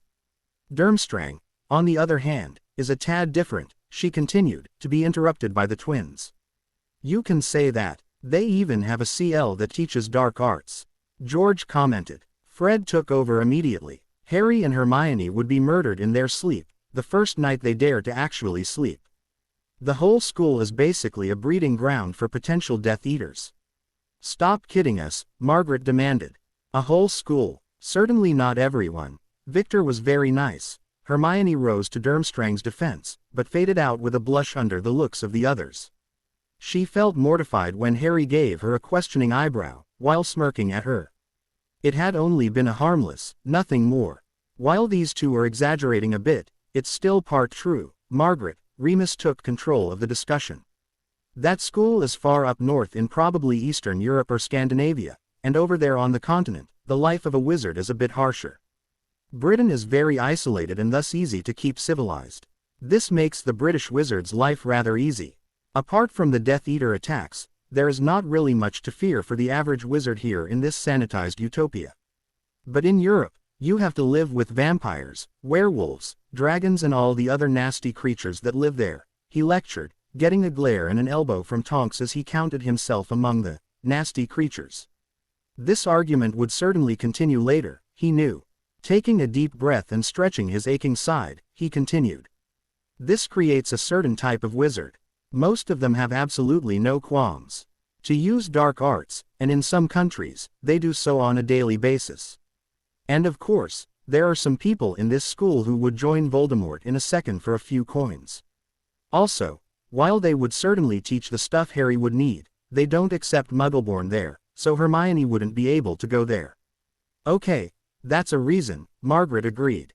But how about this French school? Beau chapeau, she inquired. Beauxbaton, corrected Hermione. It's a good school, but it's not in Hogwarts League, not even in Durmstrang's. It's not that bad, Remus interrupted. Truly, it's not the premier European school, but it is far ahead of the small institutes and has been a part of the Big Three for centuries. Sorry to interrupt, but isn't it girls only? Harry asked. When they visited, they only had girls with them, hadn't they? No, they have boys attending, actually lots of them, but there were only a handful accompanying them to Hogwarts. But these were very calm and well-mannered, so you might not have noticed them in the crowd of cute girls, Tonks told Harry, and morphed into a copy of a younger girl with long, brunette hair and a distinct French look for a moment, batting her eyelids seductively at the boy. And why were only so few at Hogwarts? Hermione inquired with a slight frown at the flirting aura. She still was self-conscious to some degree and didn't like if Harry was exposed to girls that looked much better than she did, even if they were only artificial. She knew that there was no danger coming from Tonks, or any other girl, if she were to believe in what Harry told her, but she couldn't just turn off years of conditioning. There was a simple reason for that, the same reason why they had me and other female Aurors attending for security, Tonks said as she changed her form again, with a wink at Hermione. She didn't exactly manage a copy of Fleur, but it was close enough for someone lacking Vila powers. The Delacour girl, she had to attend, since she was the best student of Beauxbaton, but they knew this would cause problems, she said as she had reverted to her bubblegum pink-haired favorite form. Everybody settled back into his seat as Tonks continued her explanation. You know that she is part Vila, and as any young Vila, she experienced burst of her allure. Usually, the best thing to avoid incidents is to isolate her from men, but this was impossible in the cramped quarters inside the carriage. In order to avoid problems, Beauxbaton just left most of the boys at home, and took only those who could deal with the allure. Because there were only few, they settled for taking mostly girls with them, who naturally were better at school. Anyway, she ended with a dig at the men at the table, receiving the frowns she had aimed for in return. There was always one female Auror on duty in the carriage to ensure that no boy strolling by would be drawn in by her allure and act rashly. Additionally, I usually shadowed her in various forms during the day, just in case. I actually had to turn that corner boy away 3 times, she chuckled, with the twins joining her. Doesn't matter, the school is certainly not what we need, Hermione said quietly, with Harry snorting and nodding his agreement. Oh, really? Elaborate, then, Tonks quipped, making a twirling motion with her hand, prompting them to answer. Hermione took a second to formulate her thoughts before starting to explain. You see, Beauxbaton is a school that specializes in good manners, above all. Because of this, the defense-related topics are a bit neglected. I don't understand what you're hinting at, darling, Margaret said. You know that the goblet chose Fleur as the best of Beauxbaton. Still, she finished every single task last. She even had to be rescued from the lake. Yet still, after only a year of tutelage at Gringotts, she is a proficient curse breaker. Since that shows that she isn't dumb or magically weak, her failure at the tournament must be laid at the feet of the school. We need the best. The others were looking pensive for a while after Hermione concluded her speech, but then started to nod approvingly, one after the other. Hermione smirked at Harry in triumph, getting a peck on the cheek by her boyfriend. Tonks rolled her eyes at their behavior. Well, fine, but how do you want to deal with Dumbledore? You're not really on his birthday present list anymore, you know. We're all ears, Remus prompted, waving his hand in a get-to-the-point way. Tonks actually enlarged hers, smiling innocently at them. Hermione cleared her throat to start her presentation. The first version had been impressive and over 20 minutes long before Harry made her simplify it. She even had made a huge string diagram of all factors she deemed important. At first, she tried to defend its use, but faltered after Harry gave her a long, hard look. They negotiated a truce at a simple presentation chart, but at least Harry used the inspiration to show her his own version of a string diagram later that night. Hermione shook her head to banish the sweet memories and got straight to the core of the matter. The biggest problem in all this is that while we thought about what to do, we realized that we actually still need Dumbledore, she proclaimed. Why's that? Margaret interrupted her daughter. As everybody was looking expectantly at them, Harry cleared his throat and took it upon himself to clarify this point. While we are going back to further our education, our main reason, well, at least my main reason, he quipped at Hermione, who harumphed and averted her face in a pout, is to find a way to finally take the fight to Voldemort.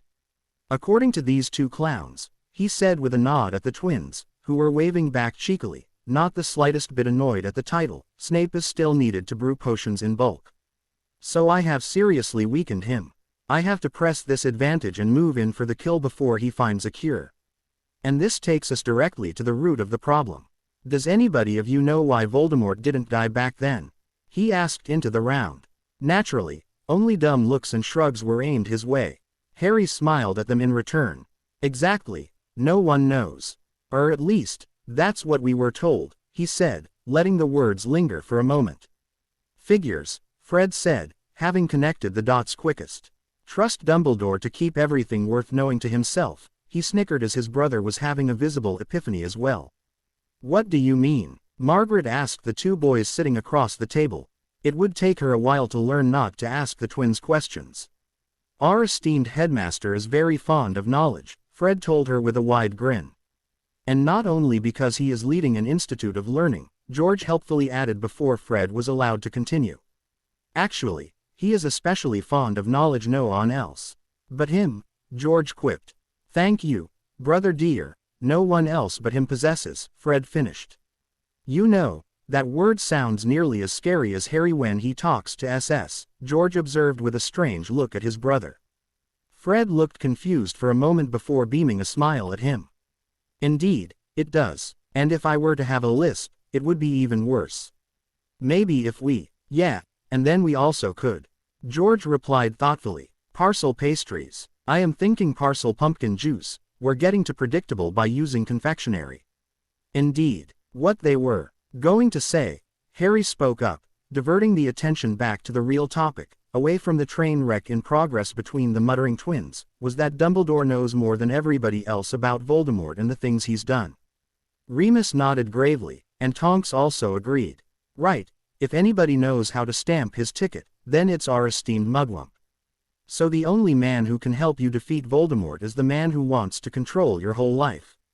Margaret demanded. As Harry nodded his agreement, she threw her hands in the air in frustration. This is getting ridiculous. Like straight out of a Penny Dreadful. She huffed. Henry was still computing everything. To be perfectly clear about this, you need Dumbledore to show you how to finally get rid of Voldemort. Bugger, I'd hate to see how that plays out. He holds all the aces in that game. Harry's grin took a diabolical note as he was about to reply. Not all, for there is still that pesky prophecy, which states that only I am able to vanquish the Dark Lord. No matter what he tries, only I can do it. So I hold half the aces, he grinned, and this time, everybody had to agree with his reasoning. Hermione used that break in conversation to hand Harry her chart and rose to explain their little plan.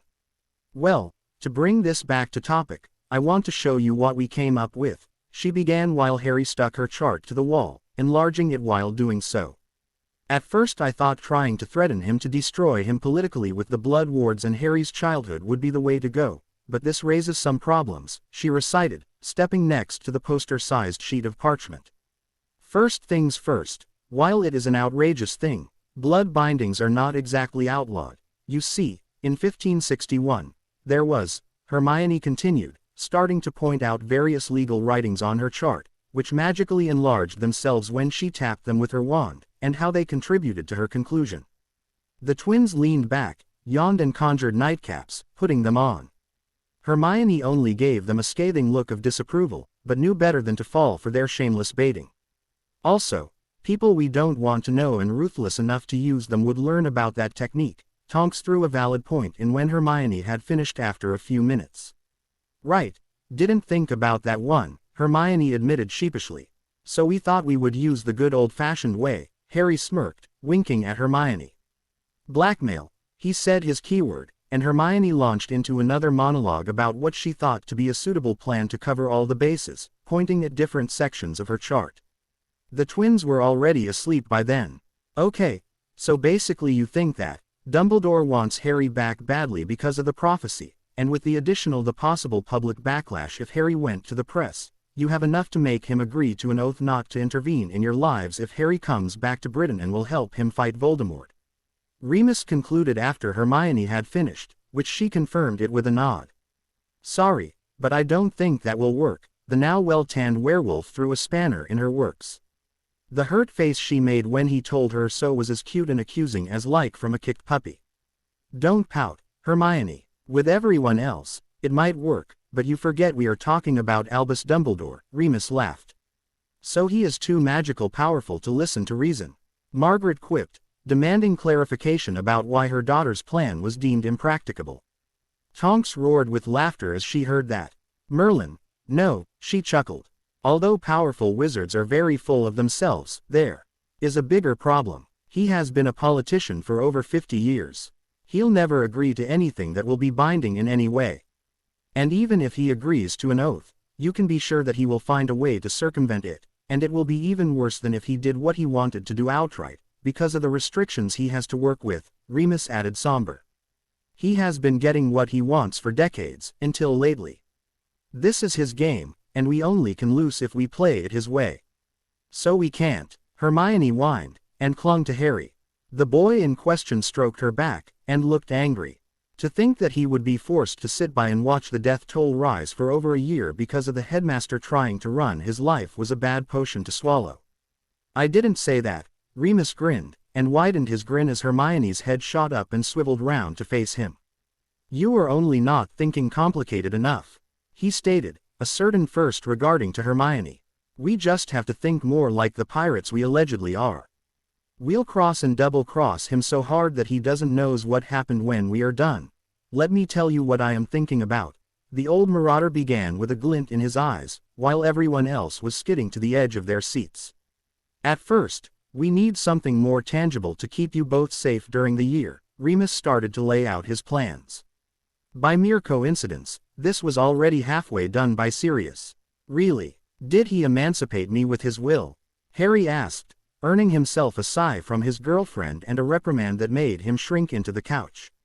If he did so, would we still be trying to get you out of Dumbledore's and the Dursleys' claws?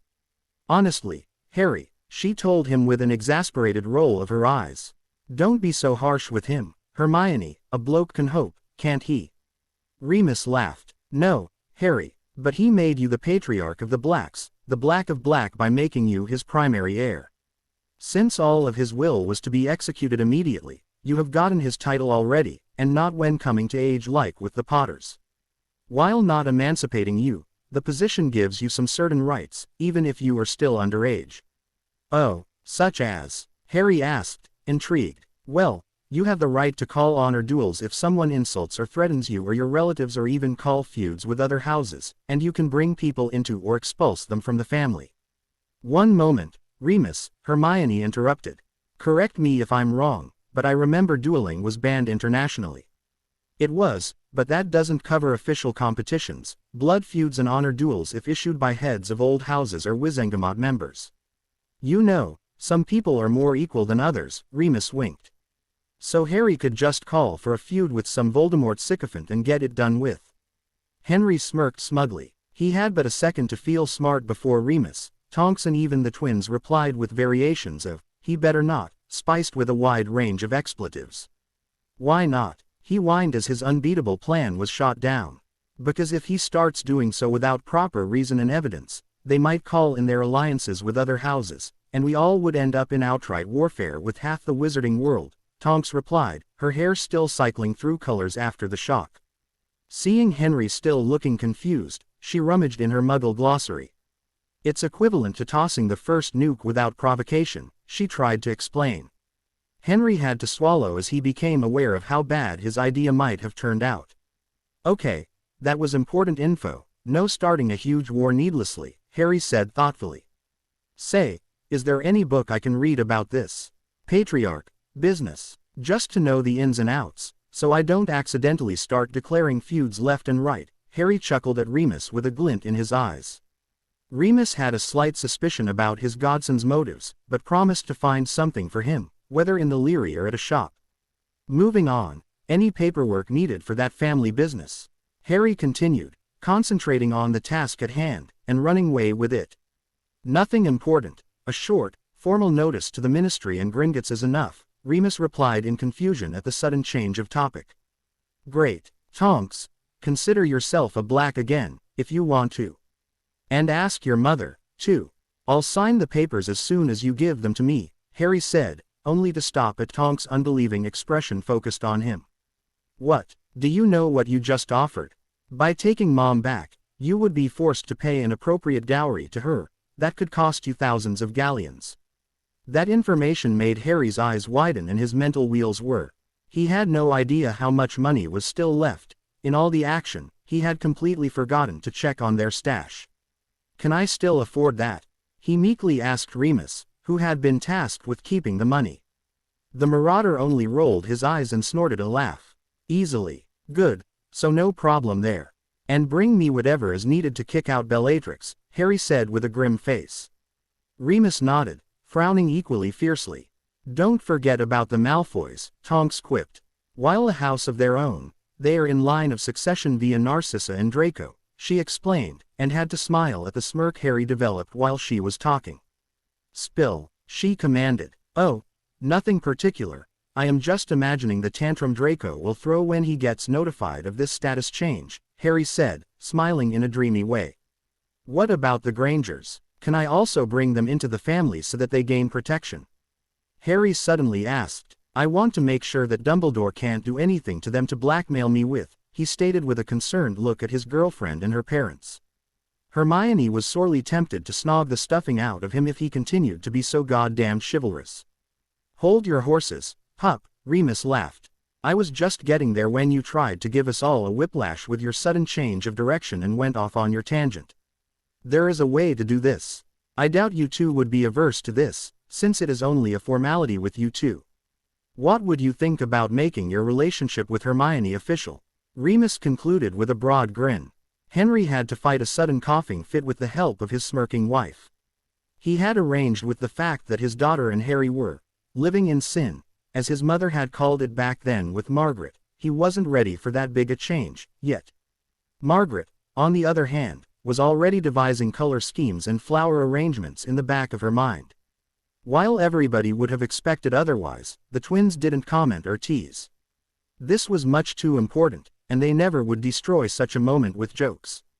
They would wait and tease the hell out of the two later. Meanwhile, the teens were looking at each other like SS at a rabbit. Was this what they wanted?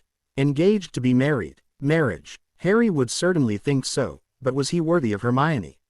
He would have been surprised if he knew that Hermione thought the same thoughts, just the other way round. You consider setting up a formal marriage contract, Tonks interrupted her lover, not asking, but stating it as fact. A marriage contract? Margaret asked in a displeased voice, her eyes boring into the other woman, while the children had squeaked in unison at Tonks' proposal. Henry didn't react visibly anymore. He was petrified with shock from all he had heard. I know, that's medieval, barbaric, demeaning to the girl in question, yada, yada, yada, Tonks said in a bored way, gesticulating appropriately.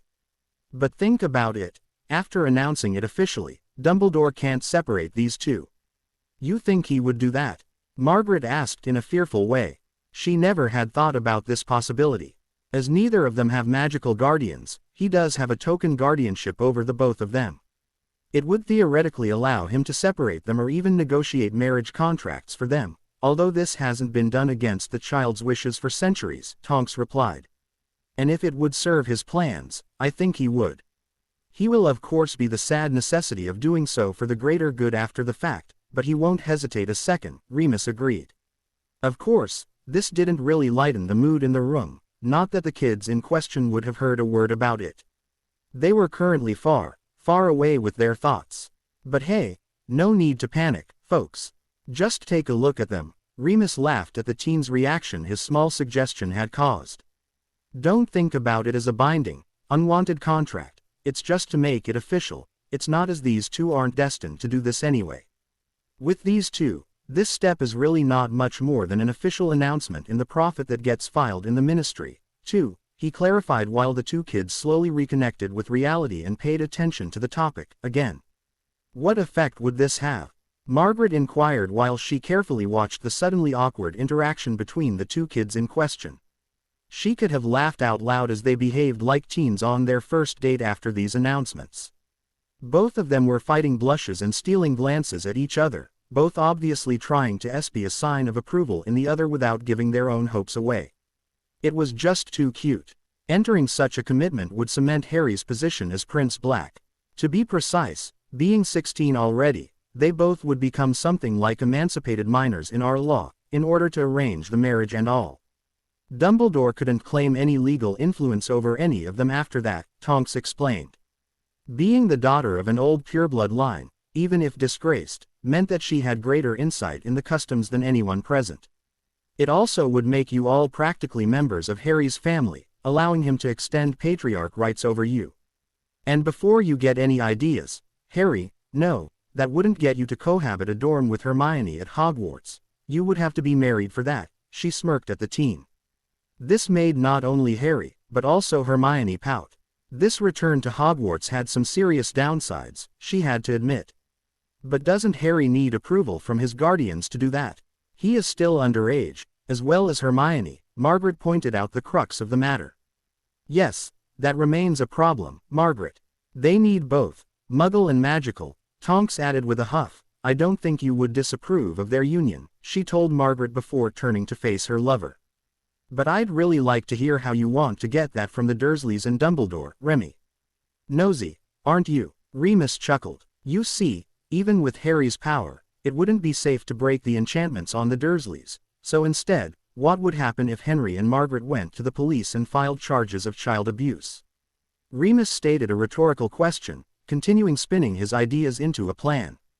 Let's assume they would tell the tale that Harry, a school friend of their daughter, did join them for the summer, and that they all noticed his many scars at the beach. Not wanting to push the boy, they carefully tried to get to the bottom of that. After a few weeks of spending the holidays with them and starting to officially date their daughter, he had started to open up to them, and tell his story, and they now wanted to report it to the authorities, he concluded with a smile that bared more teeth than a human should have. The twins gave approving nods as they found that lie entirely believable, themselves. Margaret couldn't help but laugh at the plan their friend had come up with. As we both are medical professionals, they would certainly believe us, she confirmed. We would probably be able to make the police get a search warrant to confirm things, like the cupboard or the cat flap and locks on Harry's later room. It should be easy to get the court to give us custody over Harry, as he already is integrated in our lives to some extent. And if we get lucky and Vernon is as stupid as we believe him to be, he might even throw a tantrum that gets him arrested on the spot, she added as an afterthought, an idea that made the twins grow pensive. At this point, they had to make a short break to calm Harry down, since he was getting very emotional about people actually caring enough for him to want to make the Dursleys pay. Hermione would have gladly hexed them into the next century, that much he knew, but having Margaret going all bare mother for him was touching him deep inside. Even Henry was more than eager to get the Dursleys their due, while the twins had started whispering excitedly with each other, which was no good sign for Vernon. Wouldn't Dumbledore just memory charm everyone and undo that? Harry finally asked, sure that there was something that would go wrong. It was just too good to be true. He might try, but once we make our complaint, it will be in the social services computer network and distributed to at least 2 or 3 different places. They would chew out the officers for forgetting to continue investigation and take it up again. I doubt your headmaster would be able to hack himself into the servers or find all the files spread on desks everywhere in the SS, Henry stated, his conviction getting confirmed by Tonks. He couldn't. Even if he tried, he would also act illegal doing this. The only thing that allows such measures is to protect the statute of secrecy.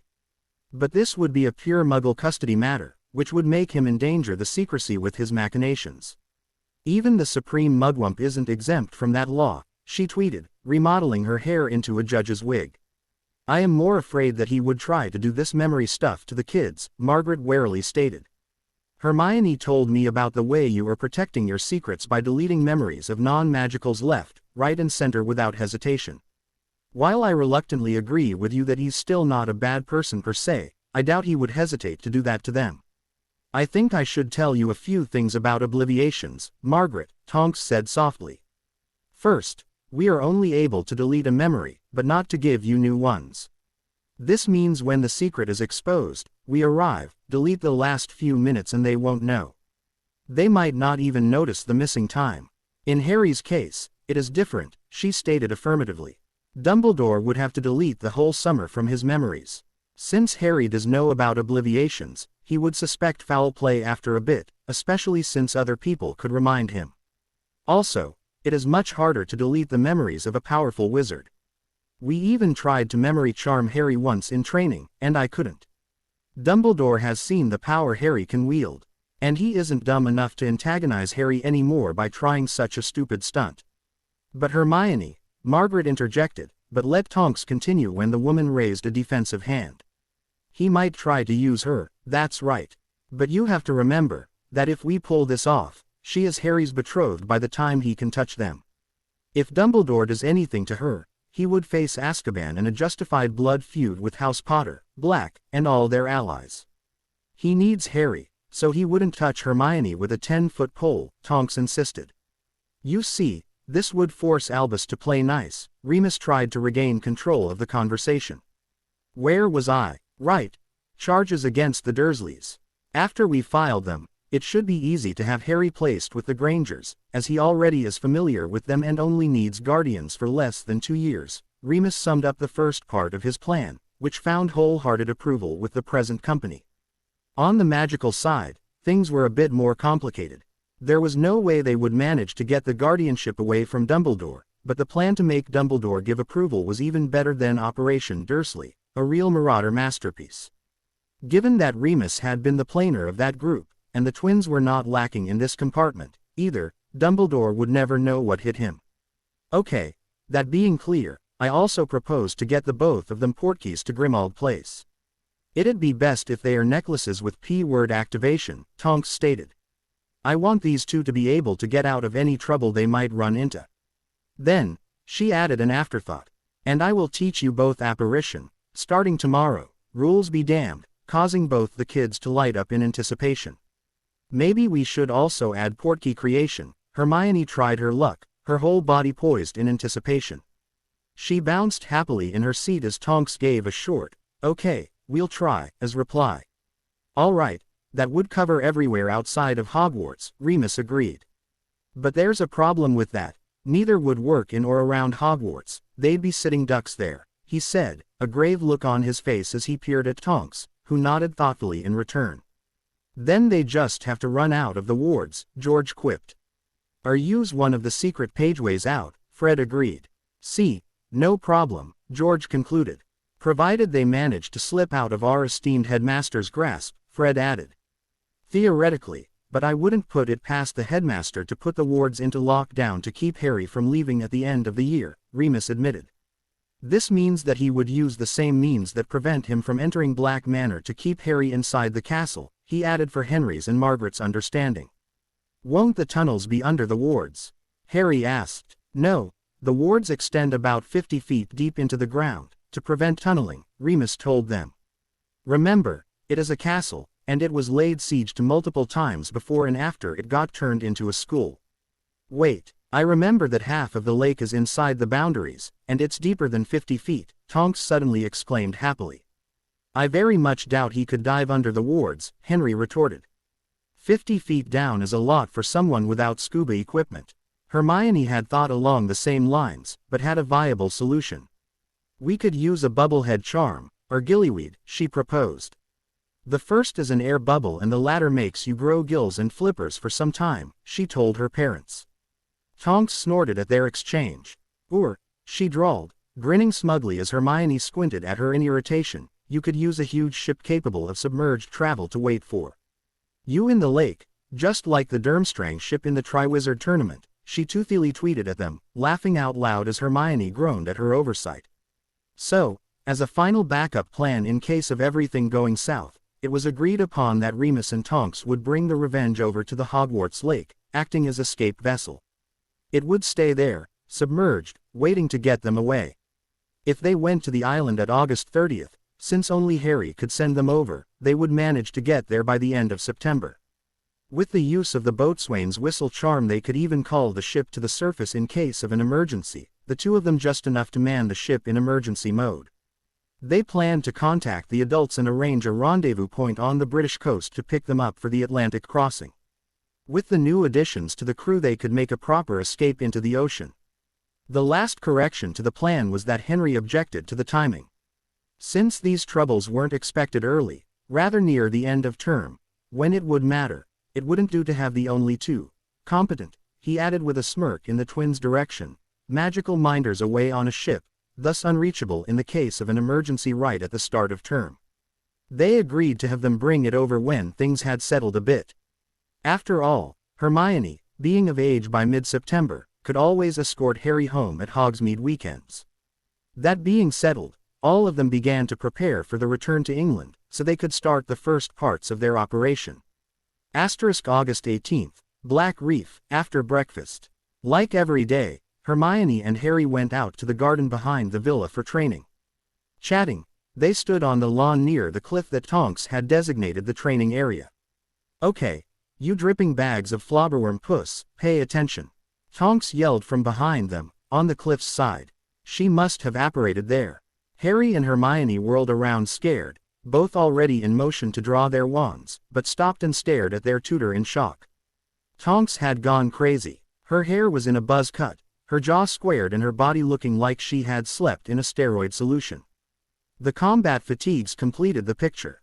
"I love you, Harry, but I'm going to kill you, Remus and Dad," Hermione groaned with finality as she connected the dots. Henry had taken to playing various movies from his collection every other night after he managed to power his entertainment electronics with the help of an emergency power unit from his old garage. When he had that idea, he made Dobby find and resize all his stuff, and after a test run in one of the villa's living rooms, he found that the unit was powerful enough to run the TV and the VCR player. The only downside was the headache-inducing noise and the fumes, which were not really adding to the joys of television. He had to do something for that, and get some supplies for the gas-guzzling machine. Maybe even a satellite dish.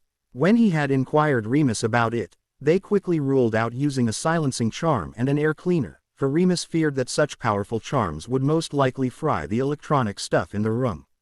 Henry had already mentally settled for the inconvenient solution of having a wire run through the house and the unit somewhere in a shed outside, along with a barrel of gas, but he got more than he had bargained for. After a few hours of inspection, Remus had charmed the generator to be self-propelling without using gas. Since that device always ran at a fixed speed, Remus had taken the thing apart and just charmed the crankshaft to permanently rotate, something that would be very bad on a car, but worked fine here. A very weak, silencing charm later, the unit could be in the same room, although in the far corner, without the remaining annoying whirring sound being too bothersome, eliminating the need to run wires through the villa. People had just to be careful with further magic in that room, lest they fry the sensitive electronics of the entertainment stuff in there. Yesterday, it was Guy's choice evening, and they had chosen Full Metal Jacket. It had seemed such a good idea at the moment. "I said a teen shun," she yelled again at the gaping teens, which finally got the hint and UMed something akin to a straight stand. Today's lesson will be apparition. This is the instant teleportation to a desired location. It is a word and wandless skill, but roughly 70% of wizard kind can do it, so I expect you both to ace that skill, even though you don't know a newt from a hippogriff, Tonks shouted, and then fell silent, looking at them expectantly. "I can't hear you Bundamans," she yelled at the top of her lungs. Being used to harsher words aboard the ship, the teens shrugged and decided to play ball. "Ma'am, yes, ma'am," they both shouted back. Harry was smiling broadly while Hermione had never felt so stupid in her life, but played along. "Now, that was at least decent, you keep that up and you might turn into Horcrux someday," Tonks replied. "Ma'am, thank you, ma'am," they chorused. "All right, now, apparition," Tonks continued yelling, although the kids were only a few feet away.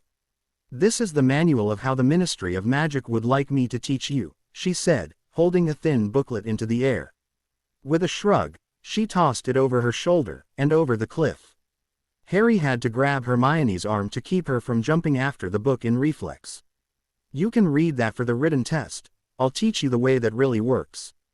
First, I'll side along each of you a few times so you know how it feels, Tonks told them while pacing up and down in front of them, drawing 2 circles on the ground at their feet, and another pair a yard away. Then you will try to recreate that feeling, just like your word and wandless magic, while you concentrate on being inside the next circle. The only movement necessary is a turn. Understood, so far? Ma'am. Yes, ma'am, the couple canted.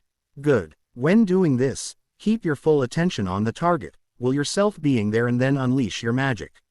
If you fail to concentrate properly, you will either fail completely, or flicker, or succeed partly. The last one is called splinching, which means that you leave some parts of you behind. This will be at least very annoying for you, and most entertaining for me. I can reverse that, but it will take time, and I won't hurry. I might even take a lunch break. So, a successful lesson for you means that you bore me to death, Tonks concluded, slapping her hands together and rubbing them eagerly. Unsurprisingly, the lesson proved that Hermione had no problem at all to keep her focus. Harry did rather well for the first few tries, and due to his superior power got it right faster than Hermione, but then he got a bit overconfident and distracted at an attempt. It wasn't that bad, at least he could now claim that he had managed to lick his own elbow. Both women had rolled their eyes at him for doing and GGing about that, and Tonks had in Harry with his own arm before reattaching it. August 20th, Privet Drive 4. Vernon Dursley frowned at the newspaper, taking another sip of his coffee. Crooks and liars, all those politicians, he thought as he read about some new projects planned. Petunia carefully placed the plate with the scrambled eggs in front of her husband. He had snapped at her yesterday for setting the plate down too hard. She had also carefully mixed the eggs and ham, as he complained loudly about the uneven mix the day before. She hoped that the bad phase in his office would soon be over. Vernon was complaining all the time about how bad his coworkers were doing their jobs the last few days, and raved about how he had to yell at a few of them to get them to work properly. With all the stress at work, Vernon was a walking powder keg at home. He even shouted at Dudley Pooh last evening as the poor boy was inquiring if they could watch his favorite program instead of the boring news. Of course, she did not admit to herself this outburst had been entirely warranted. Dudley just couldn't do wrong. It was only fair that he had thrown a tantrum as the channel wasn't switched when he had demanded so. He had entirely not deserved and was completely disturbed by the sudden aggression. So, to avoid more incidents and keep her son pacified, she had sent her poor boy to spend the day over at his friend Pier's. She flinched when the doorbell rang during Vernon's breakfast. When the bell sounded, Vernon had scrunched up his newspaper. His head was already starting to color when he lifted his out of the chair to answer the door.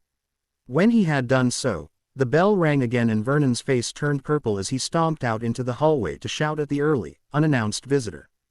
"I'm coming. Stop that racket." An angry voice was heard after Officer Matthew Dully had pressed the doorbell button for the 3rd time.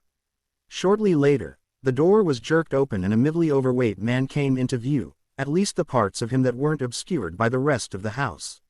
Even those visible parts were twice as big as Dully's partners for today's business, Officer Charlene Morrison. Officer Patrick Chang, the 3rd man for this search, wasn't much bigger. "What?" the fat man roared, before he noticed the uniforms on the visitors.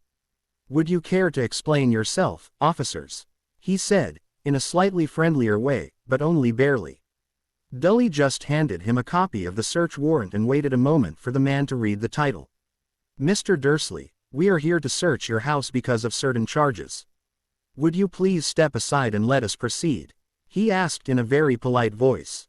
"This is an outrage," the man raged, having read a bit more of the document by now. "You are here to check on charges made by that boy. What lies did he tell you?" Vernon roared, the vein on his temple pulsating rapidly. "Nothing. This was brought to our attention by some medical professionals, and we are here to check up on the allegations. Would you please step aside to let us begin?" Matthew said, still trying to sound politely, but already believing some of the charges he was familiar with. Of course I will not. This is my home, my house. I won't have any of this. Vernon bellowed. Sir, for the last time, please do step aside or you will be found in contempt of the warrant and we will be forced to arrest you, Matthew demanded forcibly, his patience wearing thin. Vernon frowned fiercely and made the final mistake. He gave the man a shove. Across the street and under an invisibility cloak, a certain teen and his girlfriend were straining the silencing charm a disillusioned Remus had cast on them to the breaking point while Harry's uncle was introduced to pepper spray and handcuffs. The warning wards they had placed a few days earlier, after the Grangers' deposition, had gone off during breakfast, and they had apparated in just in time to see the policeman approach the door. While the kids were still laughing at the officers trying to bring Harry's walrus-sized uncle under control, Remus vowed to have a serious word with the twins while the kids were off to their morning training with Tonks. Their choleric coffee was too dangerous to be made available to the wizarding public. 3 days later, Harry Potter Black was declared officially under Muggle guardianship of Mr. and Mrs. Granger, of High Barnet. The party was loud, long and would have broken the statute of secrecy, if it weren't on a secluded island far away in the Caribbean. Hermione, could you spare a minute? Harry said nervously as he approached his girl at the salad table near the pit. Henry was burning meat beyond recognition, calling that process grilling. Hermione's father already had a few beers too many, and the cooking was the first to suffer. Thankfully, they didn't need to tell him, as the elves were doing something to the coal pieces he handed out, making them edible again. Of course, Hermione said with a smile as she put her platter with cucumber salad down. Harry didn't like the taste of this dish at all, but he had made sure that they always had some of that particular dressing and vegetable in stock after he found out that Hermione was nearly addicted to that stuff. She had noticed the way Harry had been stealing glances at her all the evening, and was eager to find out what he would want from her. Curiously, Hermione followed Harry a bit away from the party, where Harry pulled her into a hug. She nearly squeaked in surprise when he suddenly spun her around and disapparated them both away. Materializing in the lush jungle, Hermione took a moment to look around.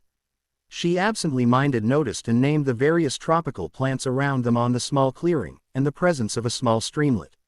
The sound from where it disappeared at the horizon and the lack of trees at that direction indicated that they were at the edge of Skull Beach, near the waterfall.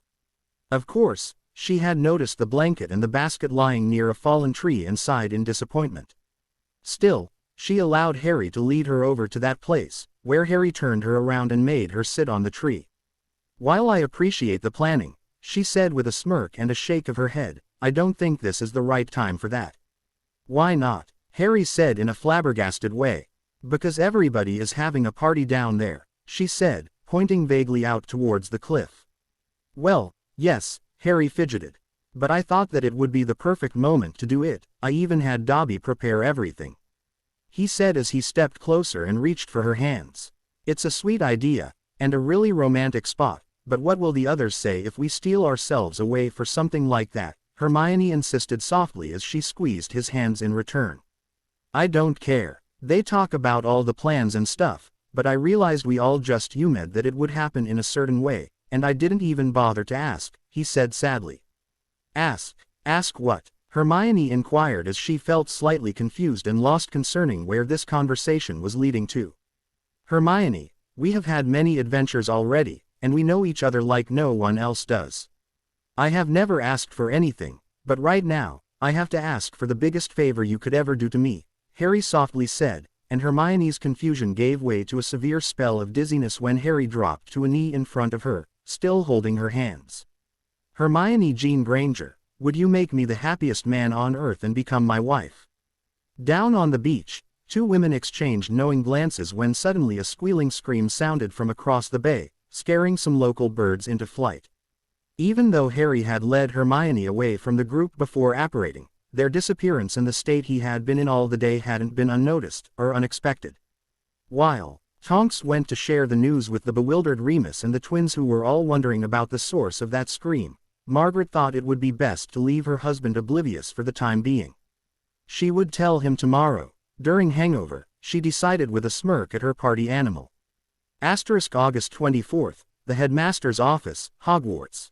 Albus Dumbledore sat in his office, fighting his way through his paperwork. There was still no sign of the boy, and although he rather would continue searching, he had not the tiniest clue where to start. But he had procrastinated with the menial work that made up most of his job long enough already, even discounting the time he spent hunting after Potter, and he still had a school to run.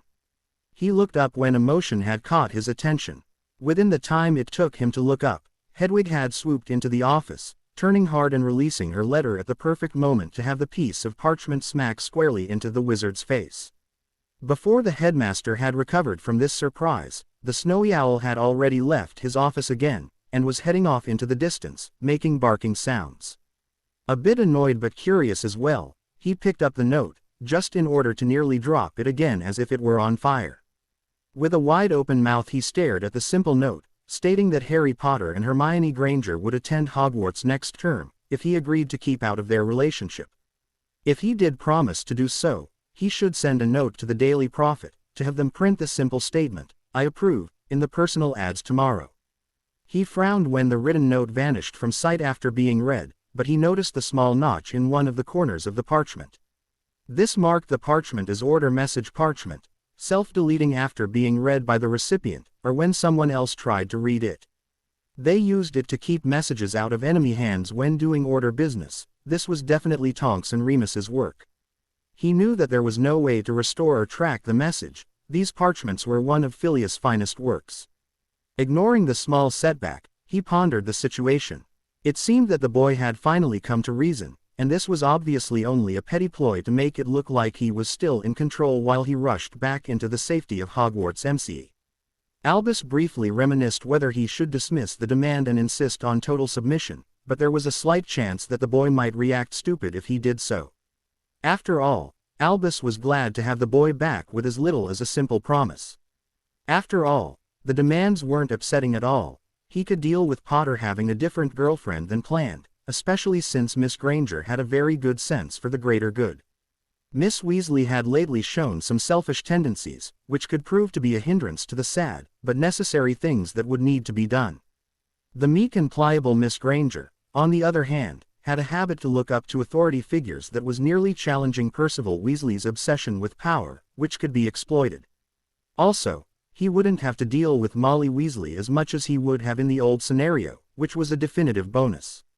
After a bit of pondering, he realized that if the worst case should occur, he could also use Miss Granger as a bargaining chip against Mr. Potter without too much outrage from the public.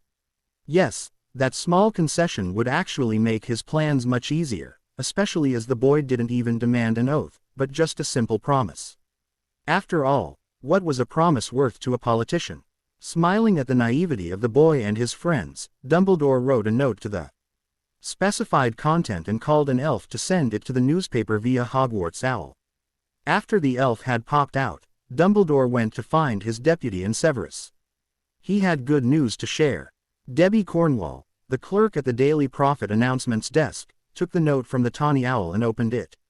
She couldn't understand to what the Supreme Mugwump wanted to have his approval printed in the next edition, but that wasn't her job. She only had to take these ads and place them. Shrugging her shoulders, she looked for an appropriate place on the page and copied the content of the note onto it. When Harry Potter and his entourage showed up at her desk a few hours later, and proclaimed they would like to announce his engagement to the girl next to him, her first reaction was to nearly faint, and thusly, she was too shocked to draw the connection. But when Mr. Potter had asked her if his guardian, Mr. Dumbledore, who sadly was indisposed at the moment in near future due to his multitude of functions, had already sent the necessary note of approval to the Daily Prophet, as promised, she remembered and retrieved the strange note, handing it over as demanded. As soon as the group had paid the 3 sickles fee for that kind of announcement, she put the ad on the corresponding page and sent copies of the marriage contract and the permission slips from the guardians, along with the necessary sickle, to the ministry's registry, and, including 13 nuts, to the Gringotts Customer Relationships Office, making it official. This procedure had become standard in the last century, in order to make announcements watertight and to keep contracts from going missing. After the group had left her office, the next thing she did was to take another copy upstairs to the editor. Although she didn't like the man too much, she wore a genuine smile as she entered his office, since this was the kind of announcement she got paid extra for relaying it directly to him. The next morning edition of the Daily Prophet featured a huge headline of, The boy WHO proposed, along with a photo of Harry and Hermione below, a rerun of a photo used by Rita Skeeter years ago, in her article about Hermione's alleged love triangle with Harry and Victor Crumb. Coincidentally, Rita would be next to unbearable for the next few weeks, basking in her skill as reporter for being the first to report on this. The story and background info filled a whole third of the paper, as the end of summer left them with little else to report. Other papers would quickly pick up the story and run it as well, each with their own slant and varying approval of their relationship. While the whole magical society was in uproar about the news, Dumbledore wasn't exactly happy when he read the headline that would fuel gossip for days or weeks. A quick glance into the article showed him that he had been tricked like a school kid. There was a contract submitted, and it was even paid already. This meant that Potter was legally his own man and had access to the Black Vaults. This practically reeks of Lupin. I'd bet one of my names on it, the old man mulled as he grudgingly had to pay respect to that man's plan. At least, the article states that Harry will really return to Hogwarts. Let's see how he will fare without their help, Dumbledore thought with a serene smile, his eyes twinkling. Soon, the boy would come around and accept the wisdom of his elders again.